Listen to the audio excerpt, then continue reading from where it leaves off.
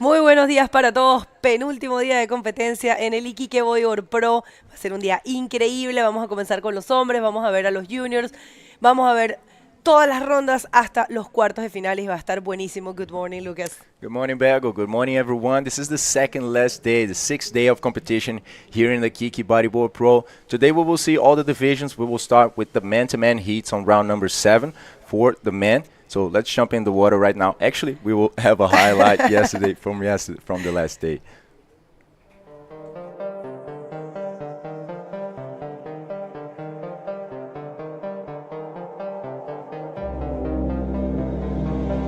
Good morning, everyone, and welcome to the 5th day of competition at the Iquique Bodyboard Pro.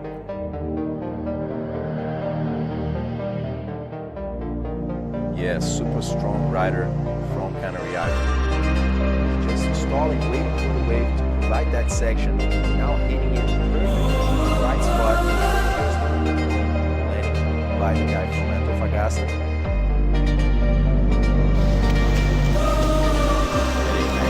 Big bro, super big.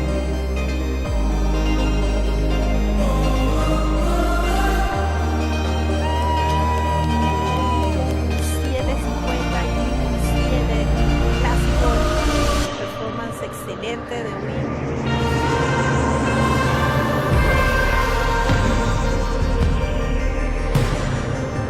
He has some help there. There's a competitor, I believe.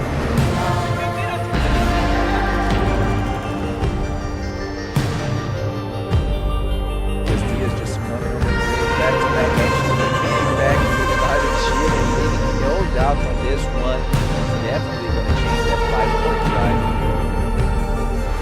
Section as he keeps going. The nice part of La Punta goes for every goal. Go for cheating there.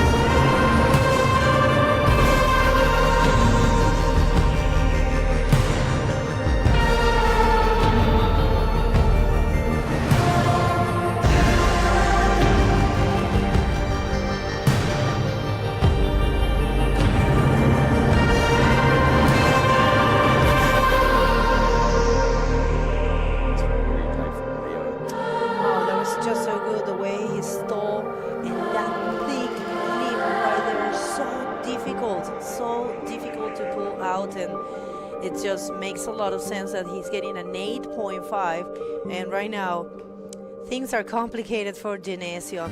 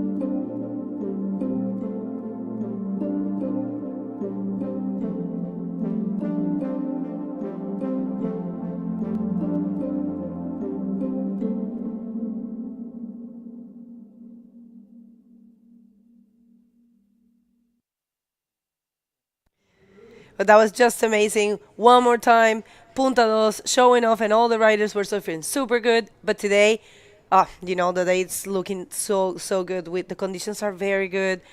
Actually, the swell picked up a little bit, not too much, but it's glassy. It's intended to be glassy the whole day, so I believe, look at that. Actually, in your screen, you can tell from the previous days that conditions are very good. And this heat, it's already started in the water. We have Dave Howard against Amides Oliveres. That's going to be a cracker of a heat for sure. That's it, Pego. Just as you said, in the highlights, we were seeing so many waves from 2 days ago. Actually, that was the 5th day of competition. In that day, we had a bit more wind for sure than today. But now, as you guys can see, pretty clean wave there for Dave, just throwing a reverse on the pocket there. Beautiful maneuver, a lot of technique for that to happen. Just completing this one as we see Aramid. And yeah, this is going to be a battle of titans. Look at that barrel just to start things off for Aramid. And Dave just boosting a great air reverse. So it's going to be interesting to see what these riders can do. Definitely, both of them serve really, really good, and it's going to be amazing. So if you're just getting here, remember to share this live feed and let the world know we are back. And this is the second last day of this event. An event that has been very complete. We have seen a lot of action, and we'll take another look at that wave. I'm sorry. That was just another wave for Aramid, just showing off in that barrel in the first wave. And starting with this one in a backflip, going for the next section. Nothing else there for Aramid. Still not much light out there today. It's a cloudy day here in Iquique. We have no wind so far, guys, thankfully. Solid swell conditions here, which I would say it maybe improved a little bit from yesterday where we didn't hold the competition. But today is going to be a full day. It's going to be a pretty long day here, actually. We have 8 heats for this round number 7. It's all of them are going to be man-to-man heats. I mean, if you guys want to check some of the names that we are going to be seeing in the water, you can go to ibcworldtour.com. There's a green bar there with live action for you to watch. So you can click on that, and then you will have access to all of the score and the scoring system that we are seeing here. So you guys can see also all of the heats that are going to be following this one. And it's looking amazing. I mean, we just seen the riders that have been advancing since the first day, since the first heats of the competition. Now we are in round number 7. So these guys already passed by 6 battles, mostly of them. So amazing to see right now. Aramid just starting with the 5.5 with that barrel and the 6-point ride, now in the first position. And Dave found the best wave of the heat with a 7 and a very low score of just 175 right now. This is the one more look to the the 7-point ride for Dave Howard. We came here super early in the dark, and he was waiting for his heat.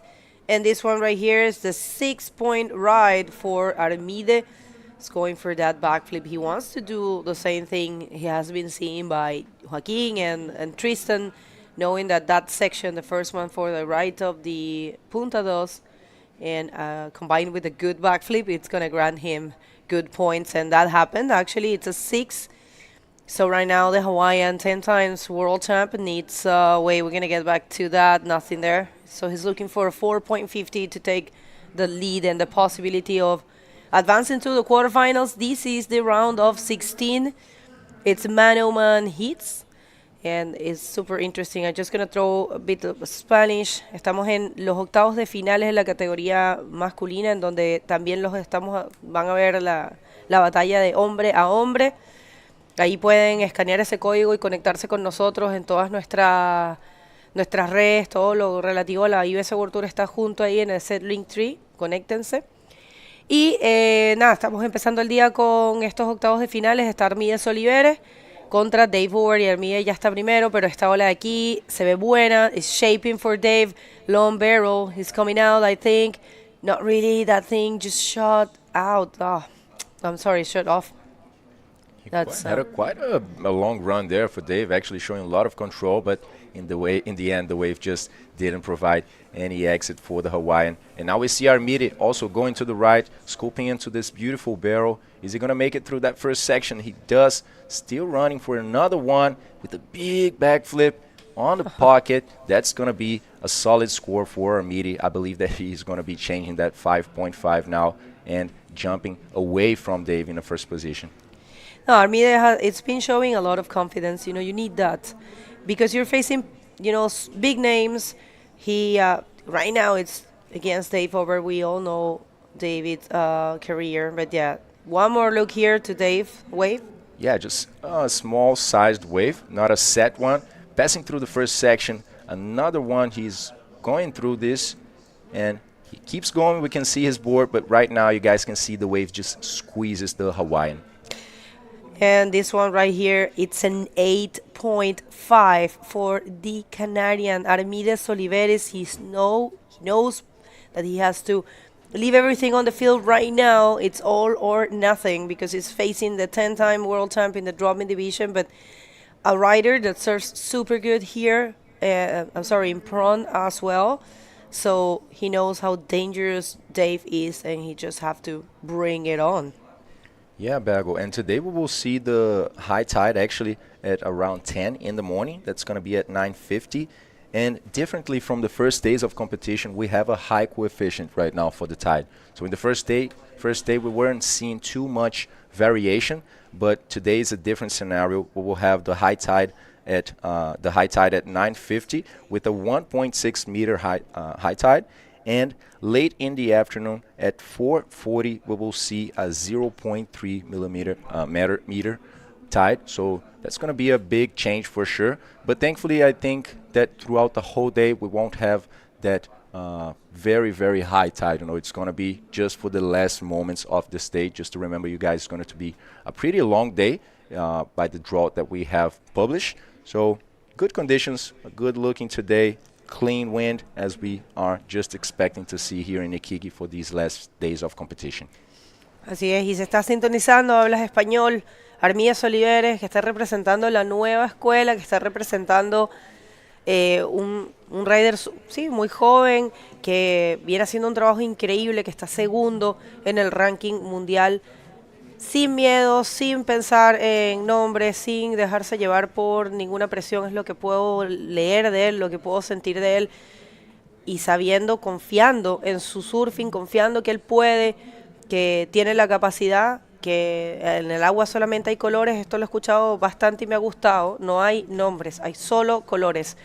Y es importante que los riders entren así a surfear, porque si no pueden dejarse llevar por algún tipo de presión psicológica solo por el nombre al que están enfrentando, y en realidad todas las personas son capaces, ¿no? Pero obviamente si hay alguien capaz de recibir ese 7.51 es Dave Hubert, entendiendo que él tiene un 7, él es muy capaz de encontrar un 7.51, ya lo hemos visto, es una persona con demasiada experiencia, no solamente tiene 10 títulos de campeón mundial en la categoría de Drobny, sino que en esta categoría él tiene años realmente haciendo un excelente trabajo. Todavía no tiene ningún título, lo está buscando.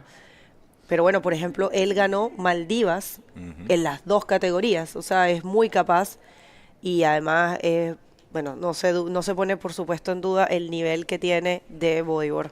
No tiene un título en pron, pero está siempre entre los tops, ¿no, Bego? Exactamente. So as Bego was saying, we have these two guys in the water. I mean, we need no descriptions. This one, Aramid, is in the second position right now, coming from a vice champion in Morocco.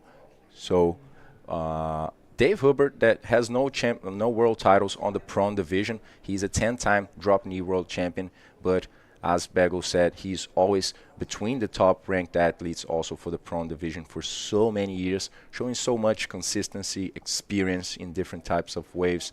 Dave is actually one of the best riders for sure.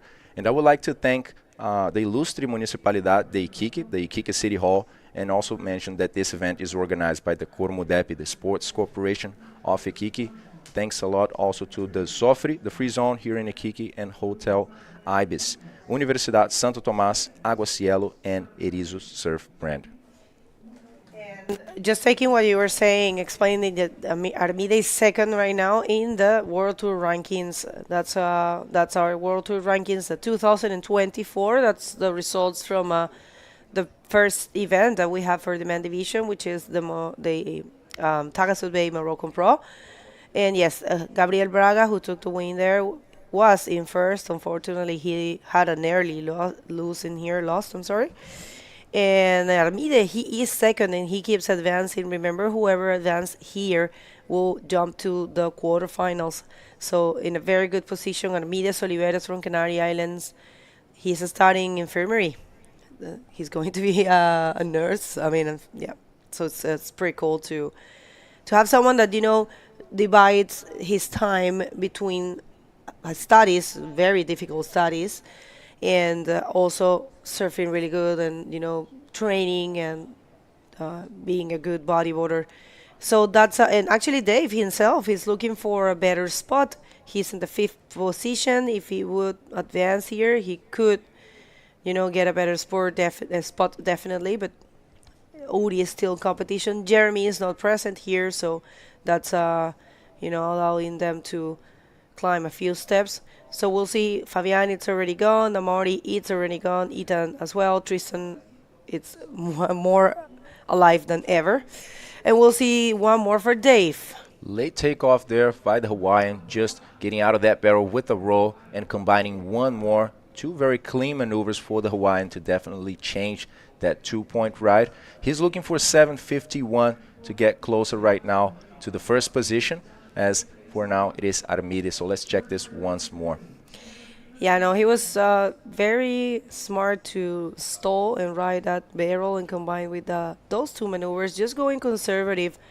That's probably the meaning of a backup score. You want to just secure a higher score and just be certain of what maneuvers you're going to perform in order to actually land them, because if you go too crazy, maybe you are not going to get the score. And a 6.25 is what he got. It's not enough. It's still needing the 7.51, and I have to just I would like to stand out Aramide's performance. He's been super wise in getting those points, and he's been super wise in the wave selection. That's key here. Today, we're seeing pure fair play here. It's man-o-man. The riders have the possibility of just showing what they can do.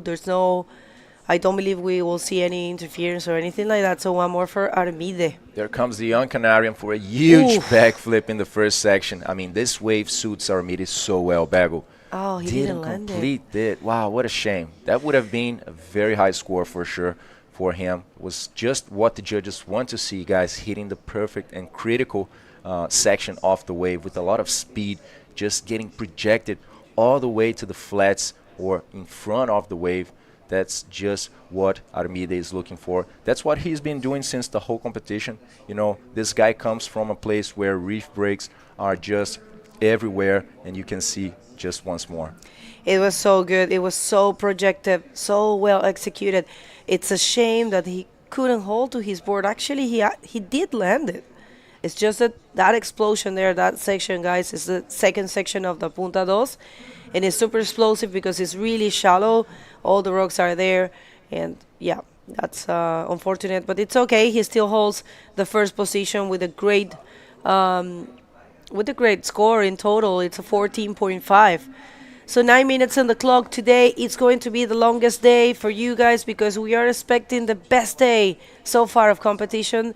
So picked up. We have a very good period, like you were saying, a good coefficient, and it's around 20 seconds, and it says around 1.9 meters, which is good for here. You don't really surf this place when it's like 5 meters or or something like that. It doesn't really work well. So this is a bomb here for Dave. He's gonna go for a big barrel for sure. He is just gets out of there in a great fashion, goes for an ARS, and it's a complete move. It is a complete move. And hold your horses because I believe that might be the score he's looking for. Dave, however, that's just a performance of a champion.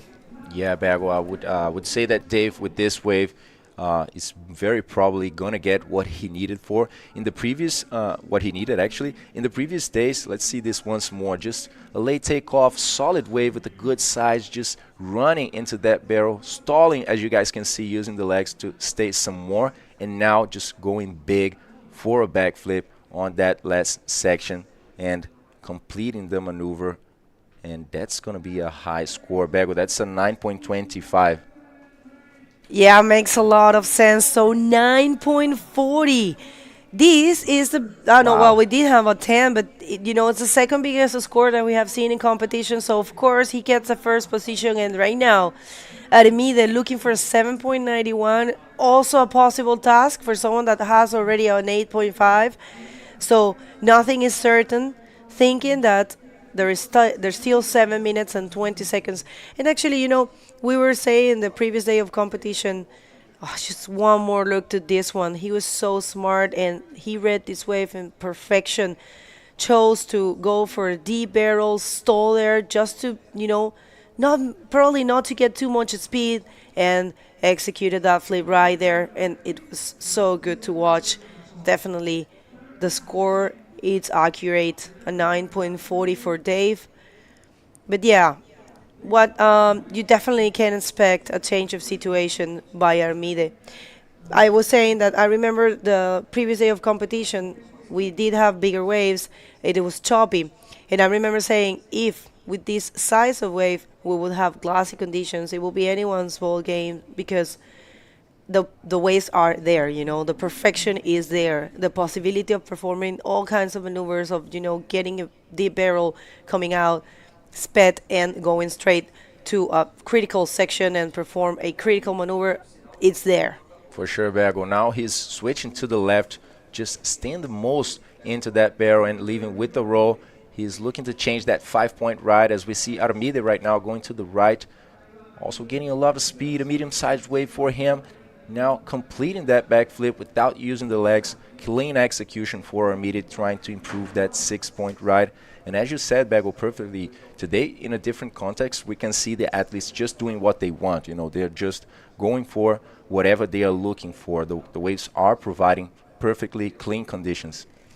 No, this day right here, he's just having fun, trying the lefts a little bit. Started his day with the left, with the 7. And that's not going to do any difference. And Aramid right here, that's not going to be the score. It's a nice score for Aramid. Actually, he improved his total. This is a 6.35. He used to be holding a 6 as a backup score, because that was a good backflip, very projected. He has been chasing that one. But I have to say, here, it's all about the wave selection. You have to try to, find the best ones and check this out. 2 times world champ in the men division, Tristan Roberts is going to be facing the defending world champ in the junior men division right now. So another 2 generations, different generations, good people's, good sportsmanship right there. And this day, Lucas, I'm telling you, it's going to be a great day. we knew it, right? Since the very beginning, since it was a good call that we didn't run yesterday. Actually, the wind didn't show as we were expecting, but it was not too big. Actually, it was kind of slow. Everyone was saying the free surf. We actually got to surf a bit, and it was slow. And we were saving ourselves for this moment. So the Peruvian team right there cheering up Pirpo, Michael Janse. He's going to be facing someone that is a very dangerous competitor, of course, 2 times world champ, but also the defending champion from this event from the previous time that we had a world tour event here, which was in 2022. Last year, Matias Diaz took the win. Yeah. It was only an international event, open event, not part of the world tour. But yeah, Matias took the win, and Fabio Saavedra, that guy, took the win in junior division. Yeah, Bago, perfectly said. Tristan Roberts and Michael Janse, I mean, whoever know these guys know that they are always in for the big maneuvers. And right now, looking by the stage that we see in the water, I mean, Dave has a 9.4, Aramid has a 8.5. We have the perfect conditions right now with a good tide for big maneuvers, and next heat is going to be fire. Let's see Dave Hubert just scooping into another one. He's exiting this one, stalling, and now getting ready and aligned for another section, marring the lip for a good invert on that closeout section, but he didn't maintain the grab of his board in this maneuver and couldn't complete this one. So I don't believe it's going to make it into his final score, Bagel. Ok, hizo una actualización en español, Armídez Oliveres, que empezó súper fuerte, empezó sólido, con un 8.50 y después, con un 6 en verdad, y después tuvo un 8.50, tomó una última ola de 6.35, va por un tubo, un trompo tubo, como dicen ellos, pero no lo logra conectar y la verdad que está tratando de... ¿Sabes qué, Armide? Siempre hace eso, me gusta. Busca variedad, busca innovación. Siempre está tratando de hacer cosas. A veces tira Garner Flip, a veces, ¿sabes? Giro tubo. Entonces siempre está tratando de hacer algo diferente. Lo que pasa es que aquí en competencia, miren, fue bueno de hecho, pero no lograba salir del tubo. Si hubiese salido de eso, hubiese sido un buen score porque es innovación, nos gusta mucho. Pero sí, él siempre está buscando eso. 2.90 no hace nada en su sumatoria, él aún necesita un 7.91 y la verdad es que independiente de lo que pase en este hit, hay que decir que ha sido uno de sus performances, de sus mejores performances, él que está segundo en el ranking actual, igual va a conseguir buenos puntajes, sí queda noveno, recordando que quien finalice en esta ronda quedará noveno. Y Dave Hoover también está buscando subir varios puestos porque Dave Hoover está quinto en el ranking mundial. Así que los resultados aquí son claves para definir. Dave Hoover ya estaría subiendo y Armídez estaría bajando un poco, también pensando en que Gabriel Braga ya está eliminado. Así que es una ronda muy, muy importante para estos dos competidores en especial. Y tal vez decir un poco lo que es la experiencia, ¿no? Porque Dave Hoover tal vez tuvo esa selección de olas, la verdad es que no se puede decir eso, porque en realidad Armide seleccionó muy buenas olas desde el comienzo, pero probablemente sea un poquito ese condimento, ese detalle extra de la experiencia que Dave supo esperar esa ola perfecta, casi perfecta, porque fue un 9.40 y consiguió la nota. Yo creo que aquí no hay mucho que analizar. Ambos riders están surfeando increíbles. Simplemente es una situación de que le tocó la ola excelente a Dave Hoover. Y vamos a ver una más para Armide. There comes Armide for one more try, probably the last one with the big backflip on the first section. I'm pretty sure he's going to look for something else to try and get those last few points. As he goes for an invert, a pretty small one. Just completing that maneuver. Armide needs 791, and now comes Dave Hubert with another backflip. Just a victory lap, I would say, for the Hawaiian, as we expect Armide's wave, and closing with the roll. What a fair and beautiful heat, Bago, I would say. Perfect waves. The riders just putting on a show on the very first heat of this day, just signaling to you guys how the rest of this is going to be. So we're going to call a quick commercial break to come back with Tristan Roberts and Michael Yancey for the second heat of this round number 7.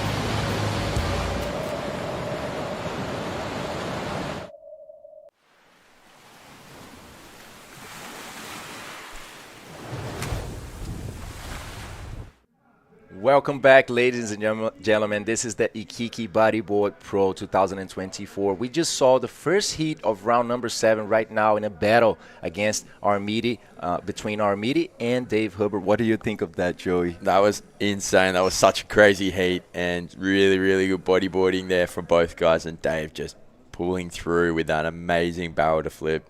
Just blowing it off. And check out who do we have in the water right now. We have Tristan Roberts, 2 times world champion in the men division and 1 time in the pro junior division. Exactly 10 years ago, facing Michael Yancey. And one thing is for sure in this heat, we are just going to see these guys going ridiculous in those maneuvers. Yeah, already Tristan has got a few waves under his belt. Look at him setting a nice line through that barrel there and just full speed down the line looking for a section. And another one by himself, just getting a lot of speed, definitely looking for a section as he hits a big backflips, landing on the face of the wave. Clean completion by Tristan Roberts, taking some time but not using the legs at all. That was a 5.75 for him, as his first wave was only a 4-point ride, just getting started, as Pirpo is still in the outside right now with a priority, waiting for a good one. Yeah, and it's going to be really interesting watching these two, as I feel like they do have a similar style of riding where they really just seek the most critical ramp possibly to do a flip. And Pierpo cruising through a pretty nice looking barrel there, and he would have been looking at that ramp which just ran off on him. Nonetheless, get a little barrel score under his belt, but he'll be looking for one of those sections for sure. For sure, Joey. The waves are just providing here in La Punta Dos. This spot is amazing, guys. Let's check this once more for people. Just scooping into that barrel, quite a long run there by the Peruvian. Now just bottom turning for one maneuver, but he couldn't get enough speed as the wave just closed out on him and didn't offer a possibility for a maneuver. We just had 3.5 minutes gone in this heat. La Punta Dos is just clean, glassy, and solid today, as we saw the first heat of the day that usually is a slower one, but we saw like Dave advancing with a 16.40. So let's check this once more by Tristan. Yeah, really nice line, and you see he just lifts it up a little bit there to get through that barrel, a bit of a high line, and yeah, kind of went too fast. The reef didn't hit, the wave didn't hit the reef in time, and then Pirpo here, Michael Yancey, the young Peruvian guy, still competing in juniors and men's at this point. Yeah, and doing very well on the man division as well. Now we have that interview ready there with Dave and Bagel. So on to you, Bagel. Thanks a lot, guys. Well, Dave, what a show you guys put. It was really good to see you. That matchup, it's one of the best. So how do you feel out there? Oh, it's so exciting. Surfing with Armida, he's such a threat and just really surfs well. I knew it was going to be a great battle. And yeah, so happy to get the best wave of the heat. Just feel so blessed with that. And yeah, I needed it to take him out. Yeah, actually, you guys are battling for a better spot in the rankings. You're fifth, and he was second. So right now you're claiming a few spots. So how are you feeling for the quarterfinals? Yeah, super excited because it's going to be against one of the guys in the water right now. And Tristan's surfing amazing. Pirpo is also just really so talented. So I'm thrilled to be in another quarterfinal this year. And yeah, I got all day to rest and watch the waves, and it'll be one of the last heats. So. All right, you want to shout out someone? Yeah, thanks Evelyn for staying up, for getting up early, or whichever it was. But thanks everybody for watching and supporting. And yeah, just all the glory goes to God, of course. All right, thank you so much. And congratulations, best of luck for today, because you're surfing today. Back to you guys. Thanks, Bagel. Actually, Dave went already in a heat against Michael Yancey and one more rider also in a 3-man heat. But now having maybe a possibility of going once more, this time in a man-to-man heat against Michael or Tristan Roberts. Whoever wins this heat is going to be facing Dave Hubbard on the next round. That's going to be also today, guys, but that's on the end of the day. We just have 5 minutes gone in this heat. Michael Yancey with another big score that is coming out, going for a big backflip on the first section, just landing it perfectly and just in time for a duck out of that wave. Yeah, real critical maneuver there for Pirpo.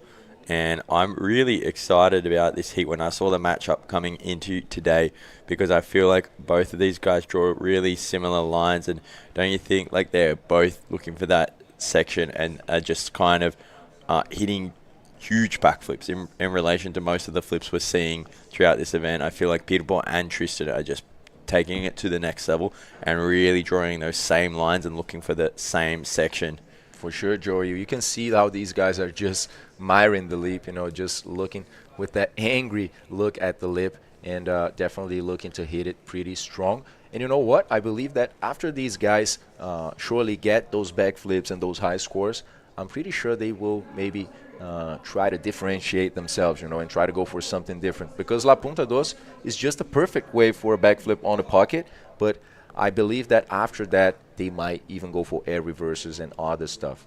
Yeah, exactly right. Here's just another replay there of Michael Yancey getting a real clean flip, solid landing there, and his score is yet to drop. It's looking like it's coming through mid 6 to 7 range, and so we'll get that confirmed on that any second. It looks like he's gone again, having a look at the left there, and it's going to be interesting to see what Tristan does here. Usually, you don't see Tristan getting these mid-range scores. I feel like lately we've just been seeing him post some huge scores straight away at the start.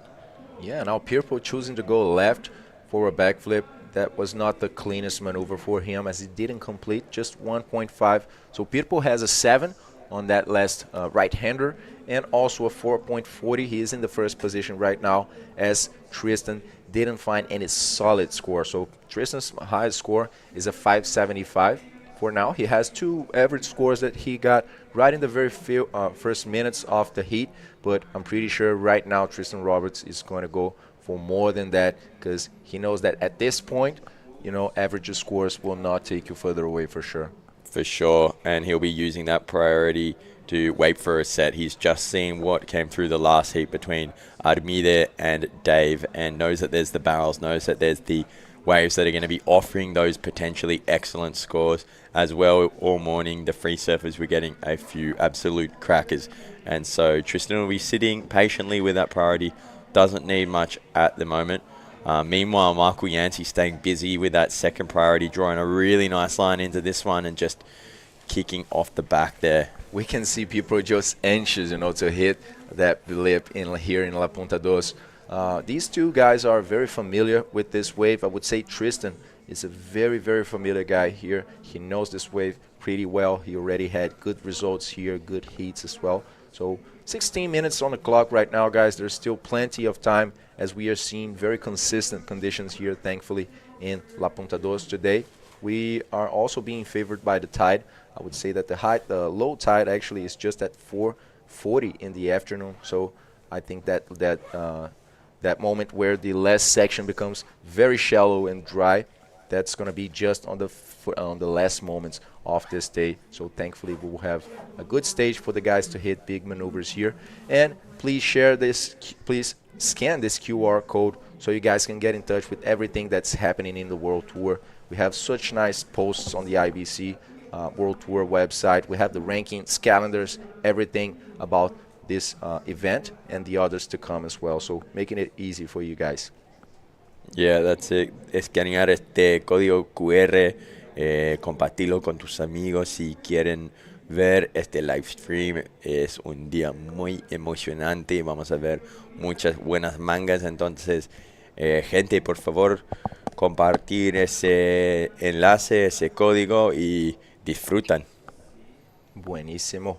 Y en esta manga ahora tenemos Pirpo en la primera posición con 15 minutos restantes, y Pirpo tiene un 7 y un 4.4, mientras Tristan Roberts necesita un 5.66. Sabemos que en estas condiciones 5.66 es un score muy bajo para Tristan Roberts y también para Michael. Por tanto, quien for el vencedor de esta manga irá enfrentar Dave Hubert en la cuarta de finales, que va a se pasar al fin de este día. Hoy será un día muy largo, donde tenemos la ronda de número 7 para la división varones. Después seguiremos con la ronda de número 6 para los Pro Juniors y finalizaremos este día con las cuartas de finales para todas las 3 categorías, incluso también las mujeres. Y ahí está el equipo de Perú, muy fuerte como siempre. Yeah, always on the beach. That is the Peruvian team right there. And up and riding, though, Pirpo with a pretty critical flip straight back onto his inside rail, coming through this section with speed and managing to turn that wave into a combination with a roll. So he will be taking the lead even further now with 2 solid scores and putting Tristan in a situation where he needs to kind of get a score 7 points and above if he wants to be keeping up with the young Peruvian machine. Yeah, for sure. But Pirpo knows that he can't rest for too long in the water right now because he knows who he's facing, and it's just a matter of one wave for Tristan to change completely the situation. And that's what we see right now. Tristan going on a ride, just not finding anything and losing that priority that I believe he's going to recover as Pirpo is still coming back. Here's a replay from that kind of wide angle. You see this really nice flip into a pretty critical section in that bowl and just streaks along here, getting back into that power pocket and boosting a roll out of that second section. So really good bodyboarding there from Michael Yancey, putting him further into the lead. And yeah, coming into this event though, Tristan, having spent 2 months free surfing and training in Mexico, must be feeling so good on a bodyboard at the moment. Yeah, as he said in the previous days here, commentating also on the booth, he's been, working on the progression of the sport, of his own surfing. Just trying to change a little bit the context and the atmosphere of the South African waves, which he is very familiar with already. So just going for other stages, for other waves, for other types of conditions to try and improve some more his surfing. Tristan, that is one of those guys that is just on the edge of the progression of this sport, isn't it? Yeah, that's it. He's really, really pushing those limits, especially in competition, surfing, free surfing as well. Some of the clips he's been dropping are just phenomenal. Yeah. Taking it to a whole new definition of what it means to be an athlete and a bodyboarder. And it's pretty cool seeing these guys match up here in round 7 of the men's, because in 2022, as we all know, that Tristan was the champion. And in the junior division, Michael Yancey was the champion in 2022 as well, and at Punta Dos. And so, it's gonna be cool to see how they battle it out here. Yeah, let's see this one for people once more, just getting finding a backflip in that first section and maintaining the line for one more roll, combining 2 maneuvers that granted Pirpo a 7.25, getting further away right now and leaving Tristan in need of an almost excellent wave, 8.5. I mean, Tristan has the priority. It's a very achievable score for him because he's just been going for that, actually. Tristan has been finding in all of his heats so far 8-point rides, 8 point something. So let's see how these 11 minutes will treat the South African in this heat. Up and riding again, keeping real busy, getting a nice barrel there, Pirpo, and a very clean projected backflip. Non-stop action from the Peruvian young gun here, drawing another line into that end section and just kicking out. Yeah, and also Tristan was the champion in 2002 here, just on a final against Leonel Medina, that is going to the water next against another guy from the Canary Island, David Perez. That's going to be a phenomenal heat for sure, guys. Wait with us, and let's see this one for Pirpo, just with the big, nice barrel. The first section with the clean backflip, exiting it, and he's looking to change that 7-point ride that he has found in the first moments of the heat. Pirpo going for one more, but the wave just closes out on him. That was a 6-point ride for the Peruvian. Now with 10 minutes remaining in this heat, it didn't make a difference for Michael, that is continuously attempting to increase his score and leave Tristan with no chance to advance. And I feel like Tristan Roberts would be a lot of people's favorite coming into this competition, just knowing how good at competition surfing he is and how dangerous he can be on a right. And so I'm sure there'll be a lot of nervous people out there at the moment. 10 minutes to go, and it's really said something to the young guns coming out of Peru. But up and riding now, looking at that first section, getting a clean flip through and a roll on a bit more of a bigger section, but was a bit late to that lip, had to kind of punch through it. And you know what I think, Joey? In the first heat of the day, we saw like very consistent conditions. I mean, the waves are just perfect today. That's no doubt about it. But in the first heat, we saw very consistent waves. Let's check this one for Tristan once more. starting with the backflip. Was not a set wave, actually, for the South African, but he just combined those maneuvers to get something more than what he has. And what I think that Tristan is doing right now is just noticing that the conditions are a little bit slower than in the first heat, isn't it? Because going by the conditions on the first one, I think Tristan was just waiting for a wave, you know, not being afraid of risking it and waiting for a good, perfect score. But after almost 20 minutes in this heat, these waves are not coming out so consistently in the first one. So I think Tristan is just adapting a little bit more and trying to increase that 4 and that 575. And he maintained, and he managed to do that. He got a 675 on that second wave, and now he needs a smaller score, 7.5, to go to the lead and knock out Pirpo. Yeah, so chipping away at that there and making his job a little bit easier, but Pirpo is still got a pretty solid position now with that first priority. And you're exactly right, it has slowed down a lot since the last heat, and I wonder if that's to do with the rising tide here, if the tide kind of like gets to a period where it slows down. I know yesterday around high tide it stopped for a while, but no, it should still be bringing in some pretty nice looking waves. Here we have Tristan up and riding again on a wave that stood up pretty nicely on the reef. Let's see what kind of ramp it offers him. And there we have an air forward. Haven't seen many of them at all this competition. Just landing it off the back. Yeah, not managing to land in the pocket there and combine a few more maneuvers. So that's a very hard move actually to execute. But Tristan dominates this pretty well. But that section just was not as critical as he needed, you know, as he needs a 7.50. So not a good one for Tristan Roberts. Now leaving Michael Jansi with a priority. And, you know, looking by how we know Pirpo, I would say he will use every wave, every rule, and of course the priority as well to go through this heat. So let's see the Peruvian once more on a good looking wave, just speeding up into that second section. Now looking at the lip with a solid backflip. Is he gonna make it? I don't think so, because that was a very tough landing. He kind of landed in a hole there, not managing to hold this maneuver and increase that 7-point ride. And we can see the Peruvian crew just anxious there and worried about Pirpo. Oh, and look at this, straight up and riding in a cracker of a barrel. Tristan Roberts coming out, just putting the brakes on a little bit here, and let's see what he can do at the end. Just to roll through, and nothing there kicking off. But that was a really nice first section for Tristan. Yeah, we saw a pretty active Pirpo in this heat, and now I see the situation changing, you know, just Tristan trying to go after what he didn't find. Let's see this once more, Joey. So yeah, he sets up a pretty good line here, and you see the wave actually growing in on the second section, and that, man, is a scary section to hit.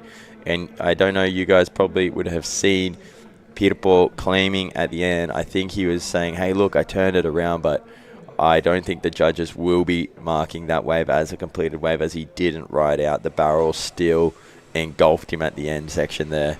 Yeah, Pirpo completely disappearing. As we see this once more for Tristan Roberts. Not sure if he's going to increase his total score, but I believe that if he does, it's not going to be enough, and that's it. That's a 6.10 for South African right now that is still in the second position. There's just 5 minutes for this heat to reach its end. But, you know, guys, in these conditions, 5 minutes might be more than enough for these guys to completely change the whole situation. And check this next heat. These two Canarians just getting ready to go in the water. No words about these two guys. I mean, super powerful surfing, you know, big maneuvers. David usually sits more and prefers the left-handers. Let's see. We didn't see too many left-handers surf so far today. And Leonel Medina, I mean, his last heat was a cracker one with a big roll.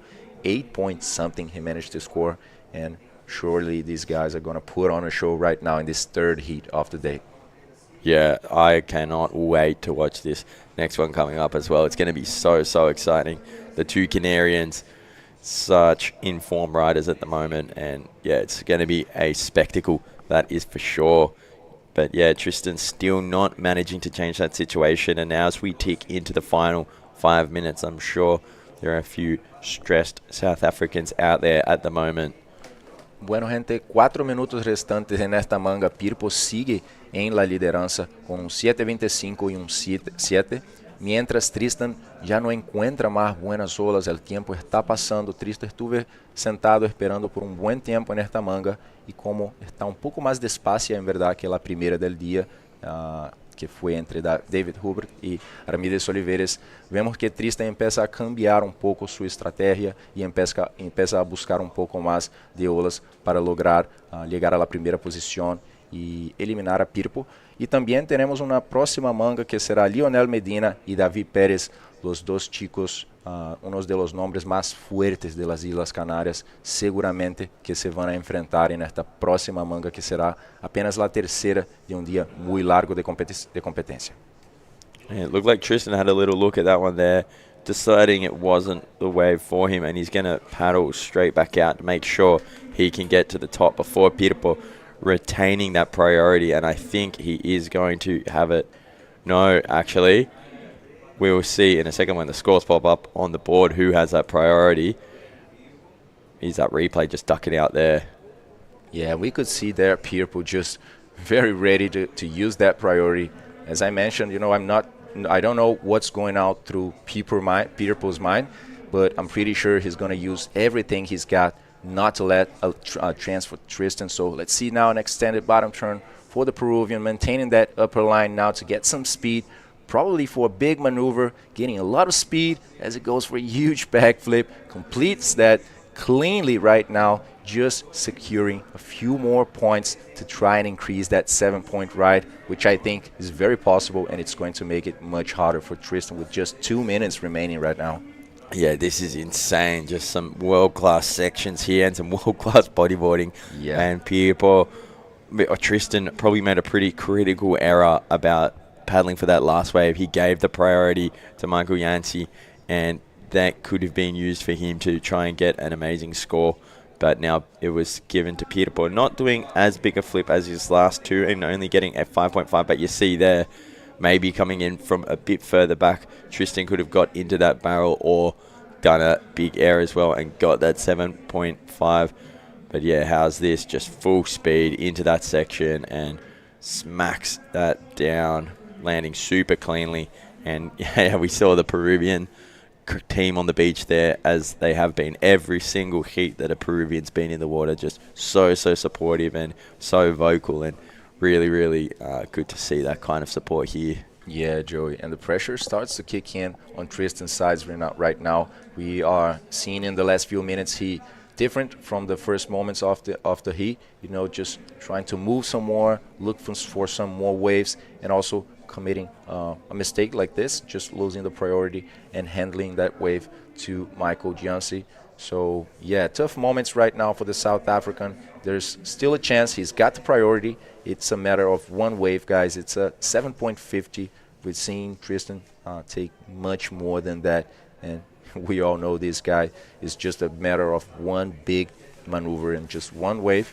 We saw heats being changed in the last very second already in this competition, so let's wait on that to see what the South African is going to come up with, because looking from here on this drone vision, it looks like there's one line coming there, and that's going to be a last attempt for sure for the South African. Yeah, look at this. This is super exciting. He is looking for a 7.5, and Tristan has to go on this wave. Let's see what he can do here. Can he change this situation around? Hitting a nice flip out of that first ramp. He's going to want a combination, and it's looking like the wave's standing up again. What can he do here? Wow. Are you kidding me, Lucas? Guys, that's just what we are talking about. That's the last second stuff that we are talking about. He needed 7.5. What? Oh my God, the Peruvians just like not believing what is in front of their eyes right now. Let's just wait a little bit to see if that's going to be a quick score for Tristan Roberts, because this is very possible that it's going to be even a higher one and maybe the highest of the day. Just a very strong backflip on the first section. Tristan managed to get back on the line, reset that line for him, and just go for this second one with the backwash, getting even some more projection for a very strong roll. We are seeing a 8-point, 9-point cooking up here. Wait with us, guys, because this is some really good action in this very second heat of the day. Oh my God. What do you think, Joey? I'm speechless right now. I just got goosebumps. Are you actually kidding me? This is insane. Tristan Roberts just showing us once again why he's two-time world champion, why he is the last winner of this competition. And oh my goodness, the scores are nearly all through, guys, but it's looking like he's turned it around, and how he just times this. Look at this flip. As critical as you can get. Just absolutely amazing. We are going to have to go to a commercial, guys, because the next heat is coming up. But don't go anywhere, because more action coming right up.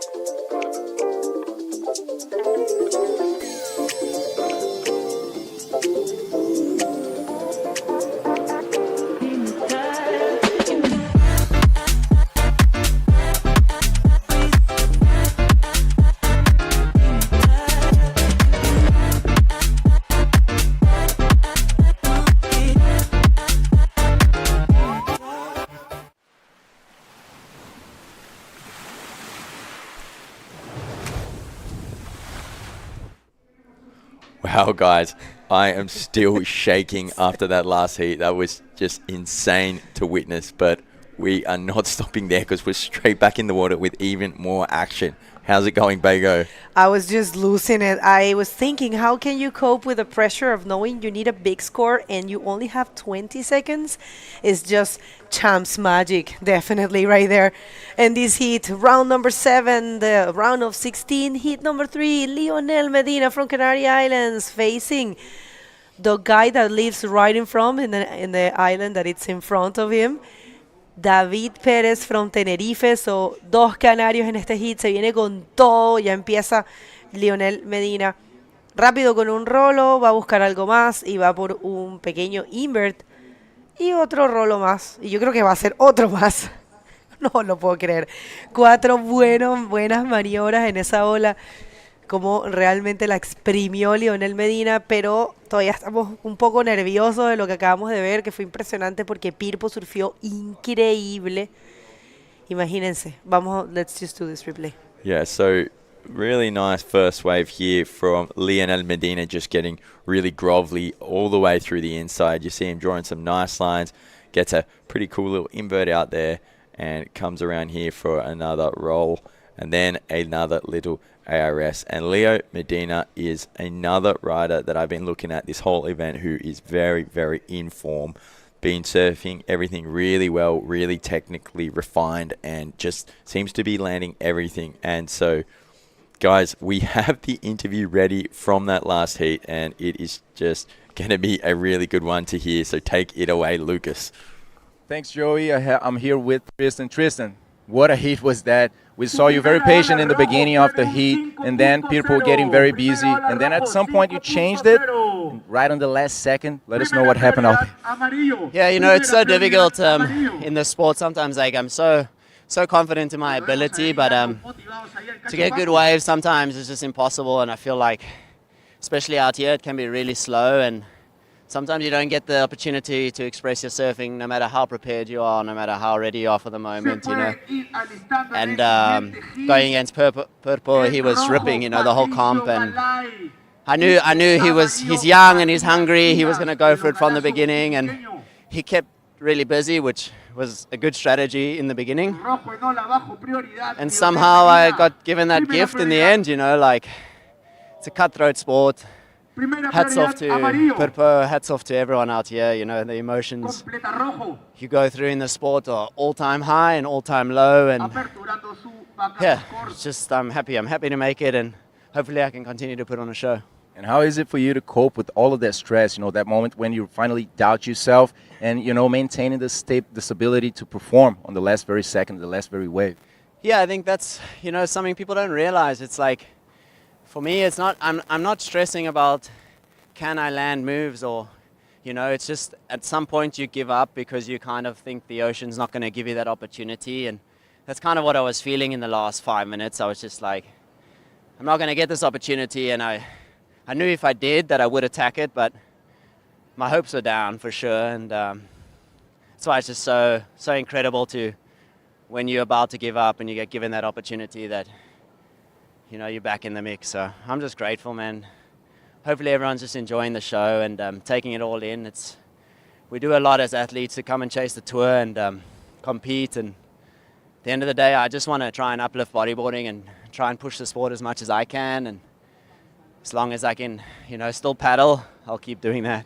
It was really impressive. So let out a few words for people watching you back home. Yeah, just thanks to my friends and family, my mom and my girlfriend and everyone back home for the support. Sorry for all the stress and yeah, for sure they'd be in tears too. It's really stressful and just thank you to everyone. Really appreciate it. Congrats once more, Tristan. Looking forward to see you on the quarterfinals later today. Back to you guys. Thank you, Lucas, and thank you, Tristan Roberts, for an absolute show. Yeah, no, and Pirpo too, man. He served so good. He was so smart and felt no pressure by the fact that he was surfing with the world champ, 2 times world champ. But that was just Champ's magic right there, man. That was just Champ's performance. That's why Pirpo is the defending world champ in the junior division, and that's why this guy, Tristan Roberts, was 2 times world champion, chasing important points in this event. He was holding the 5th position in the World Tour rankings, and now he is already climbing a few steps. And right now it's David. He hasn't taken any wave.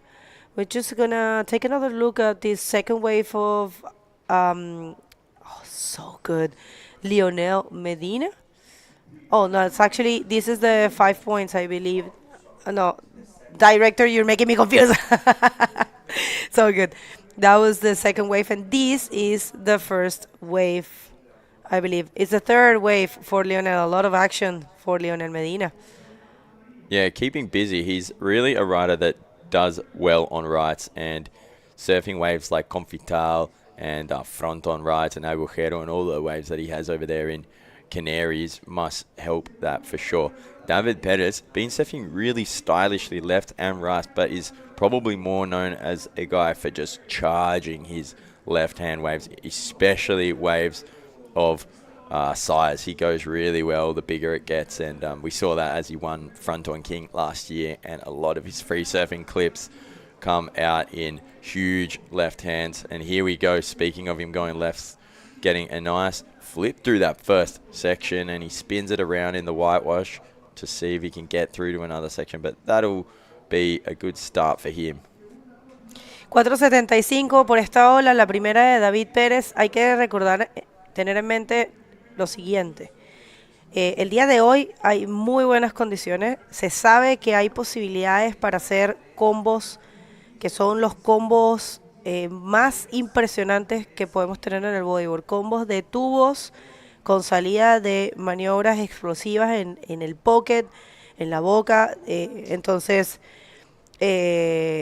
los jueces saben eso. Los jueces saben la posibilidad que hay para el día de hoy. Entonces, claramente, si bien los chicos, por ejemplo, en el caso de Leonel, que tomó una ola, hizo 4 maniobras, si bien fue una ola buena y las maniobras fueron buenas, no hay que dejar de recordar que fueron en secciones más pequeñas y eso se analiza.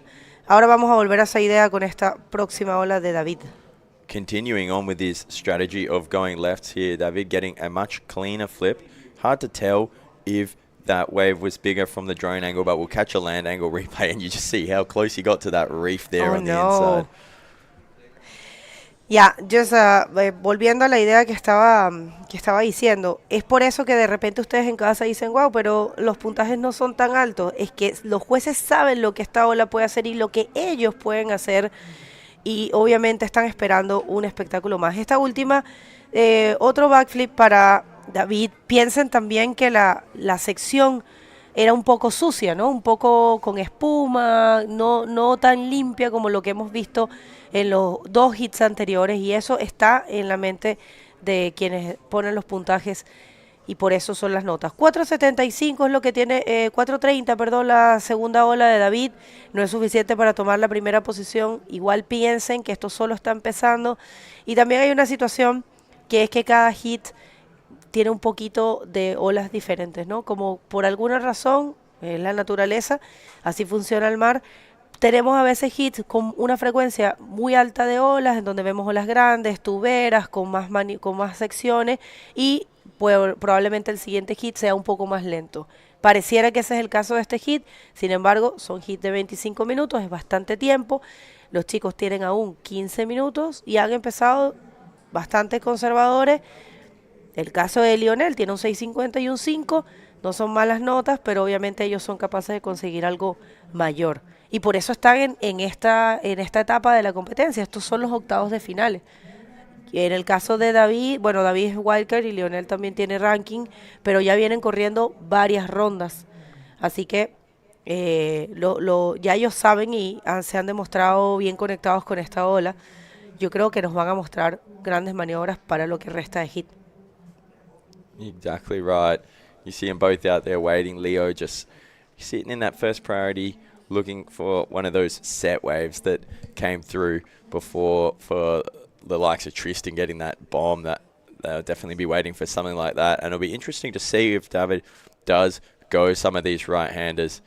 Here you see a bunch of the directors and head judge chatting to Tristan there.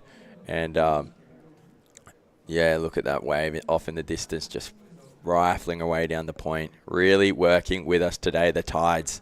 The start of this competition, there were pretty low tides in the morning, which made it difficult, but having a high around mid-morning, I think it's 10 or 11 o'clock today, is just perfect for this starting early in the morning. It'll be rising. The waves will be getting better, running through all three sections for the morning, and then yeah, dropping out for the late afternoon. So really good time for the high tide to be. Yeah. No, and as I was saying in Spanish, judges know the potential of this wave. I mean, we just had two heats of, I was about to have a heart attack with both of them, and we have three world champions, facing each other there. And the performance of Armides Oliveres was also super good. So the judges know the potential of this wave. They know what this wave can do. Also keep in mind, people, that the rides, because they're longer and they have three sections, are granting more points. So definitely they have to try to choose those. And this is a nice looking ride for Leonel Medina, holding the priority. He, of course, going to go for that. Uses his legs to stall, goes for a spin, tries to get into the barrel. That wasn't a spin to barrel. Good attempt. Goes for a little barrel there in the second section, and right there in the third, performed a roll and one more. I believe he might be able to change that 5 right now and maybe increase his lead. We'll see how much he gets. Leo is just surfing so well. He's got so much control. Some of the most control I've seen out of everyone surfing here on those right-handers, both in the comp and his free surfing. Is just everything he wants to do, he will do. And he'll link the sections through with a lot of flow as well. And look at this, pretty critical forward spin there, realigning himself on the board and then just straight with his legs in, keeping the brakes on. Probably would have wanted a bit more of a cover up there. Then he realized, nah, not happening. Gonna hit the gas, get through this next section, and see legs straight in to put the brake on, and just puts his hip real heavy on that tail, which allows that roll to get extra popped out. And again, pretty happy with that. And just some really beautiful surfing and really good bodyboarder to study if you want to learn on flow and control. Leo has got that dialed. Yeah, that was a good way for Leo. We'll see. I believe it's coming. It's definitely a change of his backup score. We'll see. It's a 5.75, and he gets a bit more. Right now, he is first with the 12.25. And David Perez looking for a 7.5. And if I could send a piece of advice for David, it will be go for the rights unless you find a very critical left. But the thing here is with the tide filling in, the lefts are not too hollow, you know, they're not too barreling. They are a little bit more chubby, I will say. So definitely try to go for a left. I'm sorry, for a right. Try to find that barrel and try to do a maneuver getting out of it, because that's what I believe everyone's expecting that. That's what we have seen, you know, that's where the bigger points have been. I mean, in the case of Tristan, double backflip, who can really do that, you know? And he waited. He actually, we didn't know if he was, he probably made a mistake by, you know, when he paddled and gave the priority to Pirpo, but Pirpo did also made a mistake by not holding his priority and trying to block Tristan. So maybe that's the experience right there of a 2 times world champ in the men division, you know, facing someone that it's a very talented rider who is Pirpo, Michael Jansen, but he's still very young. I believe he's in his 17th. So it takes experience. There's nothing else than that, I believe. Also, check that out. There we have Patricio Galay, nuestro argentino, preparando para su manga. Y aquí ahora Leonel Medina buscando un buen línea. Un rolo un poquito tarde ahí. Y eso no va a lograr un score en tus primeros 2 scores, pero es ocupado. Sigue buscando olas en una manera ocupado Leonel Medina. Así es, y el hit que se viene creo que no es apto para personas con problemas cardíacos.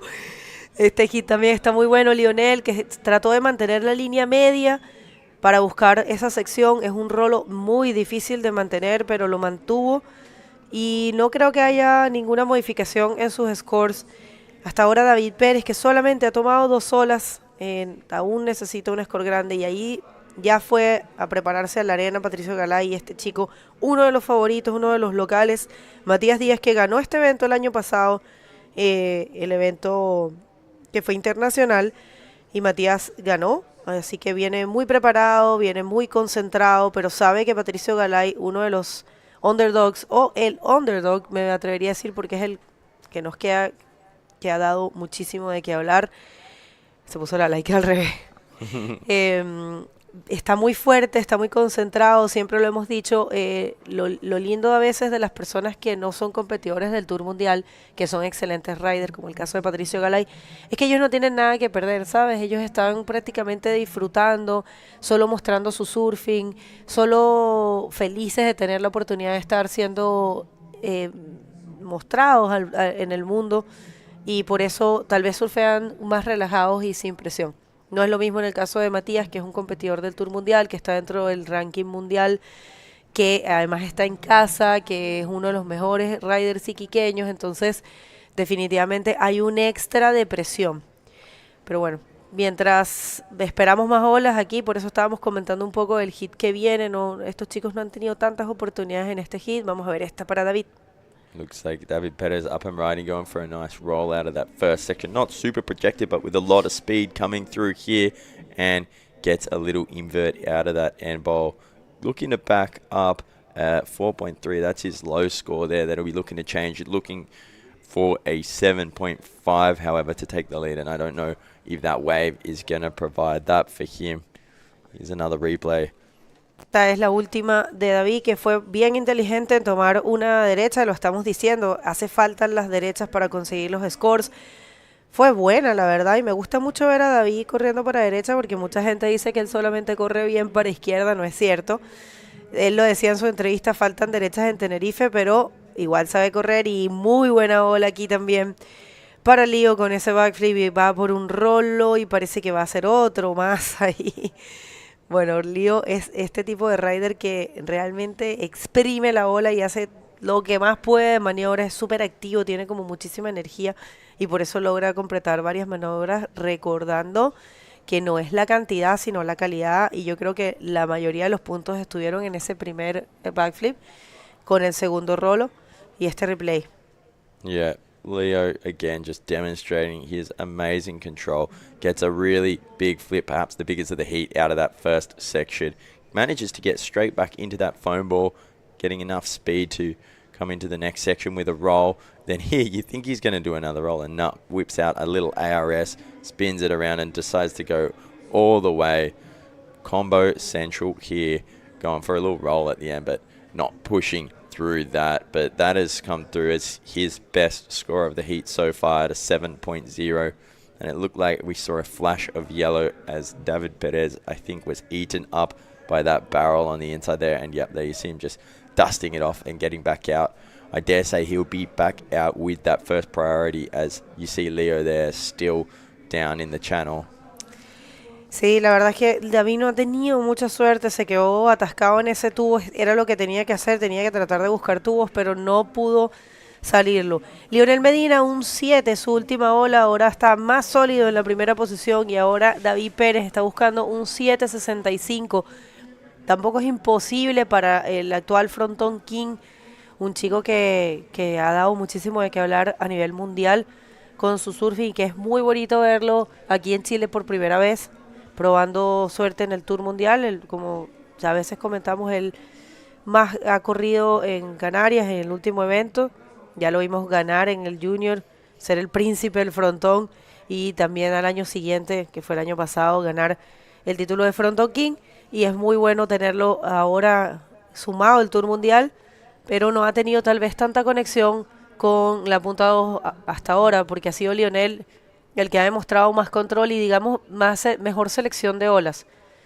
Pero eso es normal. Yo lo que siempre digo, todos tenemos un lado natural, ¿no? Sí, casi todos. Y sí, Vega was just saying that, yeah, it's natural for people to have a preferred side, and it's funny explaining that when to people who don't bodyboard. They're like, "What do you mean?" Because it's not like goofy or natural in surfing, where it's clearly you've got a completely different stance. It looks the same, but it's funny how it still is like such a natural side, and it just feels for me so normal going right and so weird going left, and vice versa for many people. But up and riding here on David Perez, weaker side, still showing us so much quality bodyboarding coming out of a nice barrel there into the second section. Can he get enough speed to make it through? And he punches through the whitewash. Not the cleanest of exits, but some nice tube riding there for the young Canarian. Claro, y eso que decías, aquí como decía mi compañero, en su lado no tan fuerte, que es la derecha, pero sin embargo surfea muy bien, entra en ese tubo y consigue aquí una sección para hacer un rolo. David, perdón, otra sección de tubo. Estaba recordando cómo había sido la ola, así 2 secciones de tubo para David Pérez ahí. Necesita sí tratar de buscar las secciones más limpias, ¿no? Viene una nota que puede ser mejor, es un 5.65, mejora un poco su sumatoria, pero este chico de aquí, que también es Frontón King, también ganó y fue muy emocionante, me acuerdo. 2021 parece que fue. Sí. Sí, 2021. Durante COVID. Leonel Medina, así que igual 2 amigos, muy difícil para ellos enfrentarse. Imagino que se dieron la mano antes de entrar y dijeron, bueno, que sea lo que tenga que hacer, vamos a hacerlo mejor. Y replay aquí, este es el 7, ¿no? Ah, no, es la última. Yeah, this was his most recent wave, which came through at a 625, not jumping into one of his scoring waves, and some really good surfing. But yeah, you're right. 2 front-on kings in the water. 2021 front-on king, 2023 front-on king, and not to mention 2022 junior front-on king as well for David Perez. So very exciting stuff to see some of the best riders out of the best reef break in the world. And yeah, 2 minutes on the clock here. Both these riders, I really am interested in their career. Leo has been doing something kind of unique. He's got himself his own website, which is just him as an athlete. It's his athlete page, and yeah, go check it out. It's in his bio. It's really interesting, and I was having a look at that last night, and super cool to see. It's something I'd love to ask him about.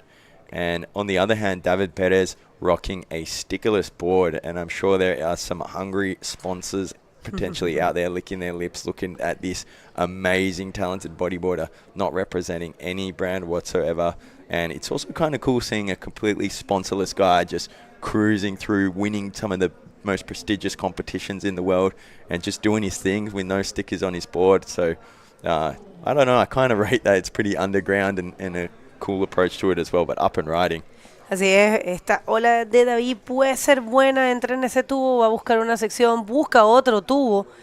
Es un maestro corriendo tubos David y no logra salir. Va a tener una bonita toma así, pero lástima, se le cerró. Bueno, mientras esperamos esos puntajes y la repetición, guay, se le puede ver, dijo, estuvo cerquita, casi sale. Qué pena, hubiese sido una buena nota, porque ese doble tubo. Yeah, this probably would have been it, and you could see him exclaiming at the end, saying, "Good job, Leo, you've got me this time."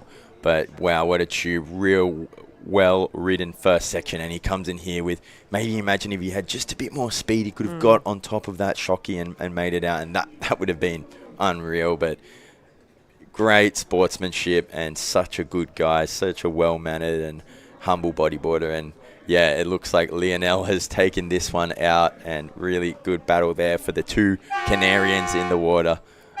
What a heat. Here he is, just catching this one in, and that will be that, guys. We're going to be jumping into a commercial and then Oh my God. spin to win. All right, Leonel con toda la energía del mundo, una vuelta de la batalla, de la victoria, perdón, ya volvemos, no se muevan.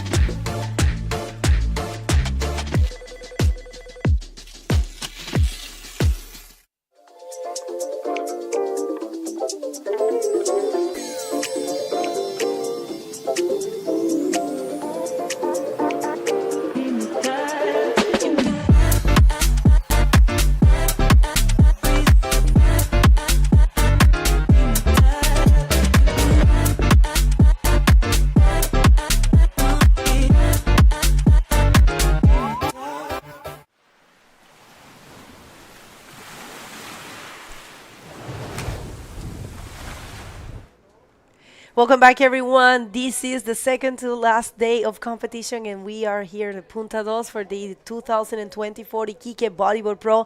We're going to hit the water because the heats are being super crazy. We are actually losing it here. And this one, round number 7, heat number 4. We have Patricio, the guy that has been just smashing his heats throughout the competition, an Argentinian that lives here in Iquique, and he will be facing another guy which is one of the favorite between the Chileans, Matias, Diaz, another local here in La Punta Dos. I mean, these two guys have been just throwing huge scores in the previous heats, and it's going to be amazing to see them finally going for one man-to-man heat here in these 25 minutes in perfect conditions. I mean, today is just the perfect scenario for a bodyboarding contest, right? Finally. Perfect. You're right. Bueno, espero que estén listos para este hit. Es un hit que no es apto para personas con problemas cardíacos porque tenemos a Matías Díaz, uno de los favoritos iquiqueño, uno de los grandes nombres del bodyboard chileno, y tenemos a Patricio Galay, el único argentino en competencia, y se viene la primera, es en verdad la segunda de Matías Díaz. Está optando por estas izquierdas, Matías, se hace un backflip. Extraño que Matías esté optando por las izquierdas sabiendo que el potencial está en las derechas, y además Matías, bueno, una cosa que tiene él es que surfea igual de bien para los dos lados, pero sí que tiene el lado natural, me parece, para la derecha. Vamos a ver el replay. Um pequeno backflip para Matias Dias. A lo mejor Bego talvez está buscando score mediano para empezar pouco em los primeiros minutos, pero creo que esta ola lo enseña que sí, seguramente será necesario más que eso that's it, guys. Today, average scores won't get you through the heats, so Exactly. definitely you have to go big. I mean, all the 3 previous heats, we have been seeing at least 7-point rides, by every athlete. We have been seeing constant 9-point rides, 8-point rides. So definitely today it's all or nothing. You guys can see here, David Perez actually was the lowest score of the day in the previous heats. All of the riders had at least a 7-point. Let's see. The Argentinian guy just doing a classic 360 and a big invert. Very good takeoff there by Patricio Galay, just with a good first solid score of this heat. Patricio, que esperó 5 minutos para tomar su primera ola, y por supuesto Patricio sí que no va ni a mirar la izquierda, él está sólido siempre en sus derechas, trata de hacer un 360 y lo completa por supuesto, y un invert en esta sección. Tiene una forma muy bonita de sus inverts, es clásico de él. Tiene muy buenos inverts, pero en realidad todas las maniobras le salen muy bonitas. Patricio Galay, que ha sido la gran sorpresa de este evento, el único argentino que ha dado muchísimo de qué hablar. Bueno, no, tuvimos a otros argentinos compitiendo, pero el único que continúa. Y una más para Mati, a ver si logra algo. Esta ola no se ve muy buena y él lo sabe. Solamente va a hacer ese rolo como por no dejar. Porque sabe que tiene un 0.75, tiene un 4, y la verdad que si ya estás en la ola, trata de hacer alguna maniobrita aunque sea, porque ya igual perdiste la prioridad, ya estás abajo, así que algo ahí que caiga, como se dice en el coloquial. La primera ola de Patricio todavía no cae, sí, ahí está, 5.50 la primera de Patricio, viene ahora la segunda de Matías, que va a hacer un 3.65, hay cambio de situación, scores medianísimo para lo que estos chicos pueden hacer, que además deben tener unas ganas de demostrarle al mundo después de que vieron en la actuación de Aramid, de Pirpo, de Tristan, de Leo, de Dave. Olvídate, estos quieren darlo todo, pero todavía no tenemos olas y vamos a mandarlo a la playa todo para escuchar de Leonel Medina con Joey, así que vámonos, Joey. Hello guys, here I am once again with Leonel Medina, the winner of the last heat. Leo, ¿cómo es competir contra otro canario aquí en Chile? Bastante gracioso, porque ahí nos hablamos en el agua, había confianza, entonces pues nada, quedaba disfrutar y que pasara el que tuviera suerte, que el que fuera mejor. El cruce estaba claro desde el principio, que en alguna manga nos iba a tocar y tocó. Frustrado porque él no está en el campeonato ya, pero bueno, feliz de que haya pasado yo. Cool, so I asked Leo what it's like to compete against a fellow countryman, and he said, yeah, it was funny to go into the water together, and then obviously they are competitors, they have to compete against each other, and even though he won, it's sad to see that David is no longer competing, but yeah. Y hermano, vi que tienes tu propio sitio en línea de tu carrera como atleta, ¿quieres decirnos un poco de eso? Sí, en cuanto a la ola se parece bastante a una que surfeo en mi barrio, una de las que siempre he surfeado desde que era pequeño, y es como la versión perfecta. Es una derecha con la línea para hacerte 360 y finalizar con una maniobra. Para mí la punta 2 de las mejores olas que he surfeado para el buggy, sin duda alguna. Es divertida, tiene tubos, tiene para hacer maniobras, izquierda-derecha, y bueno, ya están viendo los resultados de todos los riders, cómo están maniobrando, la puntuación que están haciendo, y solo queda que el espectáculo.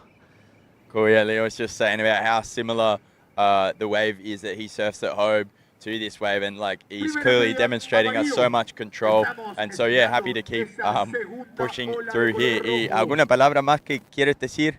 Sí, saludar a mis patrocinadores, Olayan, Decathlon, también Impro de YouSkill por llevarme el tema de subvenciones, ayudas, y a toda la gente que está en Canarias viéndome, a los más queridos, y nada, seguir para adelante. Buena, mucha suerte y muchas gracias. Back to you guys. Thank you, Joey. Congratulations, Leo. Buena entrevista de Leonel Medina. Y sí, definitivamente esta ola está diseñada por las manos de Dios para el bodyboard. Yo sé que para ustedes tal vez que no la conocen tanto y no han estado aquí en presencia, puede verse diferente porque, claro, se ve un poco pequeña en realidad. Si la ves así, fuera un beach day, que es un día normalito, ¿sabes? Pero miren la forma que tiene esta ola. Aquí viene Patricio Galay, vamos a ver, Pato, otro inver. Este fue mejor que el anterior, incluso va a conseguir un mejor score porque el primero es un 5.50, creo yo. A ver qué piensan los jueces. Fue más proyectado y una sección un poco más crítica, una ola un poco más grande, probablemente haya un puntaje mayor al 5.50.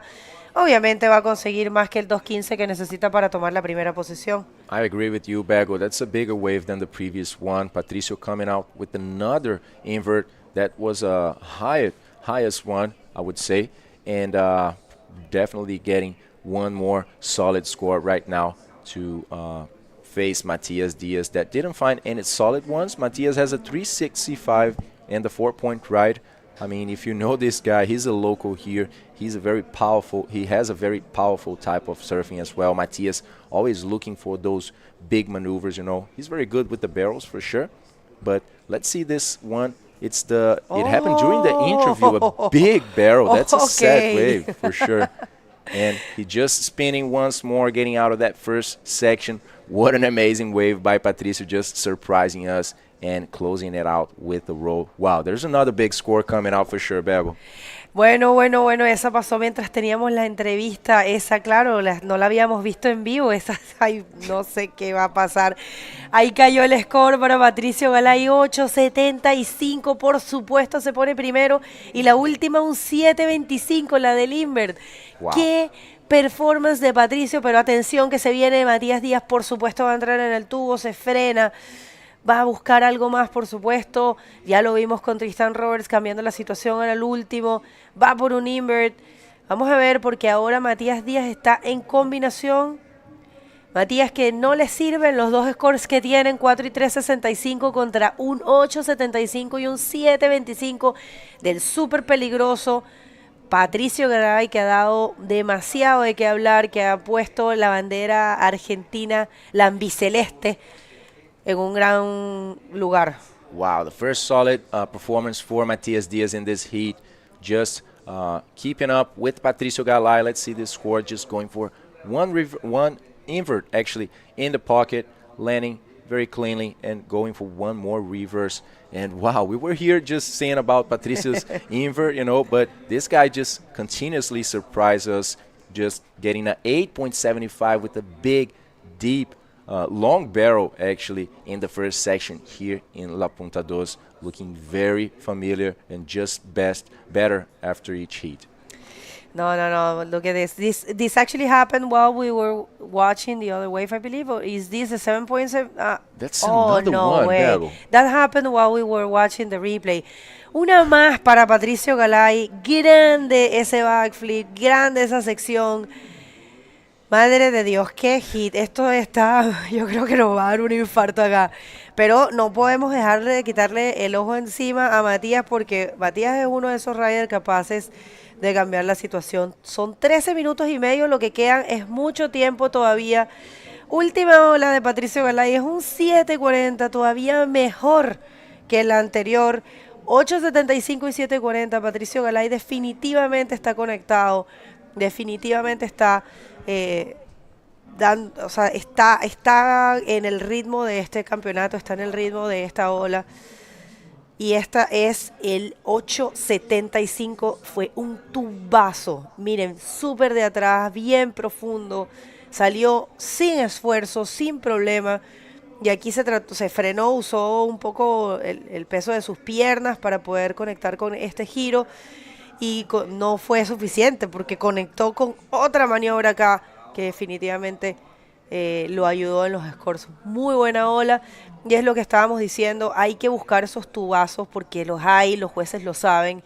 Matías Díaz ahora está buscando, la última del Matías fue 6.25, salió de la situación de combo, ahora necesita un 9.90, bueno, prácticamente un 10.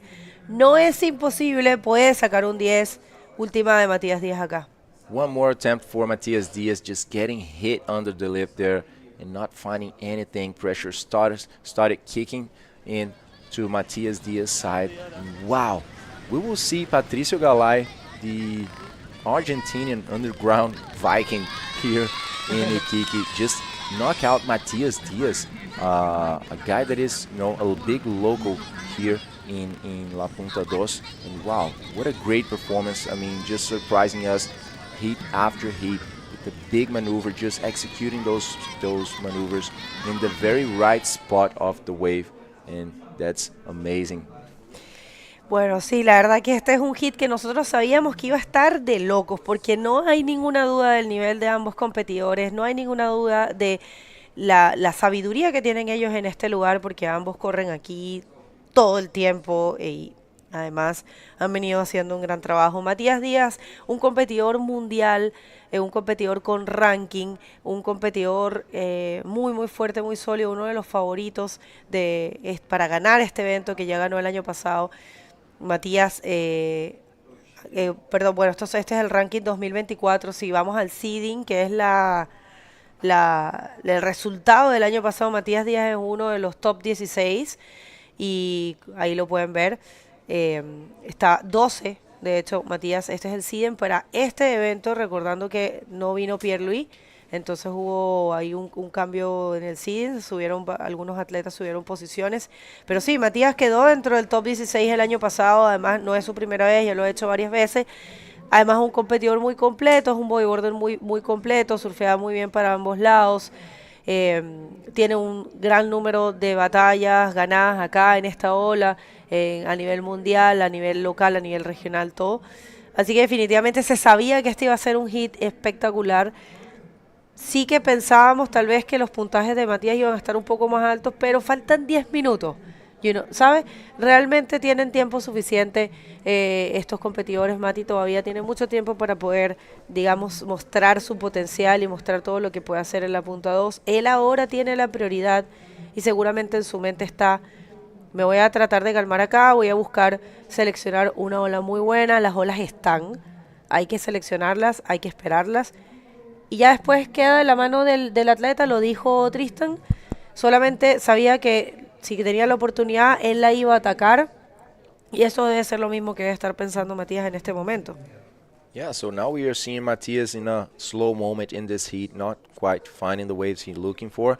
But let's see one more attempt by the local here, getting in front of that white water, just passing that first section, and now getting the speed he needs for a nice invert on the last part of the wave, just taking off pretty well in that wave, loose in the air, and a good one for Matias, definitely changing that 4-point ride, but he will need more. He will need a combination with this wave. He will need more than this because he needs almost a perfect execution, 9.90. Bueno, una más para Mati, qué bonito invert también. Mati tiene muy buena forma. Si comparas esos dos inverts en cuanto a forma, ¿no? Ejecución, no hablando de lo que es la sección, el tamaño de la ola. La última, esa del invert de Mati fue un 5.75, está igual necesitando 9.90. Pero si analizas la forma de los inverts de los dos, son bastante parecidos. Muy bonito ver cuando los atletas tienen un nivel de surfing parecido o casi igual. Y es lo que siempre decimos, Lucas, el nivel no está en cuestionamiento. Sí. Se sabe que ellos pueden, ambos surfean súper bien. Es un tema de que solo hay 25 minutos. Algunos lo llaman suerte, eso es también una eterna discusión. Hay gente que dice, no, es un poco de suerte, le vinieron las olas, le tocó. Es como la clásica frase que uno escucha, no, a él le tocó. Sí. Le vinieron las olas, pero no sabemos muy bien si es suerte, si es selección, si es confianza, hay un ingrediente mágico seguro, porque hay cosas que realmente no se explican, como el caso de Tristan, que ¿quién le iba a decir a él que iba a venir una ola? Probablemente no venía ola, o sea, él tenía la prioridad, 30 segundos antes le vino la ola. Y él dijo que casi fue en el anterior, o claro, sea, iba a que perder no era la buena. oportunidad, que iba a perder la oportunidad, no iba a cambiar todo, o sea. Entonces ahí no hubo suerte, ¿me entiendes? Porque Sí. ahí él pudo haberse equivocado y pudo haber tomado la ola anterior. Entonces es un poco, es una cosa que nunca podemos definir, ese tema de la suerte. Pero sí hay un componente mágico definitivamente. ¿Cuál es? Es un misterio todavía. Pero ahora mismo es Patricio Galay realmente trayéndole una gran alegría a los argentinos que son fanáticos del bodyboard, que aman este deporte, y sé seguro que hay mucha gente sintonizando. No se ha acabado, 7 minutos todavía está en el reloj. Matías Díaz ahora perdió, parece, la prioridad, parece que remó y está buscando un 9.90. En condiciones como estas, definitivamente cualquiera de los dos pueden ganar. Matías solamente tiene que esperar esa oportunidad y cuando la reciba, destruirla como él sabe hacerlo.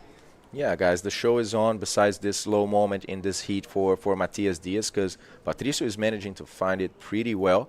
But the show is definitely on. The potential is there. And we already saw that happening with Tristan.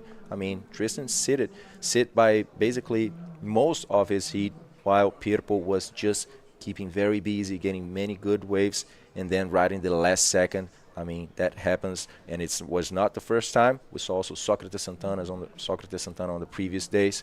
So definitely these 6 minutes are more than enough to bring us a surprise and maybe change of situation. Or anyway, it's going to be a show. You know, Bago, I was talking to Pirpo right now. He was, of course, sad because he lost the heat against Tristan. But, you know, we were saying that if it's part of the competition, first of all, and if you're going to lose, it's better to lose this way, right? Lose in a show, lose in a fair and very well presented heat. So that's what we are seeing here. Fair conditions, solid conditions, and the show is definitely on. Yeah, I totally agree with you. He served so good, and he put on a battle. He put Tristan in tough situations, so that Yeah. was pretty cool.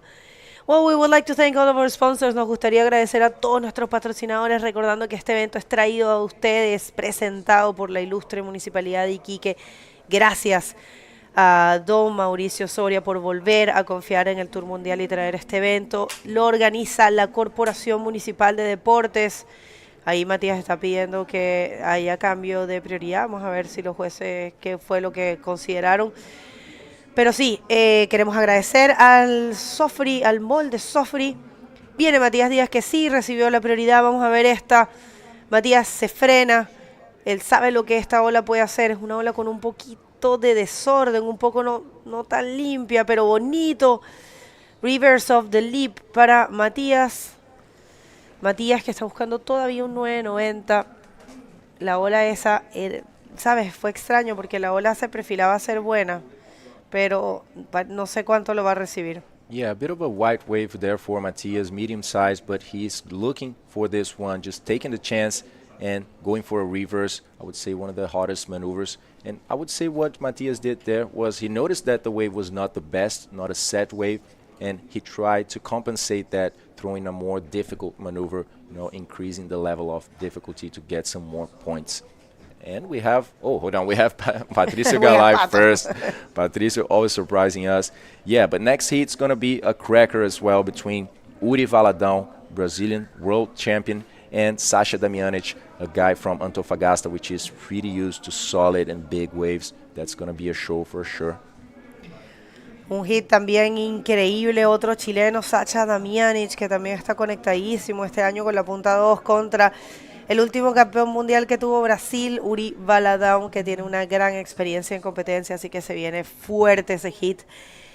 Y la última ola de Mati fue un 7, y la verdad que después de que vi, yo lo llamé Reverse of the Leap, pero después de que vi el replay, fue un reverse aéreo, definitivamente aquí. Gracias, director, por volverlo a traer. La verdad que él se frenó, y eso está muy bien para tratar de encontrar esta sección que él conoce. Sí, fue un reverse aéreo, un contrario aéreo que se llama aquí en Chile, y recibió un 7. Ahora Mati está buscando una nota un poquito más baja, está buscando un 9.15. Matías Díaz, es probable, la verdad, es posible para alguien como él. Están restando 3 minutos, él no está con la prioridad. Vamos a ver, yo creo que si Patricio, si le pudiera mandar un mensaje a Patricio, sería: en este momento no vuelvas a tomar olas, usa esa prioridad, usa esa herramienta para bloquear a Matías, porque Matías es muy, muy capaz de conseguir el 9.15 si se le da la oportunidad. Entonces yo creo que eso es lo que Patricio debería hacer. Vamos a ver cuál es la estrategia de Patricio, vamos a ver qué es lo que decide hacer, pero pareciera que esa tendría que ser la estrategia. Yeah, so the situation we see right now is just basically the final moments of this heat, 2 minutes and 20 seconds remaining. Matias Diaz, with the last reverse, found a 7-point ride for him. That was not enough, just reduced the score that he needed. That's 9.15 right now, still an excellent wave for the Chilean with very few minutes in the clock. And another thing is that Matias is in the second priority right now. So what I would advise as well, as Bago just mentioned, and what I think Patricio will do is just hold that priority and not stand a chance, not leave the chance for Matias Diaz to go on another attempt, because he knows the potential of Matias, and heats are being changed in the last very minutes, guys. So let's see if Matias will fall into that situation right now, which is a hard one for sure, and 1 minute and 30 seconds remaining. Bueno, último minuto y medio esta oportunidad. Parece que Patricio está haciendo lo que tiene que hacer, que es mantener la prioridad. Está igual, yo sé que él está pensando que él quiere ganar sin, digamos, trucos ni nada, que bueno, no son trucos, son uso de herramientas de competencia. No está ni siquiera mirando a Matías. Matías está activo, está tratando de quedarse un poquito más abajo de Patricio, que es lo único que puede hacer. Eso es lo que tiene que hacer un rider. El tema es que aquí, un rider sin prioridad, perdón. El tema es que aquí, como el cacho es uno solo prácticamente, sí que para la izquierda está un poquito más abierto, pero prácticamente es en el medio. Entonces tú no tienes mucho para dónde arrancar. En un beach break, tal vez, ponte tú en Itacoachara, tú te le puedes escapar al rider. It's a small point here. Claro. I'm just saying that this is, since the peak, it's in the middle, you don't have too much space to try to get away from the other riders. So Patricio is doing what he has to do. He's holding the priority. He's not even, watching too much Matias. He's not putting too much pressure on him. As you can see, he's not even looking. Eso me gusta porque no está siendo, digamos, tampoco tan acosador, ¿no?, a Matías. Pero obviamente yo creo que aquí no lo va a dejar tomar la ola. Lo dejó, de hecho.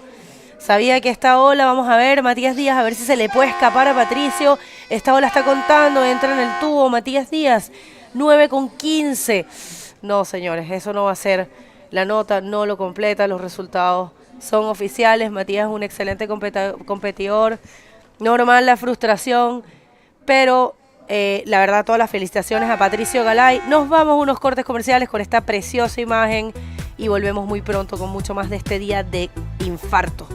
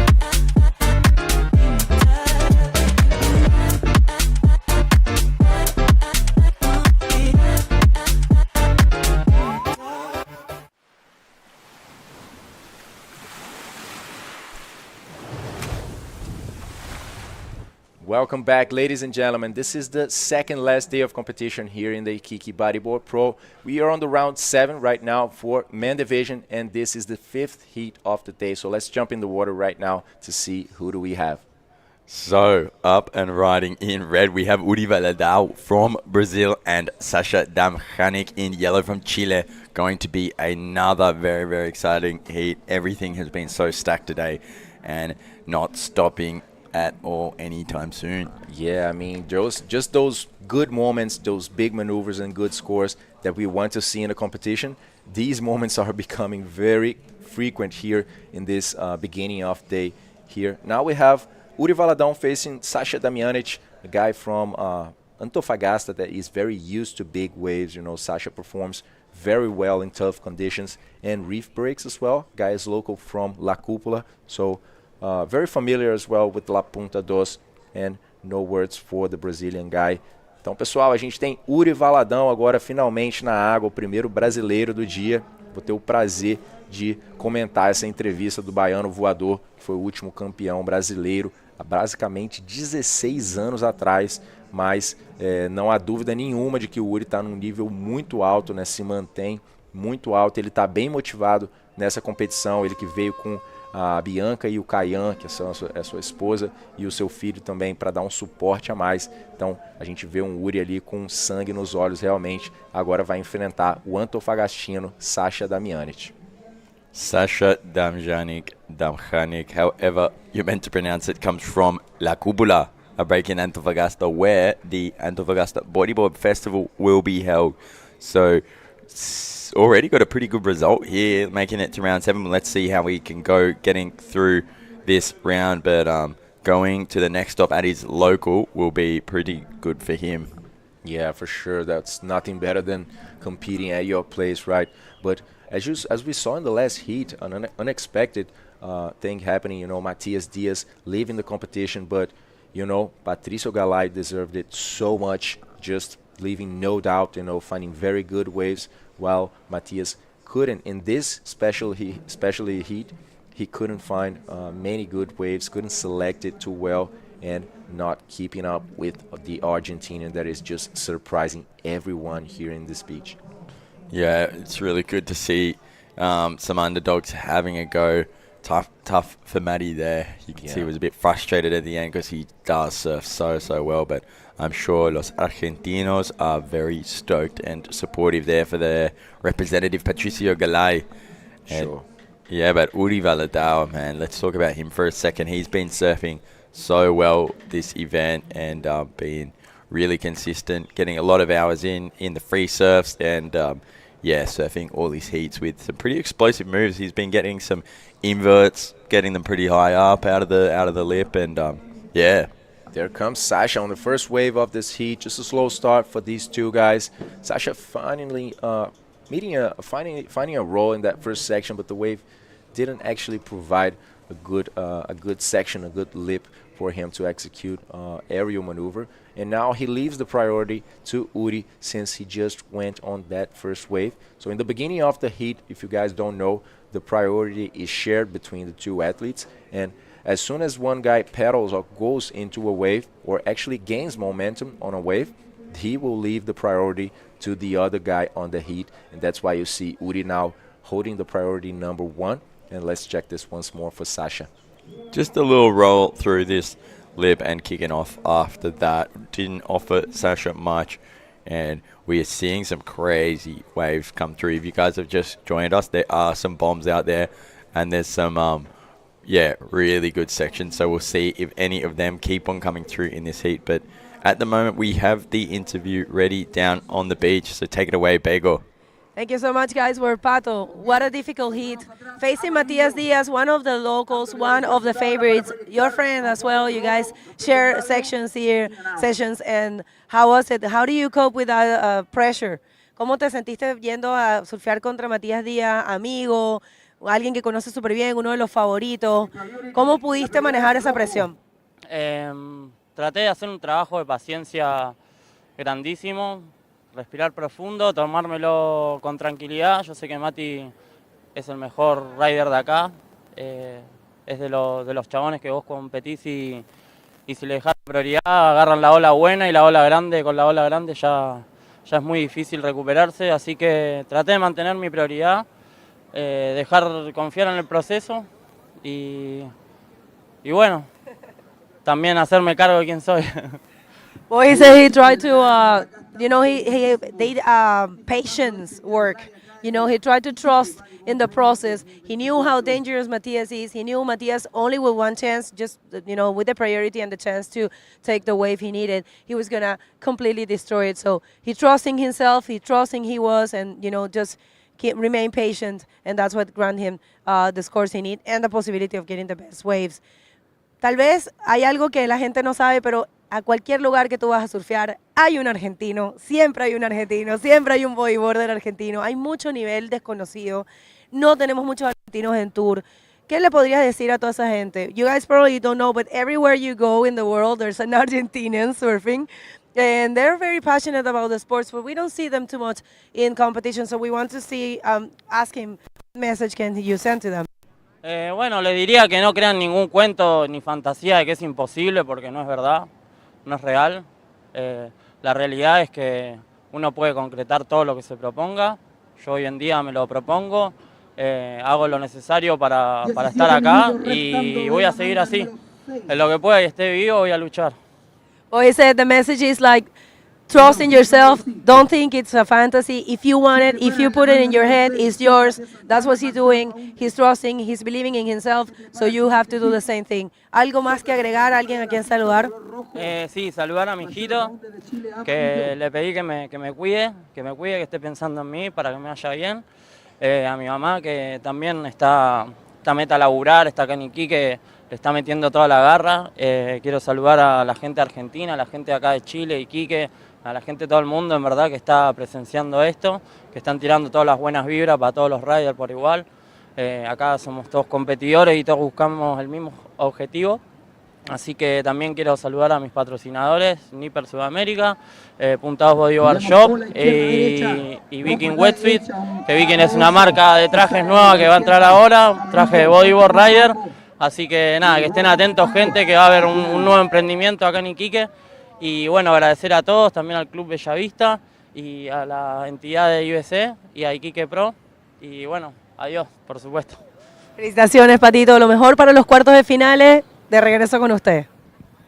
Diego, increíble performance por Patricio Galay una vez más. Un gran saludo a todos los argentinos que nos están observando aquí, asistiendo a la competencia. Súper orgullosos de Patricio una vez más, que viene pasando casi todas sus mangas en primera posición, dando un montón de entrevistas. Y parece que tuvimos acción en el agua ahora. Última ola de Sasha hizo un backflip para la izquierda, no vimos el principio de la ola, pero también tuve ola por parte de Uri Valadão, el brasileño, en esta manga. Vamos ver estos replays en algunos segundos.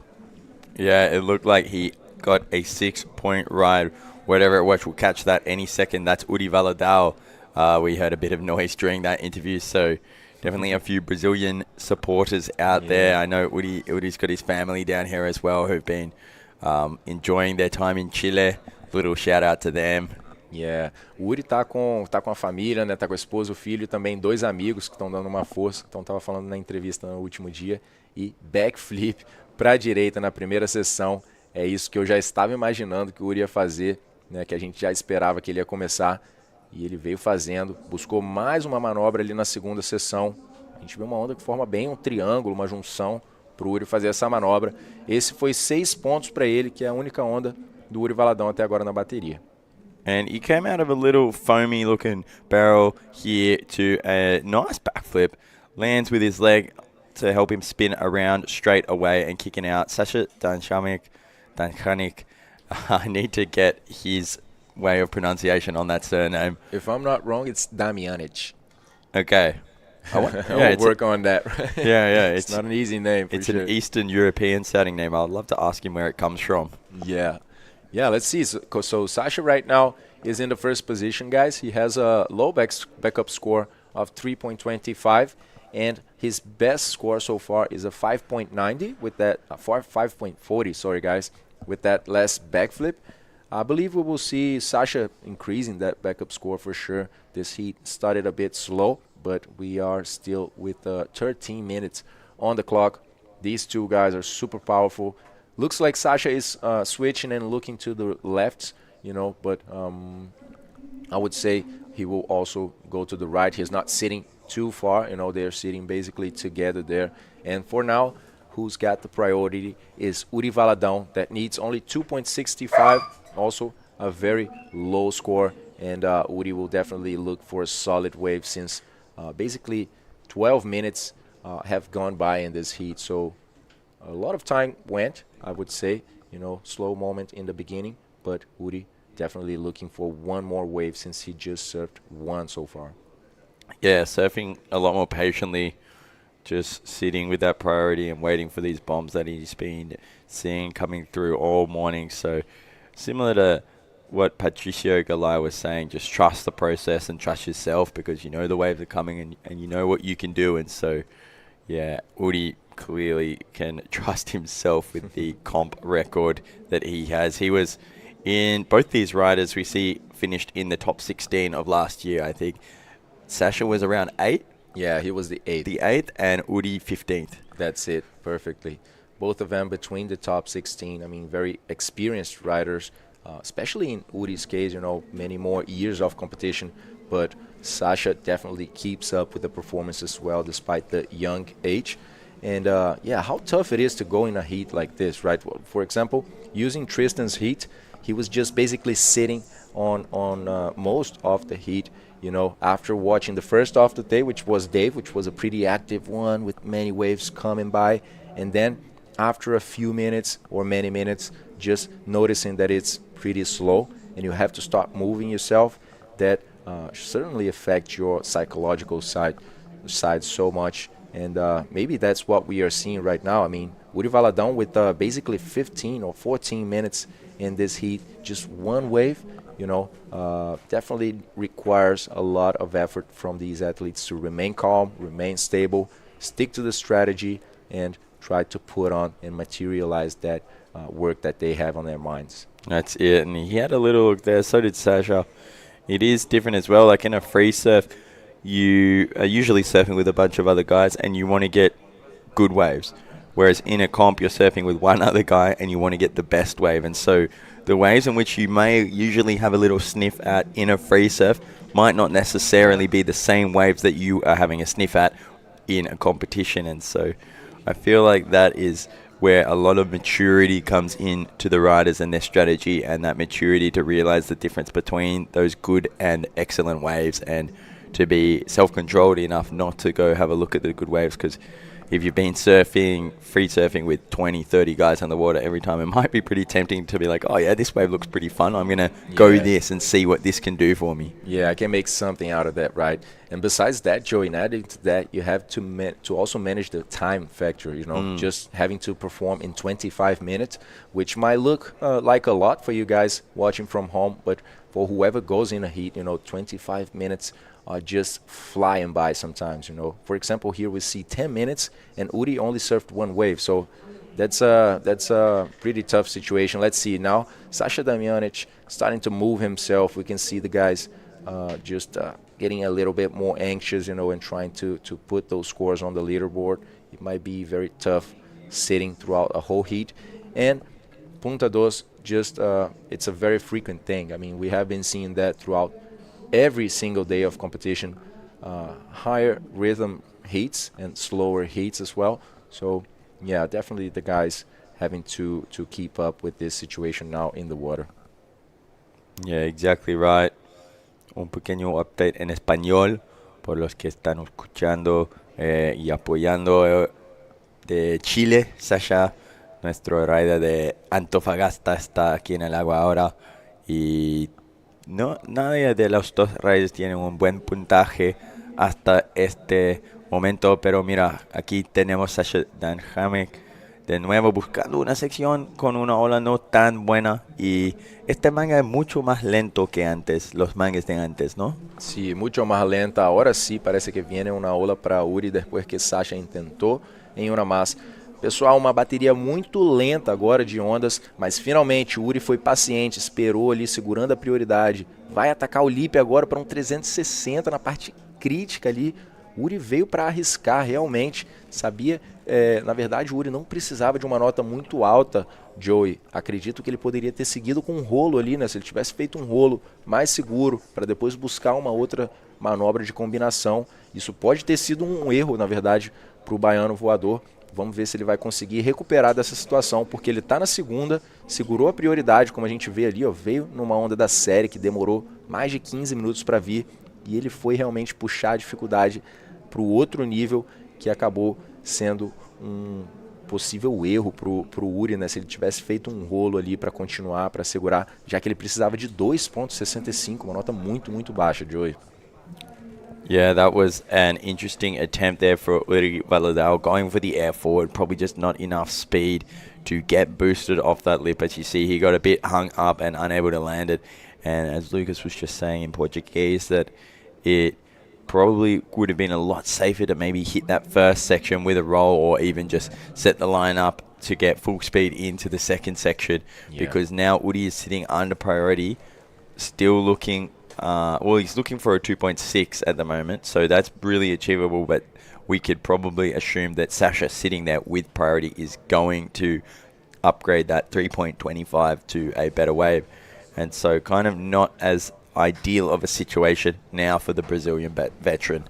Yeah, maybe now one alternative for Uri would be, trying to find a smaller wave under the priority, to get that 2.65, try to get to the first position, and then waiting for Sasha to use his priority as he wants, because that's the benefit that priority gives to him. But yeah, Uri needed a very small score, guys. 2.65 is nothing for him and for these conditions that we are seeing here. So that could have been a mistake for Uri, just sitting in the whole heat and now, trying the air forward. Next heat, we have Marcelo Faundes from Chile and the Brazilian Socrates Santana. Então a gente vê essa situação agora do Uri na água, faltando 6 minutos. E a próxima bateria a gente vai ter o Socrates Santana lá do posto 5, nosso doutorzinho do Rio de Janeiro. E vai estar enfrentando também o Marcelo Faundes numa bateria que vai ser mais um show, com certeza. E a situação que a gente vê do Uri agora, pessoal, é uma situação bem difícil. Ele passou toda a bateria ali só com um 6, e depois de esperar basicamente uns 10, 15 minutos ali, o Uri usou a prioridade para ir numa onda, precisando de uma nota que não é nada, 2.65, acabou perdendo, e agora vem Sasha usando a prioridade. Yeah, using that priority there, Sasha getting a roll through that first section, and again a bit of a nothing wave. That was just like his last backup score as well, and I can't see that scoring much more than a 3.5. Wow, yeah. Another tough situation also for Sasha, right? That was definitely not what he was expecting after Uri's mistake, let's put it this way. But yeah, now he left Uri with 5 minutes remaining, with the first priority on the lineup, needing nothing, basically, just a 2.9. So let's see if Sasha will stay, a little bit located more, sitting more to the inside there, looking for a way to improve that 3.5, which is also a pretty low score, but that's a big risk for him because Uri has the priority and needs a pretty low score, just less than 3 points. Straight away, again, we know what he's looking for here. Flip ball on the left, not providing it for him there, but that is the way that Sasha has made it through so many heats in his career, picking off a good left ball, and he just gets those flips around with so much consistency and a lot of power. He can get off the lip and slam it all the way down into the flats, and we've seen him already this event make it through a lot of his heats with those, getting that 5.4 at the start, but since then we haven't really seen any more of those bowls come, even the rights. It's been a really different heat to what we've been seeing today. Yeah, basically in the last 20 minutes of the heat, I would say we only saw one set. And let's see another attempt for Uri right now. Uri vem numa segunda tentativa, faz um backflip agora, vai garantindo aquela nota que ele precisa, que é muito baixa, fecha com uma combinação. Ele precisa de 2.9, essa onda vai ser muito mais que isso, com certeza. Vai mudar a situação agora e deixar o Sasha precisando de uma nota maior. Agora sim, Uri, depois de ter perdido a prioridade, conseguiu realizar o que ele queria e fazer um bom trabalho ali nessa bateria. And this is the backup score that Uri Valadao was waiting for so long. Nice flip through that lip there, lands it really well, and then just calms down with this combination that we've been seeing so much today. Roll out there and then just sets up again to kick off. So two very different strategies, a busy one for Sasha and a very patient one for Uri, working out for him here in the last 4 minutes, getting a 6.5 for that last wave. And so now he's put Sasha in a pretty difficult combination, not a combination, but a difficult situation, needing a 7.1. Yeah, finally Uri applying his strategy, now getting that 6.5 that he was looking for. He actually was looking for 2.9 actually, guys, and found much more than that. And now the weight is all on Sasha's shoulders with only less than 3 minutes and needing a much higher score than Uri was needing, now a 7.10. Sasha has the priority, so he still stands a chance to knock out the Brazilian, but the clock is turning against him. Let's look up and running on a nice looking set here. He's parking in a nice barrel. Oh my goodness, are we going to see another change of situation in the dying minutes of the heat? What can he do with this one? Sasha getting a bit caught in the whitewash, holding onto his board, is he? And he manages to come out. That is the best barrel we've seen in a while, but is the bumpy exit going to affect the score, Wow. Lucas? Yeah, Joey. Wow, that's gonna be a tough heat, actually, a slower one.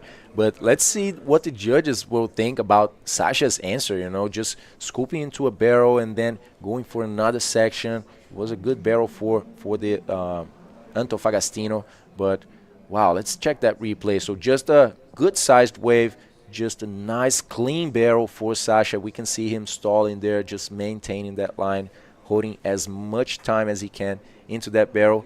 Just resetting for one more section, and in this one, he actually kind of went too much high on the wave and ended up being caught by the section and not finding the cleanest of the exits there. Let's see what the judges will give to Sasha. He needs 7.10. E essa foi a última onda do Uri Valadão também, enquanto o Sasha estava pegando aquela onda. Foi para mais um backflip, conseguiu uma projeção até legal nessa onda, mas a onda já fechou logo depois da aterrissagem do Uri, que acaba não conseguindo aumentar o seu score. Na verdade, a gente ainda está esperando essa última onda do Sasha e a última onda do Uri Valadão também, pessoal. Yeah, so Uri did get that pretty big flip and he landed cleanly, just a one section wave. It looks like he is out the back and some more lines are coming in. We'll see if any action comes, but we have some scores dropping now for both riders and we'll see if that amazing barrel was good enough for Sasha or if the end affected the score, and he got a 6.85, so it looks like it wasn't enough. Up and riding here though, looking for a ramp and not able to find it, and that will be the end of Sasha's campaign here. Wow, Joey. Sasha, actually, we had a few scores coming out, guys. The last wave for Uri was a 6.15, and Sasha was a 6.85. He needs 7 something, but he was not able to get that. And let's see this last barrel for Uri, also not coming out. What a tight heat it was, but it was Uri Valadão, the Brazilian, that came out on top on a very good show as well. We're going to call a quick commercial break to come back with heat number 6, guys.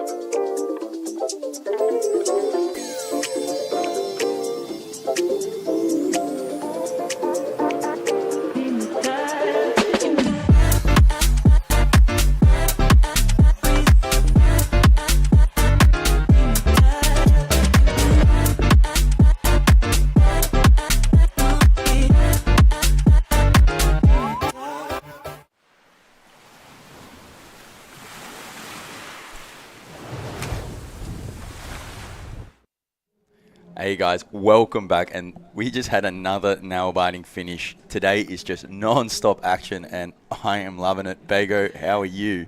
I'm feeling the same way as you. Super exciting moments right here in the round of 16 for the men division. Let's hit the water and take this one because also it's going to be a great battle. Socrates Santana from Brazil, from Posto 5.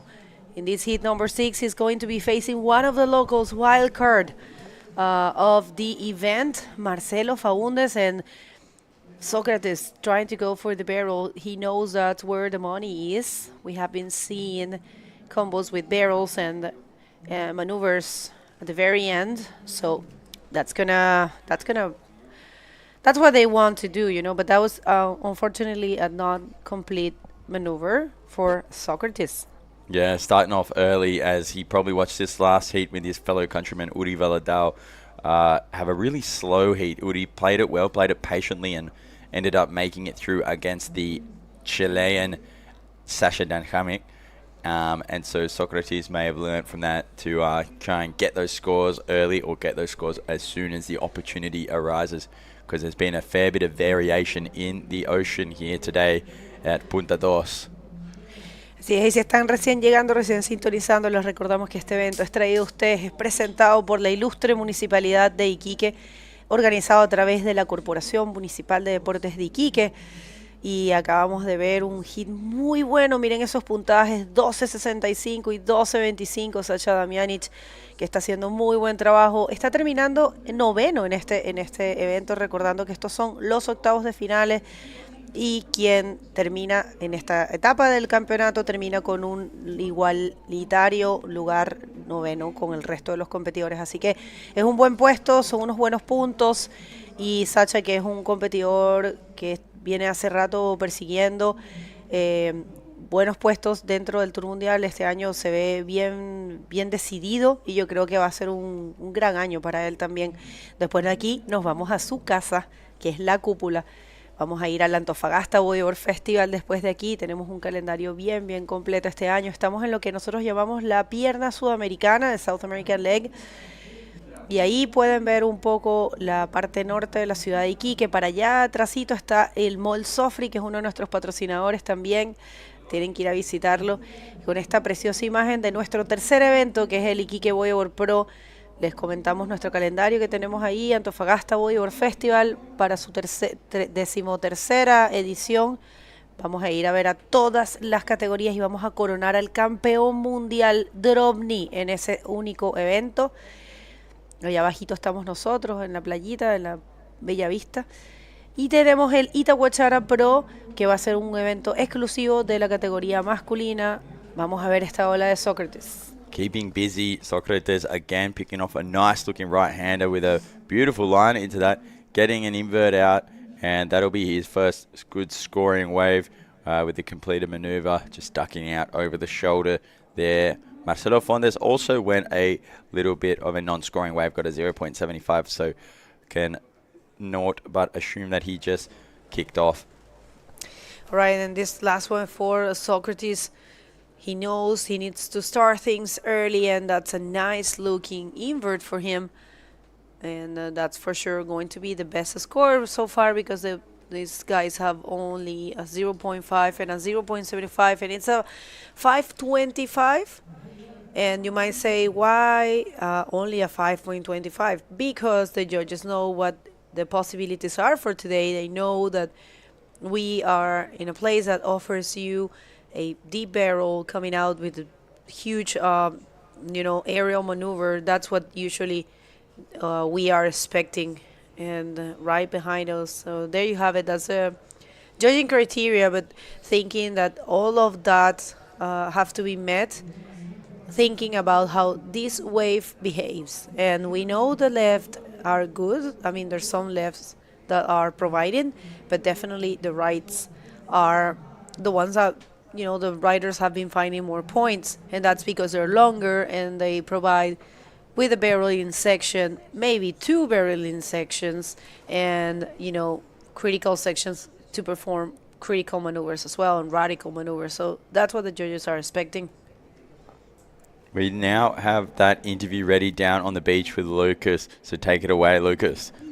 Thanks, Joey. I'm here with Uri. Uri, that was a very slow heat, tough one. You were needing only 2.9, waiting with the priority for many minutes there and going for an air forward. What do you think about that situation? Was it a mistake? Let us know. What do you think? Foi uma bateria bem difícil, bem atípica do que a gente viu pela manhã.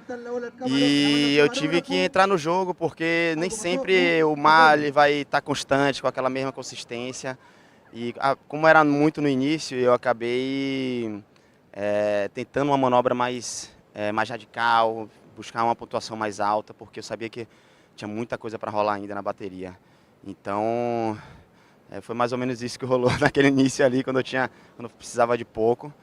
Depois eu tinha ainda um bom tempo ali para buscar, né? Eu sabia que era uma nota baixa, que talvez isso aí não ia influenciar, mas eu não estava conseguindo aquecer, porque a gente não surfava onda e não sabia como é que a onda ia se comportar. Uma coisa é olhar de fora, outra coisa é lá dentro, né? Yeah, so he's saying that one thing is looking from outside and another thing is inside there. That was not a typical heat at all. We are seeing good conditions here, but this was a slower one. And in that point, he still had many minutes and much time in that heat. So he went for a riskier maneuver, actually believing that he was going to accomplish that, but it actually didn't happen. Uri, what did you do to cope with that tension in that heat? You know, the priority changes, no waves coming, different from the other ones. What went through your mind in the heat? Ao longo desses anos eu aprendi a me perdoar quando eu não dou show, né? Eu tinha muito a coisa de, cara, só ficar amarradão quando dá show, passando a bateria, dando show. Mas a gente tem que aprender que a gente não controla o oceano, a gente não controla as condições, e foi o que aconteceu nessa bateria. Obviamente eu tô aqui, puto que eu não conseguia achar aquelas ondas que eu tava vendo antes de entrar na bateria, tava louco para pegar aquilo ali, e por um lado é bom, guarda energia aí para próximo, fé em Deus. Yeah, so he's saying that a very good learning that he had in the last few years is that not always he's going to put on a show. So that's what happened here. He's actually kind of mad and a little bit sad because he couldn't put what he was looking for in the wave, but in this case was just trying to go through that heat and adapting to advance through it. Uri, manda uma mensagem pro pessoal que tá lá do Brasil tendo um ataque do coração assistindo você nessa bateria. Pô, obrigado, galera. Foi tensa a bateria. Eu sei que pra vocês, pra mim também lá dentro, caraca, foi muito sinistra essa bateria. Torcer pra próxima vir mais onda, eu conseguir me divertir mais e ser boa e eu conseguir passar. O importante tá passando, tá tudo certo. Valeu, obrigadão. Isso aí, tem mais Uri Valadão nas quartas de final hoje no fim do dia. Parabéns, Uri. Back to you guys. Thank you, Lucas, and a huge congratulations there to Uri, just surfing so strongly throughout the competition, Bego. Yeah, it's really good to have him, still doing a great job in the World Tour 39. He just turned 39, so he's a great competitor right there. And another great competitor is Socrates Santana, who got a 6. While we were having the interview, we're going to see that replay from Red. And also Marcelito Faundes, and this one, check this out. I believe, is this a 6 out? Yeah. So that was Socrates Santana with a great backflip there, super well executed. And actually, calls my attention that his style is different than probably, the typical Brazilian style that we know. And this last one is a 4.50 of Marcelo. You can tell the difference between those two, right? Maneuvers. In style? Or in maneuvers, yeah. No, in projection. Yeah. There was a huge difference between the execution, so that's why the difference in points as well. Yeah, Socrates just hit that flip so perfectly. It was really nice to see. Landed it cleanly as well without a single bit of spray out of place. And here's just another replay. Watch this technique. That's how you do it at home, kids. That is a really well-timed and well-executed backflip and good competition surfing from the Brazilian comp machine. Look at him just stalling up, going all the way to the dry rocks to just sneak a little roll out, maybe just 2 meters in front of those rocks.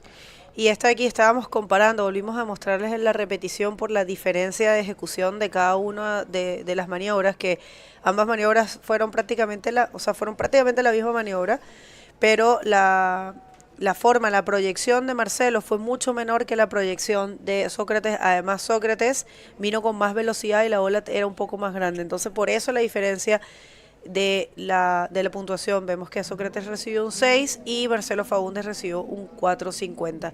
14 minutos en el reloj y Marcelito Faúndez, que es el wildcard de este evento, puede conseguir ese score, pero una más para Sócrates. ¡Wow! ¡Qué buena ejecución! De verdad que Sócrates está fuerte en este evento. Iba por otro más. Ah, pero pierde la tabla. Pero muy bueno esa primera maniobra, definitivamente.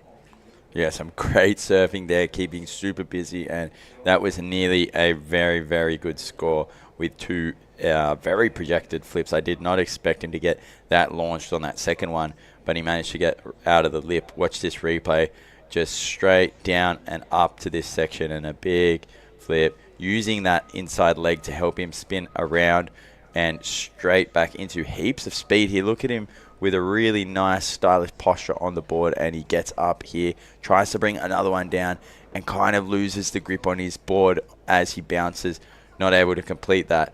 That would have been a good score for him. I believe it's going to be probably a better score that he has holding. I mean, he has a 5 as a backup. It is another 6. It makes sense, you know. It was just, you know, the first maneuver. If he wouldn't even perform any other maneuver, that he wouldn't be granted that 680 away. So good job there for Socrates Santana. Socrates que recibió otro 6 por esa última ola, y ahora Marcelo Faúndez está buscando un 750. Marcelo también un localazo de aquí en la punta 2, un rider muy bueno que ya tiene también algo de experiencia, tiene varios años corriendo el Tour Mundial, en la IBC ha corrido todos los años, y recibió el wildcard del evento para este campeonato. Y lo hace porque también está fuerte en el circuito local, el circuito de Tarapacá, el circuito regional de acá de la región. Marcelo Faúndez, ahí vemos no, ninguno de los dos decide ir, una ola bien bonita en realidad. La punta 2 se está mostrando, esta es una punta 2 clásica. Hemos tenido lo que nosotros siempre decimos, no hace falta que esté tan grande, porque esta ola realmente es muy poderosa, es muy, se enrolla mucho, es muy seca, y si está muy grande a veces es difícil de mantener. Splitting the peak here with the camera following Marcelo, a nice RS out of that bowl, and looking for this second section. He knows he needs something else if he's to compete with this comp machine. Socrates Santana will get a look at what he did on that right any second, but that'll definitely be replacing that 1.0 that Marcelo was sitting on, and probably even be his best score we've seen so far. Definitely, I believe so. It was well projected. La forma como ejecutó el RS fue muy bien hecho, fue una ola de tamaño, fue en el pocket, en la parte más crítica de la ola, entonces nos atrevemos a decir que este va a ser su mejor score. También lo combinó allá abajo en una zona que es bastante peligrosa de la punta 2, pero Marcelo se la conoce como la palma de su mano. Vamos a ver cuánto recibe Marcelo Faúndez. También es morrino, él vive aquí muy cerca de la punta 2. Morrino. Sí, es morrino. Del Morro. Exactamente. Buenísimo, me gusta eso. Morrino del barrio histórico tradicional del Morro, que es en donde comenzó Iquique. Su familia es de acá, su hermano es juez y preparador físico también, Pedro Faúndez. Un saludo a él que está trabajando en este evento como parte del staff local. Y 6.75 recibe Marcelito. Ahora sí tiene más oportunidad. 5.25 es lo que está buscando el local para poder tomar esa primera posición y la posibilidad de entrar a los cuartos de finales, que será un excelente resultado para comenzar su año competitivo. Él no estuvo en Marruecos, entonces esta es su primera actuación en el Tour Mundial este año, y es una gran forma de empezar. Si lograra entrar en los cuartos de final, recordando que aquí en esta etapa, quien pierde queda con un igual noveno. Y preparándose está Christopher Bayona, que va a enfrentar a Clemont. Lo dejo desde la reunión, un competidor que también ha estado muy fuerte. Christopher, que está bien joven, si no me equivoco acaba de cumplir 20 años, y que Clemont tiene 28 años. Va a ser muy buena batalla también. Cada octavo de final está fuerte. Y queríamos aprovechar de agradecer, porque nunca podemos terminar la lista de patrocinadores. Nos disculpan, por favor, porque obviamente la acción es la que toma preferencia. Al Mall Sofri, al Hotel Ibis, y bueno, después continuó. Classic up and riding with a nice projected flip there from Socrates, once again picking that combo up, getting a roll through this time, playing it a bit safer, and working on getting rid of a 6.0. He's sitting on 2 6s, which is a very good mid-range score, but now he is working to get rid of them. And we'll see how he went with this. All right, so this one, super projected. He has such a good technique. I believe his natural side is the right, but he can serve equally as good to rights and lefts. Coming from Posto 5. Posto 5 has lefts as well, but yeah, that right is super, super good. How do they call it? Smile. Sorriso, right? No, but the right. I believe it's called a smile, like, because it looks like a smile when it breaks, it's really, that's it. At Posto. Sorriso? É assim como? Sorriso. Obrigada, diretor. Nosso diretor, que é brasileiro, como todos nossas câmaras, todos são brasileiros. Então, sorriso. Obrigada. Sorriso, muito bom. Muito bom. Obrigada a toda a galera da Wave Data, que é o fornecedor do streaming que estão trabalhando conosco. Obrigada, Luciano, de dois Felipes, Slot e Jovem. That's the way we call them. Very good team that we have. Thank you so much for your great job. Yeah. And I want to get back to the sponsors. Sorry, we have been trying to say them. Quiero tratar de decir todos los patrocinadores, pero la acción no para. Viene Marcelito. Nada para Marcelo en esa. Y en nuestra lista tenemos a Almol Sofri, recordándoles que cambiaron los horarios. Hable de lunes a sábado hasta las 8 de la tarde. Y está buenísimo el Sofri, muy completo. Vayan a visitarlo. Tenemos también a la Universidad Santo Tomás, que nos da esta área de recuperación y preparación física que tenemos acá y nos ha estado recibiendo. Hubo una charla buenísima. Otra vez nos prestaron el salón 2 veces. Y a Mauri, Neymara, Paloma y Joaquín hicieron una charla para los estudiantes de la universidad y estuvo buenísima, así que muy bonito el trabajo de educación junto con el deporte, ¿no? Up and riding in yellow with a really nice line, hitting a powerful back flip. El Morino.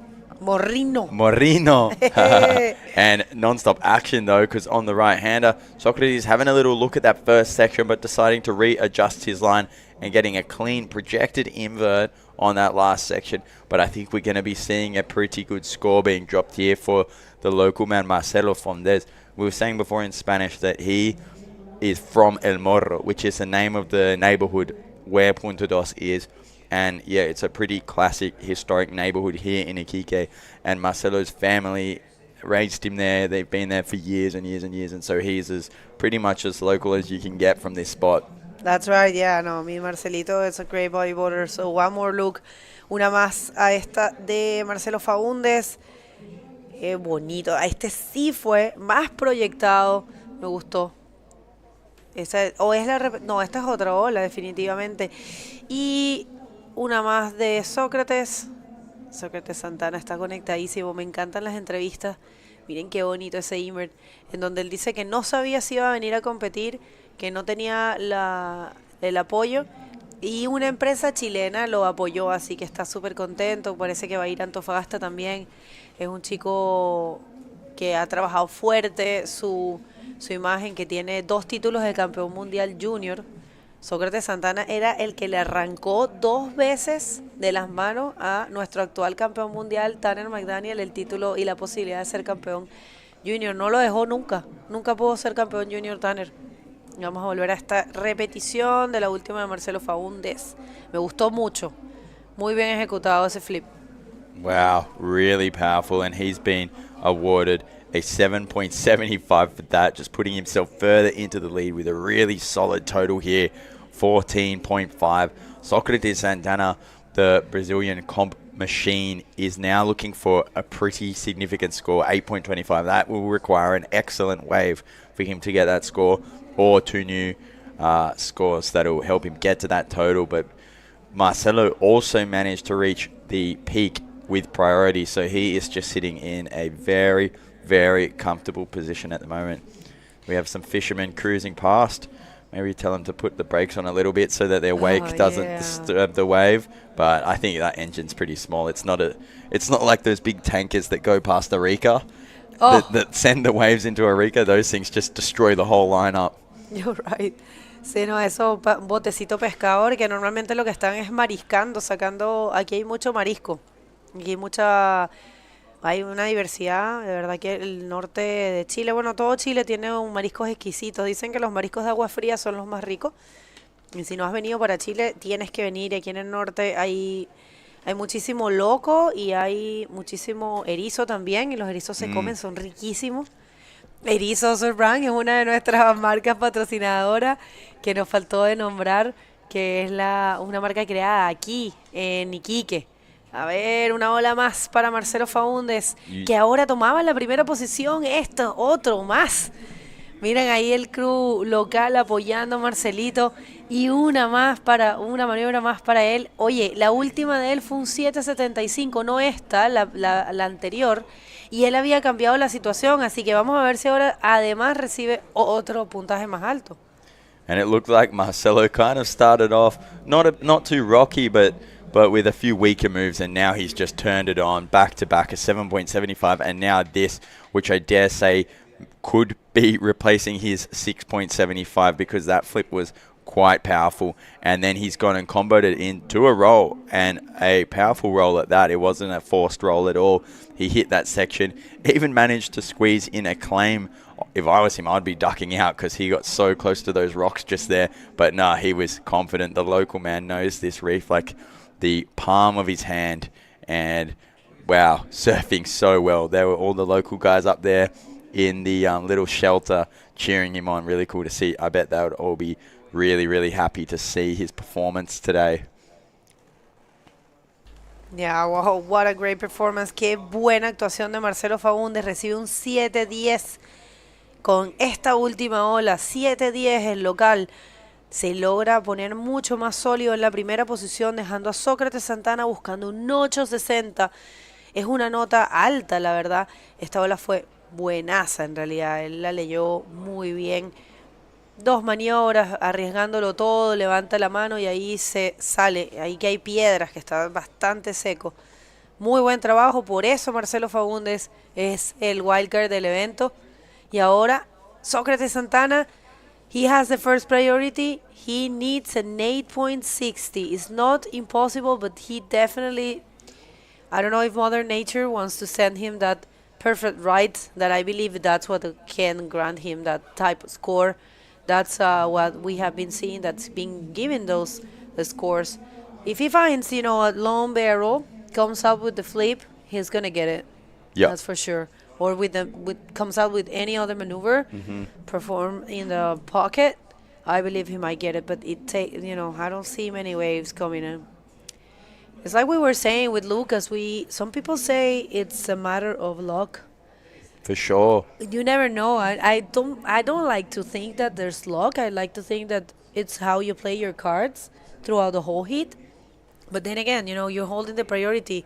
You need one wave, and there's nothing in the horizon. So yeah, what can you do? Yeah, it's always a bit of both for sure. But yeah, sometimes it's just completely up to the ocean. You've got the skill. These riders know they have the skill to be where they are.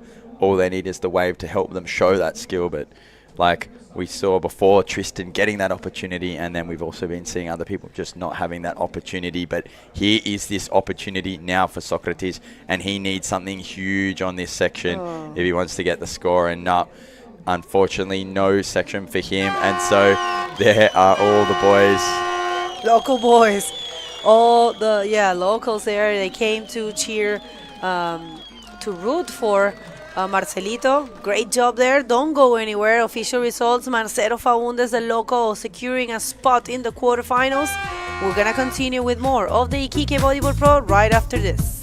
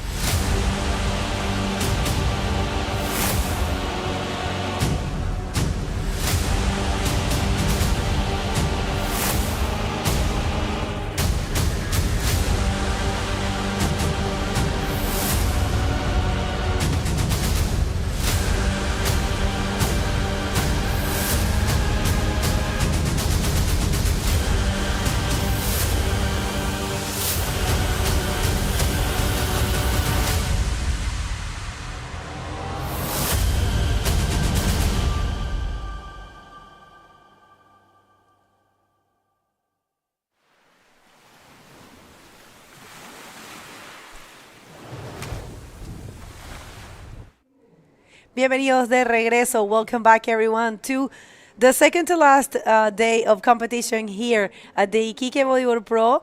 And we are more than happy to be bringing you, thanks to the Ilustre Municipalidad of Iquique. Let's hit the water because we have more of the round of 16. This one right here is the heat number 7. Who do we have? We have the Christopher Bayona from Peru facing the French guy, actually the reunion, Clemont Lodejo. I mean, these two have been doing so well. Clemont with such a great style and consistency as well. And Christopher, one more Peruvian with that competitive style, always just hitting the sections, you know, Peruvian classic style in this heat. Will be facing Clemont Lodejo. We already had 2 waves surfed.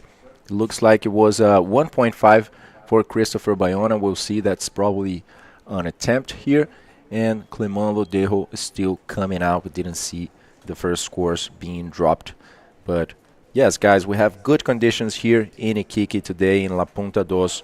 One of the most expected events, I would say, for the World Tour this year. Bringing athletes from 16 nationalities. How great is that? As we see the local guy here from El Morro, Marcelo Faundes, just eliminating Doutor Socrates Santana from Brazil in a very tough heat as well. Just letting everyone know how he's feeling. We'll get that interview ready in a while with Joey as well. So yeah, one more local. We have Patricio Galay, the Argentinian, which is becoming a local here. So let's see now Clemont on the first wave. That was not out yet. This score didn't come out yet, but it was a nice invert for Clemont on a short left-hander. And it looks like Christopher Bayona also took a wave. So yeah, Clemont Lodejo with a lot of support from Reunion Island. On sont les Réunionnais. On veut vous lire. Il y a personne de la France ou de la Réunion ici pour Clemont. And the first wave right here for Christopher Bayona, I believe it was the first. It gotta be the second because he's only holding a. He was holding a 1.5, but yeah, this one, it's a complete move, so I'm pretty sure it's coming out. So interesting exchange. Both of them did a invert, so we'll see how much they get. Clemont, he got a 6.75, and Christopher a 4.75. Yeah, that's it, Pego. We could see that Clemont's wave was, you know, a bigger one. It was more projected. He executed the maneuver in a cleanly manner, so that was worth a few more points for him than Christopher's wave.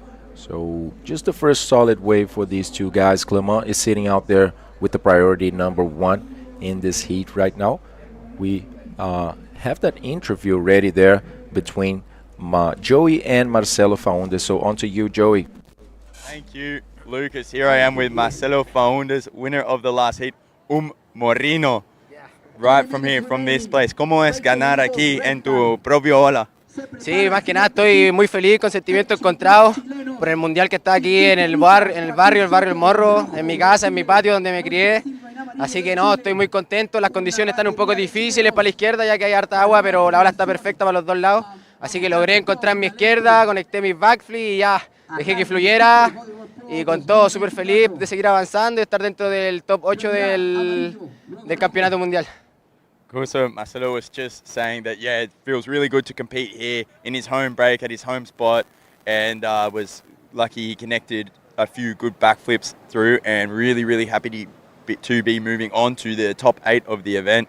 Y tienes mucho apoyo aquí, parece que hay mucha gente gritando tu nombre, y ¿crees que esa te ayuda o hay más presión? Sí, generalmente estaba súper nervioso ya que Sócrates es un súper buen competidor, pero aquí con toda la gente del barrio y la gente de Iquique que está apoyando, mandando la buena vibra.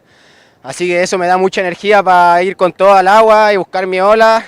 Así que igual estoy súper agradecido con toda la gente que ha mostrado su apoyo, a mi familia igual que ha estado del minuto 0, mi pareja. Así que feliz y a darle con todo lo que viene. Cool. Yeah, we're saying that he's been sent many good vibes and good energy from all the people. There's heaps of his friends have turned out today, and everyone cheering on the local legend. Y ¿algunas palabras más que quieres decir a alguien? Sí, como no, agradecer, como ya repetí, a mi familia que ha estado del minuto 0, a mis auspiciadores que son Science, North Point, Viper, a la tienda Punta 2 Bodyboard Shop, al Club Unión Bodyboard El Morro, que ha estado igual del minuto cero apoyándome, y a la organización por el tremendo evento que ha estado haciendo en estos últimos días. Muchas gracias. Back to you guys. Just love that interview. Of course, you have to be happy. I mean, you are in your neighborhood. Not only in your city, but your neighborhood. All right, so one more here for Clemont. Clemont holding the first position, going for a deep barrel. He's going to come out super easy. Just go for a quick, tech turn there. And not much for him. But yeah, this will be an interesting backup score. Something for Clemont. And one more look for this one. Yeah, just scoop into that barrel. One good one for Clemont, just advancing a bit more in that second section, just carving his way back into the source of power there and just connecting one more forward, but didn't complete this maneuver. This is coming out a good score for Clemont, as also Christopher Bayona is coming out the back with a roll in the first section and a closeout after that. That's not going to give him too many points, not as many as Clemont's wave for sure, but he will be changing that 1.5, but I think we are seeing a good score for the reunion coming out here after the two sections that he went through in that barrel bagel. That's right, and yeah, definitely a nice score, but this one right here, a second wave for Christopher Bayona, Peruvian, young Peruvian, going for the roll in the first section and nothing else there for him. I believe who's going to get the best of that exchange might be Clemont. And we have some French people tuning in. We can't really read you. We're so sorry. We have the Jeffrey going for Peru. We have Dalov, Derek. C'est les Derek que je pense. Derek, l'ami d'Anne-Cécile ou qui? Je pense que c'est les mêmes. Et Trini. Oui, merci à tous. Merci pour le soutien. And here he comes, Christopher Bayona, one more. Just getting a lot of speed to execute a beautiful backflip. Clean maneuver there for the Peruvian bag, who just kept going for one more roll, trying to squeeze everything out of that wave. Christopher will be changing that 4.5 since it was the best maneuver that he found so far. And Clemont's wave was a 7-point ride for that barrel. Let's check this once more for Christopher. Una más para Christopher Bayona. Esta puede ser, la verdad, su mejor puntaje. Bueno ese backflip, la verdad, tiene buenísima forma. Yo haberlo visto haciendo esos backflips en la derecha del frontón era impresionante. Impresionante. Cuando era súper joven, lo estamos viendo, ha ido al frontón, si no me equivoco, 3 años seguidos. Y se ve muy conectado, muy fluido. Y esa última ola va a ser la mejor de Christopher Bayona. I'm not sure if it's going to be, of course, the 9 he's looking, but definitely it's going to improve. One more for Clemont, stalling there for the right and trying to find a barrel. They know barrels are giving the points, and he goes for a roll. We'll see if he can find something else, just a quick spin to put some flavor to it, and goes for one more roll. So actually the barrel for Clemont, it was a 7. Not this one, I mean, because this wasn't deep at all, but the latest, the previous wave, it's a 7, and now he's solid in the first position. Replay. Yeah, replay for the last wave by Clemont. Just a quick barrel, actually, on a decent sized wave, as he kept stalling and waiting for the wave to provide that section with the roll on a pocket, as he also went combining the maneuvers all the way in that wave. That's not going to make it into his final score, 4.75 with one more spin and the small roll on the end of the wave. This is not going to make a difference for Clemont, as he already has a 6.75 as a backup score. But on the other side for Christopher, his last wave made a difference for him. He ditched that 4.50 for a 6-point ride, and now he needs 7.75 to go to the first position, since only first is advancing to the quarterfinals that we are going to be seeing later today. Bueno, Christopher Bayona, buen resultado, 6 puntos la última ola, buscó un 7.75 para tomar esa primera posición, un pasito más para llegar a los cuartos de finales, y ya en cuartos de finales uno más, nada más para estar en el podium. Así que grandes puntos, grandes diferencias entre cada una de estas etapas. Aquí quien termina en esta etapa, son los octavos de final, quedaría con un igualitario puesto noveno que compartiría con todos los otros riders que han perdido en este momento. Y son buenos puntos y hay un dinero también.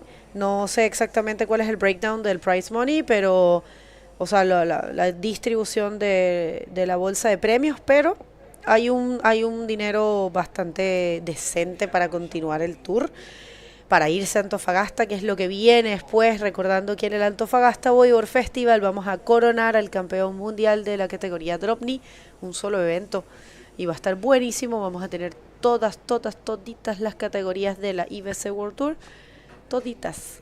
Los dos juniors, femenino, masculino, profesional masculino, profesional femenino y la coronación del campeón mundial Drop Knee. Y si Dios quiere vamos a tener pronto la respuesta de si Maldivas va o no. Si Maldivas no va, el próximo evento entonces sería Sintra. Ahí ese sí está confirmado para la categoría femenina y masculina profesional. Okay, so far so good for Clemont. Lo dejo in the first position. Je vois, il y a Davo Fever. Cassez tout Clément. Merci pour être ici, Valentin. On a beaucoup de personnes ici pour soutien. Clément, it's just so nice to have different nationalities, and Reunion Island used to have a few World Tour events there, and they were, there's a lot of great bodyboarders. Of course, we all know Amori and many other names, and there's a lot of level in Drobny as well. So we'll see how many riders we get for the Antofagasta Bodyboard Festival. But yeah, definitely Reunion Island is a place, it's one of the paradises of this world, full of waves, clear waters, and thanks God the sharks attacks are over. Yeah, that's good to know, Bago. And one more interesting thing about Clemont is that he also has a project there teaching surfing in back in the Reunion. So that's what he does in his free time there, just give surf lessons as well. So great to see many of these athletes actually that take some of their time, to dedicate to this, to teaching other people and passing the legacy of the sport on to the next generation. Because, this is a sport that it is not as old maybe as other sports, but that has a very big tradition in many countries all over the world. Wherever you go, you will see bodyboarders for sure. There might be an underground scene or something like that, but there will be always bodyboarders charging. And back in the Reunion, for sure, these guys are representing very well here in Chile. And if you guys want to know everything that is happening on the World Tour, guys, make sure to scan this QR code. There you can find the rankings, the posts about, very nice posts about every event and everything that's happening on the World Tour. And, of course, the rankings for all the divisions. And, the tour is looking very good this year. After here in Iquique, we will be jumping to Antofagasta for one of the biggest events in the World Tour with all the divisions. We'll be crowning the DK World Champion there. We have more than 200 athletes, guys, going in the water, more than 10 days of competition. It's a whole festival that will be happening there in Antofagasta. And then after that, we'll be closing the South American leg, as we call it, on the E.T.I Pro, an event on the other side just for men division. So from the 1st to the 10th of June. And we have also the Maldives Bodyboard Pro still to be confirmed, happening later this year. The Sintra Pro, one of the most traditional stops of the World Tour and one of the most constant waves in Portugal. The Wave IBC Pro still to be confirmed, and Fronton King. Una más para Christopher Bayona, un buen ARF, lo estamos llamando ya nosotros porque es que es una mezcla ahí entre backflip y RS. Pero bueno, proyectado, vamos a ver qué piensan los jueces, a ver si logra mejorar. Él tiene un score de respaldo de 4.75 que debe tratar de cambiar, está buscando 7.75 por esta última, a ver cuánto recibe. So last wave for Christopher Bayona, powerful ARF, as Bago just mentioned. Very good maneuver for him. He's looking to change that 4.75, but he needs something bigger than that. That's 7.75. To keep up with the reunion that has been very accurate in this heat. Clemont just found 3 waves, 6.75, a 7, and his last one, 4.75, didn't make it into his score. But last wave for the Peruvian was not enough. Bagel was just a 6.5. Christopher will need more than that now without the priority. That's right. Well, plans for today. After this round, we're going to continue with that after this wave of Clemont. Clemont solid to the right, so to the left with that very fast backflip. Has been throwing those as if it was nothing throughout the event. And yeah, we're going to do the round 6 for the junior man division after this one. Then we are going to do the, checking here at the schedule. Let's go through this replay. In the meantime, just Clemont with one more textbook backflip.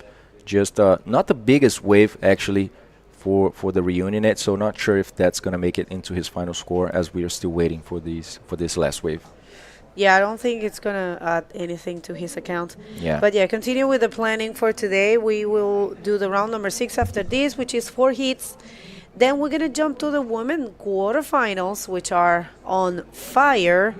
You guys, if you haven't seen it, you can jump to the live section of the IBC World Tour website, and it's there. So first quarterfinal is Joanna Schenker against Alexandra Rinder. That's crazy. That's going to be amazing. And then we have 2 young competitors, Luna Harman against Namika Yamashita from Japan. We will see voice of experience, Francis Aoto from Brazil against Maíra Viana, also from Brazil. And then 2 super experienced riders coming from the same spot, both from Espírito Santo. They have been rivals since they started their career because they have the same age. Big names from Espírito Santo, Neymara Carvalho facing Mayla Venturin. That's going to be crazy. But check this out. If Neymara and Luna advances in those quarterfinals, they're going to be meeting. Oh. And that's going to be tough. I don't know if we have seen them competing together so much. I believe only once in the World Tour. Not in this, like, advanced rounds, Not this right? year. Not this year. They haven't been meeting. All right, so one split pick situation. Clemont, not really happening there for him. And impressive they did the same thing, a roll. But it was Christopher who landed it and continued. But not, yeah, the last maneuver wasn't a complete one. And I'm not sure. I'm pretty sure that's not going to be a 7.25. That's what he's needing. And check that hit. Wow. Joaquin Soto and Moises Silva, just 2, I would say, also of the favorite Chilean riders in this event. Joaquin has just been on a other level in this wave here, just throwing huge maneuvers right on the shallows. Let's see this replay for Clemont, just attempting a roll, but ended up not finding a good moment there to get a projection. But on the other side, Christopher Bayona just came very late in that barrel on the first section. Quite a good run for the Peruvian. Now stalling to execute one roll, stay in the line, and now finally get some speed to go for one more barrel, one more backflip, I'm sorry guys, that he didn't complete. That would have been a good maneuver for a good wave for Christopher Bayona if he managed to complete that backflip, but that was not the case, as he still needs 7.25. But we are still waiting for that score. Ok, si están recién llegando, este es el penúltimo día de competencia en el Iquique Bodyboard Pro, la 4ª versión de este evento, y gracias a la ilustre Municipalidad de Iquique por haberlo traído. Esta es la repetición de la última de Clemont. Lo dejo, un rolo redondito, bien bonito, caído, pero no creo que haya mucho cambio de situación para esa última de Clemont. No, I don't think that's gonna do anything else. I don't know. It's still dropping him. We're waiting for the last wave of Christopher Bayona. Estamos esperando la última de Christopher. And Bego, you know, Christopher didn't complete that last backflip on the last section, but let's see how the judges will see that first barrel, you know, because it was a solid barrel indeed for the Peruvian. He had quite a long run in that barrel. It was a thick wave. It was a decent sized wave. As he exited that one, did a roll, and unfortunately he couldn't complete that last maneuver. It would certainly account for some more points for Christopher, but yes guys, it just came out it was enough actually for Christopher to go to the first position. He missed that last backflip, but the first part of the wave was more than enough for Christopher. He basically got what he needed there, a 7.5. So let's check this once more. Yeah, we didn't really see this part, but that's where the money is, because we know the judges want to see those barrels. So that wave right there is a change of situation for the young Peruvian Christopher Bayona, getting a 7.5, and now leaving Clemont Lodejo with the need of 7.01, which is a possible task for him for sure. But hey, 3 minutes, and he needs to find himself one of those barrels for sure to the right. But what a good job there for the Peruvian.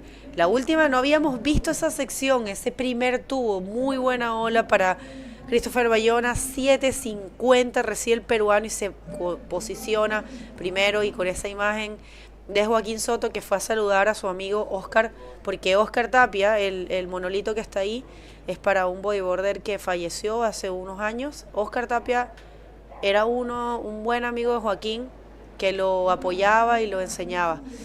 Look at that. Christopher is definitely choosing the best ones, going for those barrels with a very well projected backflip there, and he continues.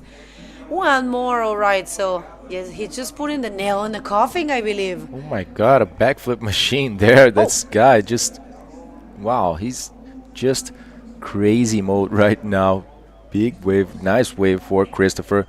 He just got with that first barrel on the last wave.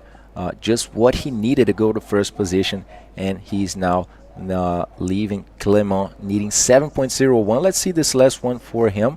Not sure what the judges will evaluate on this last wave, or if it's going to make a difference. But yeah, let's check this once more. So just scooping with a quick bottom turn into that barrel just in time to get a good run, and now going for another backflip, landing very powerfully in the pocket and going for one more. So let's see, he's just resetting that line, getting enough speed to hit another one. You can see how much he easily completes those backflips. You know, it's a maneuver that these guys have been practicing forever. And now a roll to try to differentiate a little bit, right, on the last safe section of the wave. Just the nail in the coffin, and you can tell he knows Perú. Miren ahí se descuidó un poco. Hay que tener cuidado ahí. Pero Perú poniendo la bandera fuerte en este campeonato, dejando saber que ellos son uno de los grandes futuros del bodyboard latino. One more here for Clemont, 48 seconds, and Clemont Lodejo, he has been surfing super good, super stylish. But what was that last wave of Christopher Bayona? It's an 8.75, and of course he is solid in the first position. And right now Clemont, he needs, with 27 seconds, he needs a 9.25. Wow. It's a very difficult task. Just Peruvian rage on that right-hander, guys. Just endless backflips. Just we are seeing one more. This is just a exit and wave for Christopher Bayona. It's not going to make a difference for sure. But this guy is looking very driven, looking very motivated, and he's for sure going to give a lot of work to the other guys on the quarterfinals, just granting his spot. Bebo. All right, we have our next quarterfinalist, and it's Christopher Bayona. Congratulations to Clemont for a great performance. Don't go anywhere. We're gonna come back real soon with more of the Iquique Bodyboard Pro.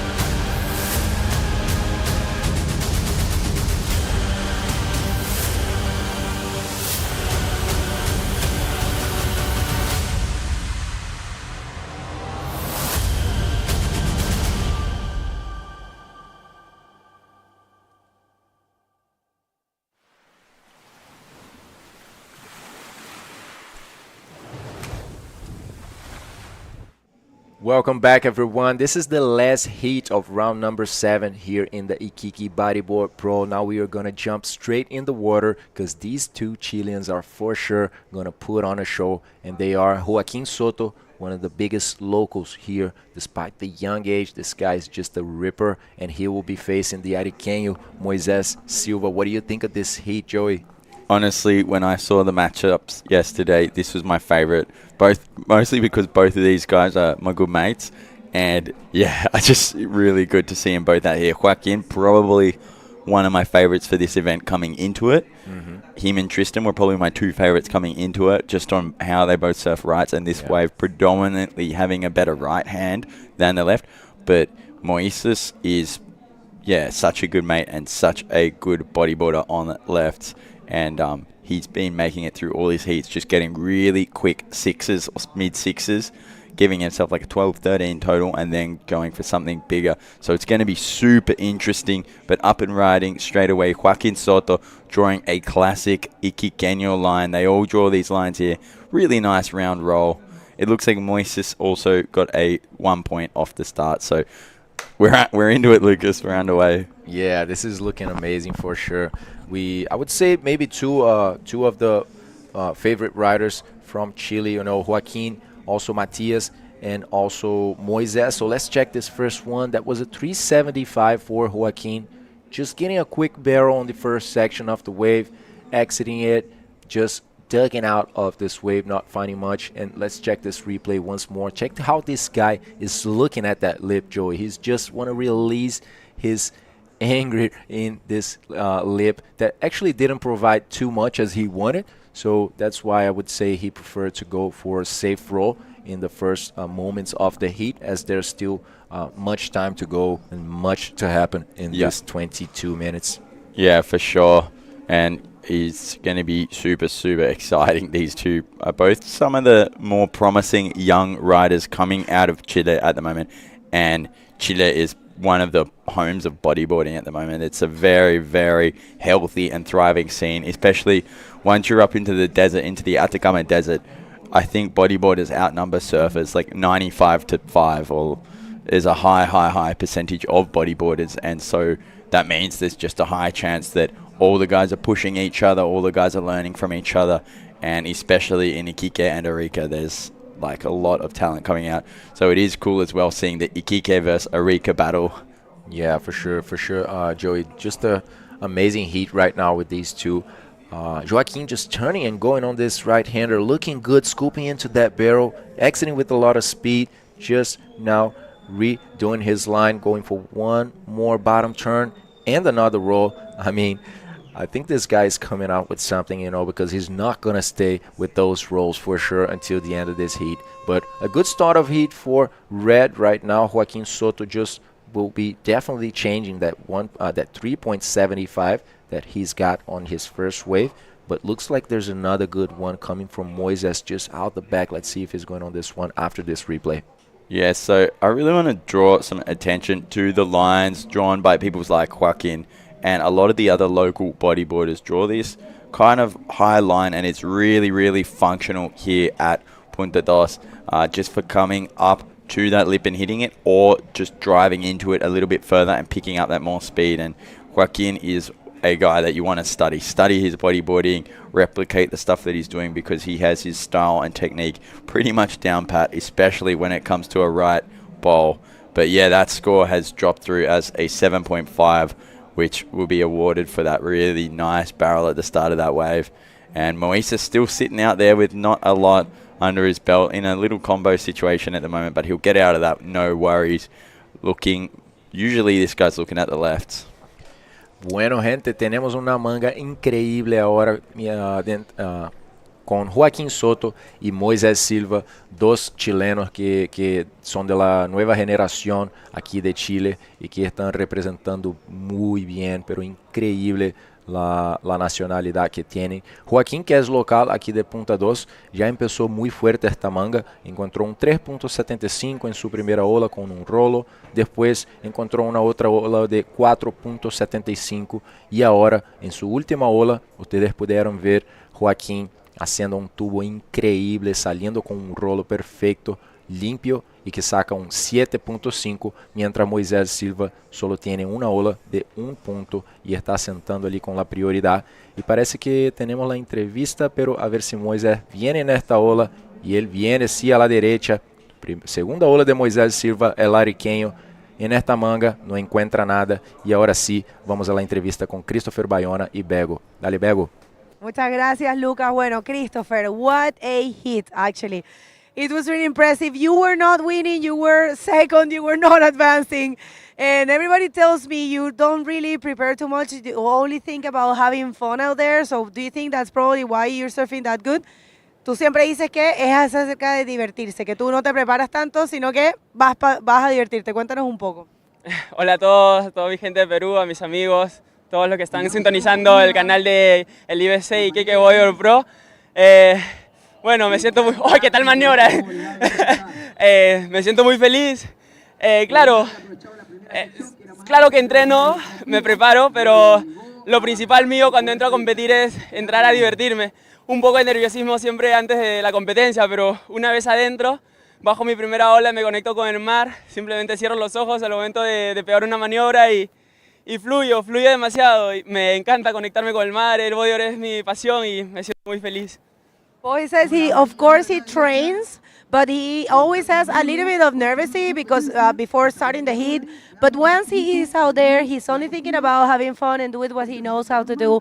And he says he closes his eyes when he is hitting the leap, and he just feels about the connection he has with the ocean, and that's what grants him the possibility of doing, and that's such a good performance. Right now, in this quarterfinal, it will be the person that advances here, will be the person that you're going to be, in this heat, it will be the person that you're going to be facing in the quarterfinals. So, who do you think, who do you rather having, Joaquín Soto or Moises Silva?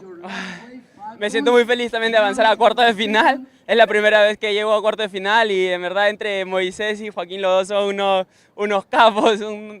He crecido con ellos, casi tenemos la misma edad.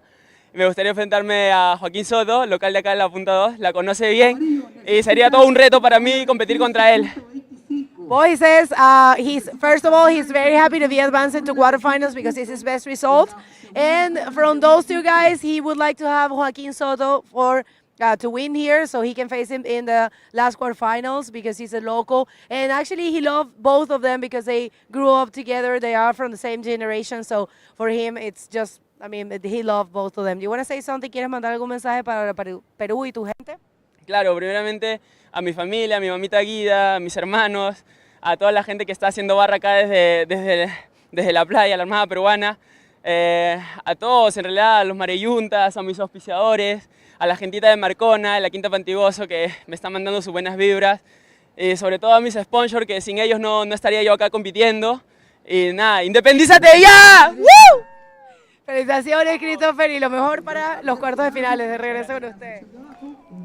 What we're seeing right now is some live action from Joaquín Soto with a nice clean backflip, but I believe there's been a couple scores posted during that interview, so let's catch some replays of them now because the situation is looking pretty crazy with Joaquín with a 15.25 total. And there's live action actually, Joey. Moises coming on a solid right-hander with the backflip, landing just perfectly to keep going on that barrel. Is he going to come out of this? It looks like he's going to. It's not the cleanest exit, but wow, just landing that backflip almost inside the barrel and maintaining that speed, to run out of this one. That's going to be a solid score for Moises Silva for sure. So during the replay, he already had a 5-point right. That's what he got. And this last wave is going to be a good one. But Moises needs a combination of 15.25, Joey. And now it just came out, guys. 7.75. Moises now needs 7.51 to keep up with Joaquín. That also came up with something during the interview, doesn't he? Yeah, that was just crazy. We'll be catching some of these replays now. All right, so here is one from Joaquín Soto drawing a beautiful line, speeding through that, hopping over the little bump in the wave and getting extra speed. And that is an amazing backflip. What was that? That bottom turn, so much pressure. And let's see this one for Moises. That's the 5-point ride actually with the roll on this first section, and now scooping into that barrel with quite a beautiful run in the barrel. Now just exiting with the reverse, granting a 5-point ride. And let's see one more wave for Joaquin. This was Joaquin's most recent wave, coming in at a 775. No, not most recent wave, but the second wave during the interview. Sorry, guys. But another super critical flip and turning that one around pretty well, ducking out there. Amazing, man. Talk us through this one. Oh my God, that's the 7.75. You can see how powerful that backflip was, guys. He used the legs to complete this one, but he just got back on the line just in time to go for this run inside the barrel with one more section there, as you guys can see, hitting the white water, but maintaining that speed and managing to exit this wave and get that 7.75 that really put Moises back in the game, getting out of combo situation and now needing 7.51. That's just what he's looking for right now. Yeah, this is insane, and let's see what he can do on this section. Gets another flip, not as much projection off that lip, and getting just caught under it, not able to ride out of it. And I just still can't believe how much speed he picked up off that last backflip on that set wave. He just swung around in the barrel and picked up so much speed, just enough for him to like punch through that whitewash end section and come out of it. But it was super impressive bodyboarding, making the most of every single section of the wave. Here it is again. Oh no, this is the last one. But yeah, see, getting just not enough projection off that lip. Yeah, just landing with the lip in this one. That was just 1.5. That didn't make a difference for Moises. He's still needing 7.51. Bueno, gente, fue mucha acción aquí ahora por parte de estos dos chilenos. Como ya esperábamos, fue un show en estos primeros 13 minutos de manga. O sea, finalmente los scores empezaron a salir altos. Y la situación es, Joaquín tiene un 7.5 y un 7.75. Mientras vemos esta próxima manga, donde vamos a empezar la categoría Júnior, será la ronda de número 6 y veremos Misael Cesario, el brasileño, enfrentando Ana Lu Jockman desde Hawái y Michele Arriagada desde Chile. Pero volviendo a esta manga, gente, Joaquín encontró un 7.5 y un 7.75 con dos backflips gigantes, completamente críticos en la derecha, y también Moises, que acabó por estar en una situación de combinación, necesitando más de 15 puntos para pasar a la primera posición. Encontró también una ola muy buena, que hizo un backflip en la primera sesión, una aterrizaje crítica, pero donde logró completar justo en tiempo para empezar una carrera en todas las sesiones de la derecha, donde logró un 7.75, una manga de arrepiar con estos dos chilenos. We're just going to go through some of these guys' best waves of the heat so far, and look at this line, just so clean. And you see, that's that bump I was talking about there. He gets over a little wedge, picks up all the speed, and does a huge flip. That was just so critical and beautiful to watch, and I can't wait to watch the water angles of it from the photographers.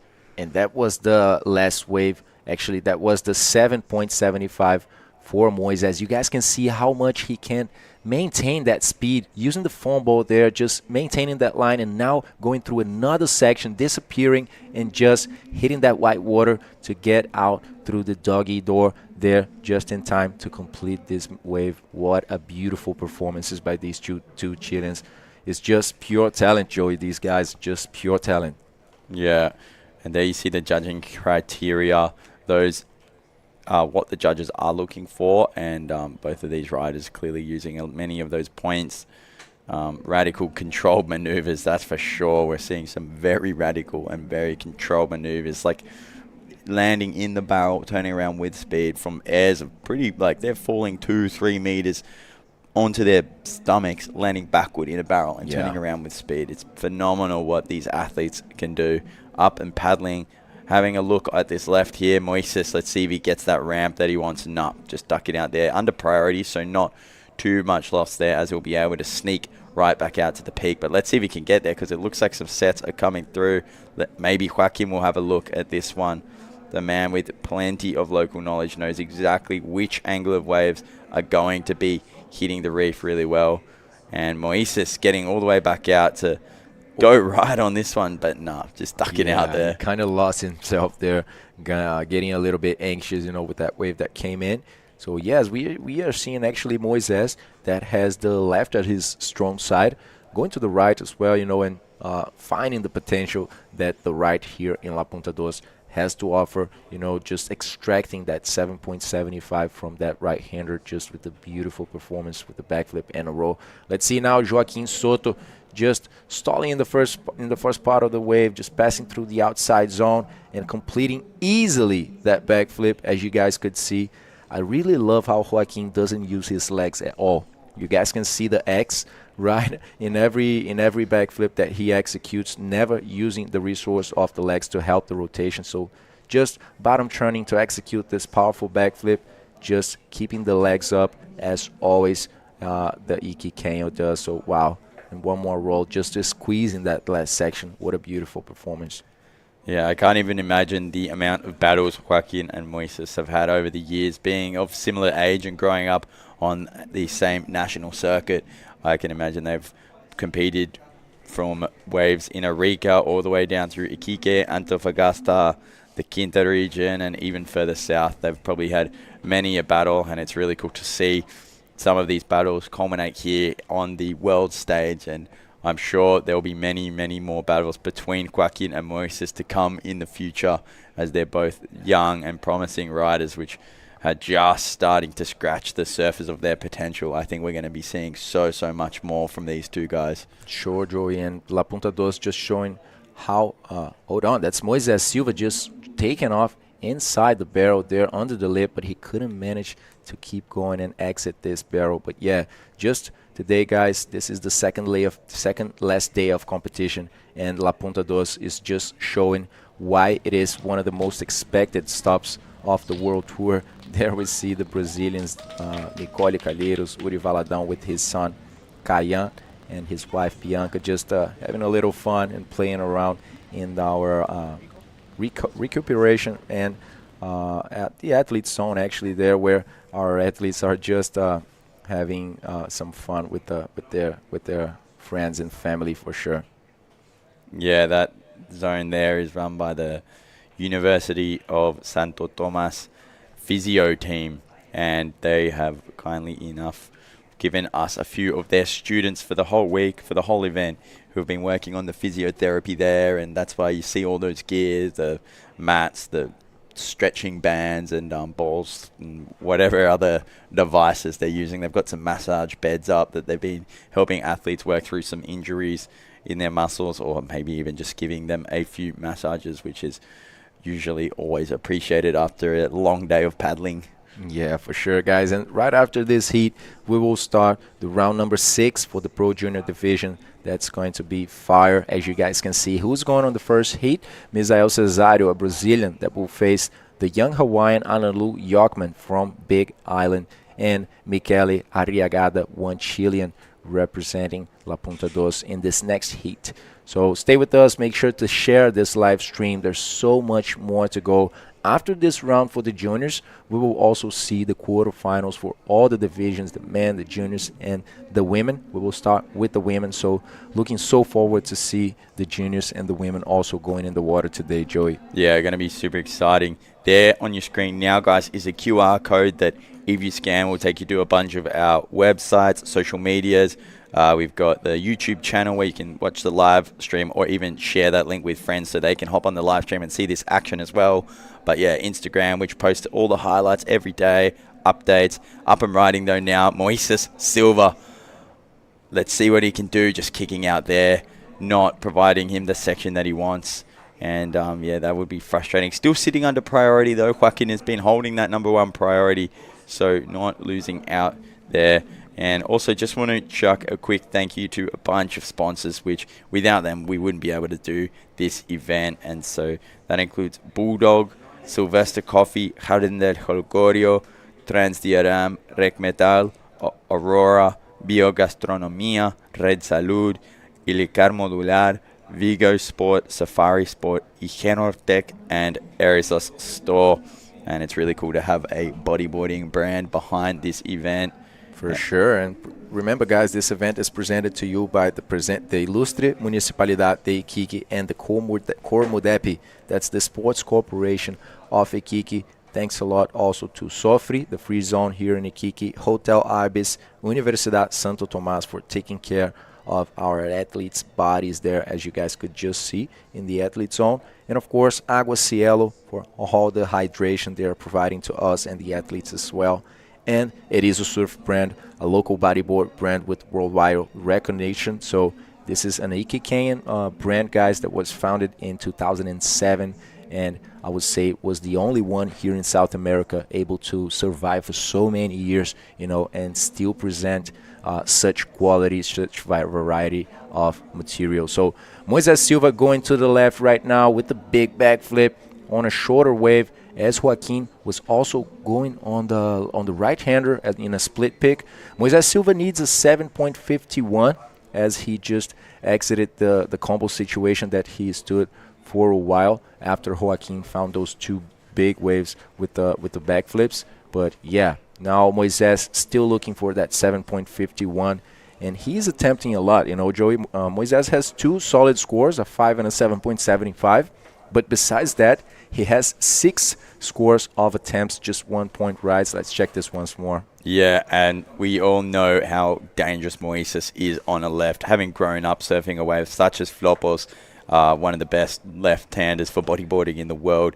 He has a lot of training there. Meanwhile, Joaquin, having grown up here, wow, another crazy flip, and probably not as controlled as some of his others this heat, and so I don't think that's going to be taking the spot of that 7.5, his low score, but still just demonstrating how consistent of a bodyboarder he is, having done maybe 5 massive backflips this heat already. He's just got them on lock, and executing them with some really, really fine technique. Yeah, Joey, and looking from the screen, looking here from the beach, it might look easy, but I think that last wave showed pretty well how it is landing, 2, 3, 4 meters in a fall on your stomach, and how much the impact is strong, So that last wave, just Joaquin losing a little bit of control with his legs. That was a 7.35, actually, a big, decent score, but it was not enough for him to increase his total score. Anyway, he is still in the lead right now. Christopher Bayona wish to go on a heat on a quarterfinal against Joaquin Soto is coming to be. That's going to be also fire. That's going to be an amazing heat if it happens this way, because we still have 1 minute and the possibility for Moises to change the situation. Sí, gente, queda 1 minuto más en este manga increíble y ya hemos visto mucha acción de los dos riders jóvenes de este país que son uno de los mejores, y fue muy bueno ver Joaquín dominando con sus combinaciones de backflip buenísimos, y obviamente tiene mucho sabimiento de esta ola porque sabemos que ya ha surfeado toda su vida aquí en Punta 2, y obviamente Moises Silva, una leyenda de Arica, buscando una ola, ahora está buscando un 7.51. Vamos a ver lo que puede ser un backflip, y no cayó tan limpio. Yeah, guys, not such a clean execution for Moises Silva. That was the last attempt for sure, and by the looks of it, it is Joaquin Soto granting his spot on the great quarterfinal against Christopher Bayona, as we just see that replay. And guys, we're going to call a quick commercial break to come back with the junior man round number 6. So stick with us because we have so much action to come back with.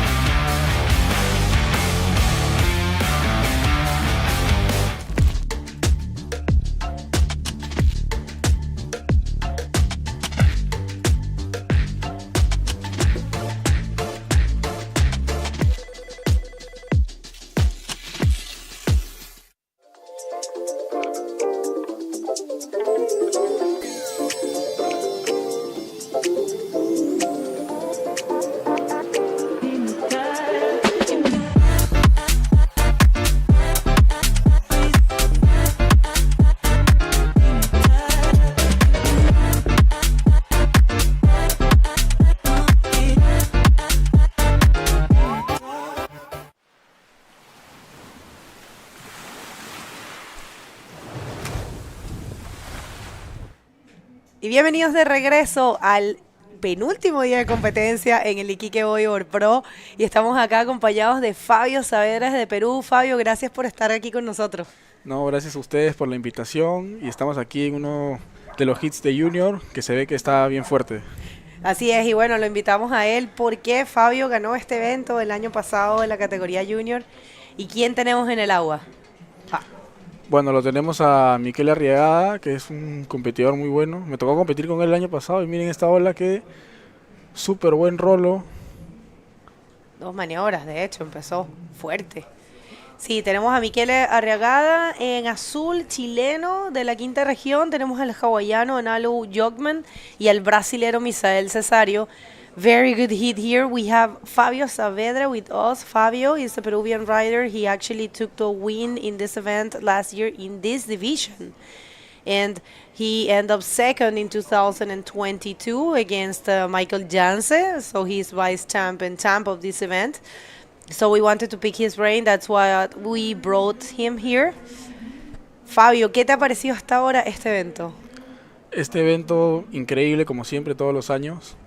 Para mí es un placer venir aquí, juntarme con todos mis amigos chilenos y de los demás países, ¿no?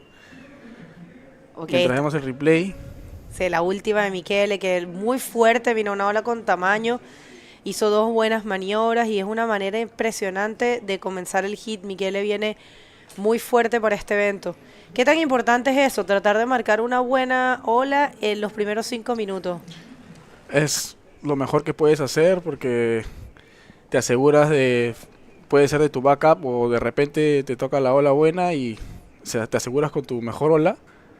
Es algo que funciona bastante, ¿no? Y lo hemos visto a Tristan, a Pirpo, a mucha gente hacer eso en los primeros 5 minutos, teniendo su backup ahí por si acaso.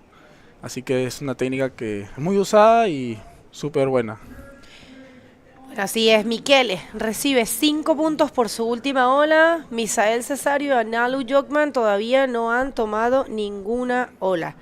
Así que vamos a ver cómo se desenvuelve este hit. Ya estamos acompañados de Fabio Saavedra desde Perú, que viene a comentar aquí esta categoría Junior. ¿Cómo fueron esos años Junior tuyos aquí en la IBC World Tour? ¿Hiciste todos los años? Sí, fue un momento increíble, ¿no? Siempre lo voy a recordar.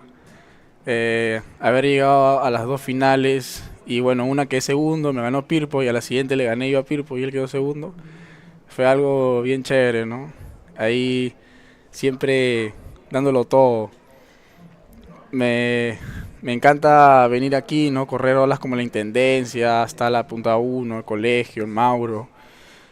Es una zona donde nunca te has aburrido de correr, o sea, tienes de todo aquí, así que si es que se animan a venir, es la mejor opción, está súper cerca y nada, me encanta estar aquí.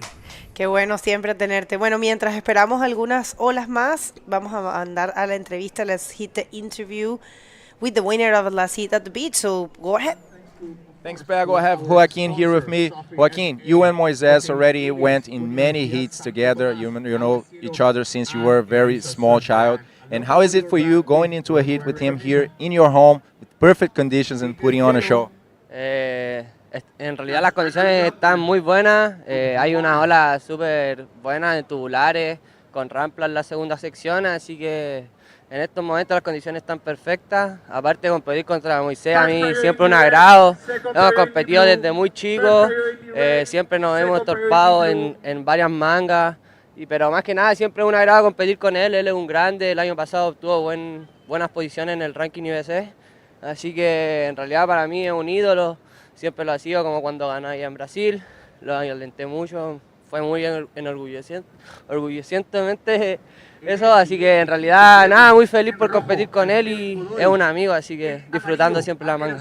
Yeah, he's saying that he's feeling very proud for both of them. You know, actually Moises is like an idol for him besides being also a friend. Moises got a very good ranking also in the IBC in last year on the tour, so he's feeling super amped for this, super happy to go on a heat with such a big friend and come out on top. And Moises, now having the back of everyone here, you know, cheering for you in the beach and going on a quarterfinal against Christopher Bayona, which is a very strong rider from Peru as well, later today. How do you feel about that?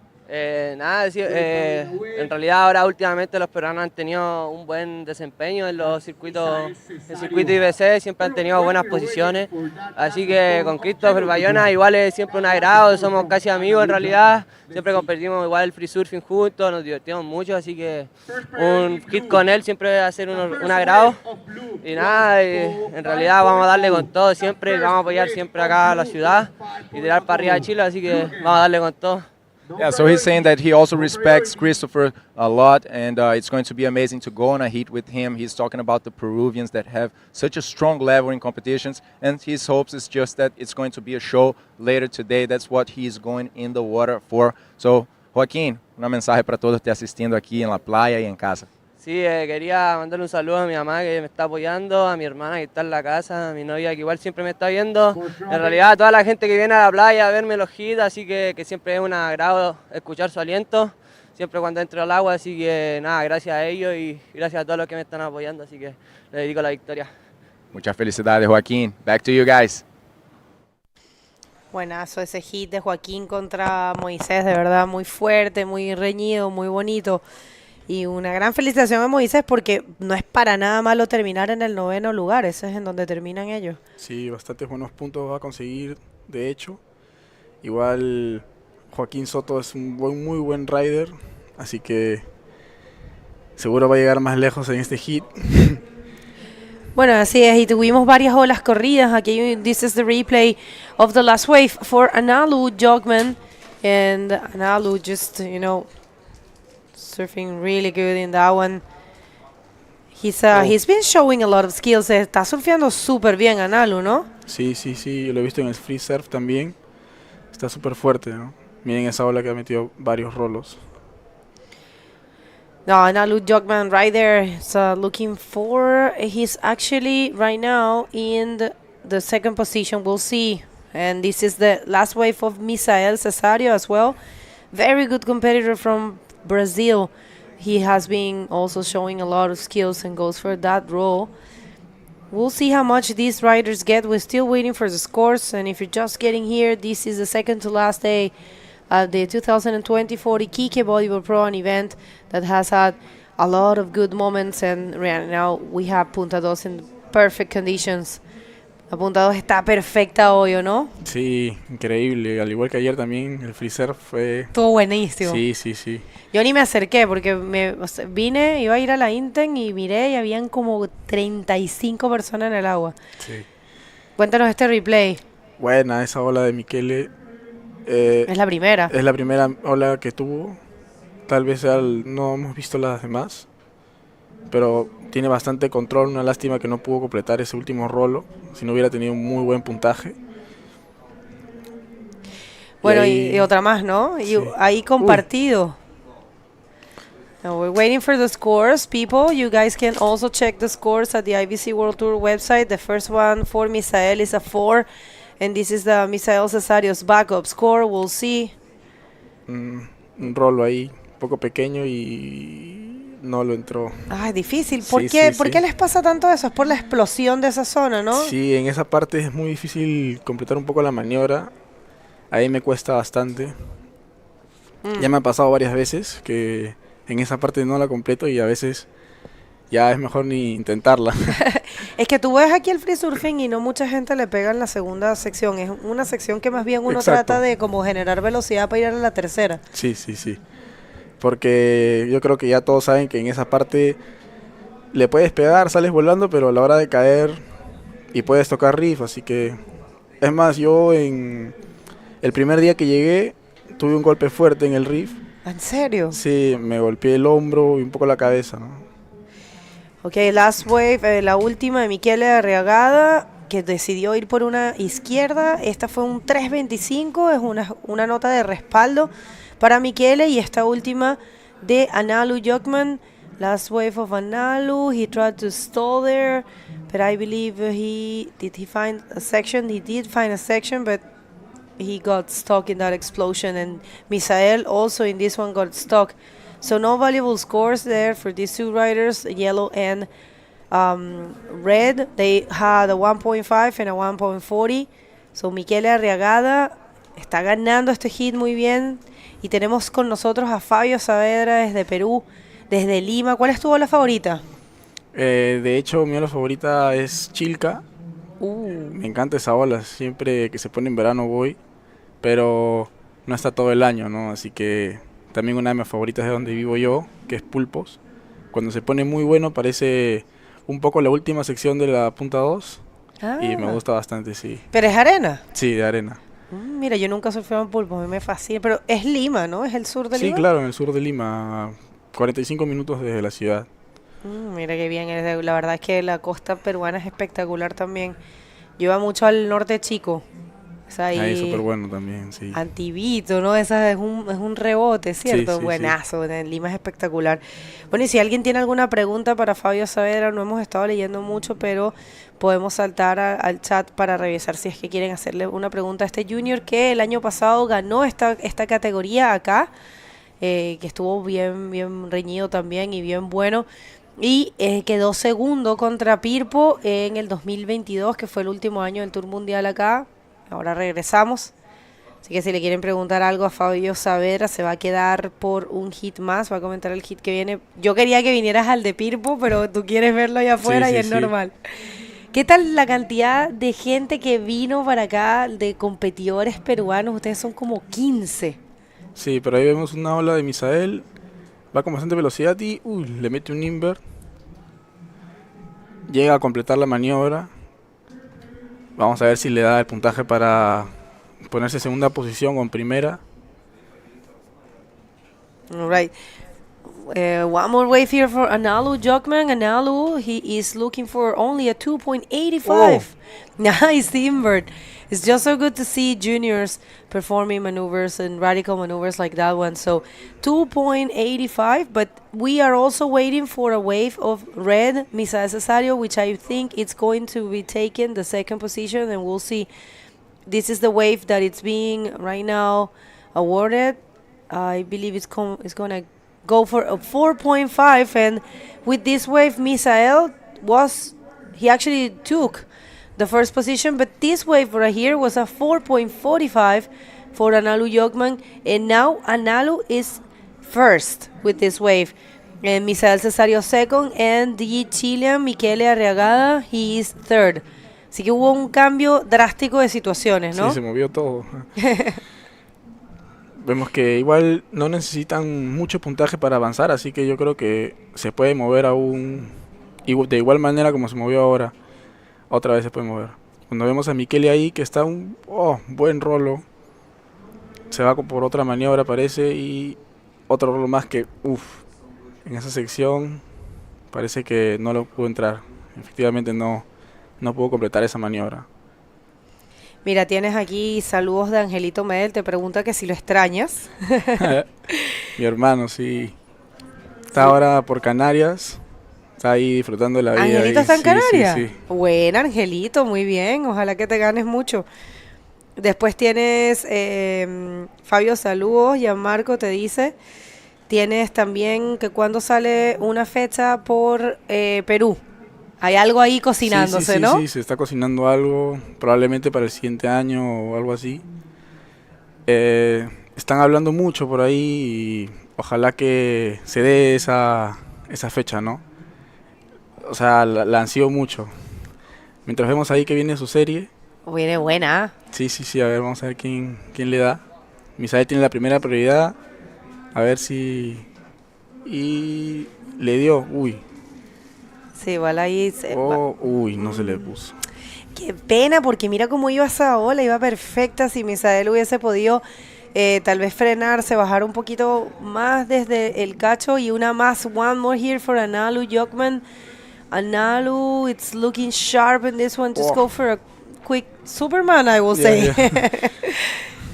Oye, eso que estábamos hablando, sí, este año estaba la posibilidad de tal vez hacer una fecha, pero estuvimos un poquito encima. Sí.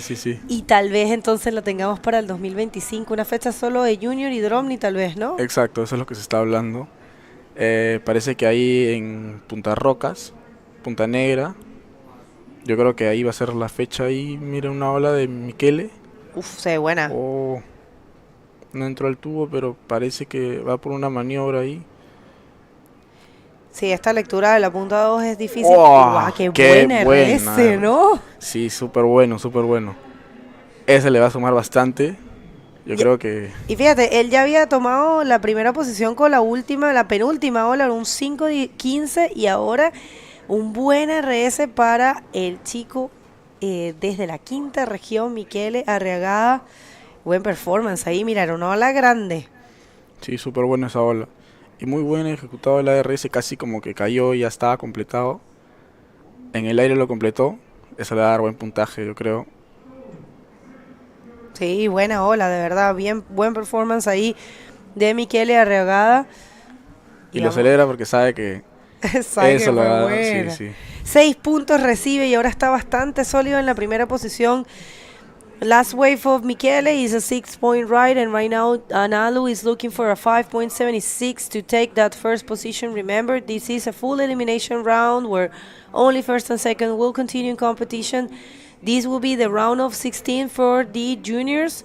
It's only 4 hits though, but they are going to be doing the quarterfinals for the division, and check that out. We have Eros Diaz and Alexander Montes, both from Canary Islands, getting ready to face Steven Godoy. Steven has been surfing really good throughout the event. Steven, lo has visto surfear, ¿no? Ha estado muy fuerte en este evento. Sí, claro, sí, ha estado bastante fuerte ahí. Para llegar a estas instancias también tienes que tener bastante nivel. Estos hits van a ser bien apretados, como el que está haciendo ahorita el de Misael, Analu Jockman y Michele. Así que ahora vamos a ver ese también que se ve súper bueno. Bueno, están en pantalla Joel Rodríguez, que creo que es amigo de ellos también. Qué bonito los juniors. Ahí está Diapolo también, ¿no? Sí, sí, sí. Así que lo más lindo que hay es la unión. Yo me gusta ver a ustedes, los juniors son siempre bien unidos, como que son Sí. siempre bien buena vibra, ¿no? Hemos tenido muy buena amistad, casi todos, nos conocemos entre todos y me parece algo bien chévere, ¿no? Mientras vemos esta ola, se ve súper buena ahí, súper rolo ahí. And Nalu Jockman, he's been showing off in this event. Wow. Air rollo and an air reverse. I'm sorry, air roll spin in the last section there. So Analu, he is looking for 5.76 to take that first position out of Michele's hand. We'll see, but Misael Cesario coming in this one. Nada. La corta. Prefiere, yo creo que seguir con la prioridad ahí y esperar una buena que darle a esa, ¿no? Yo creo que esa Analu Jockman va a ser un muy buen puntaje. Veremos si le da la posibilidad de pasar a la siguiente posición o asegurarse ya bien en el segundo lugar. All right, we're waiting for the last wave of Analu, and it's a 6.5. Of course, he gets the score more than what he needed. And now he is first, Analu Jockman. After this one, it was very well written. I just love the air rolls, you know. You don't even need to do, any other maneuver. If you do one of those air rolls, you get a very good score. And also he completed with this flip. So accurate score there for Analu, 6.5. He's now in first position. Actually, there was a change of situation because last wave, this one, for Super Michele. backflip. That was a 6.90. We didn't see that No. because we were in the replay. No habíamos visto esa porque estábamos viendo el replay de Analu. We want to give another look of that last wave of Michele Arriagada because he was losing the first position but got it again after that last wave. Mira, esta fue la última de Michele que le hizo recuperar. Qué buen backflip. Bueno, ¿no? Sí, sí, sí, súper bien ejecutado y completó súper limpio, ¿no? Hizo recuperar 6.90 Michele Arriagada. Well, that last wave actually took that first position from Analu's hands.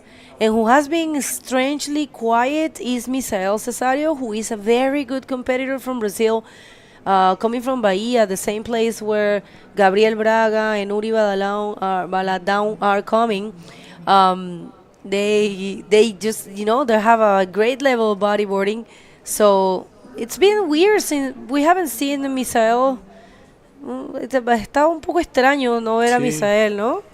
Yo recuerdo que en el 2022 me tocó con él en la semifinal y fue un competidor súper duro de vencer.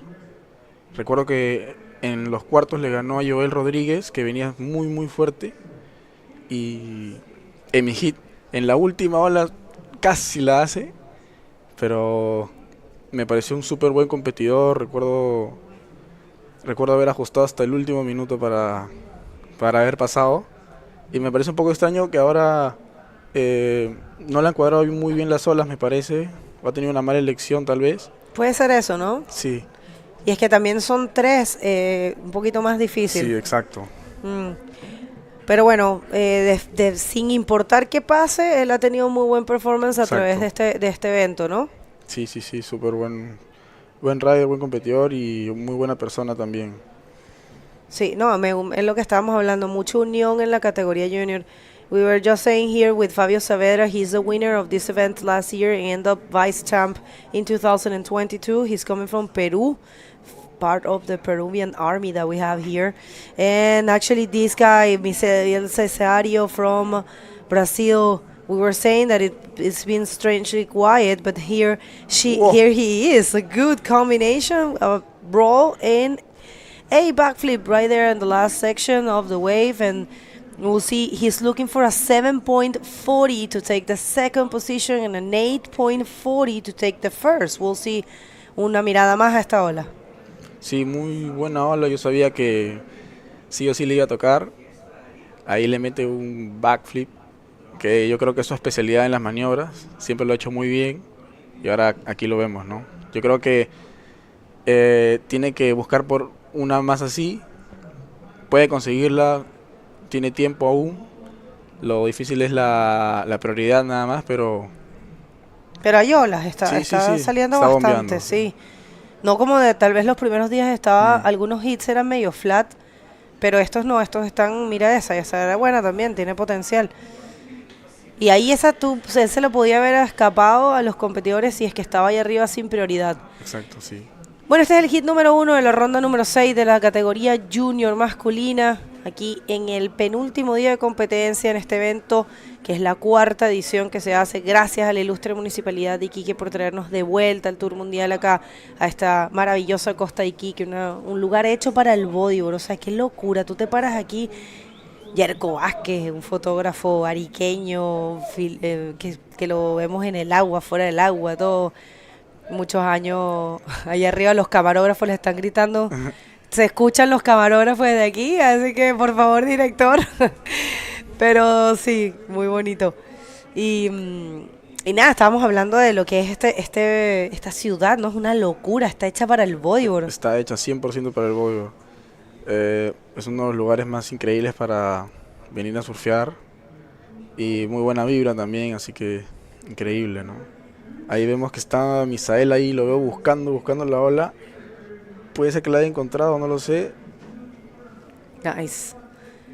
Oh, buen rolo. Misael, él es que está precisando 6.31 para tomar a segunda colocação. A última onda dele foi 5.60, não foi suficiente para pegar a segunda colocação. Lembrando que aqui só primeiro e segundo vão ficar na competência, né? Well, this is unfortunate because his last wave was a 5.60 and actually his previous wave, and he is over. Fabio of official results is Michele Arriagada in first and Anualu Jogman in second. Congratulations, parabéns pelo Misael. And we're gonna come back with more of this division right after this. Don't go anywhere.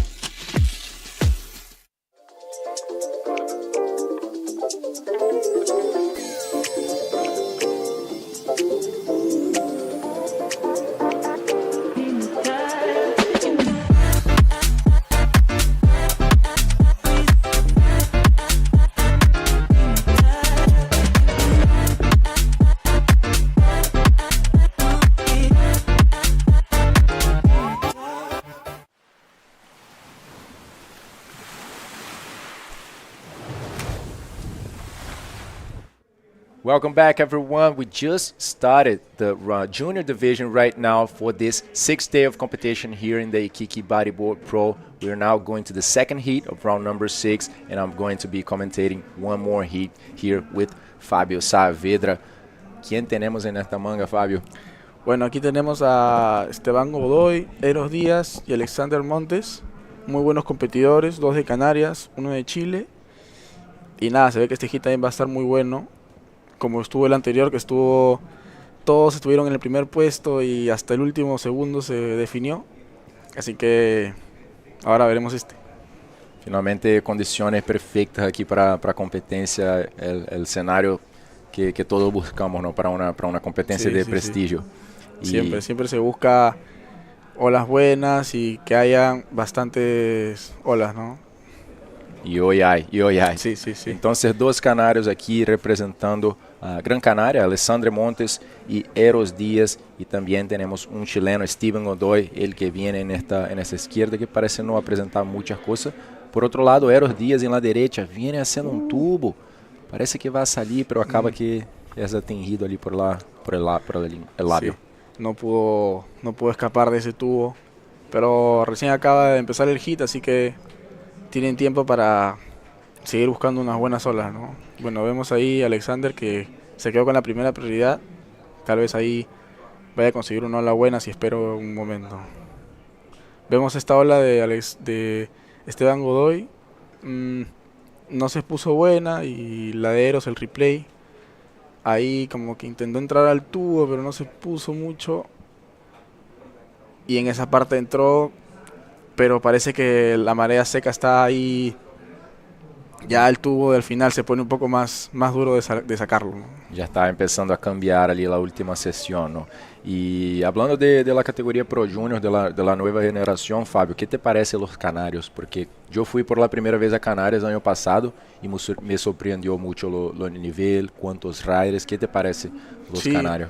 Tienen un nivel altísimo de juniors y de open.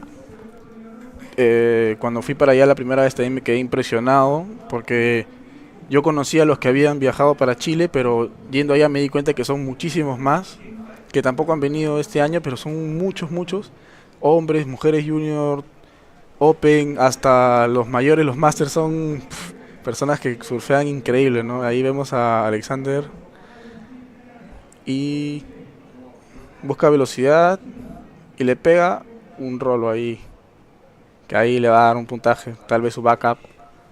4 minutos prácticamente en esta manga, un poco más despacio en el comienzo. Tenemos Eros Díaz en la primera posición. Vamos a ver ese replay de Alexandre, que vino haciendo una buena línea para encontrar este rolo.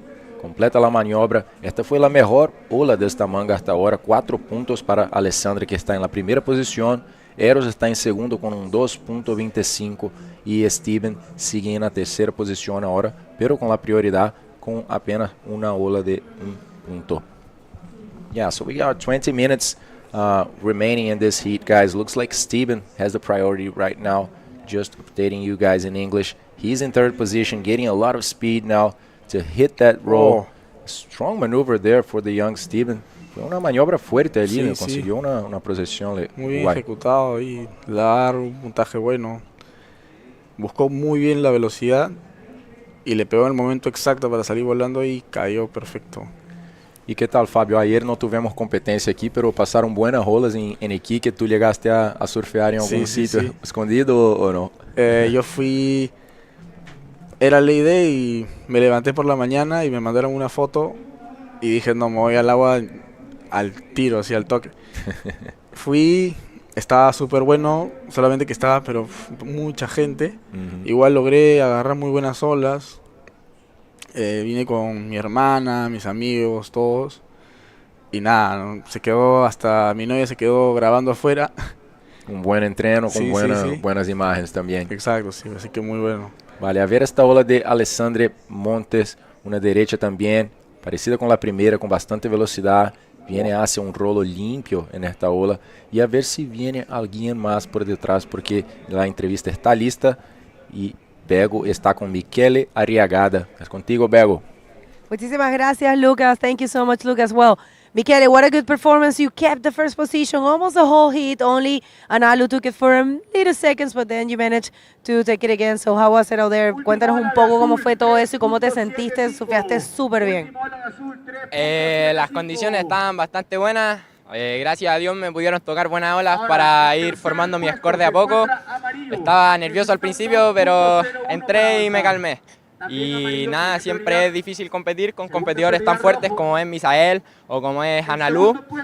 Pero nada, muy contento de que me hayan dado los scores para poder avanzar primero a los cuartos de finales y con todo para llegar al podio. Boy said actually the conditions are super good, and he was lucky enough to find those ways.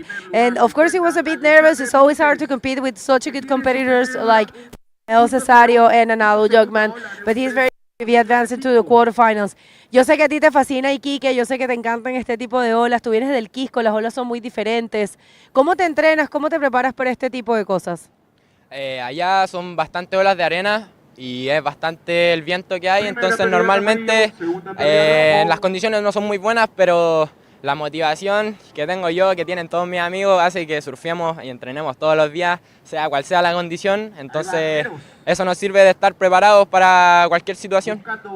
Well, that's a pretty cool thing to say. He says, I asked him because he's coming from the Central Coast in Chile, El Quisco.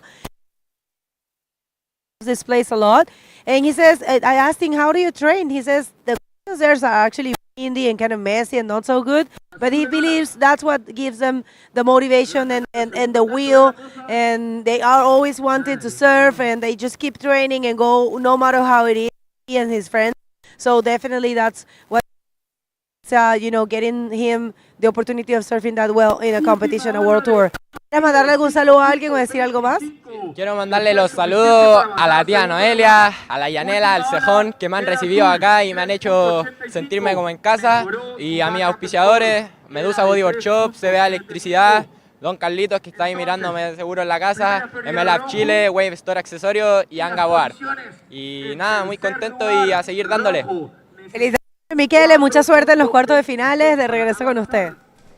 Felicitaciones a Michele, que viene rompiendo tudo de verdad desde el principio de la competencia. Un rider chileno que viene representando muy bien su país aquí en la Punta 2 una vez más. Aprovechar que no hay muchas olas ahora, Fábio, y quería saber, ustedes que son de Perú, son un time muy fuerte, ¿no? Vamos a ver esa ola de Eros. En verdad, un 5.25, un buenazo rolo en la primera sesión, allí donde está más grande, ¿no? Sí, ahí es donde más puntaje te dan, ahí hay que aprovechar esa sección. Y viene la de Alexander, que también busca bastante la velocidad y un rolo, bueno. Alexander parece estar consistente ali en la derecha, está optando por los rolos ahora, pero si logra esses scores que ya tiene, un 4, un 3.85, ahora sí, talvez venga a sacar unos backflips, otras manobras más difíciles para aumentar esses scores, apesar de estar en la primera posición. Fábio, ¿cómo es el entreno que ustedes hacen de Perú? Todos los riders de Perú son, sabe, muy fuertes, consistentes, así. ¿Ustedes tienen algún entreno específico dentro del agua, digo así, de hacer una tarefa específica, depende del día, o simplemente surfear todo el día? ¿Cómo es eso? Bueno, en el agua, más que todo, entrenamos entre nosotros mismos. A veces hacemos hits entre nosotros, que yo creo que eso nos ayuda. Bueno, de luego te explico, y mientras vemos esta ola, que se ve bastante grande, de Esteban Godoy, agarra bastante velocidad y no se pone. Parece que la ola está un poco abierta, no agarró mucho riff. Esas de las series a veces así pasan por fuera de la bancada, ¿no? Del riff, ¿no? Pero volviendo a aquello. Bueno, y a veces entre nosotros hacemos hits, y como sabemos que nos podemos tocar entre nosotros en competencia, dentro del agua también podemos practicar, ¿no? Y ahí nos juiciamos entre nosotros mismos y cosas así, ¿no? Y fuera del agua también entrenamos en Punta Rocas, el centro de alto rendimiento. ¿Todos los días? Lo hacemos los viernes y los sábados, pero podemos ir todos los días. Hay veces que quedamos entre amigos y vamos y entrenamos, ¿no? Con nuestro profesor ahí, entrenador Tito, que nos ayuda bastante, nos hace unos ejercicios bastante chéveres. y estiramientos bastante fuertes, ¿no? Que es lo que más necesitamos en el deporte. No tanto fuerza ni inflarnos mucho en músculos, sino más que todo estar bien estirado. Uy, ahí vemos la banda peruana. Especialmente en este frío, ¿no? En este frío aquí estirar hace la diferencia, ¿no? Sí, sí, sí. Necesitamos estar más estirados para poder hacer la maniobra. Por ejemplo, un invert, si estás muy duro es muy difícil hacerlo. Necesitas bastante flexibilidad, ¿no? Y eso a veces se tiene que crear, no siempre viene en ti. Mientras más toda se le cerró. Pero ahí viene una serie buena. Una serie buena ahí que parece, a ver si alguien, Alessandro Montes, el líder de esta manga ahora, en verdad Eros Díaz, perdón, que viene en esta manga con bastante velocidad. Un backflip crítico ali, una sesión muy rasa, Eros le dio con todo.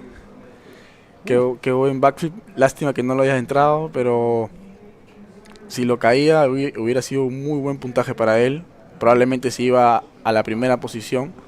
Y él que necesita solo 2.6 para ir a la primera posición, y vino con todo y arriesgando mismo para un backflip, a mostrar el compromiso de verdad que tiene en pasar, porque ahora en esta ronda, ya estamos en la ronda de número 6, de aquí para adelante todo o nada, ¿no? Exacto. Yo creo que él sabía que tenía tiempo aún para hacerlo, así que trató de arriesgar ahí, porque sabía que si lo completaba iba a ser... notazo. Sí, sí. Ahí yo creo que estuvo muy cerca, pero el tubo lo agarró. Esa sección es muy difícil porque es seca, entonces no hay mucho... La ola tiene mucha fuerza y tienes que completarla y agarrarte muy fuerte, si no... Vimos a Pirpo fallar también una de esas en su hit de Tristan contra él. ¿Y qué manga fue esta? Sí, sí, increíble. Al igual que la de Patricio Galay contra Matias, también fue un súper buen hit. Sí, lo que torna muy difícil, o sea, hay condiciones perfectas, eso no hay dudas aquí en la punta 2, pero el hecho de que en algunas mangas hay muchas olas y otras mangas hay pocas olas, ¿cómo uno se prepara para eso, Fabio? ¿Cómo uno se prepara? Tiene que confiar que le va a tocar la ola nada más, y hay veces que no llega la ola y tienes que esperar hasta el último segundo, ¿no? Como Tristan, ¿no? Imagínate, faltando 20 segundos agarró una ola que le dio casi 9 puntos. Y bueno, nos pusimos un poco tristes nosotros los peruanos, pero ya sabemos que Tristan es un monstruo que no le puedes dar ni una chance de ninguna ola, ¿no? Y él esperó su ola, pasó una, pasó dos y a la tercera recién le dio. Fue algo muy arriesgado que probablemente yo no hubiera hecho y muchas personas también no lo hubieran hecho porque no sabes si va a venir atrás y atrás. Es algo muy difícil, ¿no? Sí, yo estaba hablando con Pirpo ali después de esta manga y le dije que es parte del juego, ¿no? Perder, ganar y perder también, pero perder de aquella manera es una manera que es honorable, ¿no? De perder de aquella manera fue un show de manga, seguramente, y sí, más que merecido también de Tristan. Y a ver ahora Steven en la tercera posición, hace un drop retrasado con un rolo en la primera sesión muy fuerte, la mejor ola de Steven, seguramente que necesita 4.26 para avanzar y imagino que va a lograr más do que eso a lo mejor para tal vez ir si a lo la logre, me parece que sí. Igual, bueno, Eros necesita mejorar su segunda ola, que tiene tiempo aún para hacerlo, pero Esteban Godoy con esa ola que le dieron 6.5 se va a la primera posición. Muy buen rolo, muy bien ejecutado en la primera sección. Miren cómo completa súper bien. Nunca desaparece. Y levanta la mano porque sabe que le iba a dar la nota. Muy buena ola. Haciendo una actualización rápida aquí en inglés. Yeah, so guys, we have 10 minutes remaining in this heat right now. We just saw Steven Godoy get the best wave of this heat. A 6.5 with that roll in the first section. Very powerful maneuver by the young Chilean. Just more than enough for him to go straight to the first position, leaving Alexander, the Canary, in the second position, now needing 5.76 to go to the lead, and Eros Diaz, the other Canarian in this heat, needing 2.60 only to advance, a small score and a 4.51 to go to the lead. Eros, de cualquier manera, también aún necesita un score muy pequeño de 2.6, con 9 minutos prácticamente, o sea, muy posible que Eros va a intentar y que a lo mejor también va a conseguir esta ola, seguramente si viene una sesión para Eros. Yo creo que sí. Igual hay que tener cuidado con Alexander, que también tiene una segunda ola un poco pequeña y su primera ola también no es muy un puntaje muy fuerte, así que yo creo que también necesita mejorar ese score. Si no, puede tener problemas en los siguientes minutos con Eros. Fábio, perdón, interrumpir. Son Siga. amigos, pero en la competencia a veces no, no hay amistad, solamente es hit con respeto, pero es algo que cada uno ve, ¿no? Una buena rivalidad dentro del agua, Sí, ¿no? claro. La amistad se torna una buena rivalidad Sí, dentro sí, del sí. agua, ¿no? Uno intentando mejorar el nivel del otro. Ahí vemos nuestro cuadro de jueces. Tenemos 4 jueces siempre aquí. Los scores, el score más alto y los scores más pequeños son descartados y los otros 2 se hacen una media para que lleguen a los scores que ustedes vienen en la pantalla.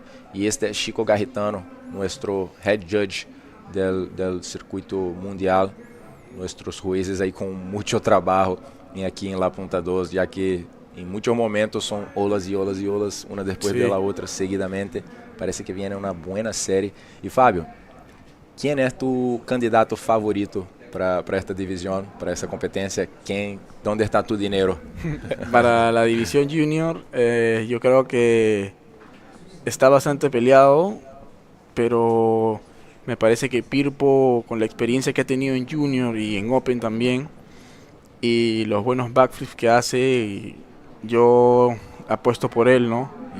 Sí, teniendo 2 finales ya, una primera, una segunda, que quedó en segunda posición, Justo. me parece que esta vez sí también la va a ganar.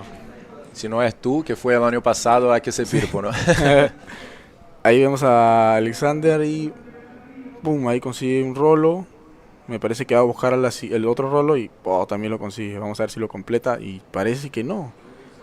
Uy. No logra completar Alexandre, que viene sólido en esta manga, apostando en los rolos ali, pero a ver también con lo que viene Eros, porque hay tiempo en esta manga. Eros vino en una última ola muy buena, que hizo un backflip grande ali, fuerte, ¿no? Pero no logró completar y seguramente va a venir en por lo menos un intento más. Y para la división femenina, ¿qué te parece, Fábio, después de ese replay? Ahí vemos el rolo, el replay de la ola. Y ahí busca por el otro rolo. Que lástima que no lo haya entrado, porque si no, tal vez se hubiera despegado un poco más de Eros. Pero vemos que Eros ahora necesita 3.25. Y ahí miren, otra ola del chileno. ¡Pum! Buen rolo. Veremos si se le conecta para la otra ola. Y parece que sí. ¡Wow! Una ola Qué perfecta buena para Steven. Perfecta. Sí, Encontró sí. ali una sesión. Viene Eros también. Já vamos a ver este score después. Eros buscando um 3.25 para avançar. Hace um rolo. Está ali confiante com esta ola que hizo. Pero Steven ahora va a llegar más lejos seguramente en la lideranza. Sí, sí, sí. Yo creo que va a cambiar 3.25, ¿no? Sí, sí. Claro que sí. Y se va a despegar mucho más de los demás. Y ahora parece que la lucha va a ser por el segundo puesto.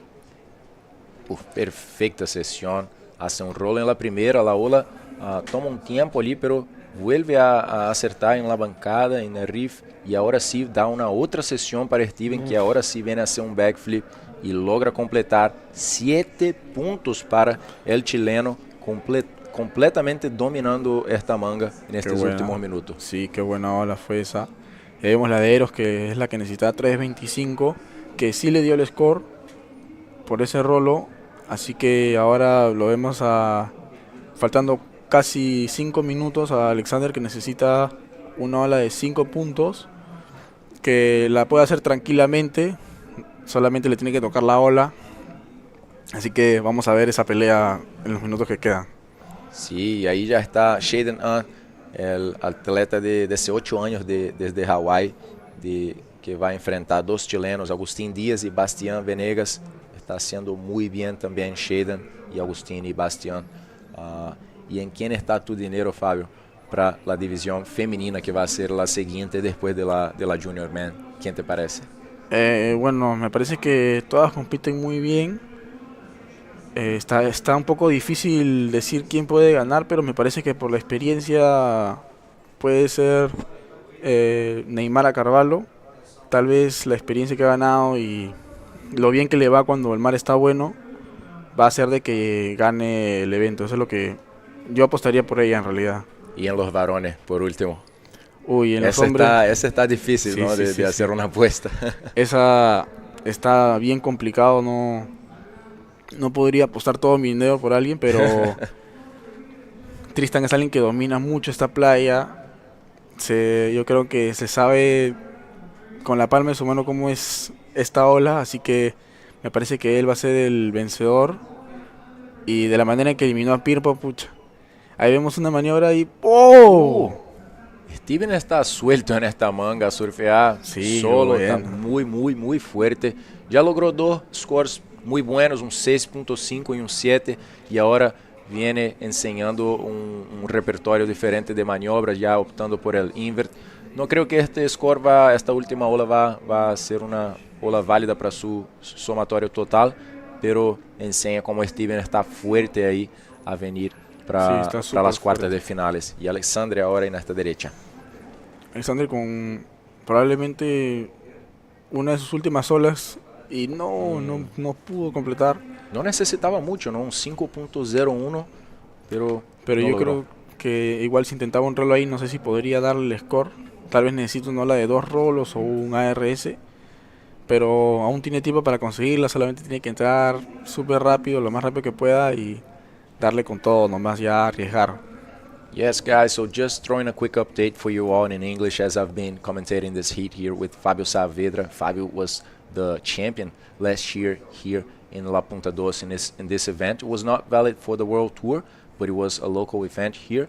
And yeah, so in the first position we have Steven Godoy that in the last 10 minutes, I would say, found very good waves, the two highest scores of this heat, 6.5 and a 7-point ride.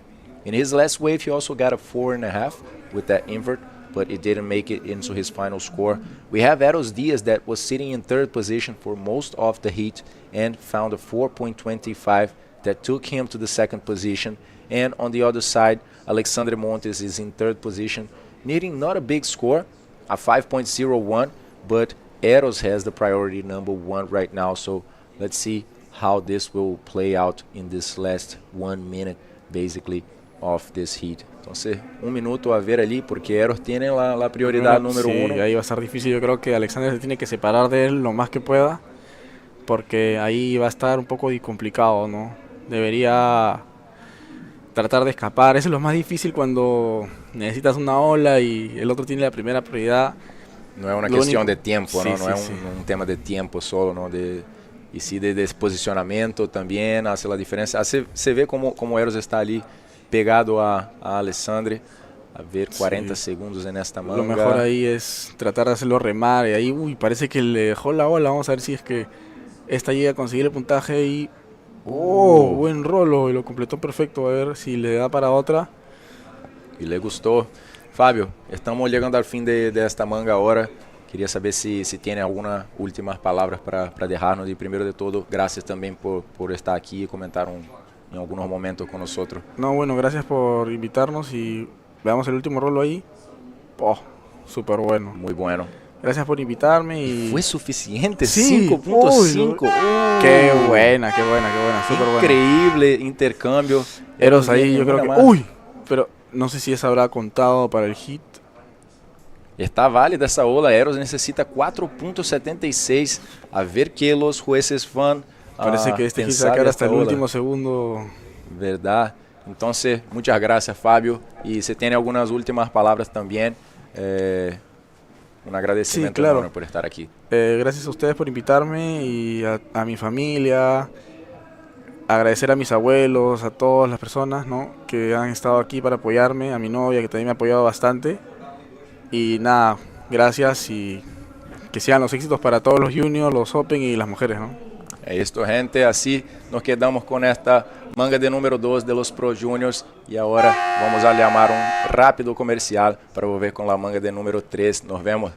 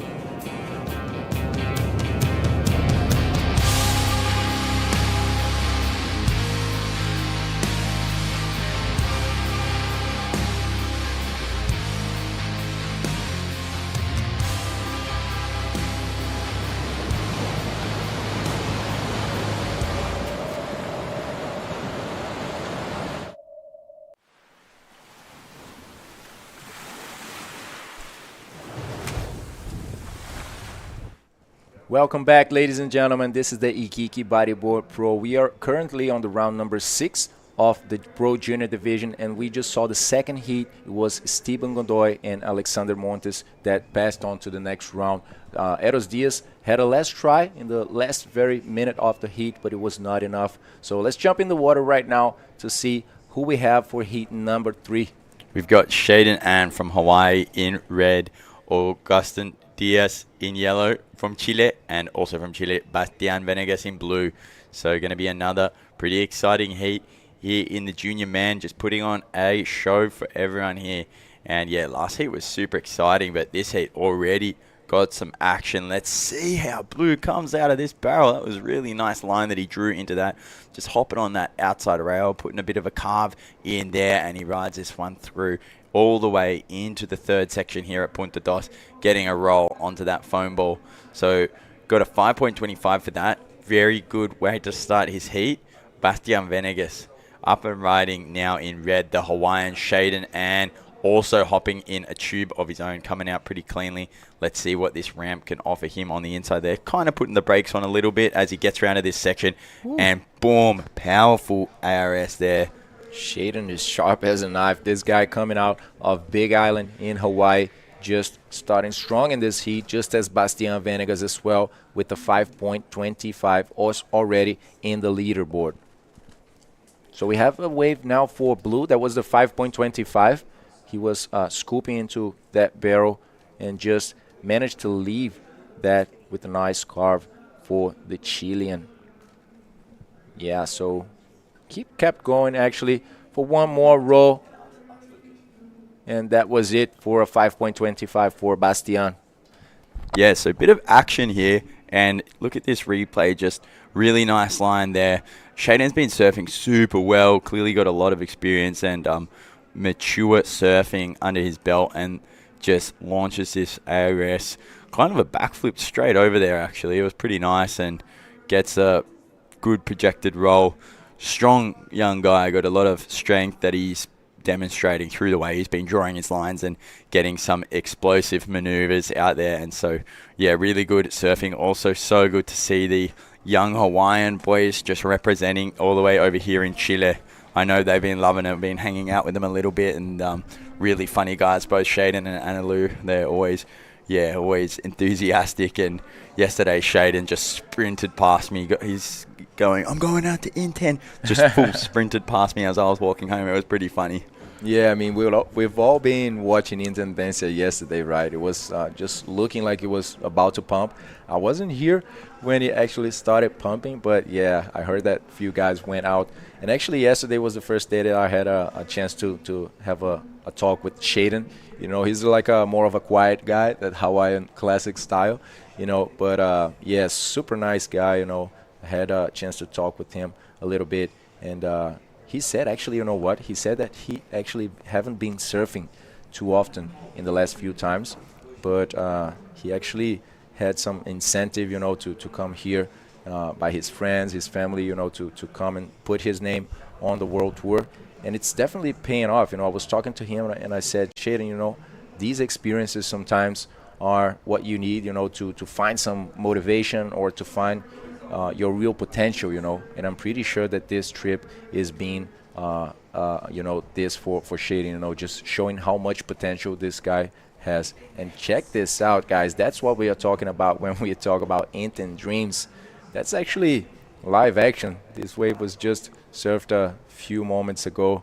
So that's the best urban reef break reef in the world, guys. So many waves very close to each other, and it's not a rare scene to see a pumping wave right beside where you are. So just one sneak peek and another one for Inten. And yeah, now we're getting back to action. And it's Agustin Diaz going on the left. Agustin has a 1.5, and this wave didn't look like it provided too much for him, now in the third position. Yeah, that was classic as the cameraman just had to swap back there. But back to work. He's on it. These guys have barely missed a single wave this whole event, which, yeah, says a lot about the skill of a cameraman. It's hard to be filming for 6 to 10 hours straight and only miss like 1 or 2 waves. Up and riding in red once again, Shaden just getting to a little bit of a chandelier there in coming out. Will be a little backup score for him, but something he'll be definitely replacing later on through this heat. Yeah, Shaden now in the first position, just getting the first solid scores of it, as well as Bastian. Bastian has a 5.25. He is sitting right now with the priority number 1, just looking for a 4.01 to go to the lead with a nice late takeoff, scooping into a beautiful runner there. Is it going to come out? He does with a lot of speed, looking at that lip section, losing a little bit of speed just before hitting it, but managed to find a roll, and that was a good wave for Blue. Best score for him so far. And Agustin Diaz just kind of losing himself in that left, just wow, that was a complicated wave there, hitting the maneuver and kind of losing the moment, right? Yeah, we'll catch that replay in a second, but let's just talk about that barrel from Bastian Venegas. That was an absolute stoinker of a wave, and that is what you want out there at Punta Dos. Just wait for those real nice ones, take off a bit behind the peak, and look at that beautiful line he's drawn through this, getting quite deep behind that lip and then coming out high up on that line and flying through here with a lot of speed. Unfortunately, losing a little bit of that speed by the time he gets to this end section, but still he knew he needed to make it a completed wave by doing something there, and still gets a roll out. And it's going to be a great score nonetheless, because it was an amazing barrel. But we had this other one, Augustin, just not coming off the lip very much here, hitting it way too early, and yeah, getting a bit stuck up under there. Doesn't look like the friendliest of wipeouts. But Lucas, what have we just got in the scores now? Oh my God, guys, that's the biggest score I would say for the Peru Juniors right now in this day. That was a 9-point ride for the Chilean Bastian Venegas, and it was no doubt about it. I mean, it was well deserved, just late takeoff behind the peak. Let's check this once more. So yeah, just in position to get on time for that barrel, and he's still there just running. And he came out actually pretty deep, taking some time to get out of this barrel with a lot of speed and drawing a beautiful line to hit the last section of La Punta Dos. He just lost a bit of speed right now doing that bottom turn, but he managed to complete the maneuver.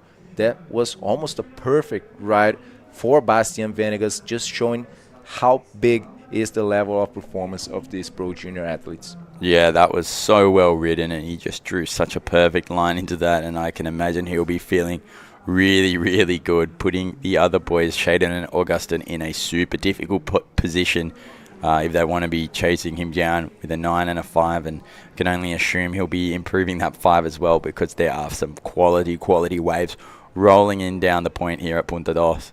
And that's Shaden and last wave actually getting a 6.75, just starting with the barrel in the first section. Let's see what else Shaden got in that wave. Just holding and stalling for the next section, now releasing the brakes for a nice backflip. Very stylish guy, just completing and just going for another spin as well on the section. So yeah, good job also for Shaden and getting that 6.75 and ditching that 3.75 that he had. Now the weight is all on Agustin Diaz's shoulders, because he's in a combo situation. He's going to need some high scores to keep up with the other guys that just in the first 10 minutes of the heat just got very far away when it comes to the scores.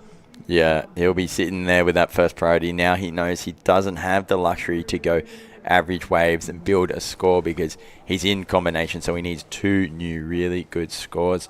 12.25, so not the worst combination that you could be in, but still going to be wanting to get on those right-handers that Bastian and Shaden have actually been managing to find, because they're the ones, they're really producing some good barrels. For sure, and in the other side, Agustin didn't get any solid score. It was just 3 attempts, a 1.5, a 1, and a 1.60.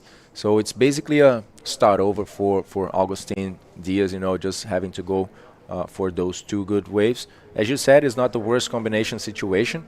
It's basically like 6 and a 6.26 would be enough for him right now to get what he needs. But that's for now, because these guys already got into that very good position in the very first minutes of the heat. So it can change. It can be a worse situation for him in the end if Bastian and Shaden manage to increase those scores, and it's very possible, because Bastian's backup score is a 5.25, and Shaden's backup score is a 5.5, so these guys are definitely looking after it in these last minutes of the heat. There you see La Cosa peeling off in the distance, but up here at Punta Dos, Augustin must be feeling a bit of pressure because he's picked a wave that isn't going to offer him a scoring opportunity to get out of that combo zone. I guess it'll still be backing up his 2 low scores that he's got, but he really needs to get on something a bit better than that if he wants to make his way into a qualifying position. For sure, the bar was just raised by the Hawaiian and the other Chilean, Bastian Venegas, that found almost a perfect wave in this heat. A 9-point ride, well deserved, showing how much he trusts his technique, just coming from behind the peak, scooping into that barrel in a quite long run as well. So yeah, very good job and high level of performance from these guys in the Pro Junior division. That's a division that was created a few years ago by IBC with the intent of providing that transition from the athletes or that first steps in their professional careers. That's the division up until 18 years old, and it's very important for these guys to get ready for the man division, to facing those more experienced riders. As we see Shaden and just going for one more attempt of ditching that 5.50, but the wave just didn't provide for Shaden.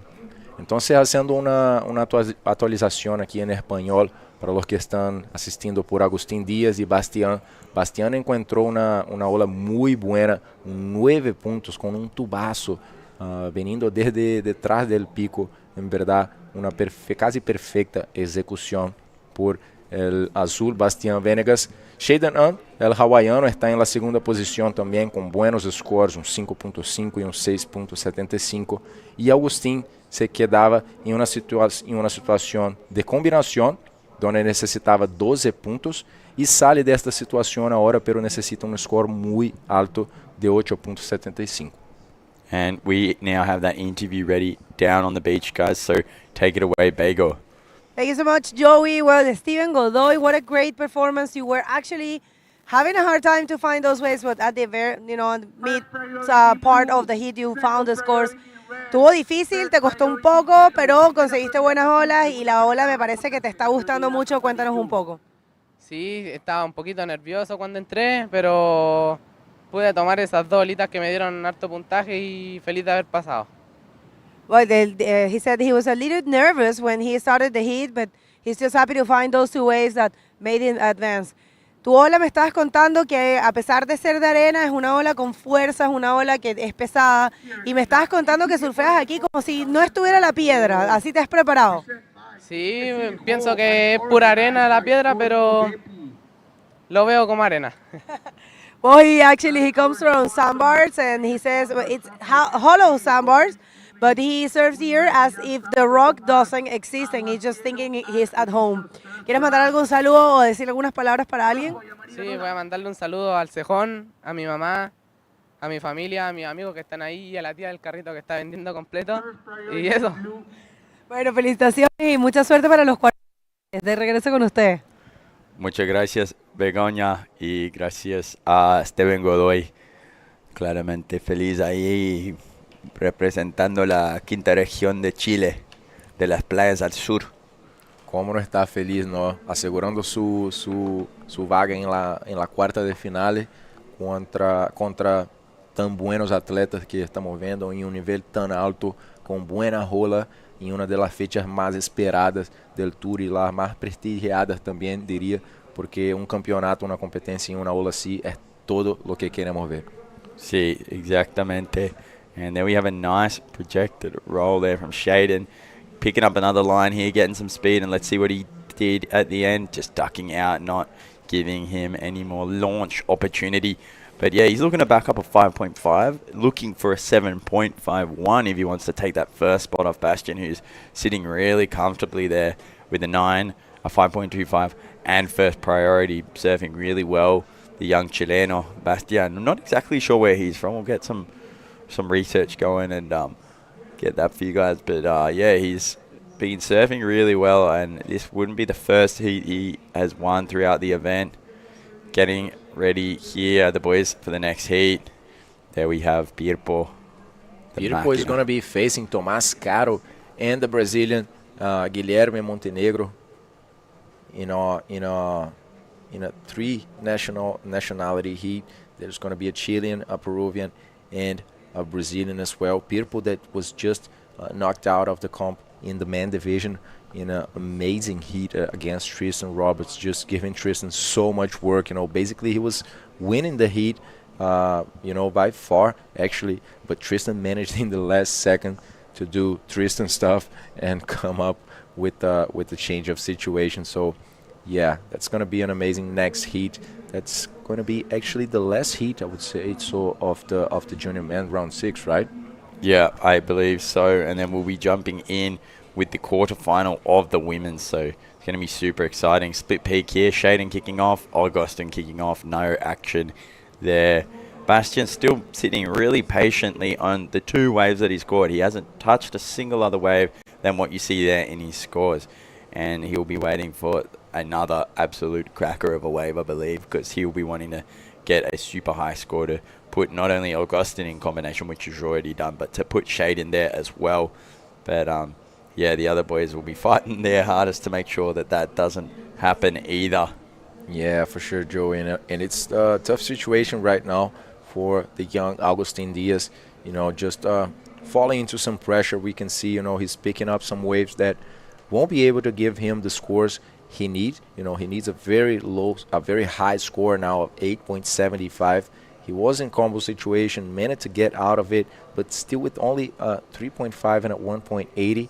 So as we are seeing the level so high, it won't be enough for him with these scores to keep going to the quarterfinals. As we see the pressure just raising by these two. Shaden on the priority, just going to this right-hander.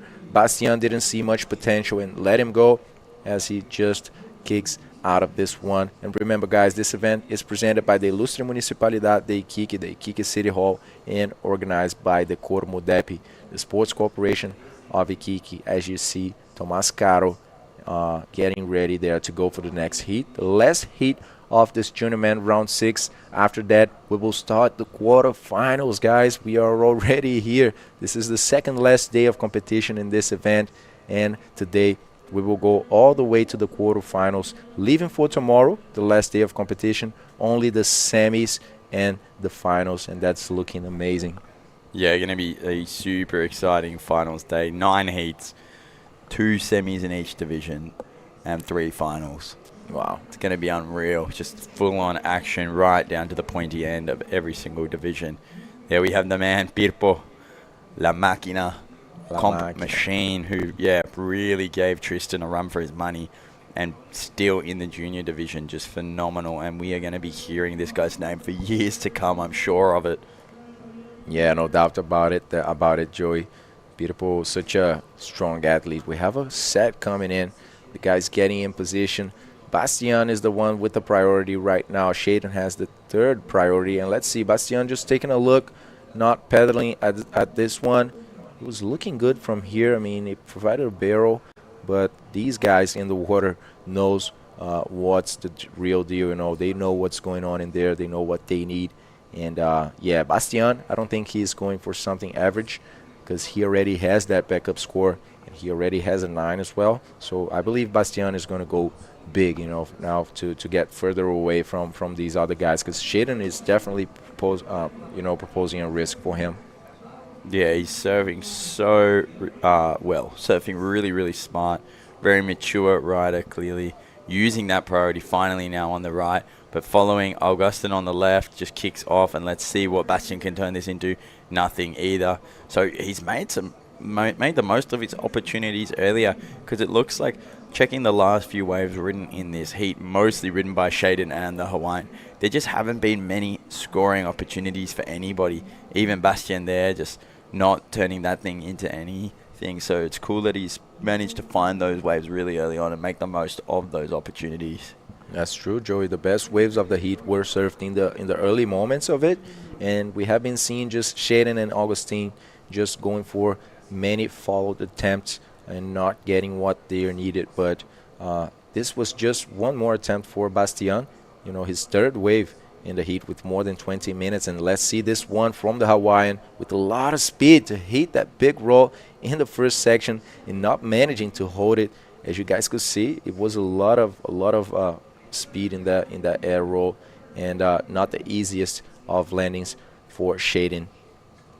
Yeah, we have Michael Yancey just doing a sign of the cross as he goes in there.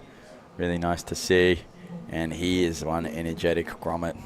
I love just hanging out around him. And check this out, Joey. Sorry to interrupt you, but we have the world champion, the defending world champion, and the vice world champion in the same heat next going, which is Guy Montenegro as well. That's looking good. Yeah, they had a bit of a battle last year at Fronton. Yeah. And yeah, it should be exciting to see. Yeah, 2 minutes and 30 seconds. Let's throw an update in English for everyone watching for Agustín and Bastian. Entonces, tenemos Bastian en la misma situación, en verdad, desde la última actualización que hice en español para ustedes. Bastian tiene un 9, un score casi perfecto con un tubazo que sacó, y un 5.25, un score medio para él en esta manga. Bastian está con la prioridad de número 2. Shaden, el hawaiano, viene ahora en la segunda posición. Shaden está clasificando para las cuartos de finales. No encuentra ya varios intentos por Shaden. Ese fue en verdad el sexto intento de Shaden después de lograr su 6.75, su mejor ola. Y por otro lado, el chileno Agustín sigue con scores muy bajos en esta manga. Agustín tiene la prioridad, está afuera, pero necesita de un score prácticamente excelente para avanzar en esta manga y asegurar su vaga en los cuartos de finales, que vamos a ver hoy más tarde en este sexto día de competencia aquí en el Iquique Bodyboard Pro, una de las fechas más esperadas y más prestigiadas del circuito mundial de bodyboard IBC. Yeah, there we have them waiting out, last minute on the clock.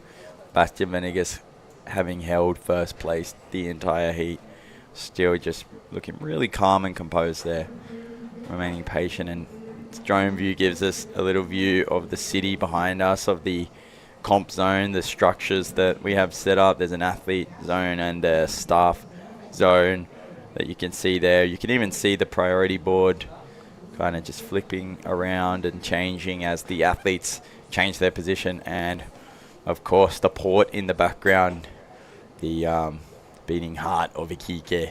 It's been a very kind of like a trade center of Chile for a long time. Up and riding in red, the Hawaiian Shaden Ann picking up another wave here, still looking for that 7.5, and these inside sections just not really going to provide such a scoring opportunity. You really need to be hitting those more critical ones, probably at the start if you want that kind of score. Got Augustin Diaz looking at a little left flip bowl there, but not making much of it. Yeah, Joey, we could see Shaden just very active in this heat, trying to get away from Augustin, but unfortunately it was not possible for the Chilean with a very poor wave selection in this heat. Couldn't keep up with his adversaries, Shaden and Bastian, and therefore we will have Shaden and Bastian just going to the quarterfinals later today, and we're going to call a quick commercial break to come back with Tomás Caro, Michael Jansi, and Guilherme Montenegro for the last heat of round number 6 Junior Man Division.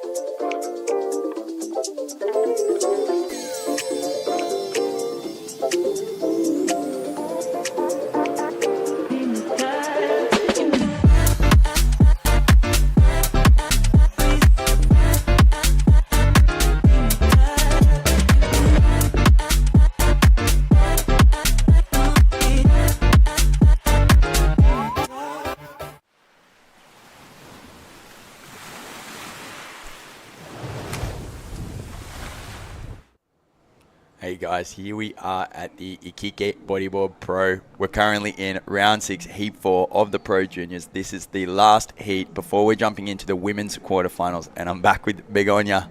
Thank you, Joey. Super excited. Let's check this last heat of this round. The round of 16, and we have in red Thomas Caro from El Tavo. Michael Janse, our great defending world champion in this division, and no one else than Gui Montenegro from Espírito Santo, Brazil in blue. So this one right here is going to be very difficult because all of them are super good riders. Look at that wave just rolling through. There's still some phenomenal waves here at Punta Dos. That looked like a really, really fun barrel. Definitely something you'd want to be inside to get a good score. And up and riding, though, Gui Montenegro, the young gun out of Brazil, with a really nice projected roll. And that's pretty good for him. First wave of the heat to get his campaign underway. Yeah, super good for Guilherme Montenegro. You want to start the things early in the heats. You need that. It's very important. Fabio was saying it. And a split pick situation. Thomas Caro to the left and Michael Janse a la derecha. Let's see Michael Janse, que es el campeón mundial junior actual. Un backflip a la tercera sección de la punta 2. Y Tomás Caro hacia la izquierda. Ya vamos a ver la repetición de esa última ola. Pero sí, Tomás Caro viniendo desde el Tabo, una tierra, como él mismo dijo, él le dijo tierra de campeones, pero tierra de campeones es un lema de aquí de Iquique. Pero sí, uno de las áreas de Chile, de la zona central de Chile, que ha producido grandes nombres como Nelson Flores, Alan Muñoz, entre muchos otros grandes riders. Y por supuesto ahora Tomás Caro, que ya tiene unos años que está dando bastante de qué hablar. Es un rider que incluso se había ganado la posibilidad de ir al frontón. La repetición de la última de Gui Montenegro, un rolo bien bueno, proyectado, y todavía no caen esas notas. Y esta es la primera de Tomás Caro. Qué buen RS. Ya la vamos a ver aquí. Esta sería, perdona, la segunda o tercera. Bueno, los jueces están ahí deliberando. Parece que hubo varias olas corridas mientras nosotros estábamos en los replays, ¿no? Sí, parece que sí, y eso fue la última de Pirpo, este backflip con una línea muy larga, y hizo un backflip limpio como siempre ahí en la última sección. Eso fue bueno, pero sí, habían unos replays, guys. There was a bunch of replays as a few waves were caught during that commercial, and the totals and scores are dropping right now. So Pirpo got an 8.0 for his first wave, which I'm sure we'll be able to grab another replay of any second. But he's already stomped down his foot on this heat and told everyone that he is a force to be reckoned with, because that is a pretty good total to have in the first 5 minutes of a heat. And yeah, the other boys are not giving up though, because Thomas Gatto got a 5 for his first wave with really clean surfing on that left over there. And Guilherme Montenegro from Brazil has got himself 2 nice mid-range scores. So a lot of action going on this heat, unlike the last heat. Sí, un hit súper activo que empieza fuerte, con un montón de olas corridas. Ya están cayendo los puntajes las dos primeras de Pirpo. Un 8 y un 5.75 lo tiene primero Guilherme Montenegro, un 6 y un 5.50. Tomás Caro, un 5 y un 1.85. Eso es las notas que tienen cada uno, como ustedes vieron en pantalla. Y las condiciones están buenísimas. Yo ahora salí mientras estábamos haciendo la entrevista, estábamos mirando con Steven, y buena la ola. Él me decía que le encantaba, que era la primera vez que venía a este evento mundial, pero no la primera vez que venía a Iquique. Ya nos vamos a ir con la entrevista de Bastian Venegas y Lucas. Espera, vamos a ver si esta ola va, si alguien va a tomarla. Parece que es Pirpo. Michael Jansen, esta otra ola será su tercera ola. Lo que va de hit va por un aéreo reverse. Es el primero que le veo a Pirpo y lo combina con un rolo. Él comodísimo, como siempre, muy feliz. Ahora sí, yo creo que estamos listos. Vamos a ver si alguien toma esa ola. Let's just wait. No. Vámonos con la entrevista, Lucas. I'm here with Bastian. Bastian, you basically just got 3 waves in this heat, a 9-point ride, sick barrel out there. Let us know what happened out there.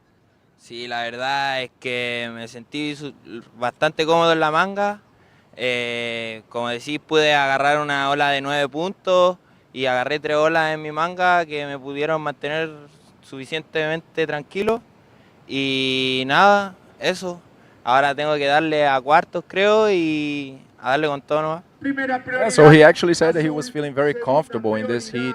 He was kind of lucky to get those 2 good scores right in the beginning of the heat, and after that was job done. Nothing else to do basically for Bastian. Bastian, how is it for you being the last and only representative of Iquique here in this top of the world tour on the Pro Junior division? Sí, la verdad, feliz por estar representando a mi ciudad que es Iquique. Y nada, ahora darle con todo lo que se viene en los otros hits. Y eso, contento con los resultados. Agradecido a mi sponsor, a mi familia. ¿Y esto te trae presión o te trae más motivación? Nada, tengo que representar con todo y más motivado que nunca nomás, po. Sí, hay que representar la ciudad como se debe. Yeah, so he's super honored and happy to be representing Iquique. He actually feels very motivated by that to having the crowd here giving some strength as well, and he's super stoked about his performance in this last heat. Unas palabras más para quienes están asistiendo desde casa. Nada, un saludo ahí a todos mis familiares, a mis amigos que están ahí detrás de la transmisión, a mi sponsor, Science Bodyboard, North Point, y eso, contento con los resultados. Felicidades, Bastian. Back to you guys. Thank you, Lucas, and congratulations there, Bastian, surfing that heat so well with so much experience. He was just remaining really calm and composed, and yeah, impressive to watch for a junior. Like really good riding up. And having another look though, Michael Yancey, who just did a pretty crazy combination on that last wave, going for another flip here, really clean, and he is just surfing this heat so well. Sí, muy buen hit, la verdad, un intercambio fuerte. Vamos a ver las repeticiones poco a poco, las están preparando ahí desde la sala de control. Vamos a ver la 8 puntos, que es la primera ola de Pirpo, esta que está aquí. Mientras no vengan olas, los vamos a ir pasando. Un backflip bien ejecutado, bien producido, la verdad, por Pirpo, que ha estado muy fuerte. Imagínense, casi le gana a Tristan Roberts hoy, al comienzo del día. Y esta es la 6.25, ¿o es la que estamos esperando? Este es el... No, esta me parece que es la última, ¿no? El 6.25 fue el air reverse. Sí, esta no tenemos notas todavía de Pirpo. Todavía no ha caído la nota de esa, pero que cómo está surfeando, ¿no? Sí, como un juego de video. Sí, sí. Es loco, pero sí, su air reverse a Rolo fue un 6.25 y me gustó mucho ver algo diferente, y este air reverse fue muy diferente, pero aquí tenemos otro replay de Guy Montenegro, un lindo ERC en una sección muy difícil. Muy bueno, sí. Very good wave there. 6.40. 6.40 la última de Guy Montenegro. Ahí tiene un 6 y un 6.40 Guy Montenegro. Y las de rojo tenemos a Tomás Caro con un 5 y un 1.85. And Lucas was actually telling me last heat that Michael Yancey and Guy Montenegro, they were battling it out for the junior world title last year, and they also had a pretty big battle in Fronton. And so it's cool to see them meeting each other here again in Chile, in Punta Dos, and I bet it's going to be another pretty tight battle this year, because Guy is 15 years old, I believe, which is definitely a few years younger than Pirpo. As well in the juniors, you got to think that these boys are all still growing, and so being younger not only means the difference in experience, but a lot of times the difference in their body mass, their muscle mass, and yeah, growing up, that affects people as well in their athletic careers. And what do you make of that at Begonia? No, I mean, it's just so good to be back in this city. Yeah. Up here, looks like a few little waves are rolling through, and you see that barrel there just taken off on the shoulder.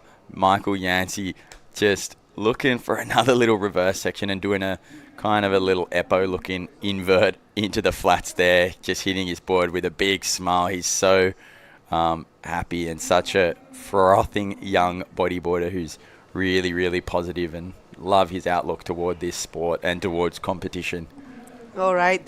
We're going to see one more look to that 5-point ride for Tomás Caro. Muy buena RS de Tomás Caro. 5 puntos por esa última ola. Difícil esa RS y la verdad bien hecho el chico desde el Tao, el tabino Tomás Caro. Que le falta la ola de respaldo. Solo tiene un 1.85, así que tiene que buscar cambiar esas horitas. 7.40 es lo que está buscando, mientras que Guillermo Montenegro está en la segunda posición con 12.40 y Michael Janse en la primera con 14.25. Aquí viene una opción más para Tomás Caro, pues se ve buena, va por otro RS bien bonito.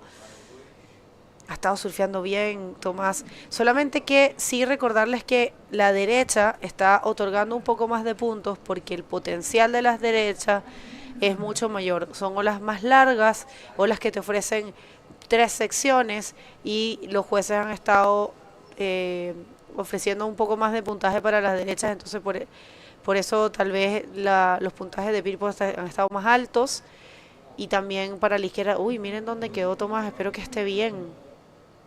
Yeah, it looked like he getting tripped over there again. He just rode that ARS right up the rocks, and looked like he was in a little bit of pain standing there for a second, but not to worry because he's paddling out with some energy there, so I think he is okay. He put his hand up as well saying, yep, I'm okay. So yeah, hopefully no cuts and bruises there for the Chileno Tomás Caro. But yeah, Guy Montenegro holding priority, looking for a pretty substantial score though, as Pirpo has just pushed really far ahead with some powerful surfing. And Pirpo this year, still competing in juniors, has the opportunity, if everything goes to plan, for him to get back-to-back junior world titles, which we haven't seen since Socrates Santana did it a few years ago, which would be really, really impressive. That kind of back-to-back world champion kind of stuff is just pretty amazing and hard to rival, and yeah, not many people have done it in the history of bodyboarding. Bueno, y si recién acaban de llegar, estamos en el penúltimo día de competencia en este gran evento, un evento que trajo más de 160 competidores. Queremos agradecer a la ilustre municipalidad de Iquique por haber vuelto a confiar en el Tour Mundial y haber trabajado también a través de la Corporación Municipal de Deportes, que han hecho un trabajo espectacular de traernos de vuelta, de tenernos acá en la preciosa Punta 2, una ola que está dibujada por las manos de Dios para el bodyboard. Y viene Michael Janse, una más, pero había también Guy Montenegro hacia la izquierda, pero no era nada. Michael Janse aquí solamente está surfeando muy, muy cómodo el día de hoy. Esta es la segunda vez que surfea. Y si avanza en este hit, va a surfear una vez más en los cuartos de finales, porque la planificación es que vamos a hacer los cuartos de finales de la categoría femenina ahora después de este hit, y vienen después los cuartos de finales de junior, y vamos a cerrar el día con los cuartos de finales de la categoría masculina, porque mañana es el último día de competencia. Una ola más para Tomás Caro, el tabino, va por un rolo redondito y va a tener que buscar una nota un poquito más alta para tratar de seguir en competencia y tratar de conseguir esos puntajes. Al parecer este rolo va a ser sí o sí cambiarle el 1. Ahora sí, recibe un 3.60, cambia el 1.85. Ahora está buscando un 7.40. Y como ven en pantalla, el próximo hit, Johanna Schenker y Alexandra Rinder. Wow. Yeah, that is going to be a battle coming up next. We're just saying Johanna Schenker, Alexandra Rinder, Portugal and Austria. If you're wondering what those symbols meant for their country codes, Johanna Schenker from Portugal and Alexandra Rinder representing Austria, the motherland.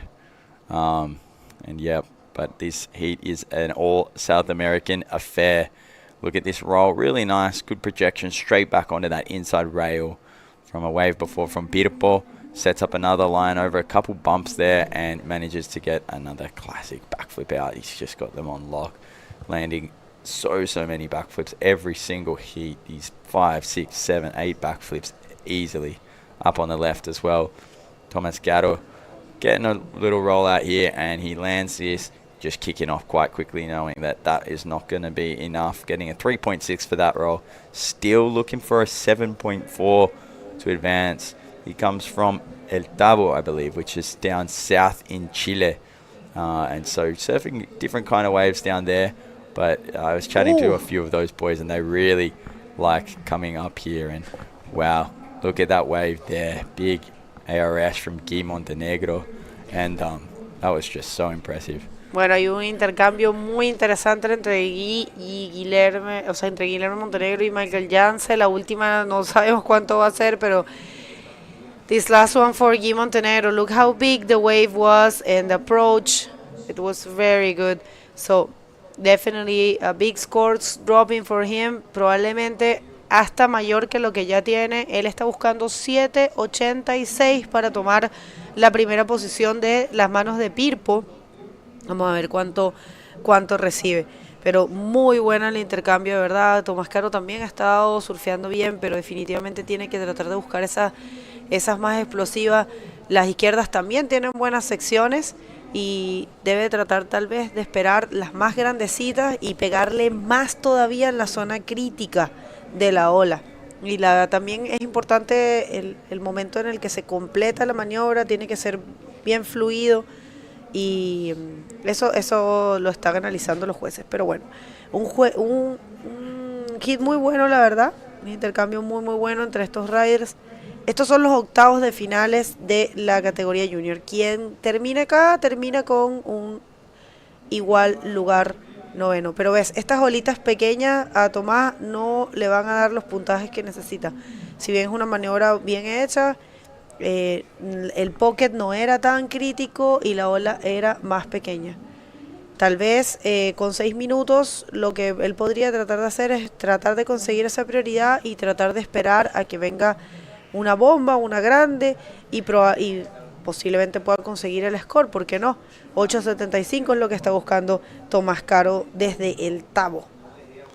Yeah, so that really reduced the score that Guy Montenegro is chasing, looking for a 6.91. That was a really nice ARS, 7.35, and he'll be really happy with that. Such a strong rider on these lefts, and clearly favouring that way, with Michael kind of favouring just the rights this heat. So cool to see that the rights and the lefts are still competitive, and it's not really one side that is being more dominant, because we have seen a few riders advancing just surfing those lefts. 5 minutes here to go in this heat. And yeah, some really impressive surfing from the young guns in the water. And look at that, off in the distance you can see a few waves and a few people over at La Intendencia, which is a really good left-hander here in Iquique. Y lo que tienen en pantalla es una promoción de Erizos Store, uno de nuestros patrocinadores de este evento. 20% de descuento en Erizos Store. Todo en homenaje al gran Joaquín Soto, que ya está en los cuartos de finales. Lo vamos a ver hoy surfeando, Joaquín Soto. Así que aprovechen el 20% de descuento en toda la tienda en Erizos Store, erizosstore.com. Pueden ir a visitarlo y está disponible para todos ustedes, como lo ven. So we have a 20% discount off celebrating Joaquin Soto achievements. He is already in the quarterfinals. We will be seeing him surfing later today. And they are offering 20% in the whole store, 20% off. erizosstore.com. So take this opportunity. Yeah, what an opportunity. If you need a new board, new wetsuit, new fins, they've got some really cool clothes down there as well. Get in, check it out, or even hop online and have a scroll, see what you're after, see if they have it, which I bet they do, because they've got plenty of products in there. Yeah, what an opportunity. 20% off a new, why not get a whole new setup? Why not? 20%, yeah, it's a lot less. Aprovechen el descuento, 20% de descuento en Erizos Store en todas las tiendas ahora. Está para celebrar el logro de Joaquín Soto, que es el segundo iquiqueño que tenemos en lo que es los cuartos de finales. También tenemos a Marcelo Faúndez. Joaquín Soto se va a enfrentar contra Christopher Bayona, Marcelito Faúndez contra Uri Baladao. Y tenemos el primero que es Dave Hoover contra Tristan Roberts, va a estar de locos. Y Leonel Medina contra Patricio Galay. Buena ola aquí se ve para Tomás Caro, va por un rolo bien bonito, ese rolo del Tomás. Vamos a ver, yo creo Tomás, que había conseguido un 4.25 con la otra ola, había logrado un poquito de más score y probablemente con esta también consiga algo parecido a su score, a su primer score. Y me gusta que esté activo, me gusta que se mueva, que esté buscando como tiene que ser.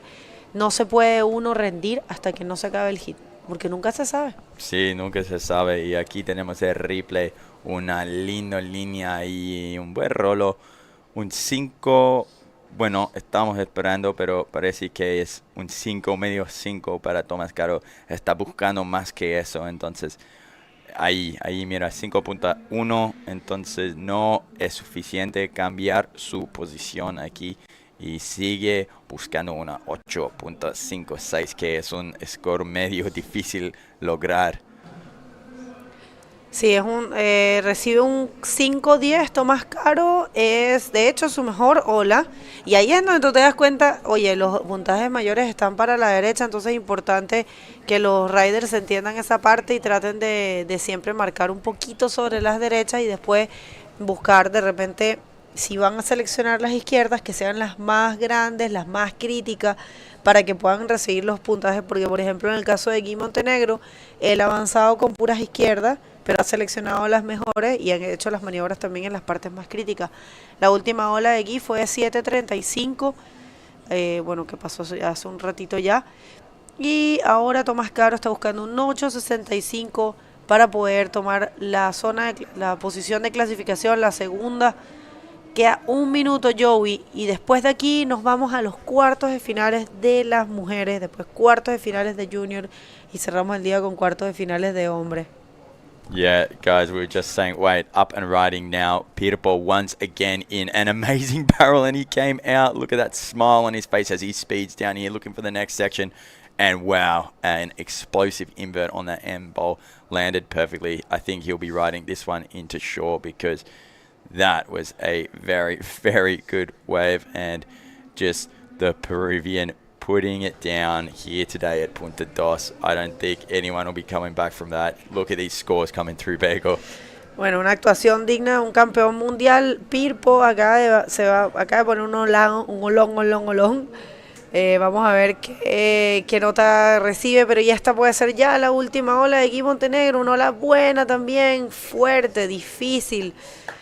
Ese flip no lo completa y creo que los resultados van a quedarse como los ven en pantalla, porque definitivamente ni siquiera necesitamos ver la última ola de Pirpo, pero fue un olón. 9 puntos recibe Pirpo. No hay lugar a dudas. Pirpo avanza en primera posición. Guillermo Montenegro en segunda, y felicitaciones a Tomás Caro. No se muevan, venimos con los cuartos de finales de las mujeres y mucho más en este gran día.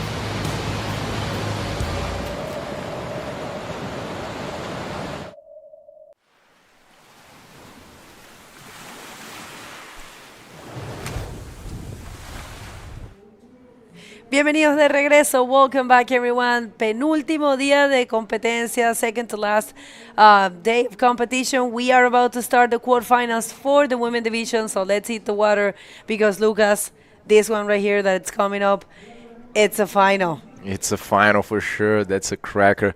Joanna Schenker from Portugal, the world champion in 2017, against Alexandra Rinder, the youngest ever world champion in the history of this sport for every division, guys. She was the world champion at the age of only 16 years old.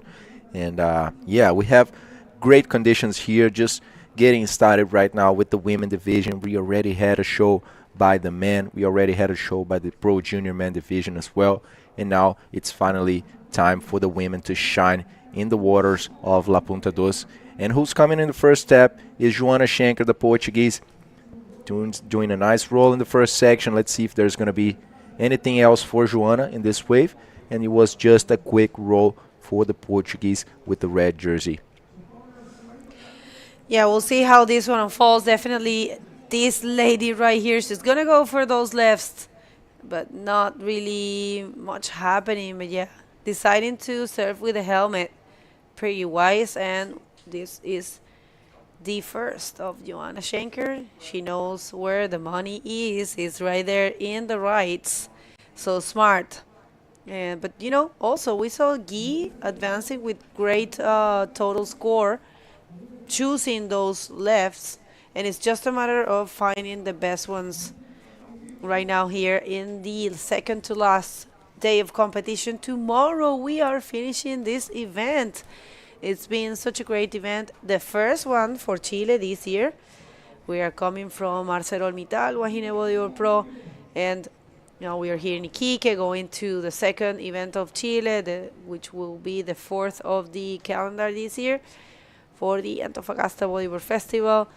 And then finalizing the South American leg in Itacochara and Alexandra. It looks like she is having a hard time to find where the peak is. Alexandra, you know this place very well, so it's so important to sorry to No, interrupt it's all right. you. Go for it.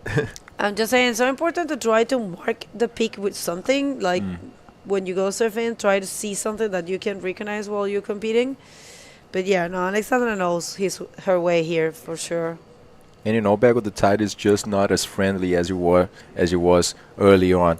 But these two are more than used to these conditions, and they're very professional. But in the meantime, we'll go to that interview with Joey and Pirpo, Michael Jansi. On to you, Joey.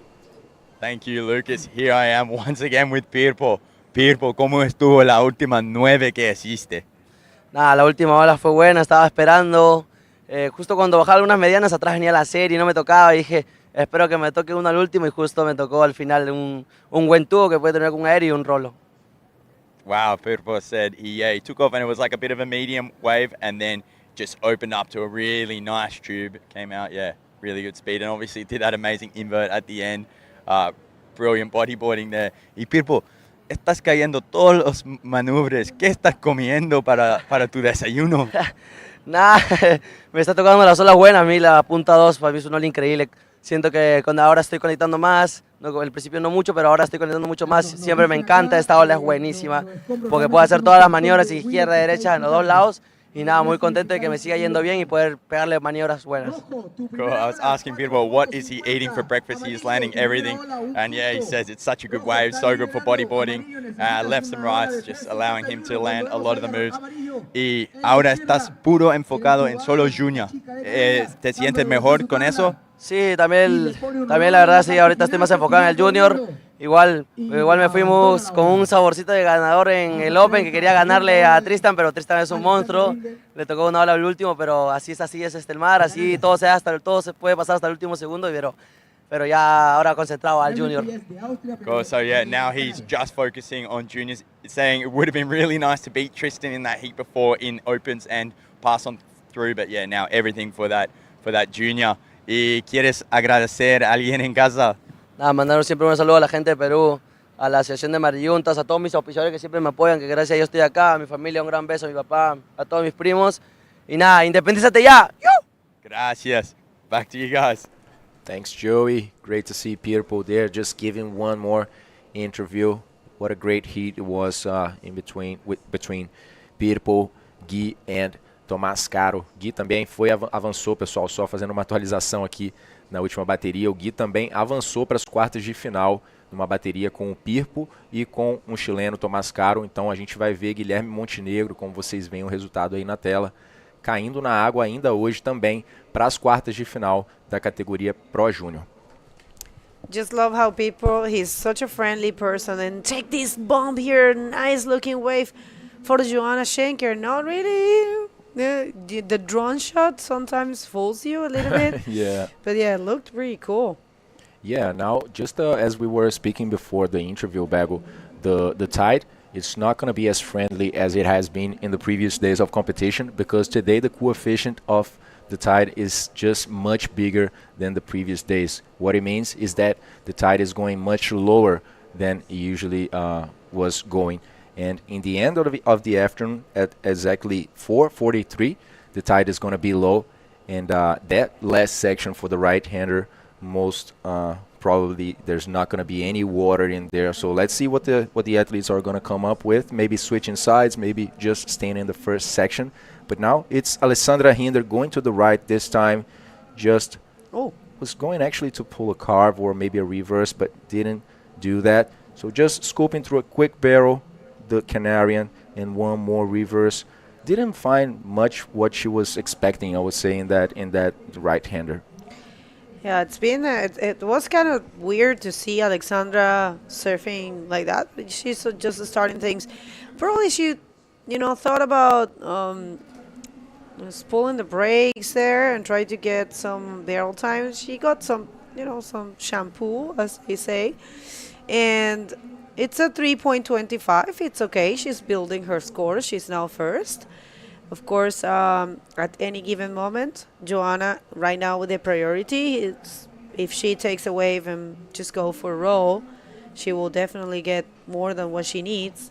So this is only starting. This is the first quarterfinal for the women division. We have Joanna Schenker facing Alexandra Rinder, and one step closer, super close to the podium.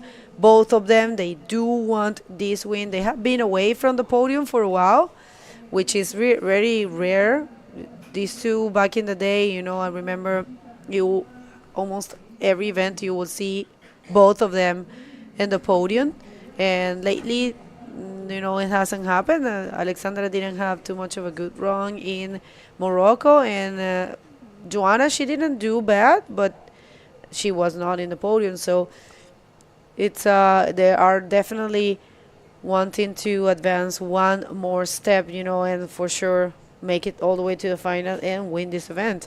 It will be very good. But you never know. And we're going to just tell you who is coming up. The next quarterfinal for the women division will be Luna Harman against Namika Yamashita. So interesting there. Two young competitors. Of course, Luna is the youngest of this event so far. I mean, of the quarterfinals. And then we will see Francis Aoto versus facing Maira Viana, and Neymara Carvalho facing Mayla Venturin. Mayla with a great run this year. We'll see this one for Joanna, not really. Temos 15 minutos restantes nessa bateria agora. Bateria entre a portuguesa Joanna Schenker e a Alexandra Rinder, lá das Ilhas Canárias, né? A austríaca, canária, na verdade, nesse evento ela decidiu colocar ali a nacionalidade austríaca.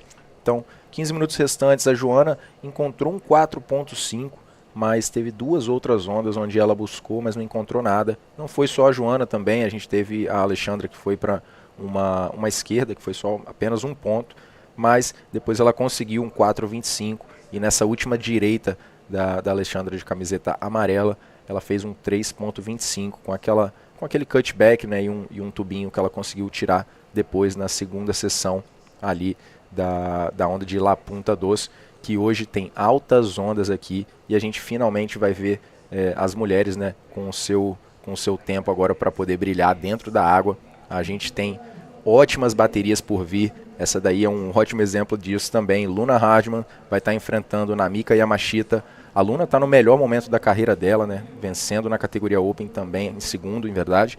E vamos ver. Joanna Schenker vem fazendo uma boa linha, mas a onda já começa a secar bastante naquela segunda sessão e parece que está um pouco difícil ali, um momento que está mudando o mar agora, né, Bego? Questão de maré e também da própria onda mesmo. Né? Não, mas ainda tem tempo para surfar à direita. A maré mais baixa é essas 4h40. Começou a mudar, né? Ainda não chegou na maré, mas já começou a mostrar os dentes ali a última sessão. Dá para perceber. Yeah, we have the tide. We're right now in the mid tide, exactly mid tide. So you can still surf the right, but you have to be a bit careful, you know, especially with the second section of the right. And this moment right here is when the left is, you know, starting to be on point. So we'll see, but the ladies are, you know, just assessing the conditions and going conservative. It's been a little bit of a slow heat. Right now it's Alexandra Rinder in first. Joanna only needs, you know, basically not much. I mean, she's looking for a 3. If she finds a roll, she for sure is going to get that. I mean, she's with 4.50, so one wave like her first will grant her that score. Probably even that one, you know. Yeah, that could have. And you know what, Bego? Just coming back to that point that you were making beforehand, these two haven't been in podiums recently, and I was just researching with Joey yesterday. You know, we were talking about a few athletes, and we came to the point that it's so much harder to stay on top than just reaching the top, right? Becoming the champion is one thing, but staying there, it's another thing. We were using the example of Dave, for example, that is always both on the drop knee division, where he's the 10-time world champion, and on the prone division, he's always up there, you know, just as these two. But staying in the podium for so many years, guys, with new names, you know, coming up, with younger athletes also just having the best moments of their careers, it's another thing. But these two are doing so well as well. Now let's see Alessandra Hinder going to another left-hander, but not finding anything as well, Bego. It looks like it's pretty hard to select the waves out there right now. You're totally right on that one. It's really difficult to remain in the, you know, in the podium in the top. But I was just checking here. You guys can also do the same thing if you're curious about, you know, the rankings, the previous rankings. You can go to the IBC World Tour and it's all there. If you click on the rankings, it will give you the 2022 and 2023 rankings for all the divisions. And I was just checking that actually Joanna, she hasn't ever take a win. I mean, in the years of the IBC, we started on 2022. Joanna hasn't win any event. And Alexandra, she took the win in Antofagasta in 2022. But yeah, it's been a while for these ladies, and definitely both of them, they got pretty good results in 2022, but 23 wasn't their best, you know, performance. But they have another chance this year. Very experienced. You know, Joanna been surfing the World Tour since 2016, and Alexandra way more, I believe.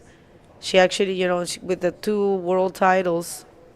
Yeah, Alexandra has been chasing that 3rd title for a number of years now, so it will be interesting to see if she can advance. And also, and her first world title was actually 10 years ago, exactly 10 years ago. Alessandra was achieving that. E Bego, eu tô comentando aqui em português com a Bego, né, como que uma coisa é você chegar no topo, né, alcançar o título, alcançar o campeonato mundial, o primeiro lugar, e outra coisa é se manter lá em cima. E olha quem que tá assistindo a gente aqui, Bego. Mariana Nogueira mandando um beijão para todo mundo e mandando um beijão para as meninas do Brasil. Nada mais, nada menos que a mulher com a maior quantidade de títulos mundiais no esporte e que acabou de levar para casa o 3º título mundial Master. Até hoje não teve chance para nenhuma outra mulher levar esse título. Então, beijão, Mari. Ótimo ter você aqui. Mariana Nogueira, congratulations for those 6 titles. 3 in the women division and 3 in the master division. Unbeatable in the master division. And big kisses to Isabella as well. If you're with her, we just wish her fast recovery. It was so good that ArcelorMittal Wahine Bodyboard Pro, a super complete event. coming from there. It's so refreshing for the women to have an event dedicated for us. So thank you so much for having us there, and we wish you could come back to the tour, Mariana, in the women division. But I know she, she wants only to chill and surf as fun. And split pick situation, finally we see these two ladies taking a wave. Alexandra goes for a roll and Joanna goes for a roll. So this is going to be interesting. We'll see how much they get. I'm just loving the split screen, so we can see the both riders taking each side. It's pretty cool. Thank you so much, director, and of course our cameraman that are doing a great job. So we'll see how much they get. Vamos a ver esa comparación de las últimas dos olas y Luna Harman, that she always surf with the short wetsuit. It's a 2-2, so super brave. Jesus Christ, I was using a 5 mil yesterday. You were. Alexandra Hinder going to the left in this one, just cutting the lip with that roll and completing the maneuver. Quite a tough landing, but just sending that claim to the judges to show that she completed that one. And this was the last for Joanna. I don't know. I have no idea how much you're going to get. I believe the scores are going to be very similar. The judges are not even throwing the first number. I think they are assessing. Probably we will take another look of the waves. Probably they will ask for replays, because that exchange was really good. And I'm not sure how much they are going to get. But the thing is that Joanna was looking for a backup score, and I believe Alexandra might be increasing. And thank you for that. And I believe the judges are checking that. So as you see, it was a projected, well-executed roll for Alexandra, decent-sized wave, and the same went for Joanna. Only that the Joanna roll, this one right here, was in the pocket and to the right. So we have seen a tendency. We have been saying the same thing. Rights are granting a little bit more points. So we'll see what happens in there. I have no idea. Yeah, Bagwin, and also taking into account that they have very similar scores. So Joanna has a 4.5 and Alessandra has a 4.25, and they just got a very similar wave, each one for one side. And definitely the judges will have to be more precise than ever, to give a fair score to them, because this situation, this wave in particular, will make a lot of difference in this heat. And that's it, guys. It's a very similar score. Alessandra got a 6.40 in this one, and Joanna got a bit more than that, a 6.75. So just 0.35 plus for Joanna Schenker, that is now in the first position. That's a little extra, I believe, for being in the pocket and to the rights, which are drier. And well, that's how it is. It's so good, to see the level of these two ladies, taking off on the same wave, splitting the peak and doing the same maneuver, and just getting the difference between each other is so small, because they are equal in level. They can serve equally as good. So good there for Joanna Schenker for taking the first position. Now Alexandra is looking for a very small score. It's a 4.86. We'll see how that goes for the Canadian that took the win here last year, and see how crowded Intendencia is. All right, so this might be that. Alexandra Rinder goes for the roll. A 4.86 is what she needs. Is that? I don't know. We'll see. But good. It's good that she, keep busy and take very fast the wave, because she might get right now that score. Yeah, Bago, we're going to see in a while if that was a good decision by Alessandra, because she had the priority in that moment, and she didn't need a big score, actually. It was a 4.86, so let's see if this wave it's going to provide what she needed. I think that can be very close to that, but let's leave it to the judges, because it's not an easy work for sure, and that's Alessandra's partner just sending the energy, just anxious and Checking the scores. Yeah. You guys can do the same thing. The scores are right there in the IBC World Tour website. And one more for Alexandra Rinder. Goes for a little barrel.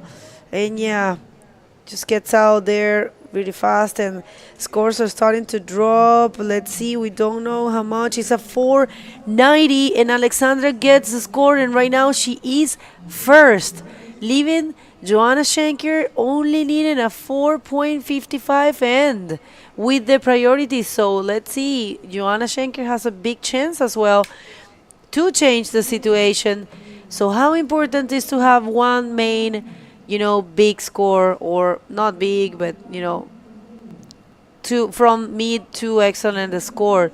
That's what allows you to, just try to get more chances. I'm sorry, I'm going to get back to there, but this is a wave here for Joanna. 4.55 is what Joanna needs. Not happening. Oh, she get over the falls there. No, Wow. that's all right. What a situation there. Joanna was actually holding the priority there, needing not a big score, only a 4.55. She bet on that wave, but the wave just closed out and didn't offer any section for Joanna, which is a rider that usually waits for those good waves. And yeah, that was not, I believe, the reaction that she was looking for. And now 2 minutes remaining. Alessandra is sitting on the outside with the priority number 1, and she can use that against Joanna. Let's see how that will play out. But that has been a very slow heat actually in terms of wave riding. And in this last moment, we saw the two of them getting the same wave, improving that score, and finally getting to a very tight situation where Joanna still needs 4.55, but the clock is turning against her. Então, uma situação agora que aperta para Joanna Schenker.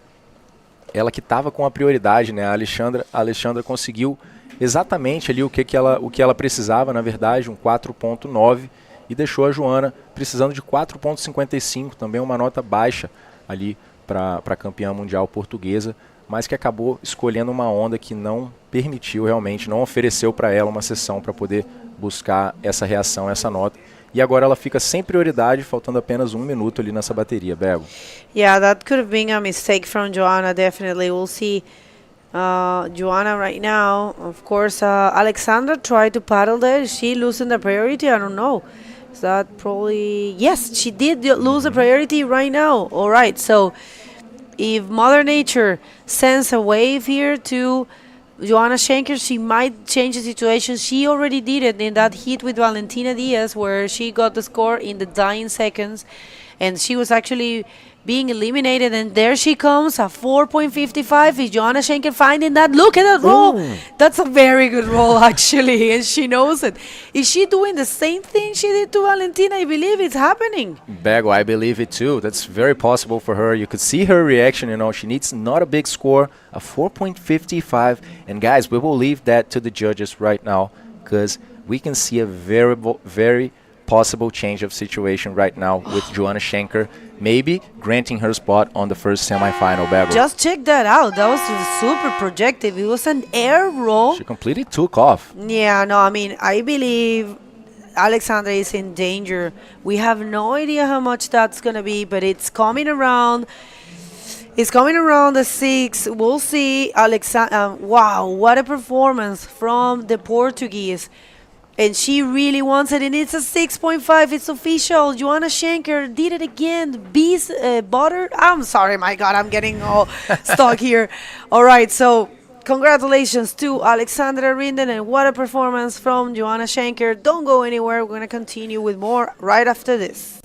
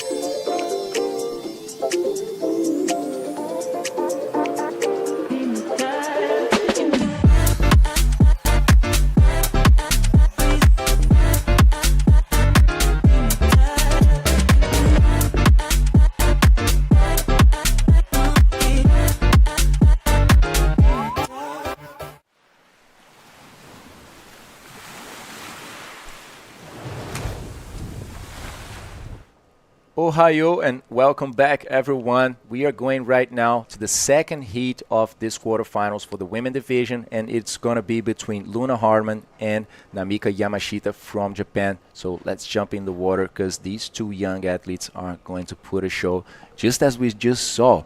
Alessandra Hinder and Joanna Schenker, change of situation in the last very seconds of this heat. Looking very forward to hear from Joanna in that interview that Bego is going to get ready for pretty soon. But looks like Luna's already getting in position there for one right. Looks like she's going to try to move herself some more in this heat. Welcome back, Joey. Good to be back here in the quarterfinals. I can't believe we've got to this point already. It feels like this week has just flown by, and starting it off with such a bang, the two European girls. Wow. I mean, a heat that started pretty slow but ended up in a very high pace for the two women. I mean, so great to see the women finally going in the water in such great conditions, you know, here in La Punta Dos. Now, actually, the tide is dropping a bit more than we saw in the first moments of the day, but it was still enough for Joanna to find, for her to find that good roll. I mean, it was an aerial roll there, you know, a very good maneuver for her, leaving no doubt at all for the judges and making them work much easier. Yeah, and I'm sure Alexandra would be pretty devastated right now, having thought you have the win all the way up to the last few seconds. And that is competition, though. That's what happens, and we all love it. It creates such a good show for everyone watching, whether you're supporting or whatever's going on. Like, it's pretty entertaining, that's for sure. Yeah, that's what we want, right? We don't want to see athletes going in the water and we, in a way that we can, you know, foresee the results and foresee who's going to win. What we want is this. I mean, surprises, high level of performances, you know, good waves, and definitely a show from all the divisions, guys. We already saw the men going in the water for round 7, the pro juniors in the round 6, and now the only thing left in this competition is just the quarterfinals for all the divisions. We are going to see all of them today. We will see first the women going for the quarterfinals, then the pro juniors, and then we'll finish this day also with the men quarterfinals. Just leaving for tomorrow 9 heats, just the gold, just the semis and the finals. Yeah, unbelievable. Super cool. In this heat now, though, we see Luna sitting a lot deeper than Namika, so Namika clearly showing her intent to be getting some of these right-handers, and Luna perhaps a bit more comfortable with the right and the left. They're not sitting too close to each other, which is not often seen that much, as the takeoff zone is basically in one spot.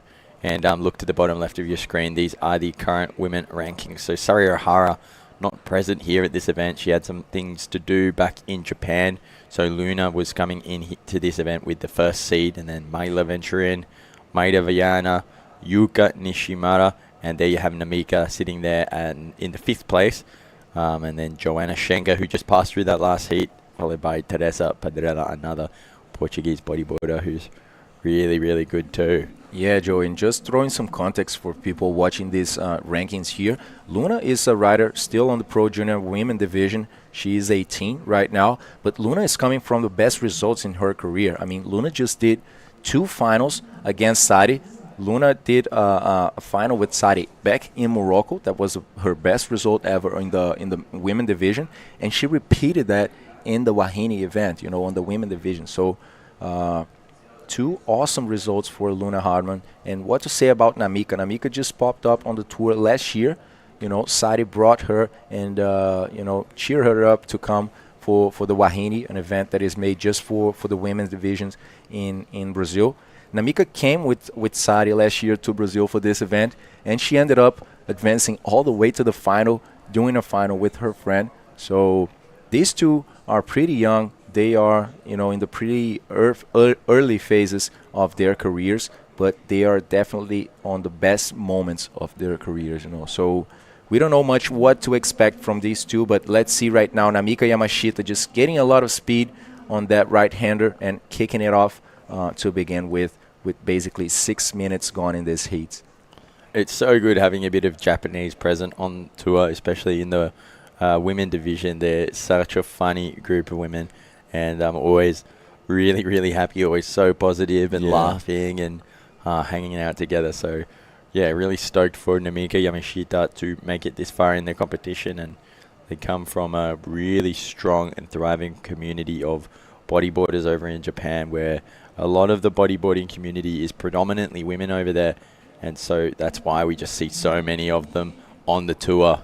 Yeah, and sometimes we look at them, you know, see those new names on the tour, but they're not new names on the nationals in Japan. You know, they are very experienced riders in competition there. Yeah, they are very consistent. You know, and actually, by what I've talked to Sari, she told me that not too many people in Japan really have this feeling of going out. You know, going out of the country to compete on the world tour. They tend to stay there, you know, stay in Japan.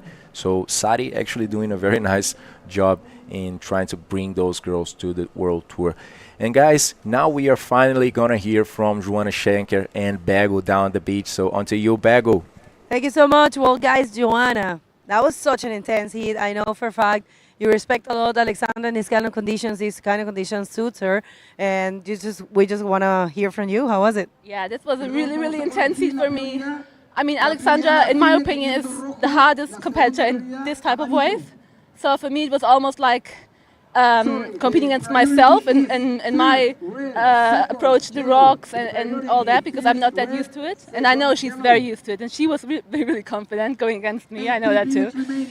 But, you know, in the heat, everything can happen. And I was waiting for the heat to develop how it would look like, because she could be just, like, throwing big scores, and I would have to respond to that. But I was just testing her out. What do you got? And then I'll respond, and it kind of went that way. Yeah. And buzzer beater once again. You did it in the previous heat you served. You actually did it against Valentina. You got the spot. Now you did it again. What can you tell the people? What do you recommend to cope with that tension, knowing that you need a score and you only have like 20 seconds and that's your last chance? I think in this wave everything is possible until the last second, because there's actually good waves in the last second, so everything can happen. We saw it all day long. Tristan did it. And the previous heat taught me that, not to give up until the end. And I did a mistake. I catched a bad wave where I didn't do anything.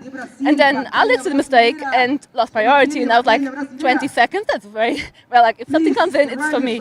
And they're actually kind of good waves. So, I mean, you said it in the webcast. I listened to it. Like, it's luck, but it's also being able to create your luck. So, yeah, I mean, everything worked out in the end. I'm just happy to make it through.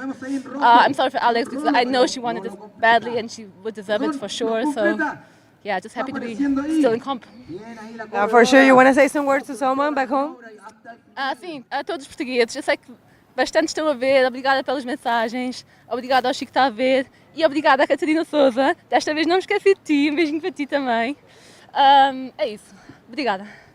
Felicitaciones, parabéns, best of luck for the semifinals for sure, and congratulations for your podium. Back to you guys. Parabéns enorme para Joanna Schenker, mostrando aonde que nunca jogar a toalha vai te levar, e nesse caso levou ela até a semifinal, então já tem um lugar garantido no pódio, a portuguesa na categoria feminina, e ainda pode ir muito mais longe. Então um abração também para o Chico, para a Catarina, para todos que estão assistindo a gente de Portugal, e aguardem aí porque amanhã já é certo que tem uma portuguesa no pódio nas semifinais. And we had action there from a few riders in this heat, right, Joey? Yeah, it looks like Luna got a small roll through a pretty heavy-looking section, managed to land it powerfully, and look at that thing just unfold on the inside there. Oh, if that didn't crumble at the end, I think we would have been seeing a pretty nice spit. Yeah. So there's definitely a couple waves with potential still out there. Namika opting to let that one go by, probably waiting for something that looks a little more friendly, as that one just gurgled into that shallow section of the reef. Here's this replay though for Luna, and hits the roll, gets to it a bit late, and looks like a pretty difficult section to push through, but Luna just using a bit of her power there and making sure it happens. There she is, just getting a score under her belt. Primeira onda da Luna foi um 3.75 nesse rolo aí que vocês viram. Ela não conseguiu a maior projeção ali, né, para poder aterrissar na frente da espuma, para aterrissar limpa realmente na frente da onda, mas completou a manobra, conseguindo ainda a melhor nota da bateria até agora. A gente tem 11 minutos, na verdade, decorridos nessa bateria e poucas ondas surfadas. No lado da Namika Yamashita japonesa foi apenas um ponto, e uma outra onda que foi meio. Então, volta para o pico agora, Luna, sem a prioridade, enquanto a Namika está buscando uma nota pequena, 2,76, para poder ir para a primeira posição e garantir o lugar na semifinal. I feel like Luna is just such a force to be reckoned with at the moment. She's just coming into every single heat so strong. And I feel like, yeah, a lot of the heat she's coming into, she's just a clear favourite from the start with just the explosiveness and consistency of her riding and really bodyboarding in a powerful way. You see a lot of that power. For sure, Joey, I agree with that. And you know what? Knowing Luna, and you know, she's just from the same state in Brazil and from the same city that I live. Luna is one of the athletes that I know that has the best, professionals around her. You know, she has a psychologist, she has a physical educator, everything around them, and that's showing a good result. So just stalling in that part of the wave as it just deforms in the reef, but she manages to find a good section for a roll there. I believe that's going to be a better one than the 3.75 or something close to that. Let's see what the judges will give to Luna in the second wave. That could have been a pretty crucial error for Namika. She was sitting there with priority on the inside and opted to let it go through to Luna, trying to pick up this more milky wave on the inside there. And so I think she's going to be kicking herself about missing that wave because it was a really clean face. Look at this as Luna takes off. Namika could have been taken off a bit deeper and coming through with that speed, but Luna just making the most of the opportunity, saying, thank you, I'll take it, and getting a good roll out, getting a 4.75 for that. And did you see how she stalled in that wave to find just the right moment to hit the pocket? Ótima performance da Luna, ali não foi a melhor onda, né? Agora a gente tem a maré um pouco mais baixa, que já está deformando um pouco mais as ondas, mas deu para ver como que a Luna tem a técnica ali, né? Como que ela fez a atrasada certinho para poder manter o tempo da onda e bater bem na boca do tubo, aquele rolo que rendeu 4.75 para ela. Enquanto isso, vamos olhar de novo esse replay da Luna, ó. Dá para ver como que já não tem tanta água ali, ó. Ela atrasa usando as pernas, agora sim ela solta a onda, arma uma seção e ela baixa no momento exato o rolo. Não conseguiu tanta projeção porque a onda não permitiu, mas por parte da técnica da Luna foi muito bem feita a manobra no lugar certo. Rendeu 4.75 para ela e deixa a Namika precisando de uma nota maior agora, 7,5 para poder passar para a primeira posição. Namika managing to sneak out and get that priority again though, which is very, very important at this stage. I think if she had given that away to Luna, the whole heat would have been looking a lot differently, but she really needs to get a scoring wave here at the moment. And I feel like the type of wave that Namika likes is one that's going to have an open face and allow her those just roll sections just down the line. I've seen her do a lot of that in her surfing, just roll, roll, roll as the wave goes down, and that's what she'll be looking for. Whereas Luna, I think, has a bit of power that she can take off behind the lip and scoop into perhaps the heavier looking sections.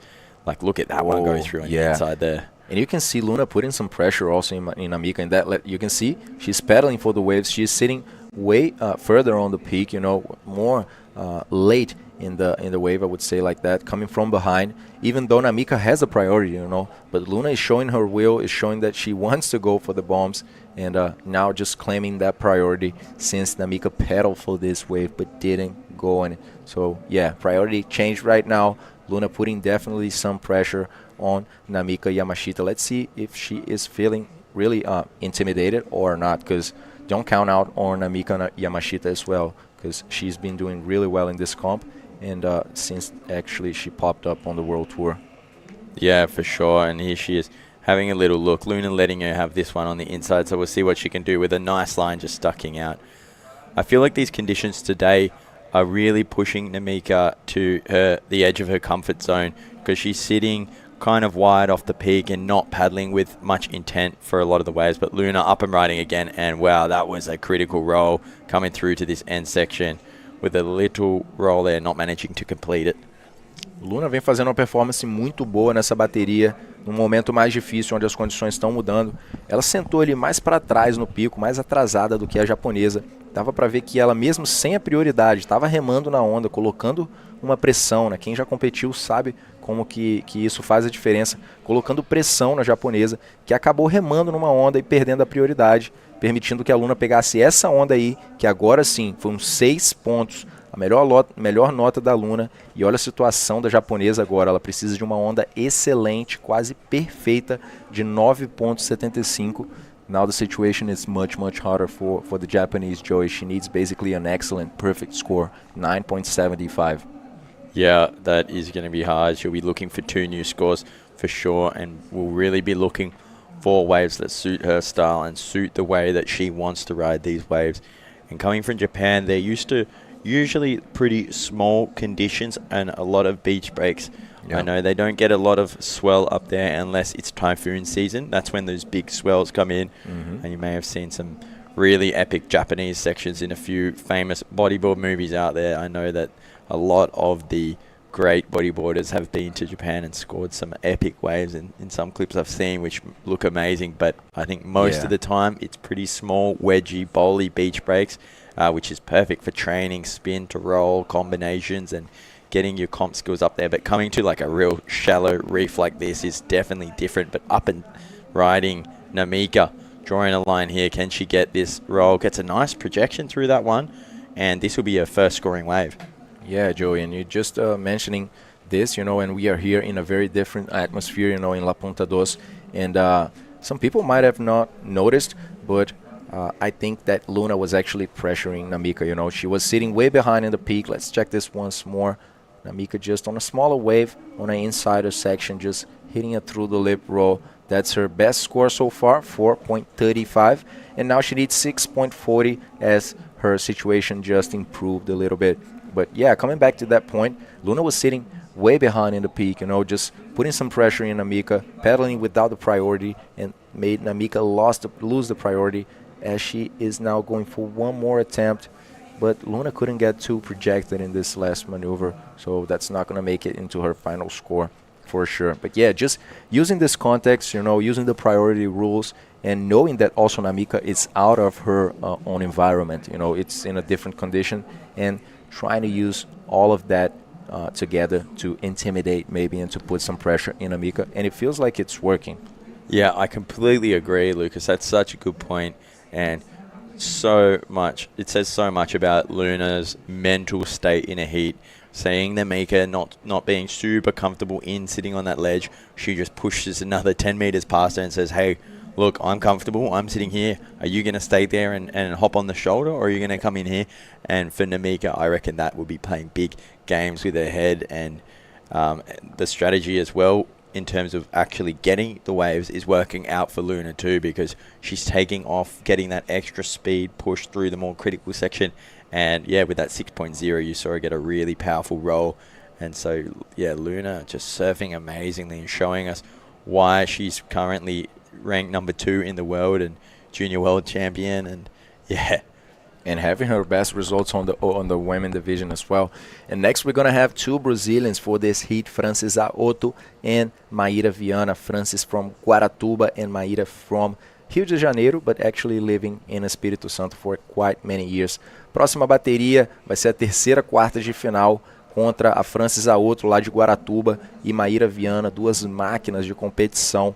Essa bateria vai pegar fogo, com certeza, pessoal. Então, deixem pra gente aqui nos comentários para quem você está torcendo, né? Para quem você tá achando, quem você acha que vai ganhar esse campeonato. A gente vai ter mais uma semifinal, mais uma quarta de final depois também, brasileira, entre Neymara Carvalho e Mayla Venturim.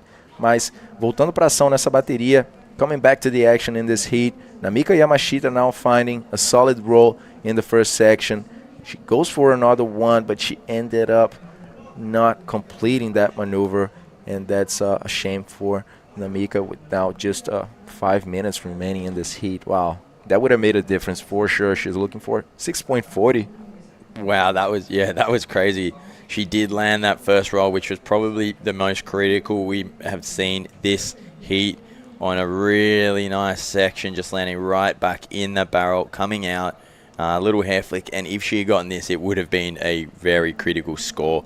Unfortunately, coming down a bit heavy on the nose there, not managing to ride out, but I still think it is the best wave we've seen this heat so far. And yep, the judges agree, dropping a 6.25. Now, Namika only needing a 4.5 to advance. Wow. Atualizando em português aqui, pessoal, Luna tá na liderança ainda, na verdade, né? A Aramid encontrou uma onda boa, essa última onda foi um rolo, acho que diria o melhor rolo da bateria até agora, foi bem solto, bem projetado, completou ali caindo praticamente no foam ball ali do tubo e conseguiu continuar para fazer mais um, mas aí sim, esse segundo ela não completou. Agora, o que a gente tem visto nessa bateria, não só, além das ondas, eu diria, né? É realmente a estratégia de competição da Luna, pessoal. A experiência que essa menina tem, apesar de ser muito nova, colocou pressão na japonesa, fez ela perder a prioridade, né? Sentou lá atrás do pico, foi remando naquelas bombas da série ali, pensando, né, dando aquele recado para outra competidora assim, olha, você está com a prioridade, mas se você não for, eu vou. Então a Namika acabou remando depois disso, perdeu a prioridade, né, não foi na onda, e a Luna conseguiu virar o jogo, distanciar dela. E essa última onda da japonesa não foi suficiente para ela poder virar para a primeira posição. Ela precisava de 6,5, se não me engano, mas conseguiu só 6,25. Ainda precisa de uma nota baixa, então melhor a Luna usar essa prioridade ali e escolher muito bem as suas próximas ondas para manter essa situação. Under priority here, Namika getting another powerful roll, not making it through that. She really wants to get a good score here. And that was unfortunate for her, just needing a 4.5, 2 minutes, 45 seconds to go.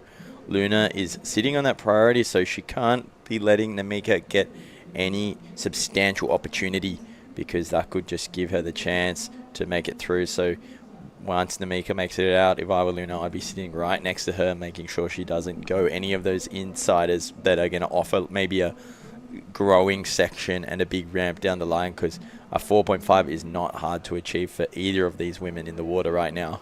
Yeah, for sure. I completely agree with that, Joey. We just saw Joanna changing the heat in the last minute, you know, with just needing the same score. Joanna was actually needing 4.55, if I'm not wrong.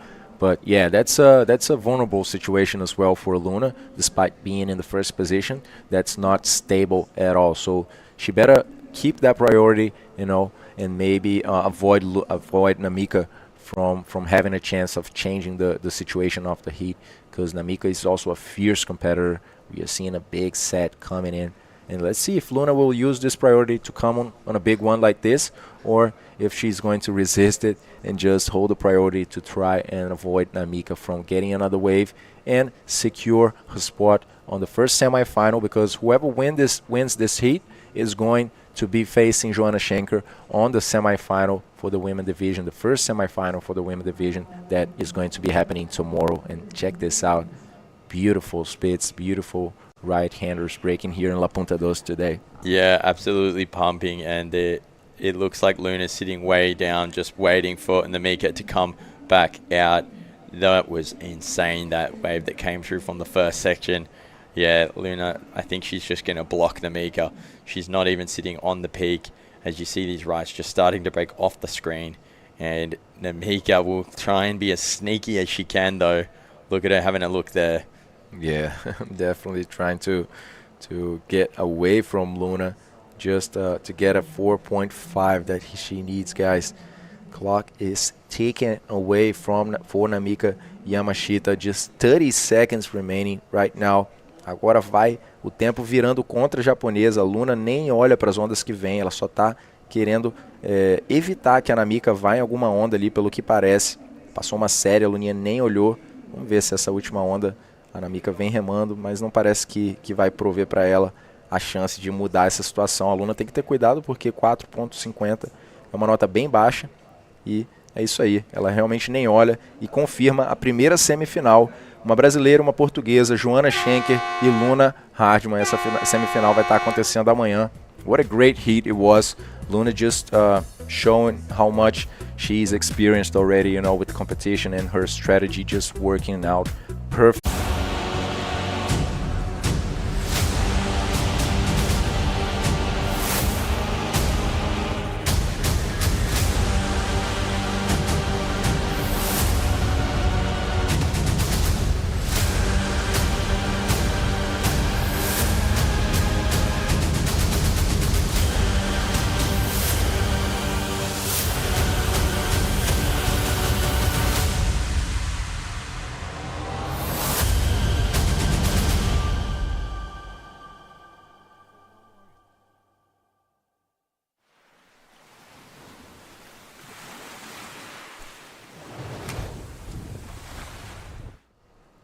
Hey guys, welcome back to the women quarterfinals. We'll be jumping in the water with the next heat, and we've got the first semi set already. That'll be Joanna Schenker against Luna Hardman coming up later today. That would be a crazy semifinal for sure. We're not doing that today, we're doing that tomorrow, but yes, starting things early. Maíra Viana going super strong with this first wave of her. Actually, I believe that was very wise, you know, you need to do that. She has been seeing the previous heats are being a bit slow, you know, but congratulations to Luna for, you know, taking the win against somebody so strong, such as Namika Yamashita. And look at the scores, 10-75 and 10-60. I mean, they were super close. Yeah, Namika, it took her a while to get started in that, but she definitely was coming back at the end. But yeah, Luna just putting her foot down. What a heat. It was very intense. But yeah, very nice from Maíra right there, right at the start. A flowy spin to a roll, and she'll be really happy with that 4.75. Still been seeing some really fun-looking waves coming through on the rights there. No one opting for a single left in the last heat, so not much of a vision as to how those lefts are at the moment. But excited to see how Maíra and Francis take these waves and what they do with them. Okay, so the replay here for the first for Maíra, being very strong, very fast and determined. Classic spin to roll combo, and she found something else in the last section. The just one roll, but that was not a complete move, so 4.75 for her. It's just a good way to start things off. And if you're just getting here, this is the second to last heat of this event. Tomorrow will be the last day. We are more than happy to be back here in Iquique for the fourth edition of this event. The third time for the World Tour, and we would like to thank all of our sponsors. Este evento es presentado por la ilustre Municipalidad de Iquique y organizado a través de la Corporación de Deportes de Iquique. Tenemos el apoyo del Mall Sofri, el apoyo del Hotel Ibis, el apoyo de la Universidad Santo Tomás, y ahí, como lo pueden ver, con esa ola de Maíra Viana, Mall Sofri abierto hasta las 8 de la noche del lunes a sábado.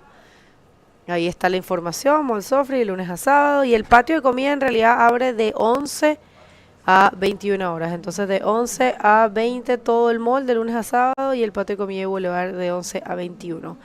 Mall Sofri, muchísimas gracias por ese importante apoyo, por esa importante colaboración. Ha sido un placer haber tenido la oportunidad de ir a hacer la firma de autógrafos y todo lo que se llevó a cabo. Muchísimas gracias por esa cálida bienvenida. También al Hotel Ibis, que recuerden, si hay viaje, hay Ibis. Si viajas, hospédate con Ibis, es un hotel muy completo, muy entretenido. También a la Universidad de Santo Tomás por la zona de recuperación y preparación física para los atletas. Aguacielo, que nos ha mantenido consentidísimos, regalones con toda la agüita y bebidas que hemos necesitado. Y también a la marca local Erizo Surf Brand. How do you like the erizos?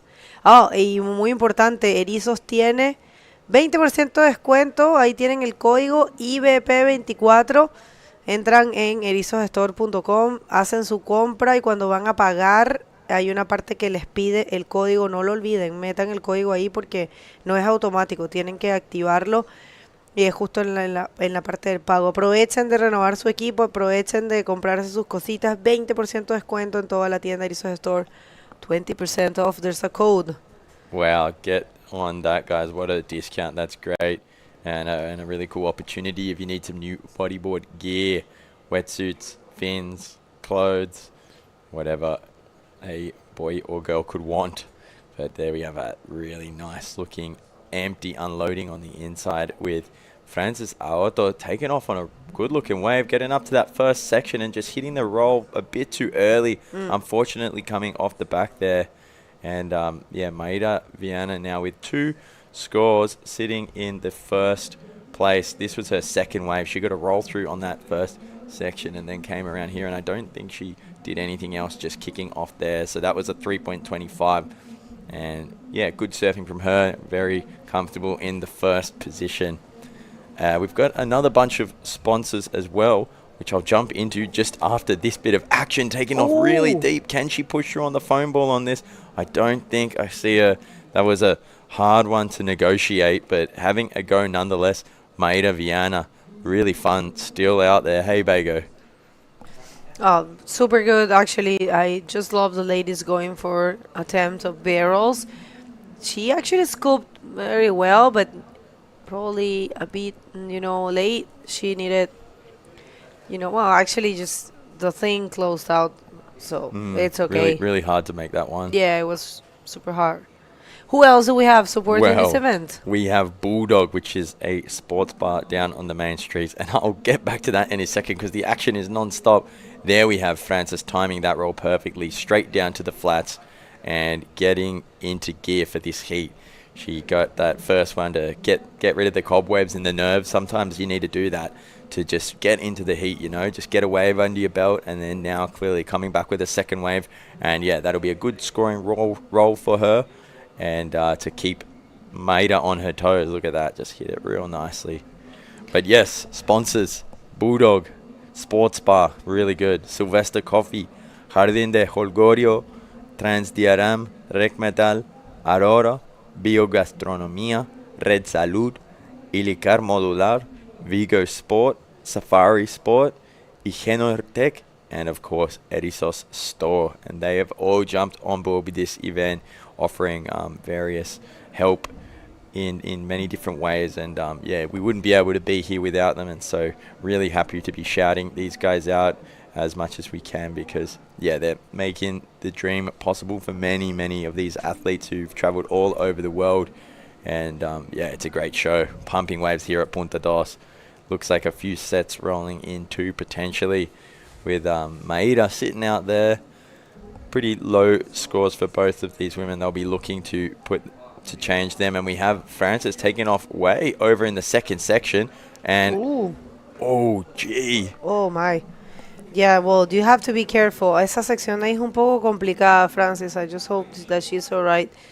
Maida Viana, she is going for a very well projected pocket roll. Good job there for Maida. Also an Erisos riders, but she rides for Erisos Brazil. We have a shop there in Brazil, so if you want to check it out also. So, but we'll see how that goes. And Maida, it's been looking very good in this heat so far. She's been connected and she's been choosing the best waves. Last wave of Maida Viana is a 6, this one right here. Look at this, just taking off, putting a bit of a knee in the water to slow down, which just was perfect. Hits that roll to perfection and lands comfortably. Coming around, and yeah, you see the reef just standing up on that end bowl. We've gone past the high tide mark, guys, so it will be draining out now for the rest of the day. But I do believe we have that interview ready down on the beach, so take it away, Lucas. Thanks, Joey. Luna, this heat in terms of waves and high score was a slow heat, but I would say in terms of strategy, we're just on point. Let us know what happened out there.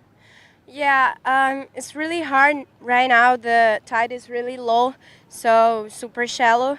But yeah, I knew this heat against Namika will be hard because she's a great athlete, as all the other Japanese girls. So yeah, I'm happy that I made it through. So yeah, now let's go to the semis. Yeah, so 3 events in the tour, 3 podiums on the women division. That's not even your division right now. And going to the semifinal against Joanna Schenker, how does that fall for you? Yeah, I'm super stoked to be in another podium, but I want more.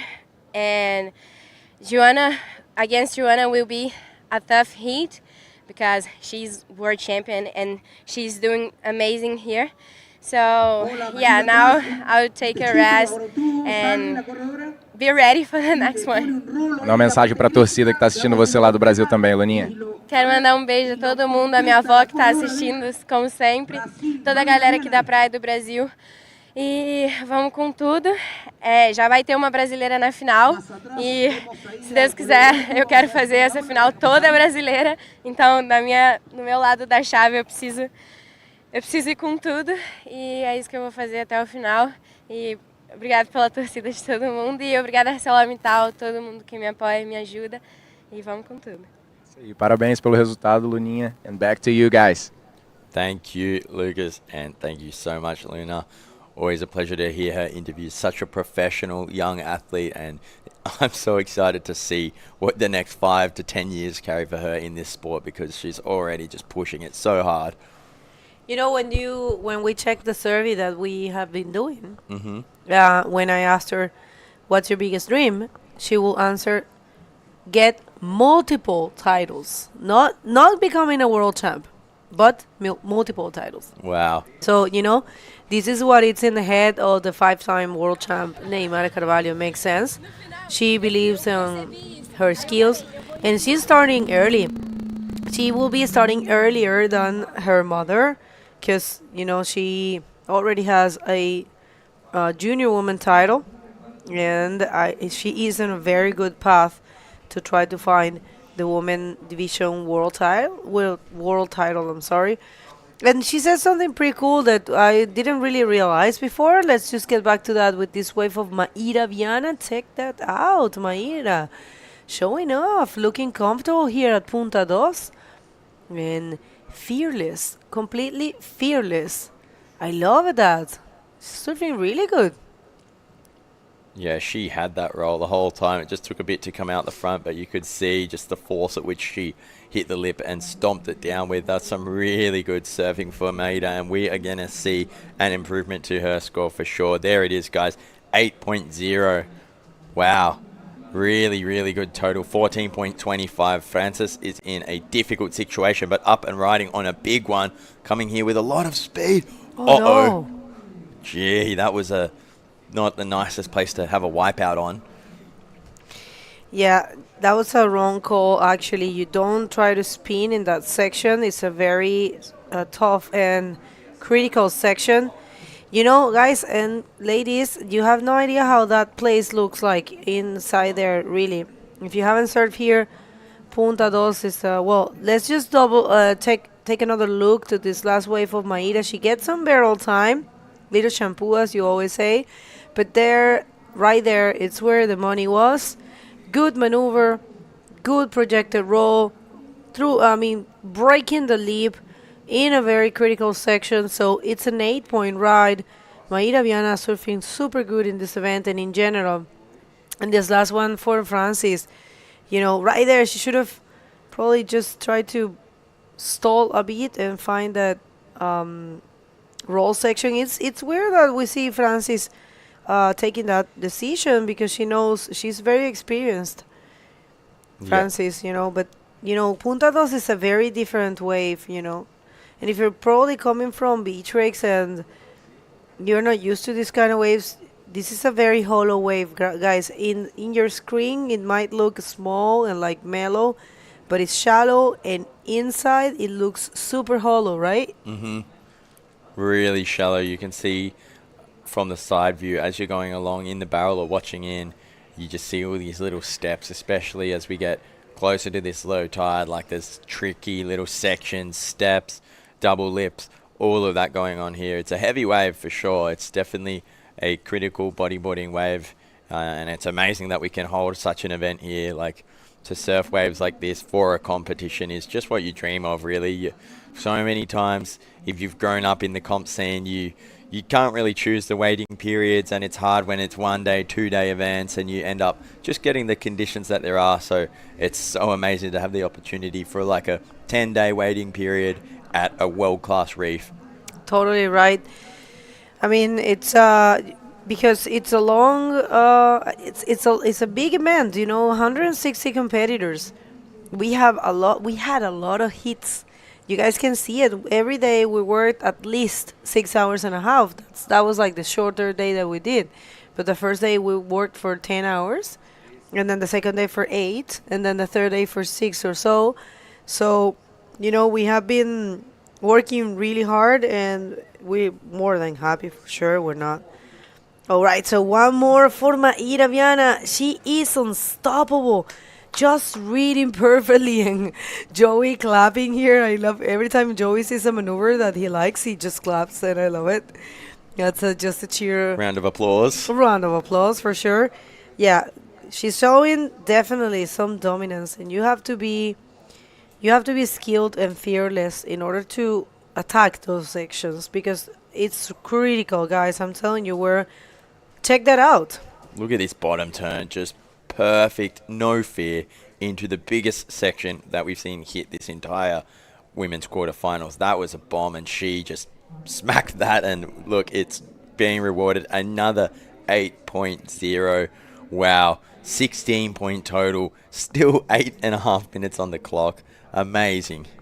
Neymara Carvalho going for the heat with her spring suit, as well as what Luna did.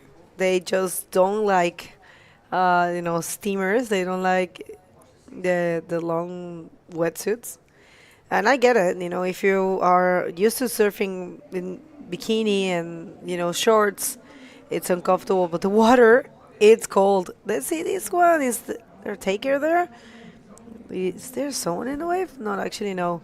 But yeah, what a good performance from Maíra. Maíra Viana está dominando esa batería aquí. Ela está con 2.8. Last wave was an 8 again. And right now, Frances Otto, she is in combo situations. So what a performance from Maíra Viana. You know what? I know Maíra for a number of years. She has been surfing a lot of years, the World Tour. And she has always been good. She has always been strong, And she's got this strong character as well. But from last year, something changed in her, She had a huge improvement last year. And this year, she's looking better than ever.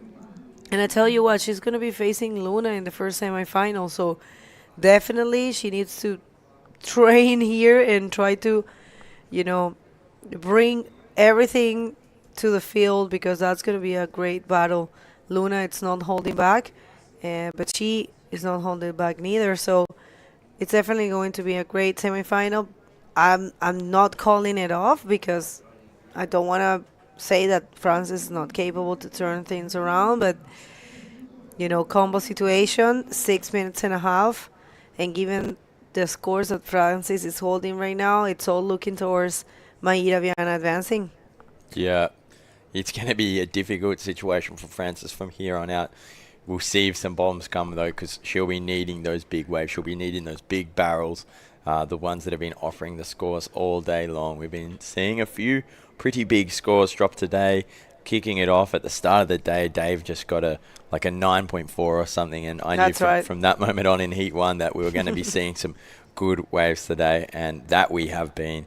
Maíra Viana, remember the name if you don't know it already, just putting on a clinic for us here in Iquique.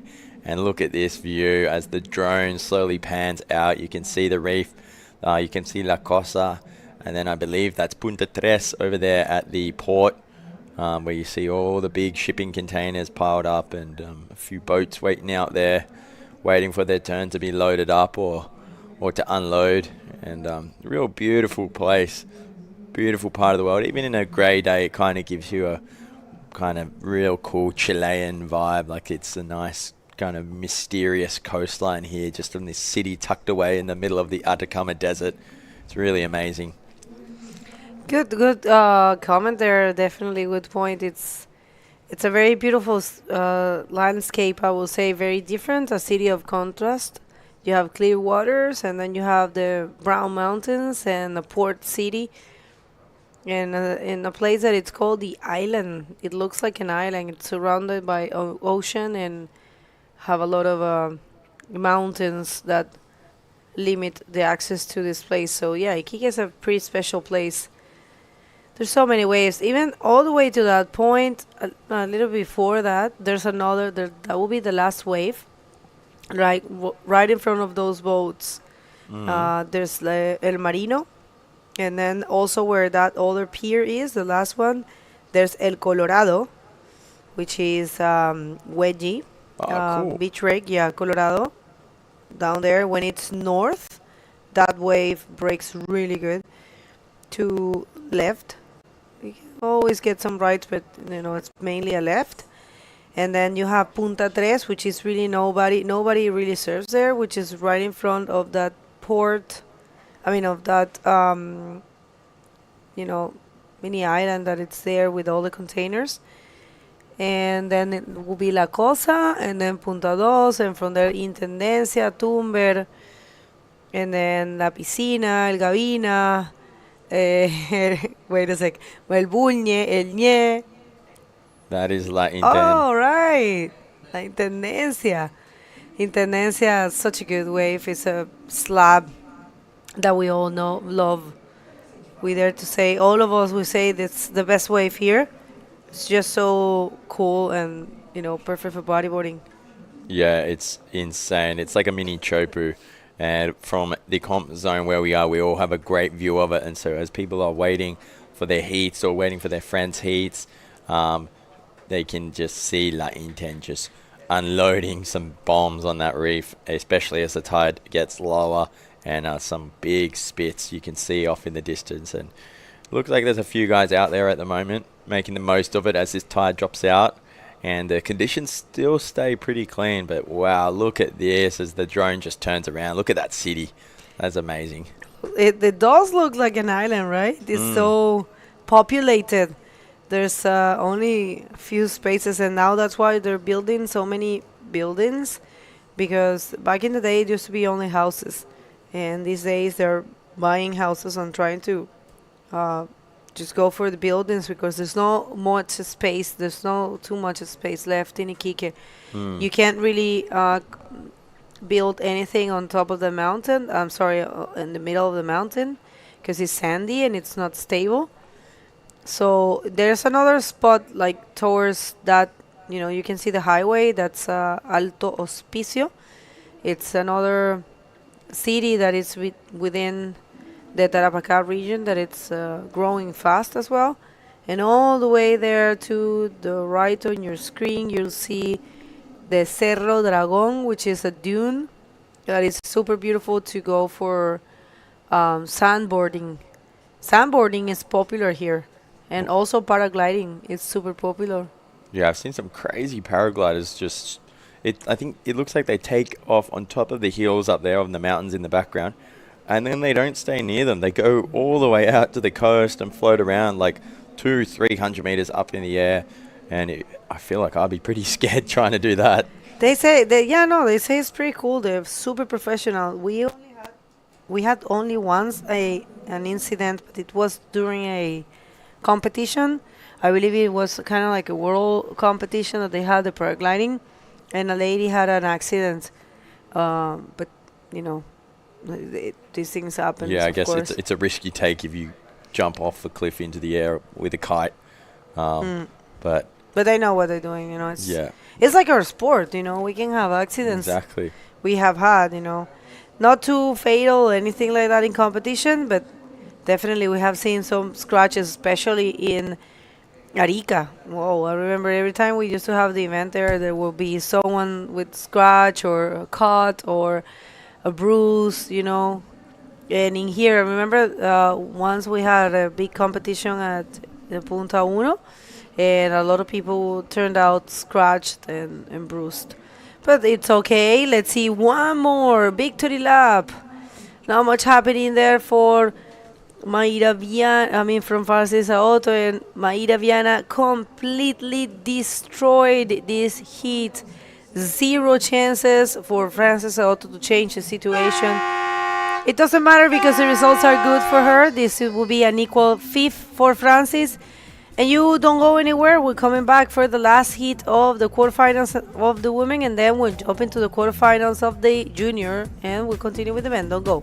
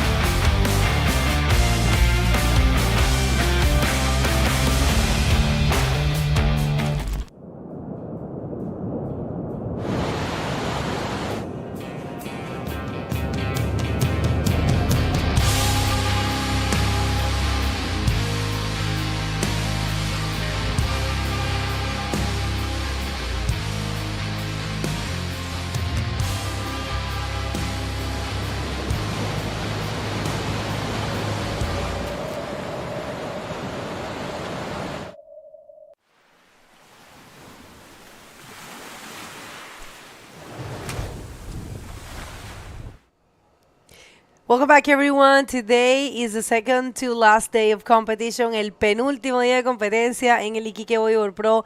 Y estamos en el último hit de los cuartos de finales de la categoría femenina, last hit of the quarterfinals for the women division. So let's hit the water because we have a hit of two riders that coming from the same spot from your hometown, de Capixabas. That's it. I know these two pretty well, and they have a lot of history in this sport. Neymara Carvalho and Mayla Venturin. Mayla coming from third place also in the master and on the open division as well, on the women division. I'm sorry, in the Wahine. And yeah, Mayla is looking pretty strong. Pessoal, Mayla tá vindo de uma terceira posição no Wahine Bodyboard Pro, um campeonato que a gente acabou de ter no Brasil. Ela teve um terceiro no Master e na profissional, então ela vem numa direita agora, com um tamanho bom. Busca a sessão do rolo, mas foi uma sessão realmente pesada ali, bem grossa. Ela não conseguiu ter velocidade suficiente para poder cortar o lip e completar a manobra. Já não tem muita água ali, né, na parte de baixo, porque a onda em si está bem grossa, mas na bancada realmente a maré já está bem baixa, então para completar está bem difícil, Belo. Tá mesmo. Mas they can't surf. Okay, so first wave, this trick is difficult. They love these rides, and the rides are really shallow right now, so they have to be super careful. But I mean, they are capable for sure. If you're just getting here, if you're just arriving, we are doing the quarterfinals for the women. Then we are going to be doing the quarterfinals for the junior men division, and we are closing the day with the quarterfinals for the men. And tomorrow will be the last day, the finals day, where we're going to see the semis and the finals. And of course the award ceremony that it's happening right after the end of the last heat. So tomorrow we have a fairly short day. Today we are going to be advancing as much as possible. And we count on you for this. Yes, guys, just 4 minutes, just 4 minutes gone in this heat. This is the last quarterfinal of the women division. In this one, in 21 minutes, actually, we will be seeing who will face Maíra Viana for the second semifinal yesterday. We already have one semifinal set. That's going to be between Joanna Schenker and Luna Hartman. And the first spot on the second semifinal is already Maíra Viana. So we will see if there's going to be Neymara or Mayla, but definitely we have many Brazilians on the semifinal. Então a gente tem várias brasileiras aí nesses últimos estágios da competição. A primeira semifinal vai ser entre a portuguesa Joanna Schenker e Luna Hartmann, e a segunda vai ser entre Maíra e a ganhadora dessa bateria. Vamos ver depois. Mayla Venturin vem na sua segunda onda, consegue bastante velocidade, cava para atacar o lip. Parece que completa sim essa manobra, vai levar uns pontos já para colocar uma dificuldade em cima da Neymara Carvalho, 5 vezes campeã mundial. Yeah, that's right. Mayla, I think she was watching closely. Let's see this one for Neymara goes for the barrel. She wants to bring something different as well. And you know how good the barrels are. You know, they are always offering good points. But yeah, Neymara, go for the basics, mark the points, put some scores in the board, and then you can try. But also, you know, if you actually manage to pull out the barrel, you're going to get a pretty nice score. So I believe that's what Neymara was doing. And this one here for Mayla. Mayla Venturin just completing that roll. Not the cleanest of completions, but it was enough for her to take a few points back home for this heat. So didn't come out still, just one judge that put in the score. And the first wave for Neymara Carvalho just scooping to that barrel. But you know what, Bego? Now with the low tide, the wave just sucks up so fast. You know, it is pretty hard sometimes to maintain that line and to manage to drive into that barrel, you know, and we saw Neymara just losing it on this first attempt. Well, things are just starting, and of course, Máquina, like everyone call her, she's capable of finding those scores. She's so dangerous competitor. It's impressive to see her will. She's strong all the way till the end. But Mayla, on the contrary, I mean, she has been having her best results so far in tour. You know, coming from being third in the women division and surfing super good, definitely with great results. So one more here. Well, this is a replay for Mayla. This is the 5:25. 5,25 foi o que a Mayla Venturim conseguiu nessa onda. Foi a única onda expressiva, na verdade, da bateria. A gente viu uma outra tentativa dela que foi só 1,5. E Neymara, por enquanto, só surfou uma onda. Tentou vir atrasada ali, né, fazer um tubo, diferenciar um pouco nessa bateria. Mas, como eu estava falando para a Belga aqui em inglês, com a maré baixa agora, realmente a onda ela suga muito rápido ali, ela seca muito rápido. E isso faz toda a diferença para você conseguir manter a linha do tubo, ficar no lugar certo. Então ela não conseguiu completar. Agora vem mais uma da Mayla Venturim correndo dentro daquele tubo. Ela sai pela portinha ali, mas acaba que o lip quebra nas costas dela, não consegue completar essa onda, que seria um tubo mais rápido, eu diria. And you know what I enjoyed about Luna's interview? She said there's for sure a Brazilian in the final, of course.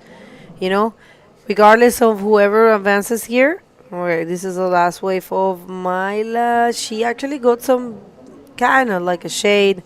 But yeah, that wasn't really a proper barrel. Good effort there from Mayla. But yeah, it's so cool to think that, yes, of course, there's going to be a Brazilian in the final, no matter what. Because Maíra already advanced, and Luna. And so, you know, it doesn't matter who wins, it will be a Brazilian and as well here. So let's go for the interview with Maíra Viana and Joey. Go ahead, Joey. Thank you, Bago. Here I am with the winner, Maíra Viana. See, 2-8. What a score. Tell us about that. O mar tá incrível, assim, tem altas ondas. Eu consegui pegar ali 2 ondas boas. Na verdade, comecei com 2 ondas medianas, mas fui me acostumando com o mar e consegui pegar 2 ondas 8 e ponta 2 está incrível. And coming into this event, what was the goal? Were you eyes set on the semis, on the finals? Are you happy to be there? A gente vem pro evento para vencer, né? Então, eu penso bateria por bateria, semifinal agora. É um resultado importante para o ranking e é isso que importa. Amanhã tem mais, é continuar no foco. Cool. And is there any more that you want to share to people watching you from back in Brazil? Eu quero mandar um abraço para a galera lá do Brasil, para minha família, os meus amigos, todo mundo tá torcendo. É isso aí, dever concluído e bora para amanhã. Valeu. Muito obrigado. That was a crazy heat. Back to you guys. Loving it. Thank you for that interview. Congratulations to Maíra. Such a good job. You know, she left Francis in combo, so there was zero doubt that she had to pass. All right, so a slow hit here for Neymar Carvalho and Mayla Venturim, but Mayla is the one that is giving the first position, and you know how this is. 25 minutes, and sometimes the first 10 are a bit slow, but then the ladies start, you know, the engines and start to throw the big moves. É isso aí, parabéns gigante para a Maíra também, que não só garantiu o lugar dela na semifinal, mas garantiu muito bem, com 2 notas 8. Com certeza vai dar aquela confiança a mais para a Maíra. E Bego, não só a gente vai ter uma brasileira na final, mas a gente vai ter uma capixaba na final. Então, o pessoal lá do Espírito Santo com certeza está muito orgulhoso, porque não só os brasileiros, mas os capixabas estão representando muito bem aqui em Iquique.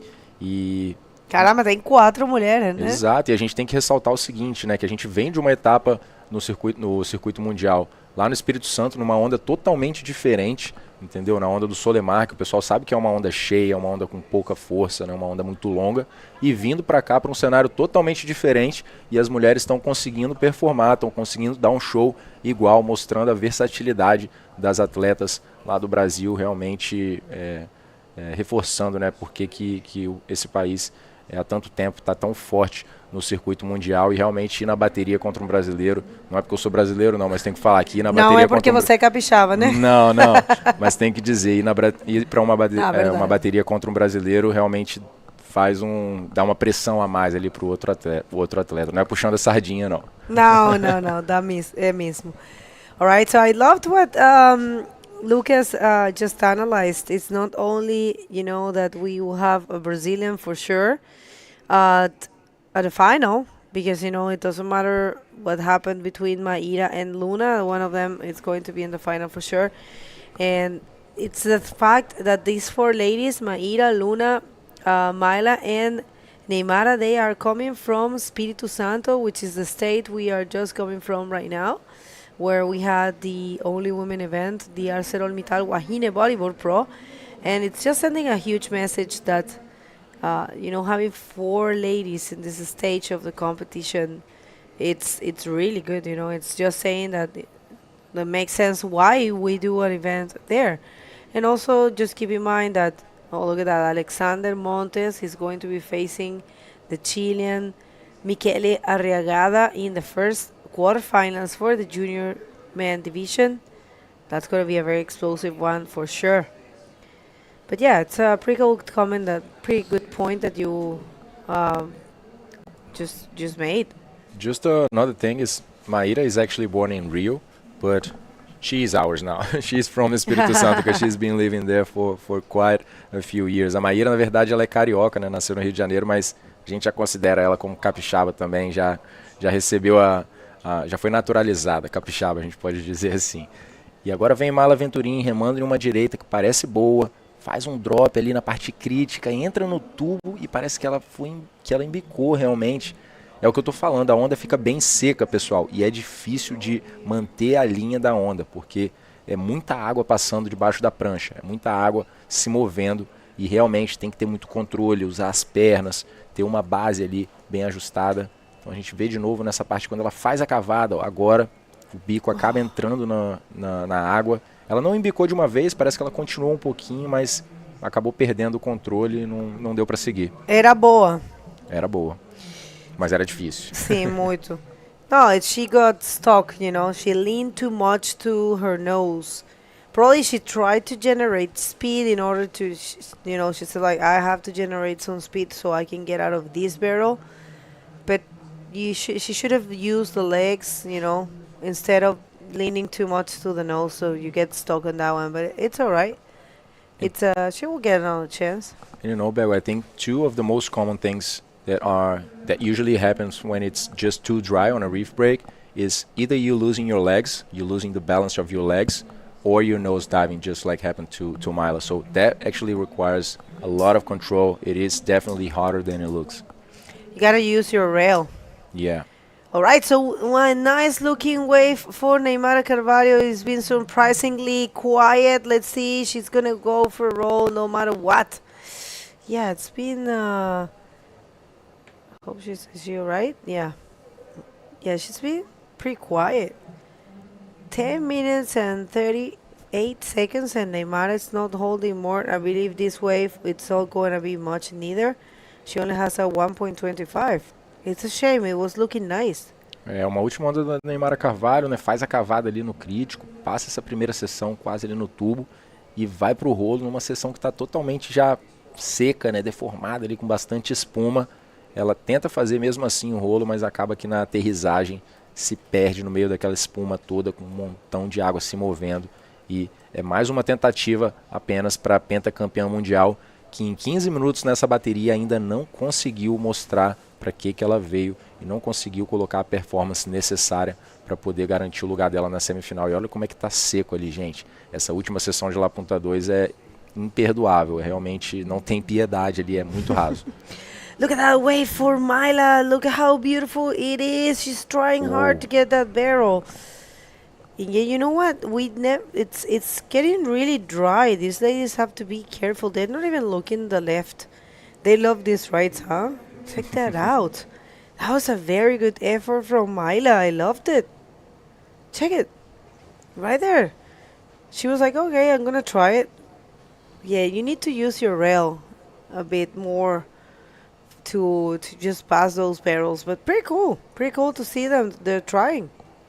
Yeah, that's just the fourth quarterfinal of the women division. That's the last time we're going to see the women going in the water today. After this, we will come back to the junior division with the quarterfinals as well.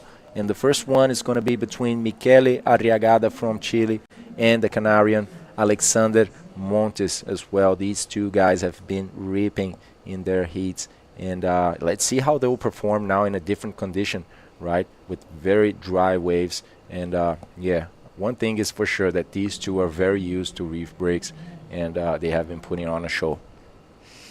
All right, so maybe we can read you guys. I can see there's Teresa Padilla tuning in. Teresa, I saw that you post that you are missing Chile. We are missing you too. Get back to the tour. It's all right. Finish your studies. Teresa Padilla, te extrañamos. Ya vimos que posteaste que extrañabas. Carlinha Cunha, tudo bem, Carlinha, querida? Beijo. Beijão Saudades. pra Carlinha. Quebrou tudo no Arine. Quebrou. Nossa atleta PCD, É isso aí. que ganhou pela segunda vez, né? É isso aí. Campeã. Campeã na vida, campeã na água. E uma pessoa incrível, Carlinha. Esperando já o Arine 2025 para ver ela e todas aquelas mulheres de novo lá. Olha só, a gente tem também Natá Dias. Bego tá falando português direitinho. Estou tentando, estou fazendo aulas. Só que eu sou tímida, né? Porque tenho aqui o... É mesmo? O Lucas, que ele... Cara, nativo, um português, então não vou falar aí, não vou dar mole. Não, você fala bem, Bego. Todo mundo, com certeza, todo mundo gosta muito quando você fala português. Você fala muito bem e fala ainda com o nosso sotaque brasileiro. Ai, não, tô tentando. Gabriel Costa também. Saludos, Arizos Brasil. Gabriel. Giovanni Venegas, saludos de Mar Deportes Nación, desde Los Vilos. Qué buen trabajo están haciendo ustedes allá, Giovanni. Felicitaciones con Steven, porque es impresionante. Yo no, la verdad no sabía que Steven tenía 14 años y yo lo vi un poco tímido en las entrevistas. Digo, oye Steven, ¿por qué no hablas y tal? Tienes que soltarte un poco, y como que dije, voy a preguntarle cuántos años tiene porque tal vez es la edad. Y oye, ¿cuántos años tiene? No, 14. Ah, ya entendí, es normal, ¿sabes? 14 años, claro. É difícil para os chicos mais pequenos, não, Bego, ter essa maturidade, essa madurez de hablar, né, essa outra parte del atleta, onde estão poco de timidez, ¿sabes? Claro. Tenemos a Isabela Nogueira. Isabela, eu só quero que você esteja bem, que se recupere, não? Como se fala aí? Isso aí, melhoras para Isabela. Mas foi muito bom ver ela, mesmo que fora da água, foi bom ver ela lá no Arine também. Esperando 2025 para vê-la dentro da água de novo. Quem sabe uma bateria contra a irmã, as duas irmãs Nogueiras. Ah, eu adoraria. Muita história. Aí tem o Sergio Fredes, imagínate a la 17. Sí, no, Sergio, se viene fuerte él. Yo pensé lo mismo, digo, wow, tiene 14 años, está surfeando así, ya está aquí. Él no había venido nunca a los eventos mundiales de Iquique, solamente había competido en Antofagasta, me estaba contando, y dije yo, wow, qué buen trabajo, de verdad. Olha quem mais, Bego. Tiana Dantas está aqui com a gente, ó. Estamos todos de olho em vocês, quebraram na transmissão, informam e divertem também. É isso aí, Tiana, um prazer gigante para a gente estar aqui. São muitas horas, às vezes, né, num dia como hoje, por exemplo, que a gente tem 10 horas de competição, mas isso aqui é com certeza uma realização para a gente estar fazendo isso aqui, participar e poder passar para vocês que estão passando o dia a dia, no trabalho, viajando, em casa, um pouco do que está acontecendo no circuito mundial. É realmente uma honra. That's right. Thank you, everyone. Gracias, Andrés Rodriguez. Thank you for your love and support. We are trying to bring you the best possible. There's always room for improvement. We always say that, but we are doing this with a lot of passion and love and respect for you and all the athletes. It's so good to see that we have a tour full of new names. It's really refreshing. You know, it's a space for new generations, new names, new athletes, new countries as well. So yes, thank you for your love and patience and support. A wave here for Neymara Carvalho. Took her a while, and there she is, not really feeling too connected. This is not the Neymara we know. With Neymara Carvalho, you know, she's not really connecting too much with this wave. That's a non-complete maneuver. Não foi completada a manobra da Neymara ali. Neymara, só para a gente atualizar aqui, continua a situação igual. A Mayla está em primeiro com 5.25 e com uma nota de backup bem baixa, só um 1.9. E a Neymara, por enquanto, não conseguiu encontrar nenhuma onda mais significativa, pessoal. Ela tem 1.55 e um 3, porém realmente está difícil. Na hora que a Luna saiu da bateria ali, eu estava entrevistando ela, ela falou que já estava ficando bem raso, que ela não estava querendo muito bater no lip ali naquela última sessão. Então realmente são poucas oportunidades, né? Existem ainda oportunidades. A gente viu a Maíra Pô, a Maíra tirou 8, né, 2 vezes na bateria dela, mas são poucas oportunidades agora e fica mais difícil de encontrar elas. E é isso que a gente está vendo no caso da Neymara, não está conseguindo achar. A Maíra foi muito brava. Braba. Brava na real, porque tá muito raso. Aqui, Mayla Venturin, let's see, this one goes for a very good roll. Mayla, she's also being brava. Super brave on that one. That's Mayla, she knows Neymar is so dangerous that she says, I'm pretty sure she's saying to herself, I need to go big. I have to forget about the rocks. I have to surf here as if I was in Solemar. I will, just hit that leap, approach that leap as if it was a sand break and check that out. Mais uma onda boa para Mayla Venturin. Bate na junção, em cima das pedras e ainda faz o adversário olhar ali de frente ainda para poder afetar ainda mais o psicológico da Neymara. Mas completa essa manobra, vai vir uma boa onda para Mayla Venturin, que acabou levando um pouco de dificuldade ali para completar a manobra, mas veio até o final. 7.5 claro. Mayla Venturin. Agora sim, Neymar precisa de 9.75, Bego. Muito difícil a situação para achar um 9.75 agora. A gente vê que a Neymar parece que já está até saindo da água ali. Não sei se aconteceu alguma coisa, espero que ela não tenha batido nas pedras nem nada. A Neymar está saindo, sim. Eu espero que esteja tudo bem ali com a Não, Ney, eu tá acho nas que elas pedras. sabem também, né? Porque 9,75 quase a nota perfeita. E ela não tem achado nada, então tá bom, dá certo. Ela tá ficando na 5ª colocação, então é isso aí, um ótimo resultado, né? É muito bom. O tour só tá começando aqui e ela ainda tem muita chance, né? Alright, so it looks like our watch is probably delayed because we're listening to It's Over, and Mayla Venturin once again getting a spot in the podium this year. She's been on fire, so congratulations. Tá de parabéns a Mayla, né? Tá demais, quebrou tudo, já garantiu um 3º lugar de novo, vindo de um 3º lá no Arine. E é isso aí, pessoal, a gente vai chamar um comercial para voltar com a meninada da Júnior.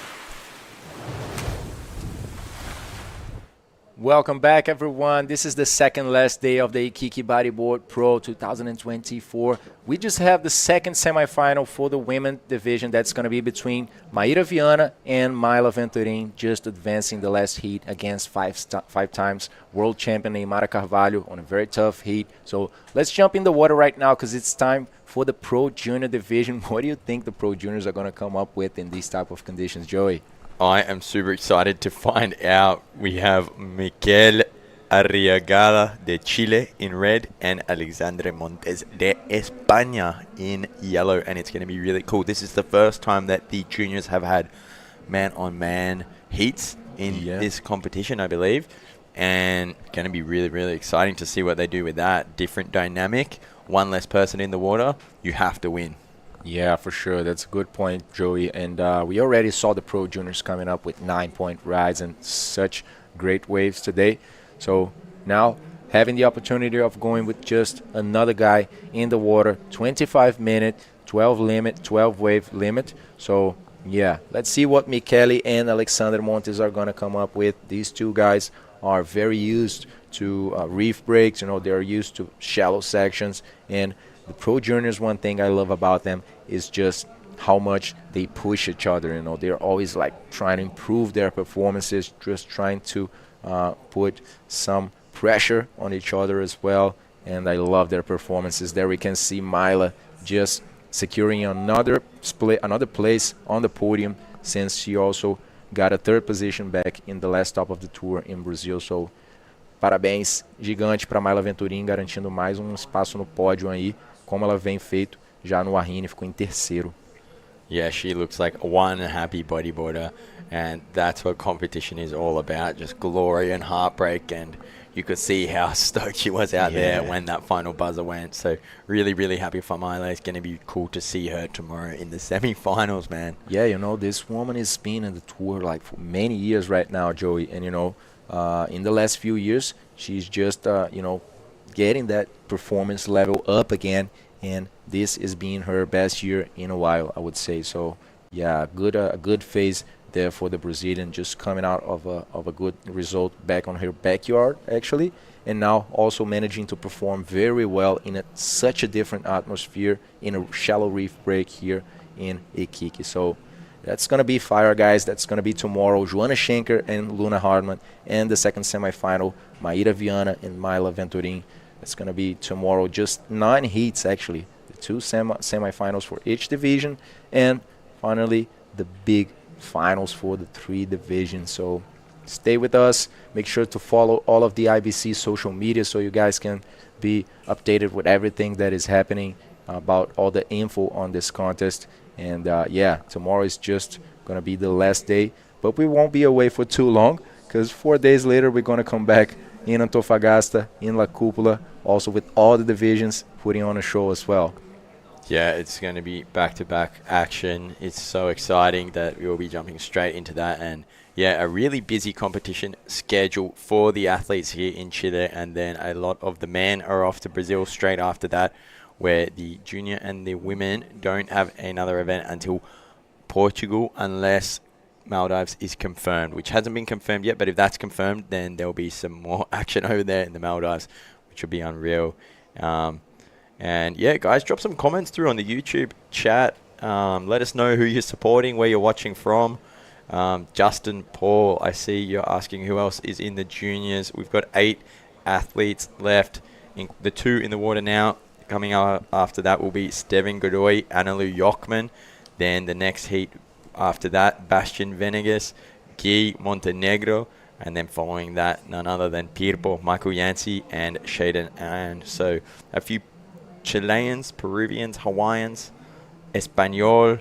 We've got a pretty international last 8 juniors in the water, or not in the water at the moment, but in the quarterfinals. So yeah, going to be really exciting to see the action unfold for the young boys. Yeah, so nice to see this diversity, in the heats. We have local guys here. We have also a Canarian being representing Canaries here. We have 2 of the Hawaiians that just are coming for the first time here to Iquique, managing to go all the way to the quarterfinals, who are Analu Jochman and Shaden Ann, just surprising everything. And yeah, we have the defending world champion Michael Jansey, the vice world champion Guy Montenegro from Brazil as well. So that's going to be fire tomorrow, guys. It's just going to be the GOAT for sure. Just the athletes that have been performing the best in the competition, finally meeting each other, as we see the level just increasing round by round here in Iquique. Yeah, and thanks for sending those messages through. Tiana in Brazil. Shout out to the Central Coast, California, Pismo Beach, representing, watching since it started this morning. Good on ya. We love the support.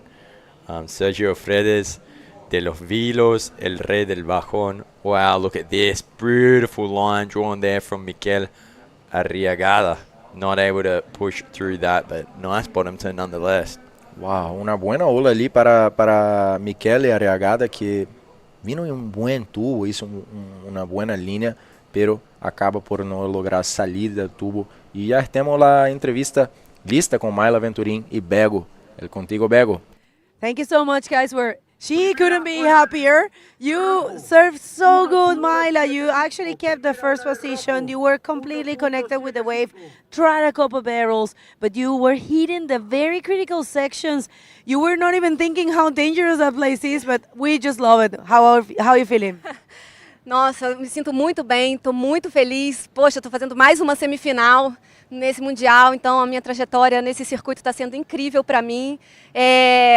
O mar lá dentro está bem difícil também, tem um tamanho. Então, eu que não estou acostumada, né? Estou acostumada com mar assim, fundo de areia, né? E é bem difícil, a gente tem que lidar também com a água, que é bem gelada, usar essa roupa de borracha, né? Que eu não estou acostumada também. Então são diversas adversidades, assim, né? Digamos. Mas eu estou muito feliz, eu sabia que essa bateria tinha que entrar bem concentrada, então eu procurei pegar o máximo de ondas que eu pude. Joguei para dentro em algumas ali, poxa, mas não consegui sair. Mas eu estou muito feliz com a minha apresentação, eu garanti 2 ondas boas. E no final foi uma onda de 7 e pouco e é isso. Well, she says she's really happy with her performance. She knew she has to go very focused. First of all, for her it's hard. These conditions are not what she's used to. She's coming from slower waves and sand breaks and just the fact of using, you know, the wetsuit, competing against Neymar, I'm sorry, and just, you know, for her it's amazing also to have her second podium this year because she had it in Wahine, so she's coming very strong now. And, you know, right now you're going to be facing your friend. You travel together with Maíra, you train together, you guys are staying together, but it's only one spot for the final, so what do you think you're going to be doing? Eu tenho certeza que vai ter uma brasileira na final, isso eu sei. Mas assim, surfar com a Maíra é sempre um prazer, assim, é sempre muito bom. A gente é super amiga. Fora d'água é uma coisa e dentro d'água é competição, né? Não tem jeito. A gente está aqui para dar o nosso melhor, fazer o nosso melhor, conquistar, né, o objetivo que é ganhar o campeonato. Então, acho que é isso. A gente tem que entrar focada também, assim como entrei nessa bateria, não errar e seja o que Deus quiser. Isso aí. Eu vou dar o melhor de mim. E posso mandar um beijinho para minha mãe? Just to translate what she said, that going to surf with Maíra, it's always a pleasure. They're good friends, travel together. But she just have to do whatever she can and the best she can and try not to make any mistake. And for sure, that's what she's going to do. Good friends, but in the water, there's no friendship, so she's going to give it all. Right now, you can send whatever you want to say to your mother. She's such a beautiful lady. So. Eu tenho certeza que ela está assistindo. Mãe, obrigada, um beijo pela sua torcida, um beijo para toda a família, meu marido também, tenho quase certeza que ele está aí vendo. E é isso, eu quero agradecer toda a torcida e continuem torcendo. Estamos na semifinal, estamos mais um pódio, estou muito feliz, galera. Um beijo. Parabéns, Myla, and best of luck for the semifinals. Back to you guys. É isso aí, parabéns para a Mayla Venturim, realmente tá com tudo a Mayla, tá num nível muito bom, performou bem lá no Solemar, ficou em terceiro, já garantiu pelo menos um terceiro aqui também numa condição totalmente diferente, pessoal. E é isso que um atleta precisa para estar bem no circuito mundial, ter essa versatilidade, ser um atleta completo, e é o que a Mayla está mostrando, né? Está mostrando realmente que é muito forte e que vai botar pressão essa bateria com a Maíra, vai ser de arrepiar com certeza. Parabéns mais uma vez para a Mayla Venturim por essa última vitória na bateria contra Neymar Carvalho. Now getting back to the action, back to the juniors, we have 14 minutes remaining here and we had waves being surfed by Michele in this case during the interview. Just one good roll to the left right now. Michele just playing safe on that left. Yeah, and meanwhile splitting the peak. Look at that barrel getting spat out there. Little claim, and then let's see what Alexandra Montes came up with at this end section here, just deciding to duck out. But nonetheless, he got awarded a 6.5 for that barrel, which has put him in the lead. Still no good backup score for the man in yellow yet, but very good position nonetheless. You saw him go another left. He got a nice roll, but just caught the nose on the landing and didn't manage to ride out of it during the interview. Yeah, Alexander just showing, you know, how much he's familiar with the reef breaks coming out of Canary Islands, right? And yeah, just coming in pretty late in that wave and barreling throughout the whole first section of La Punta Dos. That was a 6.5 for Alexander in yellow right now. That sent him straight to first position with a very low backup score so far, just 1.5. And Michele on the other side has a 4.75 as his main score, and also a very low one of a backup score, 1.75. Michele is needing only 3.26 to go to the first position. So pretty sure we're going to see these two guys exchanging waves and changing that situation. But for now, it's Alexander Montes just going into a ride, goes for a roll in the first section, and the waves just disappear after that. So definitely changing that 1.5, Joey. Yeah, good little backup score that he'll get himself there, but something that he'll be wanting to replace for sure. But just making sure he's got a bit more solid of a lead, because you never know when the ocean is going to go flat. Yeah. But yeah, shout out to, I see there's a lot of people there, Los Vileños, here to support Stephen Godoy, who'll be up soon. And even shout out to Aaron Rains tuning in from New Zealand all the way over there in Raglan. Can't imagine what time of night it would be there, but good on you for joining in. Look at this wave here.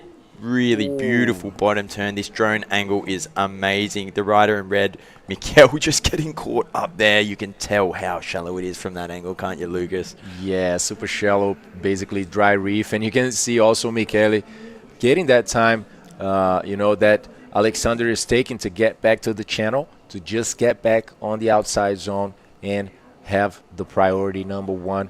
His last wave was a good barrel indeed, but after all, he couldn't complete and just close this wave with the closing maneuver like a roll, for example. So yeah, definitely going back to look for something else. But we are seeing that these guys are just throwing themselves, looking for the barrels and for the big hits for sure. And just as we get the land angle replay, wow, that was huge. That was crazy. If he had combinationed this wave, it would have been a whole different story, but you can see him just bogging there, unfortunately. But nonetheless, he's going to get a pretty decent score. And guys, look at that, 7.75 for that huge wave, huge roll. Qué increíble performance de esos dos chicos que apesar de poca edad, están muy fuertes con un nivel muy alto. Michele ahora acaba de sacar un 7.75 en esta última ola con un rolo gigante en la primera sesión. Para que sepan, ya no hay más agua casi en la última sesión, pero esos chicos no necesitan de mucho espacio, ¿sabe? Están haciendo el takeoff bien retrasados por detrás del pico para aprovechar aquella primera sesión, como hice muy bien ahora Michele, con un rolo gigante, logra la mejor ola de la manga, un 7.75, y Alessandro ahora necesita 6.01 para volver a la primera posición. Yeah, and that wave must have landed on Alexander's head, because there you see him on the inside there, because Red has got out the back, Mikel's got out the back with priority, and wow, here we see that again, just absolutely flying, volando, el chico en rojo, qué ola, qué rolo, eso fue muy grande, absolutamente critical, y mira, 7.75 para Mikel Arriagada, qué loco el chileno. Muy merecido, muy buena ola de Michele, realmente enseñando mucho comprometimento, sabe? Un compromiso gigante con la ola, con la competencia, consigo mismo, atirándose en aquella primera sesión de la punta 2, que es muy rasa, sabe? Muy seca también. Entonces 7.75 es lo que logró Michele ahora, que tiene un score total de 12.5 y deja a Alexandre a necesitar 6.01 con un poco menos de tiempo ahora, menos de 9 minutos. Parece que viene una serie por detrás, pero qué increíble está siendo ya la primera manga de los Pro Juniors, que como yo dije en inglés, esos chicos están siempre, sabe, buscando mejorar, buscando estimular e incentivar uno al otro, sabe, buscando siempre romper los límites. É uma característica, diria que, de todos esses Pro Juniors que me encanta. Sí, a mí me acuerdo. What you said is completely right, and it's really cool to see these juniors just pushing each other, and pushing the level of bodyboarding for people under 18. It's really cool to see them surfing as good as they are. Alexander Montes only looking for a 6.01, which we all know he's more than capable of getting. And I'm sure there's many of his friends and families watching him from over in the Canaries, wishing him that wave to come to him. But there we have Esteban Godoy and Analu Jochman just shaking hands. They will be the boys paddling out for the next heat, and it's going to be another good battle, as we've seen both of these guys drawing some really nice lines and putting together some pretty critical combinations all throughout the competition. They're going to be battling it out for a spot in the semi-final tomorrow. The Chileno and the Hawaiian. A battle of two places that have both contributed so much to the world of bodyboarding, and so it's going to be great to see. It's going to be amazing for sure. I'm loving it. Now it's Alexander Montes just scooping into that barrel, pretty dry part of the wave. As he goes for the last section, the wave just becomes much smaller, losing energy, but he just manages to fit in that roll to close out this wave. And yeah, that's going to be more than a 3.75 maybe for Alexander Montes. Let's see if he gets what he needs, a 6.01 right now, guys. And let's check this once more. So just bottom turning, getting into a pretty dry, nice section for the barrel. You guys could see this first part of the wave. And then it lost quite a lot of energy, actually, just becoming much smaller. But it was a good first section for Alexander, and also managing to go all the way and do that important closing maneuver to get a few more points. Yeah, it looks so fun out there. Hey, Lucas, just some of these barrels running all the way through, and we'll get a score update for that in a second. Didn't get super deep, but the judges, yeah, looking like they're going to give him a 3.65, as he was kind of just on the outside of the barrel the whole time.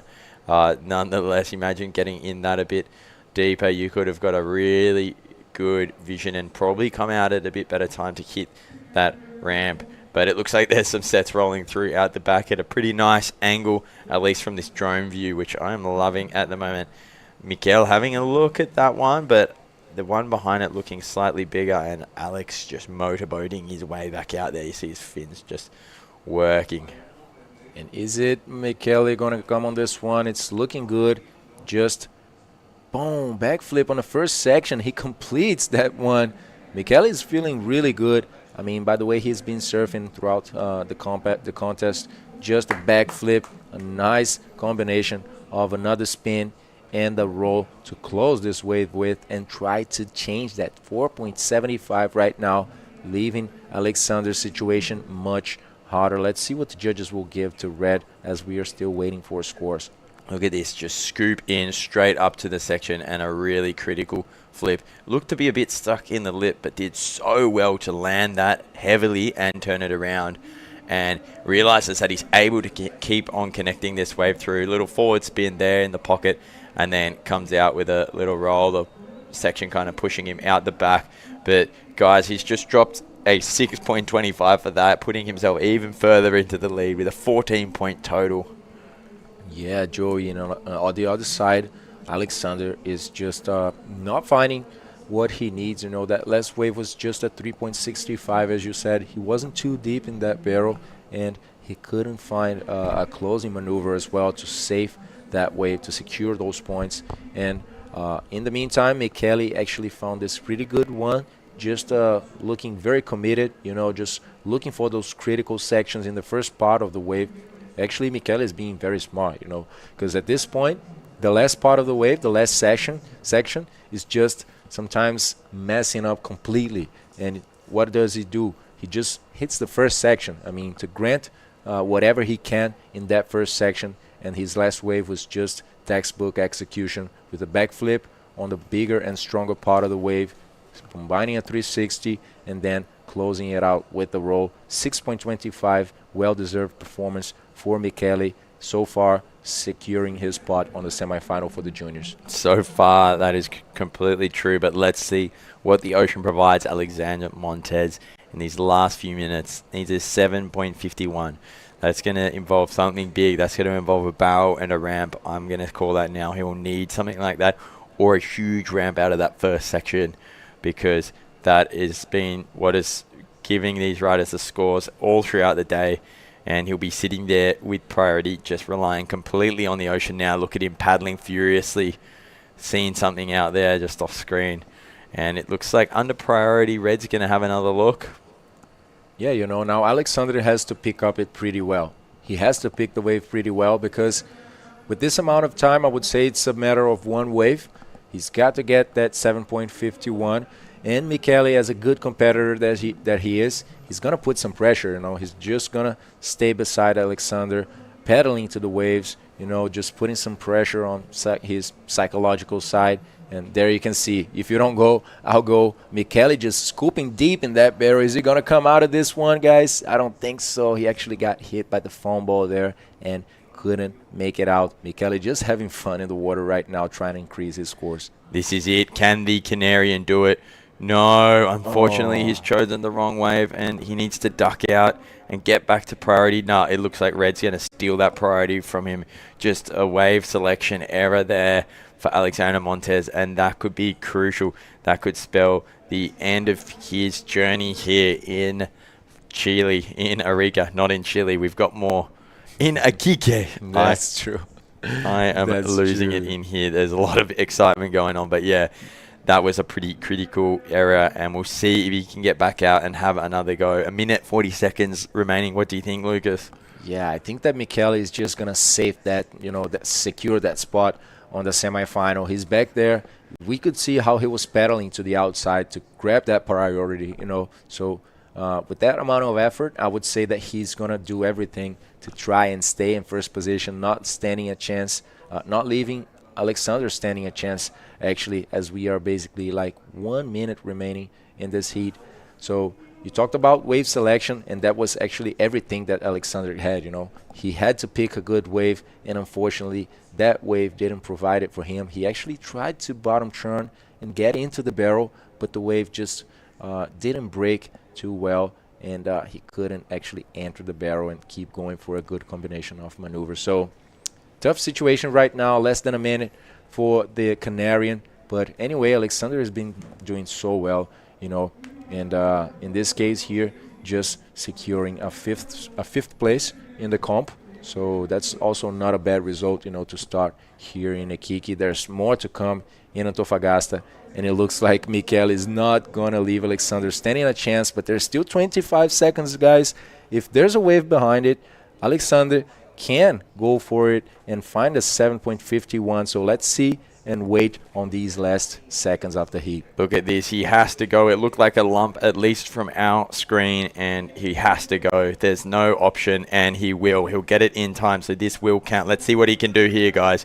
Bottom turning into this barrel, and oh my goodness, looks like it's just run off on him, and that is unfortunate for Alexander, and very, very fortunate for Michele. Very well served for the young Chilean. He will be passing through to the semi-finals tomorrow. Guys, don't go anywhere. We have more Pro Junior action coming up right after the break.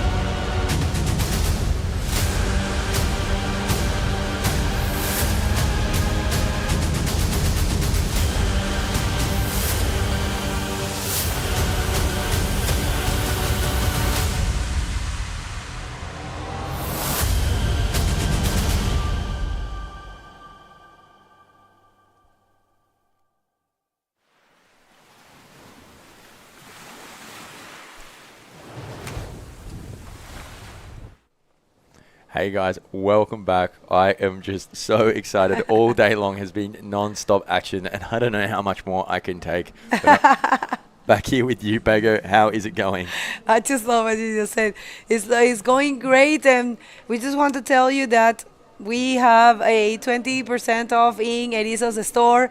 Check these cool hats that we got, and if you want any apparel or you need equipment, it's right there. 20% de descuento en Eriza's store, como pueden ver acá.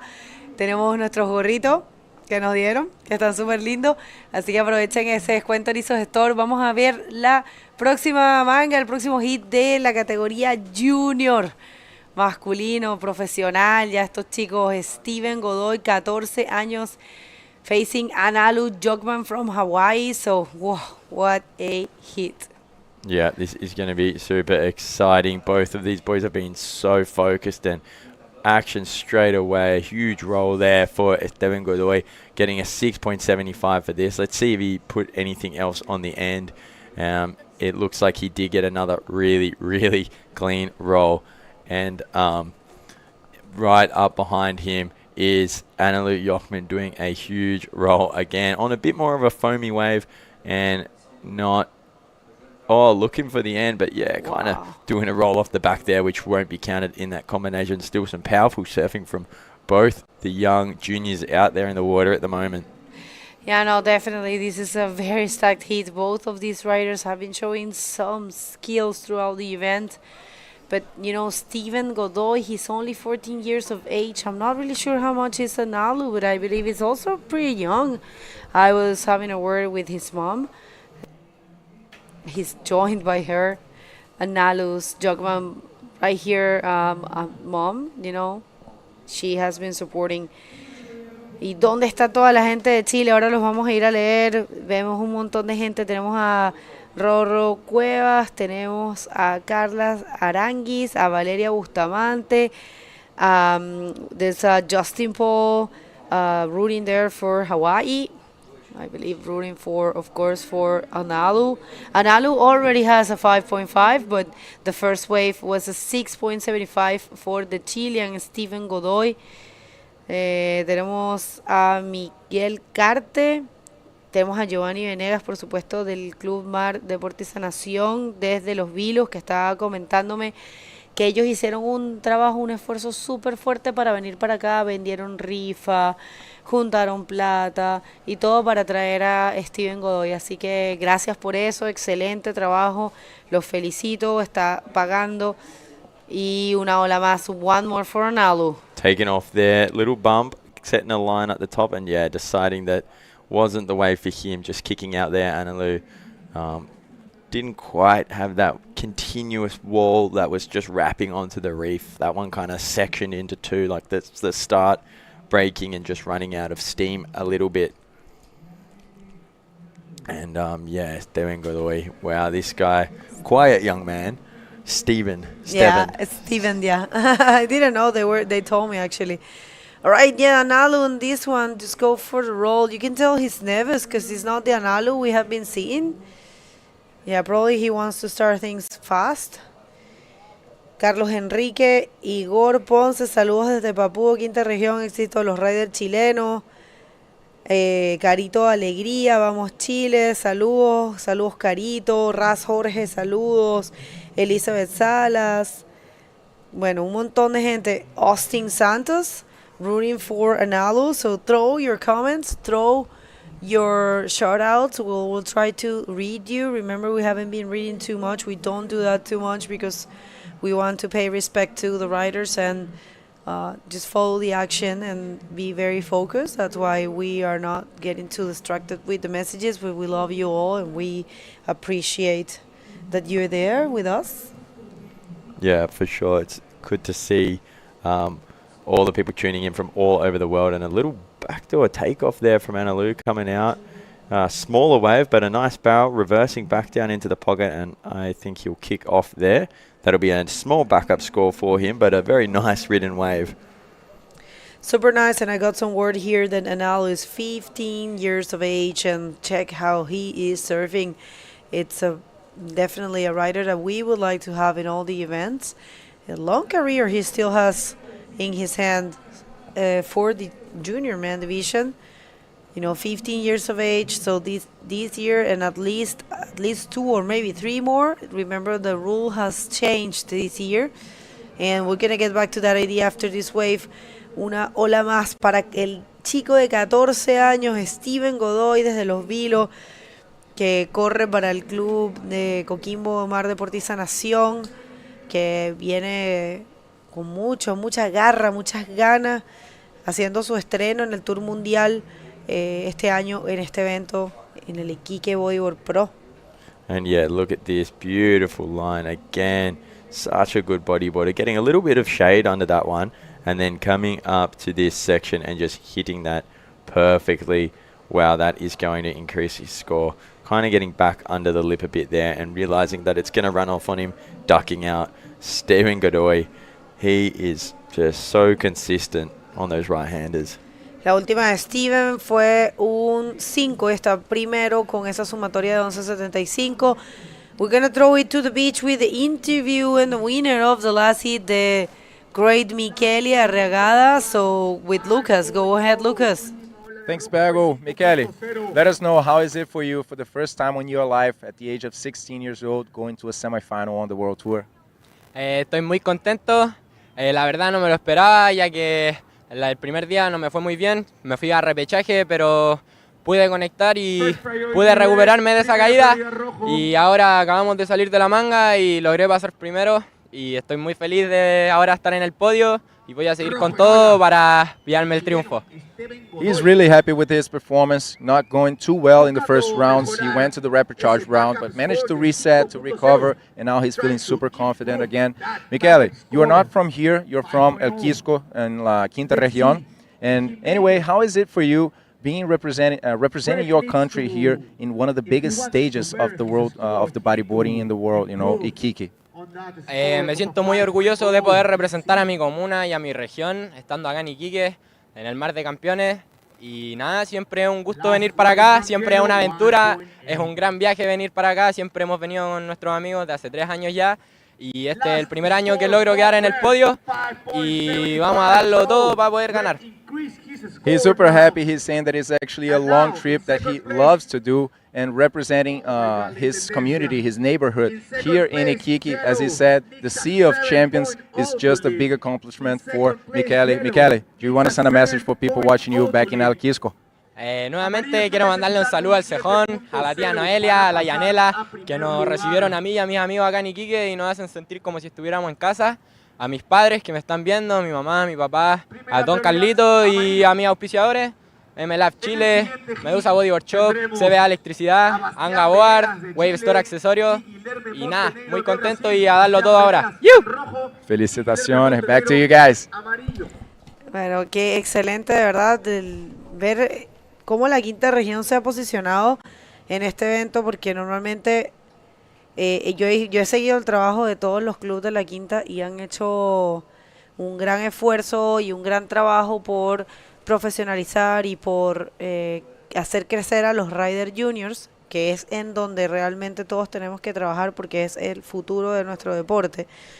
Y a través de los años hemos visto cómo ellos han crecido.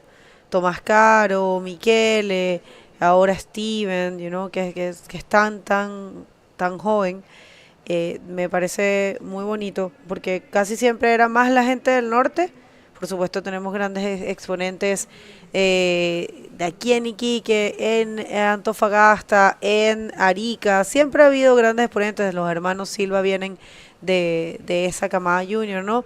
Pero la zona centro y la zona sur están surgiendo fuertemente con la categoría junior y bueno, no es menor.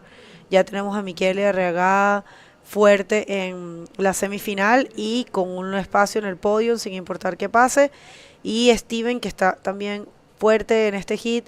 Igual hay que tener cuidado con Ganalu porque es un excelente competidor, así que vamos a ver cómo resulta, pero independientemente del resultado de este hit, Steven ha dado muchísimo de qué hablar y viene desde el comienzo, así que ha sido una grata sorpresa.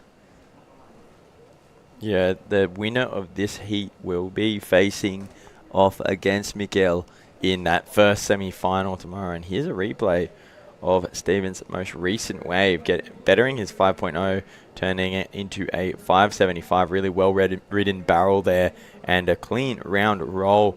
And there you have it, just a little wave to the judges, showing them that he has got that completely under control and just furthering his lead ahead of Analu, looking for a 7.0 now. So wave selection becoming very important for the young Hawaiian rider, as it looks like a few sets are rolling in, as our two-time world champion Tristan Roberts is also rolling in to prepare for his quarterfinal a bit later today.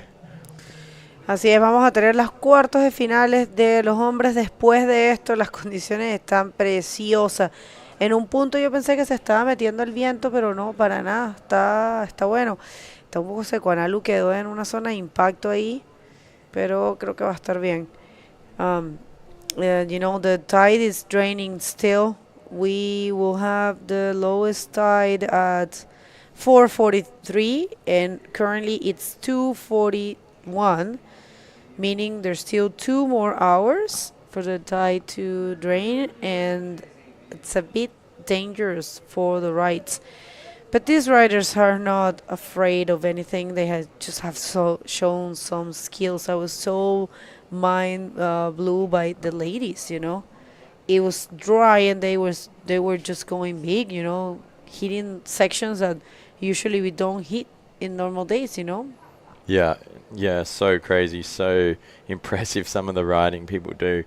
When it is a competition, it just forces you to do things that you probably wouldn't normally do, just taking you completely out of your comfort zone to get whatever score it is that you need to make it through the round. And I dare say, as we jump into the men's quarterfinals later today, around that low tide, we're going to be seeing some pretty crazy things, and I just hope no one gets hurt. Thankfully, we do have a safety team around on land and 2 guys on the jet ski, just monitoring everything going on, making sure that the athletes are okay, happy, healthy, and safe. And yeah, thank God for them, because we've already had a bit of help from them, as some riders have lost leashes, lost boards, or hit themselves on the rocks. Looks like both riders paddled there, and it could be interesting to see what happens with the priority, because I don't know who showed the more intent, but I think Steven may be holding on to that priority. But yeah, before Analu went that big left barrel that we saw rolling through, it just looked like he didn't make the drop, and yeah, he kind of lost priority. But yeah, look there, it does look like Analu has got that priority back, which is what he wants, using it now on this right bottom, turning here into a little barrel, not super deep, and ducking out there. You gotta do that. Yeah, you gotta try. No, and also you gotta duck out of that section, check that out. That's super shallow, but I believe Nalu is no stranger to these kind of conditions. He said in one of his interviews, I loved how he mentioned that he wanted to, you know, put his little town into a place that it deserves in bodyboarding, because there's a huge culture bodyboarding in where he lives, and he just is looking forward to represent. And it's showing, you know, he's representing very well. Analu has been also a pleasant surprise. We haven't seen him in the World Tour. We were very, very surprised by his performance. And regardless of what happened here, because remember, whoever finishes in this stage of the competition will remain with an equal 5th. So it doesn't matter what happens. Analu has been having a great performance overall, that worth a standout. And I just wish that he can join us in the rest of the tour. Yeah, it would be great to see him again. Super friendly young guy as well. We just saw Stephen Godoy having to go on that one there. Not too much of a big wave that would have changed his position, and now it looks like he's copping a few waves on the head. Hopefully he is all right there in on that shallow reef. But yeah, really cool to see Analu, and I really liked his motives. It's really nice coming to represent and put his town on the map. It's good, and I know in some of his interviews he's been shouting out to a lot of his mates over there. So if you guys are watching, supporting him now, we'd love to have you guys here as well. It'd be so cool to have a big Hawaiian crew cruising around, because always bringing the good Hawaiian, the island vibes, and yeah, we love it. Well, we have here Kaylin, we have Kavika, Nalu, and Shaden. 4 Hawaiians. I mean, if you count Dave, that would be 5. Yeah, definitely counting Dave. He's been really supportive as well, like coming to watch the boys' heats, give them tips. Yeah, very supportive. Free surfing together. Like, it's cool to see his years and years of experience being sewn into these boys. No, that's for me, that's what separates a very good athlete from the others, or a very professional athlete. It's hard because bodyboarding is an individual sport, so it's normal that people think more about themselves, you know. It's a normal thing. It's common. It's only one champion, only one person glory. But, you know, there's certain athletes that try to give back to the sport. That's the case of Neymar, you know, very experienced athletes such as Dave, Neymar. You know, Dave has been coaching Araya Tabao, no? And helping her in a bunch of things. So definitely it's always good. And if I can just send a message to, you know, the classic bodyboarders in the world that try to give back, especially in the grassroots of the sport, it's important to, you know, to try to pass the word, pass the experience and the knowledge. And that's a way you are actually helping to the sport to grow. And that's one of the things that Dave does. So kudos to him for sure. Bueno, hasta ahora Steven se ha mantenido primero fuerte. Estábamos conversando un poco de también para todas las personas que están sintonizando, que son desde Hawái, ¿no? Porque están soportando, apoyando a Nalu Jockman, que ha sido también una sorpresa muy grata verlo, conocerlo aquí en este evento, que no lo habíamos tenido presente en ningún otro evento. Y la verdad que es muy lindo. Aquí hay 5 hawaianos si contamos a Dave, y estábamos hablando de cómo Dave también apoya a los atletas de Hawái, que son mucho más jóvenes que él, y siempre ha estado ahí dándoles consejos, siempre está pendiente de ellos. Y hablamos un poco de la importancia de los riders clásicos, de que pasen ese conocimiento, que ayuden a las semillas del deporte, que es en realidad en donde está el verdadero futuro. Y hay varios atletas que son tradicionales que se dedican a eso, como es el caso de Neymar, de Dave, el mismo Mauri también, que impulsa a mucha gente. Bueno, hay un número bien grande de atletas profesionales que lo hacen, pero de repente ese podría ser un mensaje que nos gustaría enviarles. Si eres atleta profesional y estás sintonizando, piénsalo, busca la manera de cómo apoyar a las nuevas generaciones, porque estarás dejando más tu marca, no solo con lo que has hecho tú como deportista, sino también estarás pasando el conocimiento y logrando que tu deporte trascienda a través de los años.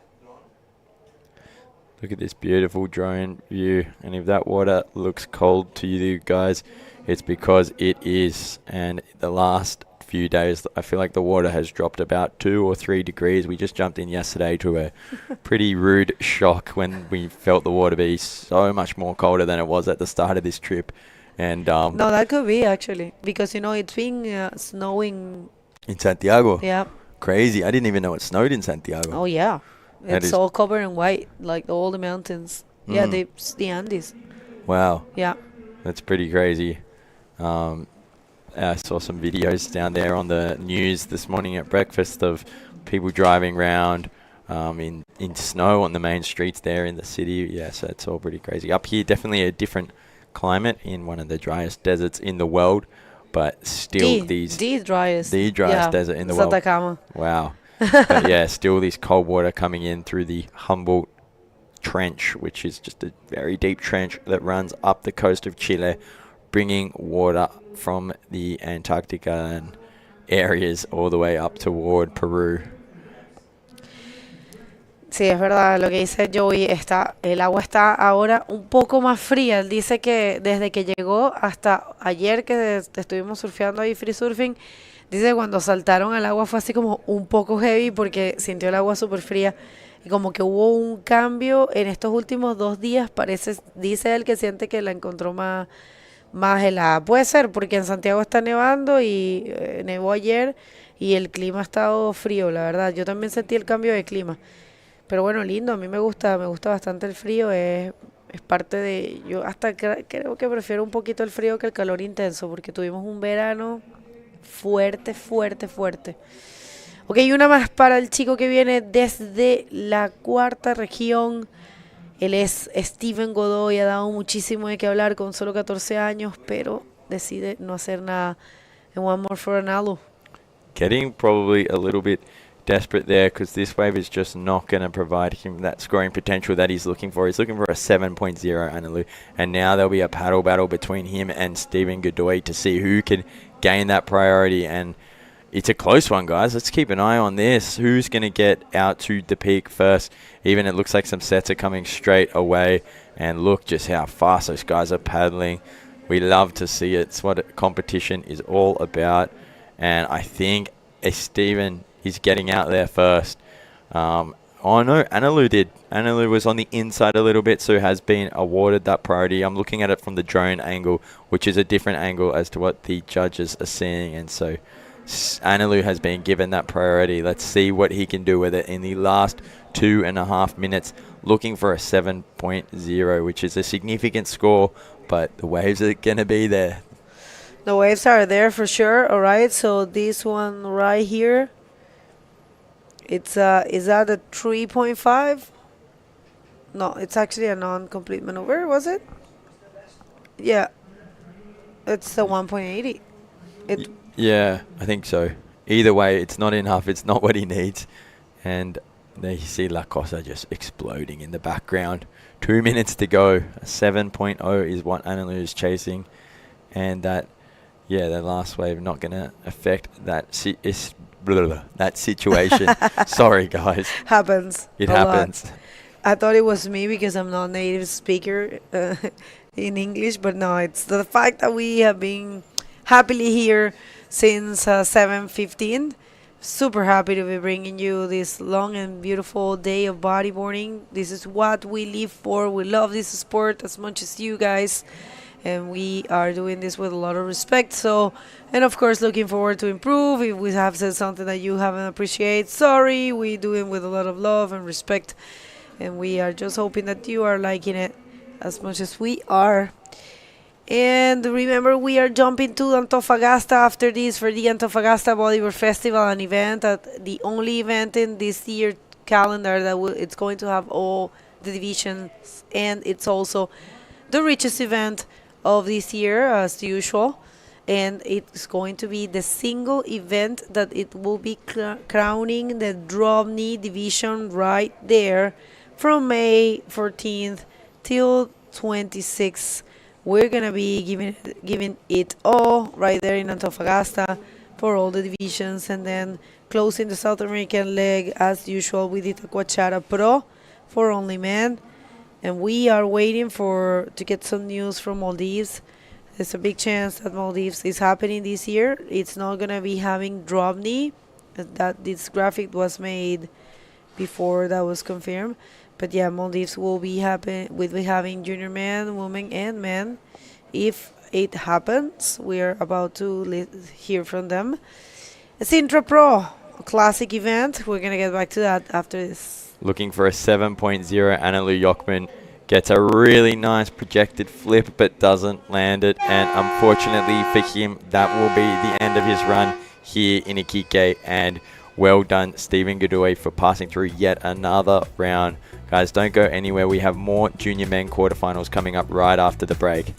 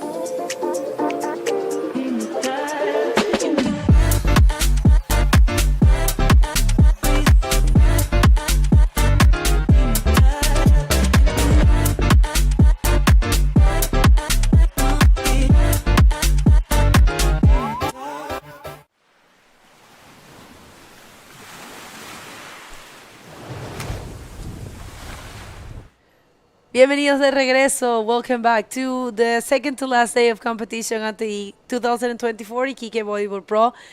Esto va a estar buenísimo. Vamos a la próxima manga de lo final, cuartos de final de Junior. I'm so sorry I got stuck in that one.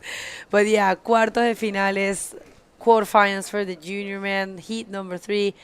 Bastian Venegas from here from Iquique facing Guilherme Montenegro from your hometown. My hometown, Guilherme Montenegro, vice-campeão mundial da categoria Júnior, pessoal, dessa categoria aí na água, vai enfrentar Bastian, que é um chileno, que está surfando muito também, está bem familiarizado aqui com a onda de ponta 2, e ele já teve onda, na verdade, os dois atletas já tiveram algumas ondas. O Gui, na última bateria dele, fez muito bem. Eu lembro de um backflip gigante que eu vi o Gui fazendo para a esquerda. E vamos ver, ele veio numa outra esquerda aí também, mas foi só uma onda rápida para ele. Enquanto isso, o chileno veio tirando um tubo na primeira sessão, segue até o final da onda, que já está bem raso, e acaba saindo, já que não dava nada para ele ali no final. Foi um 3.75 para o Bastian Venegas e 1.25 por enquanto para o Guilherme Montenegro, que está tendo essa oportunidade agora de assegurar uma vaga na semifinal da categoria Pro Junior Men.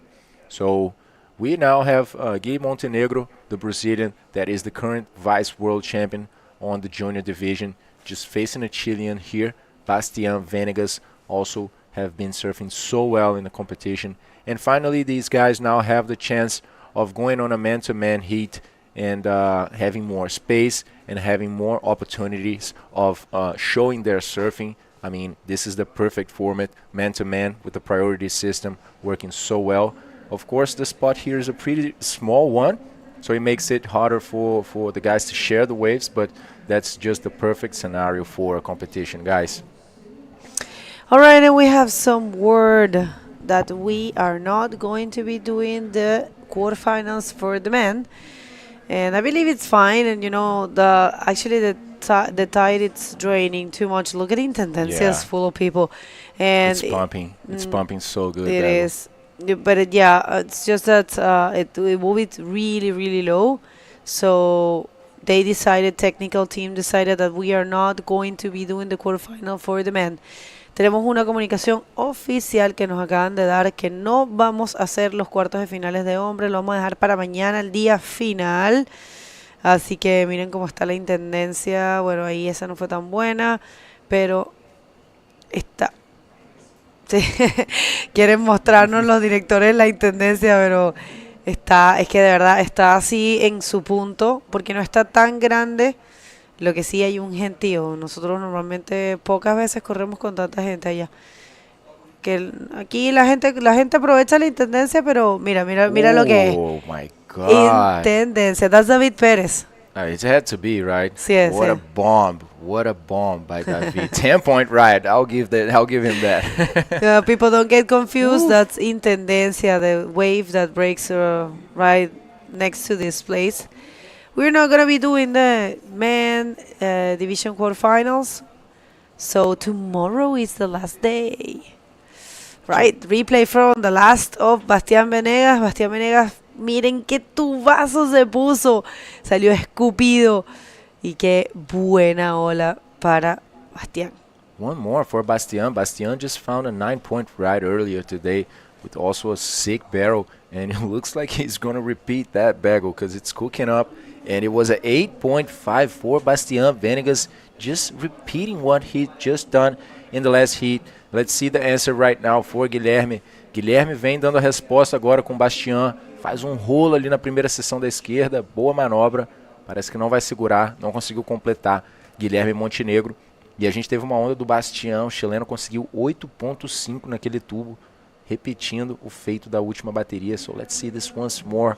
Bastian just cruising into that barrel and spat out of this wave and just leaving it as soon as it hits the second section, and there was just no more water on the reef. So Bastian now left Gui in a combination situation needing 12.25. So Gui, that only has 1.25 and 1.5, will need to restart basically his heat, and go for 2 more waves to keep up with Bastian and secure his spot on the semifinal. So tough condition right now for Gui as Bastian just jumped in front of him. Wow, qué buen performance del local, Bastián Venegas, con esa última ola que fue un tubazo, de repente lo podemos volver a ver, 8.50 de Bastián Venegas, el local, que fue sin miedo, no hay agua en esa sección y supo correrla perfecta. Miren cómo salió escupido, fluido, y ahí incluso él pensó en pegarle, pero sabía que en realidad ahí es súper peligroso, así que buen trabajo. Y sí, las cosas están un poco complicadas ahora para Guillermo Montenegro. Mientras esperamos, solo a ver si Gui, que me parece que está tratando de optar por las izquierdas, parece que va a tomar esta ola Gui Montenegro, no, la otra ya lo vamos a mandar para la entrevista, que sé que está lista con Joey, pero estamos viendo solo si esta ola la va a tomar alguno de los competidores. Parece que es Bastian.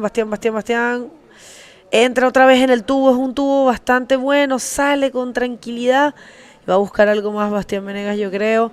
La idea acomoda el hombrito y va por un rolito. Es que esto es como típico, ¿no? Es como el skate cuando acomodan la patita. Hay mucha gente que hace eso, ¿no? Hay mucha gente, parece que ayuda un poco con la proyección y la velocidad. Sí, puede ser. Una buena ola de respaldo para Bastián Venegas, que viene por ahí por el 5 más o menos, ya lo vamos a ver. Pero tenemos a Joey y al ganador del hit anterior, Steven Godoy, esperando por la entrevista, así que vámonos con la entrevista. Thank you, Begoña. And yep, I am here with the winner of the last heat, Steven Godoy. Steven, tienes unas líneas muy limpias. ¿Dónde aprendiste a surfear así? En mi playa, en Playa María, que ahí surfeo muy bien y puedo hacer las líneas que puedo hacer ahora y desenvolverme. Cool. I was saying that he surfs with a really clean line, and he was saying that he learned these lines in his local beach de Los Vilos, al sur, ¿no? ¿Quieres explicarnos de la comunidad allí, tus amigos allí que hacen bodyboard? Sí, mis amigos hacen body, conmigo en la playa de Los Vilos y en Playa María igual, y surfeamos de vez en cuando porque igual es lejito un poquito de donde somos nosotros. Y a veces vamos, a veces no vamos, pero ahora vamos casi siempre. Sí, ¿las olas allí son frecuentes? Sí, frecuentes. Si sale el viento, sí, jode. Cool, so I was just chatting to him about his beach down south in Los Vilos. It's in the 4th region of Chile, and he said him and his mates, they go bodyboarding every now and then. If there's no wind, then usually it's on. Y los semifinales, primera vez, ¿cómo te sientes? Muy feliz de haber pasado a la semifinal, primera vez que llego a una semifinal en el Mundial y estoy muy feliz por lo que he hecho, me vengo esforzando de antes ya y vengo con todo ahora nomás. So this is his first time making it into the semifinals, and he's coming with everything at it. ¿Y tienes otras palabras que quieres decir a tus amigos? Quiero mandarle un saludo a mi amigo Pablo, a mi amigo Seba, a mi amigo Tati, Shishin, Seba, Gio, Tato, y a mi mamá, a mi abuela, a mi primo y a mi amigo. Épico, muchas gracias y mucha suerte. Back to you guys.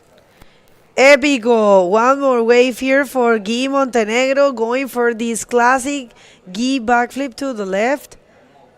It's calls my attention because I thought in Barra de Yucu it's more as a right, but actually it's got a good left, huh? No, yeah, actually Barra do Jucu there's a wedge on the left side of the beach, which they call Canto do Barrão, and it's a left. And throughout the beach there's more waves with some rocks as well, and there are more spots. There are Cemitério, Coral de Cima, Coral do Meio, and so there's a big diversity of maneuvers actually where Gui come from. Gui vem numa esquerda, melhor onda dele na bateria até agora, faz um backflip ali para a esquerda, completando bem, tira 5.25 e sai da situação de combo que ele estava, precisando de mais de 12 pontos aí, e agora fica ainda precisando de uma nota muito alta, 9.25 é o que o Guilherme precisa para ir para a liderança. Então, eu diria que ou ele vai buscar realmente uma nota das mais altas da competição, ou ele então vai ter que usar esses 13 minutos e 40 aí para poder aumentar, buscar outra onda melhor do que esse 5,25 e também uma outra onda ainda. Então o Gui tem um caminho longo pela frente, não vai ser fácil. There comes the Chilean just scooping into another barrel. Bastian is looking very familiar with the barrel. He's just opting for this and going all the way in this way for one more maneuver on the rocks there, just rolling on the last section of La Punta Dos. Bastian looking very comfortable in these types of conditions. Check out his total score, 14.50. And let's see if he manages to increase with this last wave. I don't believe it's going to be too much more than that. Yeah, but what a wave. I mean, he's just super connected with La Punta Dos, the dangerous right now that the tide is draining. But yeah, check this out, a 6.10. Great way to surf. Bastian Venegas está realmente dando muchísimo de qué hablar. No hay agua ahí. No surfeamos esto de esta manera. O sea, sí hay gente que se pone los tubos, sobre todo porque como que seco y con algo de tamaño en la derecha de la punta 2 es como si tienes que ponerte el tubo en la primera sección o pegarle en la primera sección y después escapar lo más rápido posible porque la segunda es una carnicería. Pero nada, Bastian de verdad la está leyendo muy bien. Yo creo que ha sido súper motivador también para todos los riders locales ver a los extranjeros, a la gente de afuera, sabiendo leer esta ola y viendo y haciendo grandes maniobras y grandes tubos. Entonces definitivamente los motiva, ¿no? Seguro, Bego. Y un free surfing es una cosa, ¿no? Pero en una competencia, especialmente del Tour Mundial, hay que hacer siempre un poquito más, intentar siempre romper el límite. Entonces, felicitaciones a Bastian, que está muy confortável, muito cômodo, perdão, en estas condições. Pessoal, só fazendo uma atualização aqui para o público português e brasileiro que está assistindo a gente teve uma mudança no cronograma do campeonato e as quartas de final da categoria masculino não vão para a água hoje. Então a gente vai ter essa bateria e a gente vai ter a última quarta de final da categoria Júnior, que vai ser entre o Michael Jansen e o havaiano Shaden An, que aí vocês podem ver já na tela. E esse vai ser o fim desse dia de competição aqui. O restante vai ficar para o dia de amanhã, que a gente teria só as semifinais e as finais, mas a gente também vai ter as quartas da categoria Men, da categoria masculina. Então, o dia de amanhã, que seria um dia bem curto, vai ser um pouquinho mais longo, mas no dia de hoje não vai dar para continuar, porque realmente a maré baixa muito e a comissão técnica decidiu fazer essa alteração no cronograma.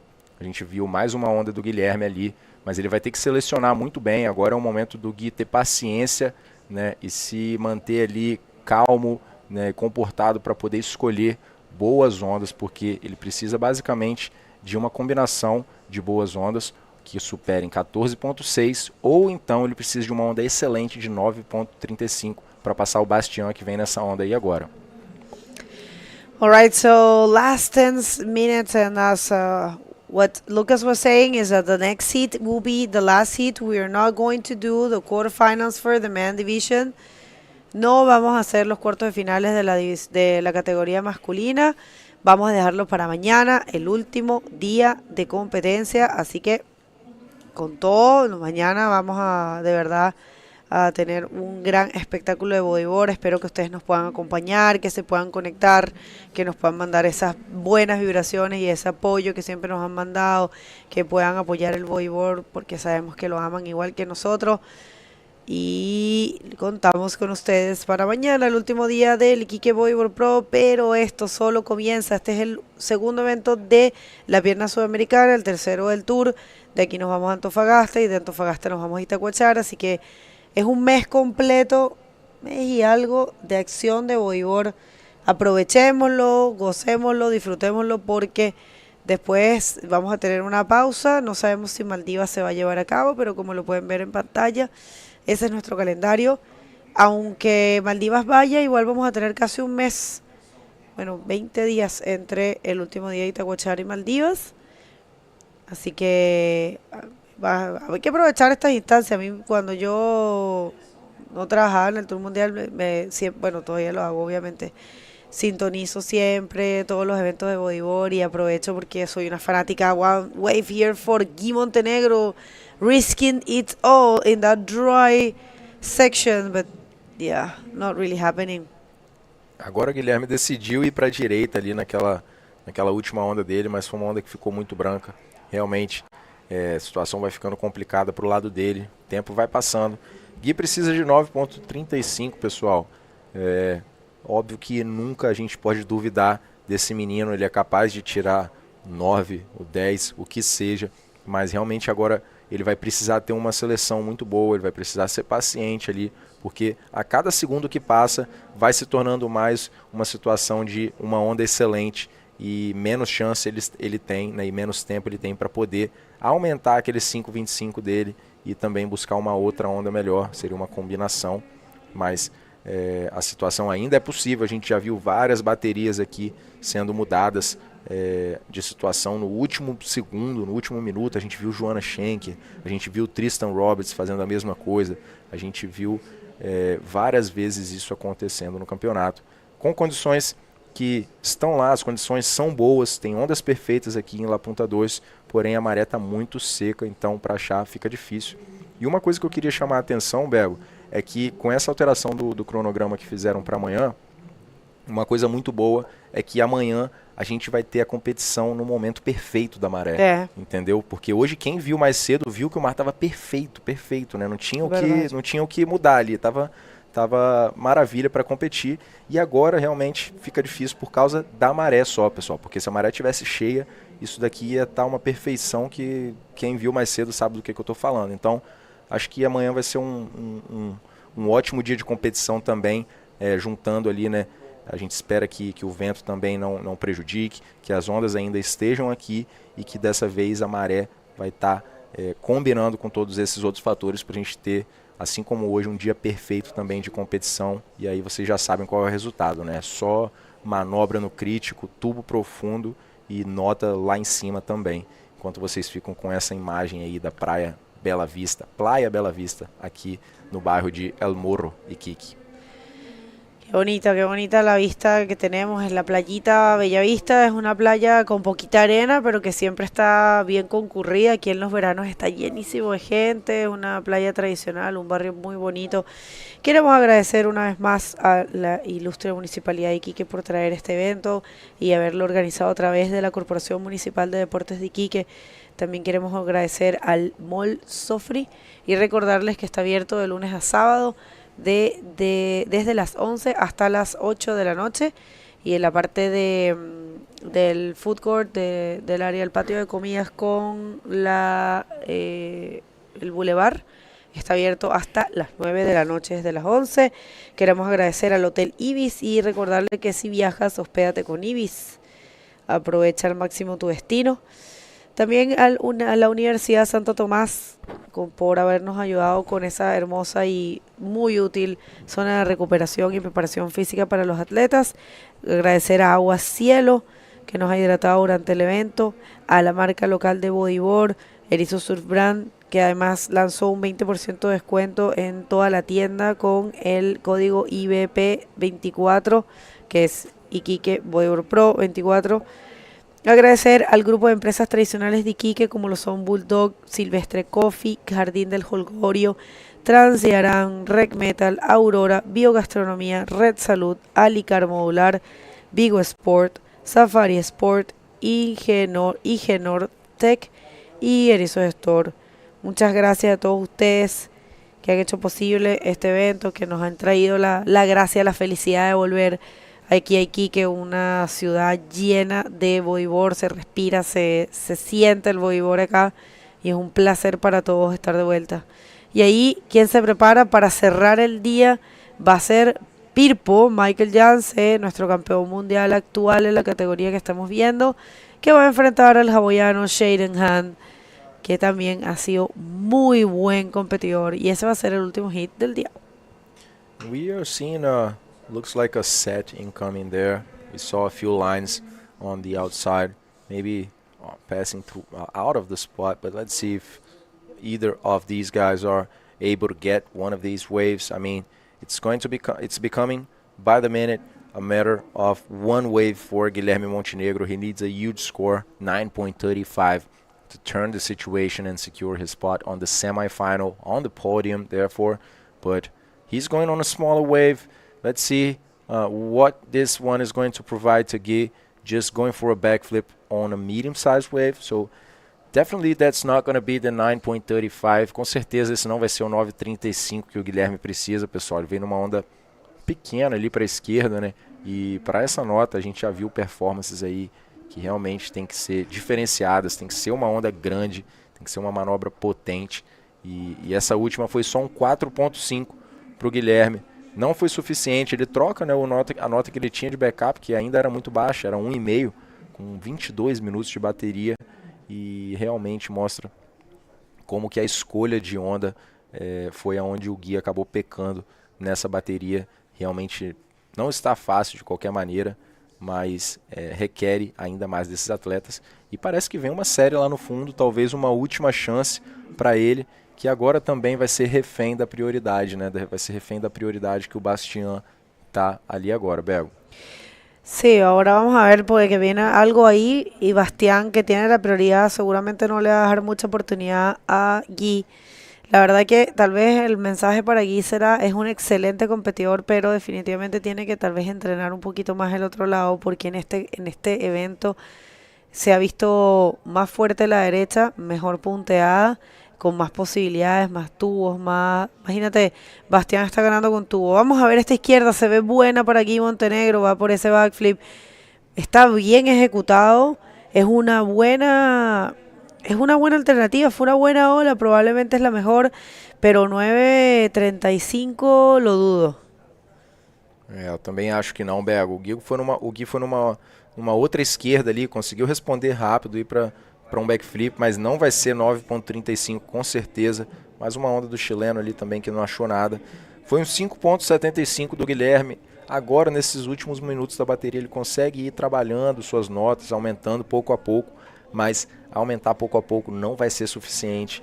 Ele vai ter que ir agora buscar 8.85. Melhorou um pouco a situação, porém não quando a gente leva em consideração o tempo, já que só tem 1 minuto e meio para o Guilherme. E ele está com a prioridade agora, a gente vai ver essa última onda dele.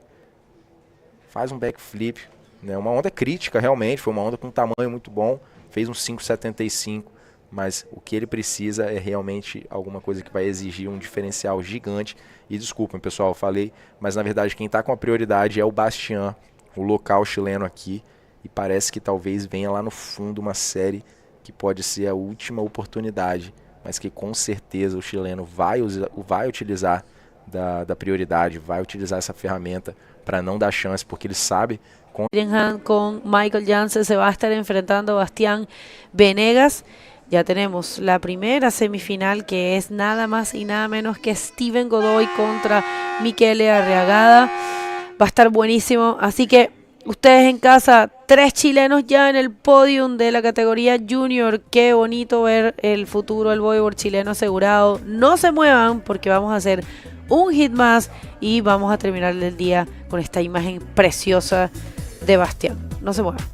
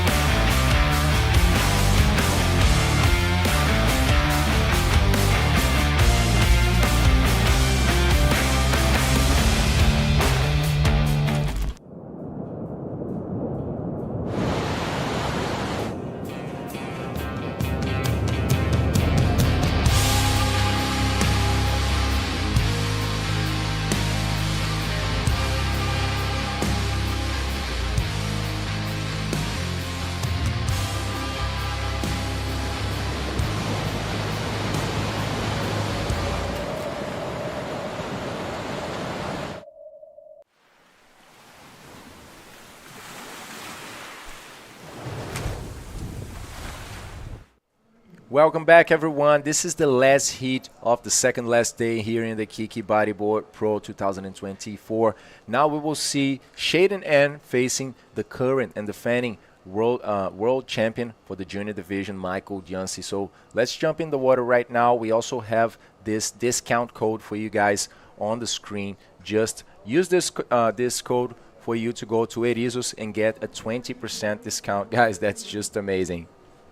Yeah, that is a good deal. Get on it and get yourself a new setup while you're at it. Yeah, I mean, they have everything there. They have boards, fins, leashes, you know, all type of clothing. So, yeah, I wouldn't lose it this for sure. I just grabbed my wetsuit a few days ago there. So, Michael Jansi and Shaden N going in the water right now.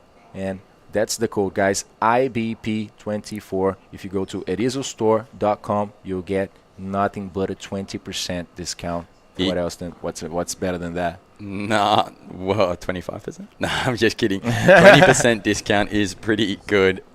Por los que están escuchando en español, eso es un código de descuento para 20% menos en todas las cosas en la tienda Erizos. Entonces, si quieres algo de bodyboard, ahora es un buen momento para comprarlo porque, no sé, tienes que aprovechar la oportunidad. Seguramente. Muy bien dicho, Joey. Erizostore.com es donde tienes que ir para encontrar todo lo que necesita de equipamiento de bodyboard. Y parece que el viento nos está regalando aquí con un vento de contra, un offshore para la última manga de este día, donde Michael Jansi va a enfrentar Shaden N. So guys, looks like the wind is helping us here, just turning offshore for this last heat of the day here in La Punta Dos. What an amazing day it has been. I mean, just high scores since the very first heat of this day. We just saw all the divisions going in the water, everyone ripping, you know, deep barrels, high maneuvers, high scores as well. What an amazing day it has been. And we are just reaching the final 21 minutes, seeing the defending world champion for this division now in the water, going to the right. Let's see what Pirpo is going to come up with. A big roll in the first section, maintaining that speed, going for something else on the driest part of the heat, just kicking out of this wave. Yeah, Shaden opting to leave that one. He will be waiting for some good waves this heat because Michael Jansi is very powerful and very capable of manufacturing amazing scores on waves that you wouldn't expect it. And so the strategy I think Shaden will be coming in with will be waiting for those good ones. There you see big roll off that first section and doesn't manage to get a combination there, which would have been a nice score. Getting a 4.9 nonetheless. But it's going to be a battle out there. I talked to both these boys before they're going into the water, and Peter looks at me and he's like, I'm going to war. And Shaden was a bit more cool and calm and saying, I've got it, bro, I've got it. And so, yeah, it's gonna be good. It's going to be a good battle and a good last heat of the day. Yeah, I mean, these two guys are very, very different from each other. I would say Pirpo is like a very outgoing guy, you know, he speaks and he's funny and everything. And Shaden on the other side is like more of a quiet guy, yeah, you know, on his own thing. But when they're in the water, guys, the personality won't count at all. It's just going to be their technical level of surfing, you know, their wave selection, and, of course, their commitment in these conditions as well, because it's not easy out there. It's pretty perfect in the first section, I would say, for barrels and ramps. But once you get to that second section here in La Punta Dos, it'll definitely test you out. Yeah, exactly right. And so we will see what happens as it looks like a few lines are rolling in on the horizon there. Shaden rocking a new bleach blonde haircut. They went and got that in a local Colombian hairdresser shop, barber shop, whatever they call it here. And yeah, it's a funny story. Some of the boys were telling me about that there, and he decided to go all blonde. So good on him, repping the blonde tips, and we'll see how he goes. Super Saiyajin Shaden right now in the water, guys. Yeah, Michael just got 3 waves already in this heat, 2 1-point rides, and Michael also on that last roll managed to get a 4.90. It's impressive how his ability, his ability of just finding, just boosting those big maneuvers. Even sometimes it's not so strong waves, but here in this spot, definitely the waves have that pressure. They have that strength to really launch you.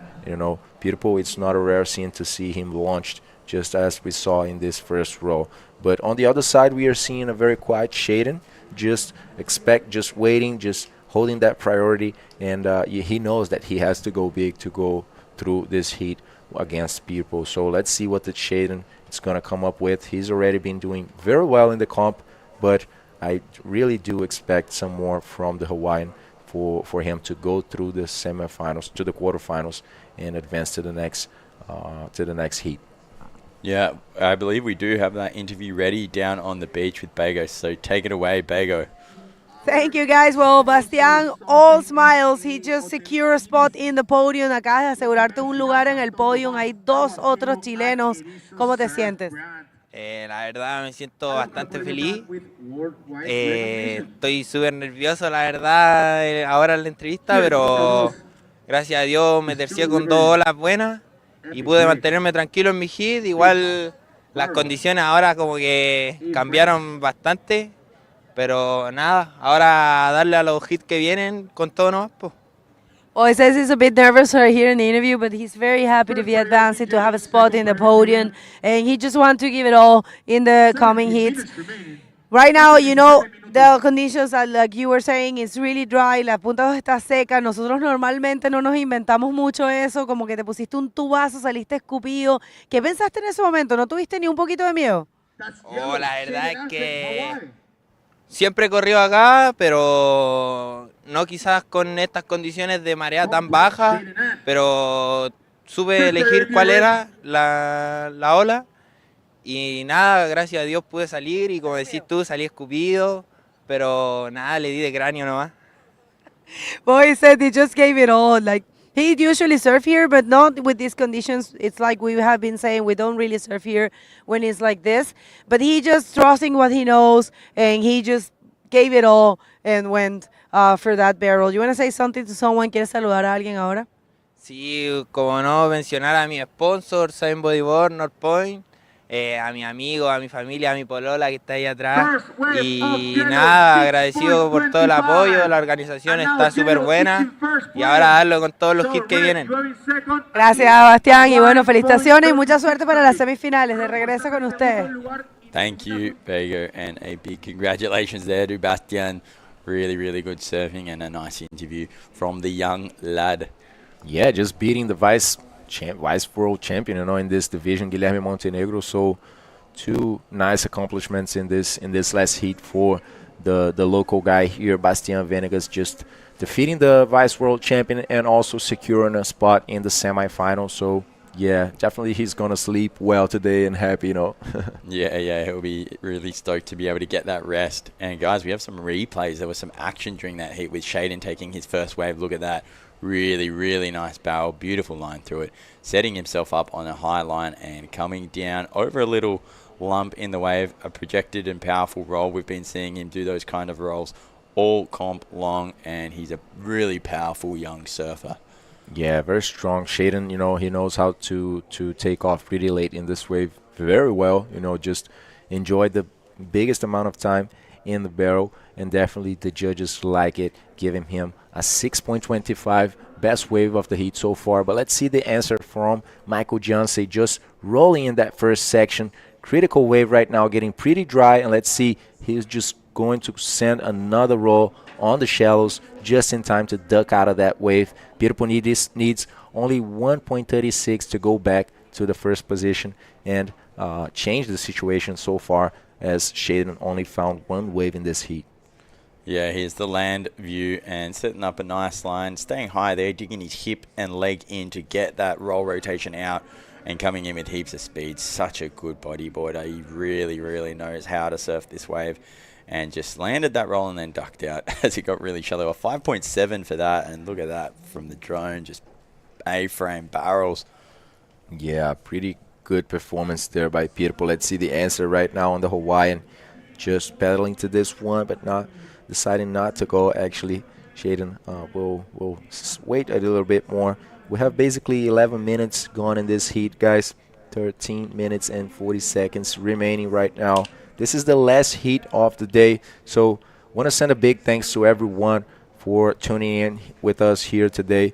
It's been amazing. Let us know what you guys think of this event, of this wave, you know, whatever we can improve as well. And of course, make sure to scan this QR code you guys are seeing on the screen right now, so you can find our social media, our website, where you can find the rankings, calendars, very nice posts on the you know, World Tour related content. And let's see the second wave for Shaden, just going for an invert on the pocket there as the wave closed out on him. But that's going to be the backup score that for the Hawaiian, as he needs a 4.35 to get back on the lead with a nice exchange against Michael Gianse, as known as Pirpo.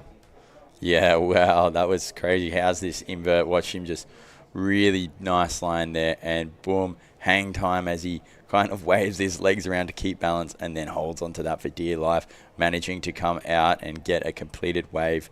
He'll be getting this backup score coming through any second now, and I dare say that will take him back to the first.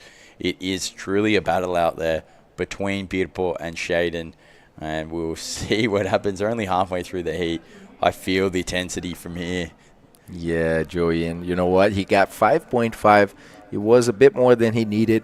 Now getting back in the first position. What a nice exchange as we see just the offshore making this waves even more beautiful. Let's see right now, Pirpo coming very late on this right-hander, just rolling in the first section, but landing right on the barrel, actually, not being able to keep going in this wave. But he's going to be able, I believe, to get back to the lineup before Shaden does and get that priority, which is very important for sure. And it's definitely going to change the direction of the rest of this heat. Yeah, shout out to everyone who has been tuning in. It's great to have all your support here on the live stream. I see a few guys dropping some support here for Shaden, Matthew Nazare. Who else is going for Shaden in here? Justin Paul, and then a bunch of guys as well giving some support for the Peruvian Manny Sanz, Luis Fernando. So yeah, everyone supporting their friends and favorite riders here, and really cool to see the love coming through for the boys. I know they would appreciate it a lot to have all of you guys watching from afar and backing them in their journey here in Iquique and in their journey just as bodyboarding athletes in general. Yeah, for sure. And, you know, for Shaden just coming here for the first time ever, let's see this replay from Pirpo, just rolling in the first section, but landing in the barrel there, not able to keep that line and go for a second maneuver in that wave. So, yeah, a good experience, I would say, for Shaden after talking to him yesterday, you know, for the first time, having a few some more time to have a few words with the guy. He's just, you know, so young. He's, if I'm not wrong, he's like 18, you know, and it's his first time coming here. He actually told me that he wasn't surfing too often, you know, and yeah, just maybe these trips are just what they need, you know, to light that spark, to show the potential they have. And I'm pretty sure Shaden is seeing more potential on himself here in this after these heats, you know, after going through so many heats, coming all the way from the first rounds of the competition right now. So just crossing the 10-minute mark, guys. Now Shaden was able to go to the first position. He's looking very patient in this heat. Just got 2 waves that were more than enough to get him to the first position and leave Pirpo in need of a 6.06 right now. Yeah, it's funny to hear some of the guys aren't bodyboarding all the time. They just get out once in a while and then they take it to the tour and they go really well. Stephen Godoy was telling me as well when we were chatting. Actually, I'll come back to this thought because look at this, and I think we know what we're going to see here. And yep, that was it, a classic Pirpo backflip. That was pretty critical. Not really able to keep going with it. He tried, but nonetheless, he landed that flip pretty cleanly. Shaden having a little look at that one, not in enough for it, but it still looks like there's some pretty nice waves rolling in here. We'll see if the man in yellow turns around and has a look at this. Nah, he sees the foam on the inside and decides that it is the wiser option to hold onto that priority. Yeah, and especially taking into account that Pirpo couldn't complete this maneuver as he just landed on the in the pocket actually, and right after he actually turned, but he got hit by that lip that was coming right next. So that was a 1.5 for the Peruvian, not making into his final score actually. So yeah, looks like there's a set incoming here. Oh guys, I'm sorry here. Actually, there came the score for people. We had a thing here in the scoring system. That was a 7.5 because people could actually complete the rotation. Let's see this big set coming in. Wow, look at that left. Yeah, now the situation changed completely, Joey. With Pirpo, with that last backflip, managed to get a 7.5. It was like, yeah, 1.5. It's not what it is probably, and it just came out for us here. You guys can see the same scoring system that we are seeing, guys. Just go to ibcworldtour.com and you can check all of the details there. So 7.5 for the Peruvian right now, back in the first position, leaving Shaden in need of a 6.96 to go back to the first position, as he is still holding the priority and has 7 minutes and 30 seconds to go. Yeah, he needs something significant here, and I can't believe none of those boys went that left just before. It looked like it just completely opened up, and we could see from the drone the spit that came out. Maybe they're a bit out of position, but wow, there's still some good waves, and I'm sure that there'll be a bunch of hungry free surfers on that in just a few minutes. Wow. But yeah, exactly right. Look at that situation. Cambia de situación. Michael Yancy está en primera y Shaden está buscando un 6.96 y hay olas. Todavía el agua es muy limpio, entonces hay tubos también, y mira, eso es el último 6 minutos del día. No vamos a hacer más mangues después de eso. Y mira, aquí abajo en la pantalla ahora es el More Zoffrey, pero acción aquí, otro backflip de Pirpo y cayó limpio y se fue de la ola. Pirpo super sharp, just completing those backflips just in time to duck dive out of that wave. And let's see a good looking wave for Shaden. Looking at the second section, let's see, because I'm pretty sure that that was gonna get super dry. I mean, for now, for the big maneuvers, I would say it's just a matter of hitting that first section. And you guys can see the new times for Mal Zoffrey working from 11 to 21 hours. That's for you guys to go there and also have some fun and find some good deals. Bueno, gente, ahí están los horarios del Mall Zoffrey de lunes a sábado desde 11 hasta las 8. Todo el mall está abierto, y también el patio de comidas y el boulevard con buenas promociones y ofertas para todos que quieren disfrutar y están aquí en Iquique. Yeah, that's it. Really good sales there. It's the free zone with like a giant duty-free mall, basically, because of some tax rules they have here in Iquique. So make the most of it whilst you're in Iquique. Get down to Zoffrey. Yeah, definitely good deals there, both in Zoffrey, also in Erizos with 20% discount. Make sure to use that advantage into your advantage, guys, and enjoy some of the good deals that we are also offering for you guys with the sponsors of the Iquique Bodyboard Pro 2024.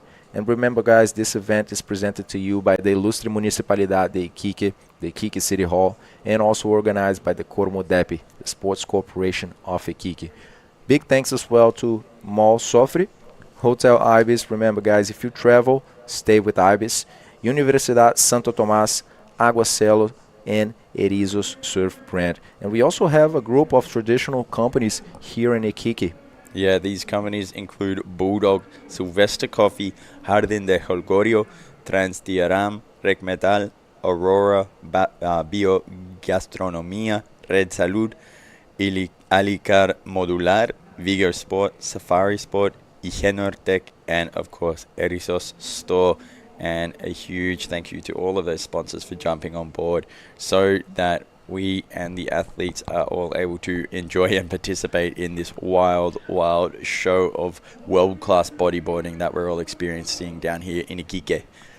Yeah, what an amazing event. I would say definitely one of the most expected events of the World Tour and also one of the most prestigious ones. So the last wave for Pirpo, just usual big backflip there by the Peruvian. And check this out, once more, late takeoff. Is he going to make it? It was just too late for Michael to get through that section. So that's not going to make it into his final score. But now we see the Hawaiian Shaden also, you know, trying to move himself some more, maybe falling into that pressure. You know, he needs a score that is pretty achievable for him, a 6.96, and he's going for it now. This time, he is scooping into that barrel and coming out of it. And let's see if he's going to hit the section right after. And he does. A big, nice roll for Shaden. I'm not sure if that can be a 7-point ride or a 6.96 that he needs to change the situation. But what I'm sure that he's going to do is just get back in the lineup as soon as he can. But yeah, actually Pirpo is already there holding that priority, and you guys know what that means. Yeah, and it does look like a pretty good wave is coming. Let's see if we get to see some more Pirpo action. No, he decides to leave that. Probably smart, holding onto that priority whilst Shaden isn't in the lineup, and just making sure that he has complete control over the heat. We'll see what this score was for the Hawaiian in the water at the moment. Any second when the judges drop it. But here was this replay we saw before from Pirpo. I really love the shape of this wave, and he rides it well with a nice line, hitting it with the whole rail of his board and really using those legs to help him spin that around. Meanwhile, a barrel look at Shaden just looking up at the lip there and then lining up this section at the end. And a nice projected roll, been timing them so well, just allowing the lip to hit the whole center of the board with his body weight just behind it, pushing him out into the flats. Minute and 45 seconds to go. That's it, guys, and as we've been saying, we're not going to have the quarterfinals for the men division today. That's going to be moving on to tomorrow. So a little bit longer day tomorrow. Either way, it's not going to be as long as we have been seeing. We were just supposed to see the semifinals and the finals for tomorrow, but we will also see these quarterfinals. And I think that's going to be really good, because if you guys have been watching the contest today since the early morning, you guys saw how perfect it was, because the tide was just matching the conditions perfectly here. And what that means is that tomorrow, I believe we're gonna be seeing the same conditions, you know, with the tide matching pretty well in the first moments of the day, and that means it's going to be a show. Check out Pirpo just blocking Shaden in that last minute, in that last opportunity maybe, and going for the big backflip that he surely was looking for. Not sure, don't think that's gonna be making it into his final score, but let's see, because just 40 seconds right now doesn't look like there's nothing coming out in the horizon, but Shaden still needs basically a 7-point ride to turn the game against Pirpo. So a great use of priority there, and he had to go that one. He couldn't give Shaden that opportunity, landing a flip nonetheless. Just a 4.85 won't contribute to his scores. 20 seconds left on the clock, guys, and if a wave comes, it looks like it does. What can Shaden do here? No, doesn't get on that. He's getting pretty desperate. Basically, he needs to catch this wave and needs to get a 7 if he wants to have a chance, and he knows it. So here we go. Let's see what he's got. Taken off, pulling into a nice looking barrel, coming out. He needs a good ramp here, and no, unfortunately that wave just not providing him that big flip bowl that he probably was dreaming of, and that will likely be the end of the road for Shaden Ann, all the way over from Hawaii. He surfed really well, and a huge congratulations to Michael Yancey, Pirpo from Peru, for making it through to the semi-finals tomorrow. Guys, we're going to jump into a quick commercial break, and then we'll be coming up with some highlights of the day and the last interview, so don't go anywhere.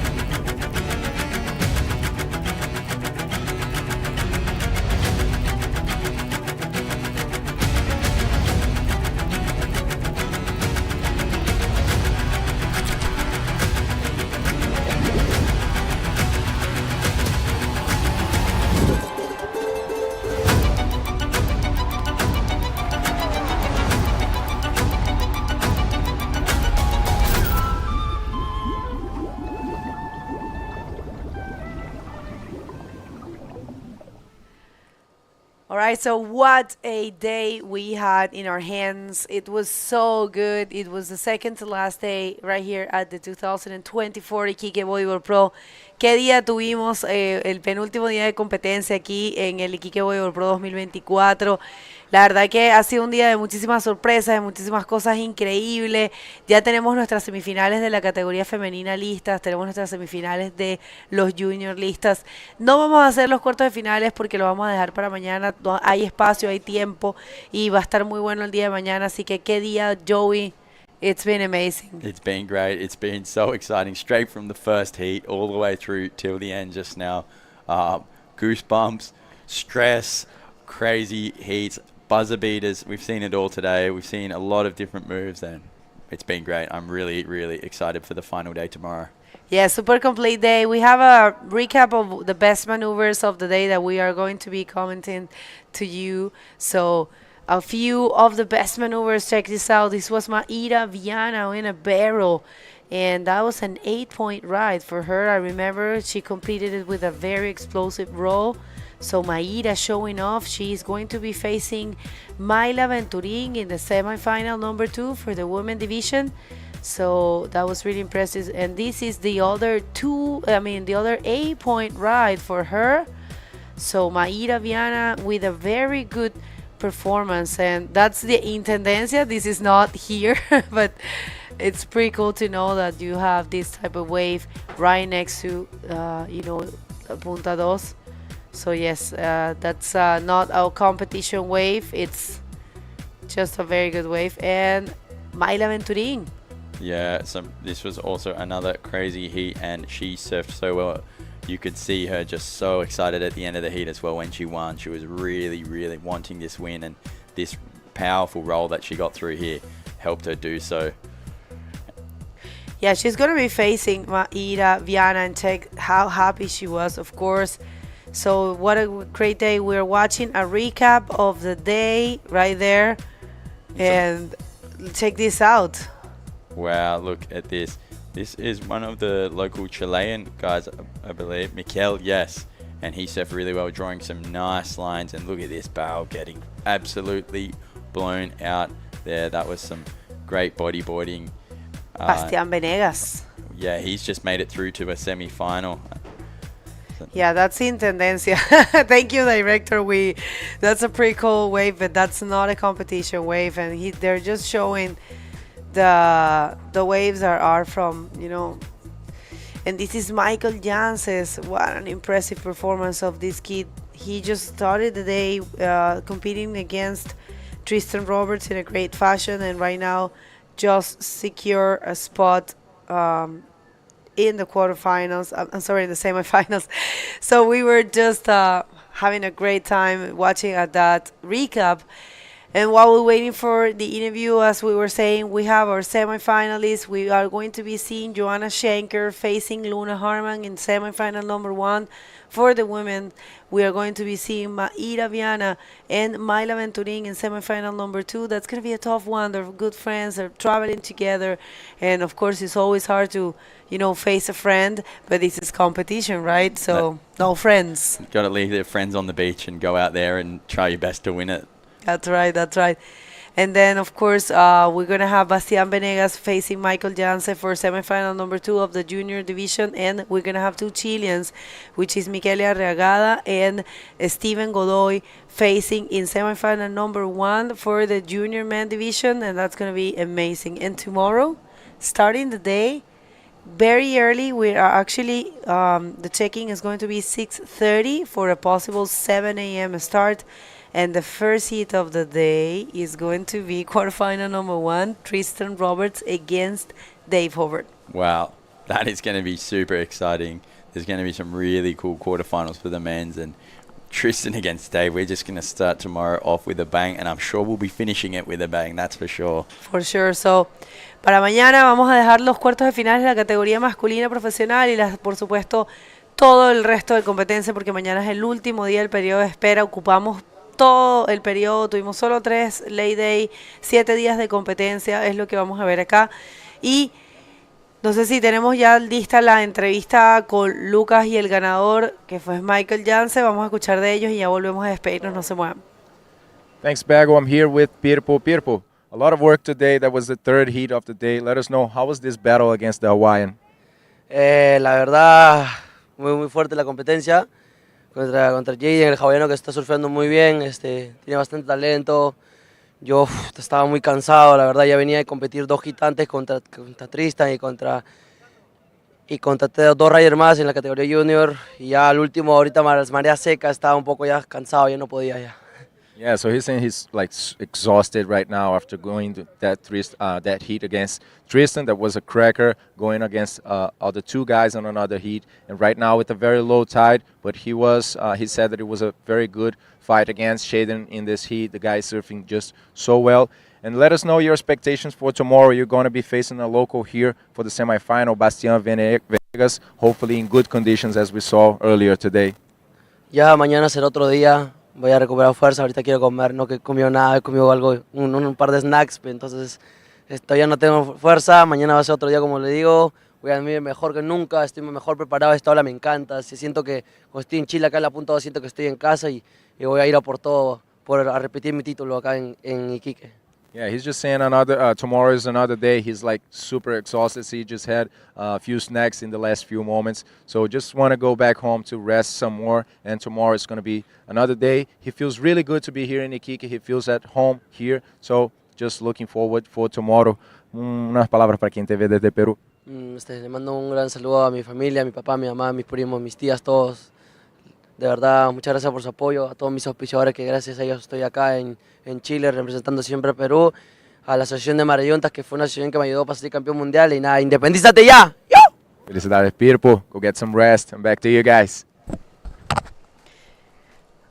Well, he definitely looked very tired, and it makes sense. It's so hard to compete out there. There's so much pressure. The wave is super strong, and you have the pressure of, competing in both divisions. He is definitely a champ. So congratulations to him. And for tomorrow, as we said, we're going to come back for the finals day, and it's going to be amazing.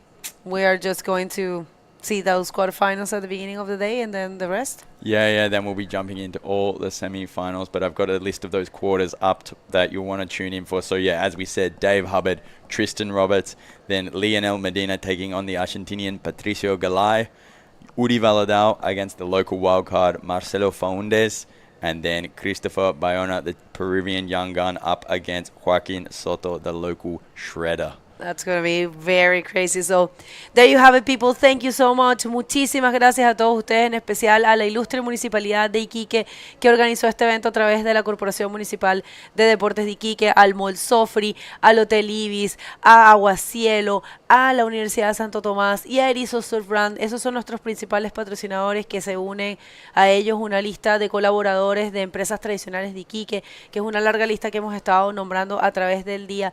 Mañana último día, acompáñennos, suscríbanse en este canal de YouTube, no cuesta nada, mandemos un poco de amor a nuestro deporte, hacemos esto con mucho cariño, somos bodyboarders igual que ustedes, amamos el bodyboard y esperamos siempre estar mejorando, pero siempre contar con ustedes. Muchísimas gracias.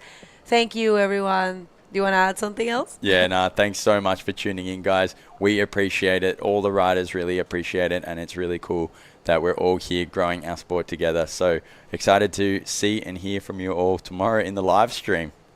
That's right. Subscribe. See you tomorrow.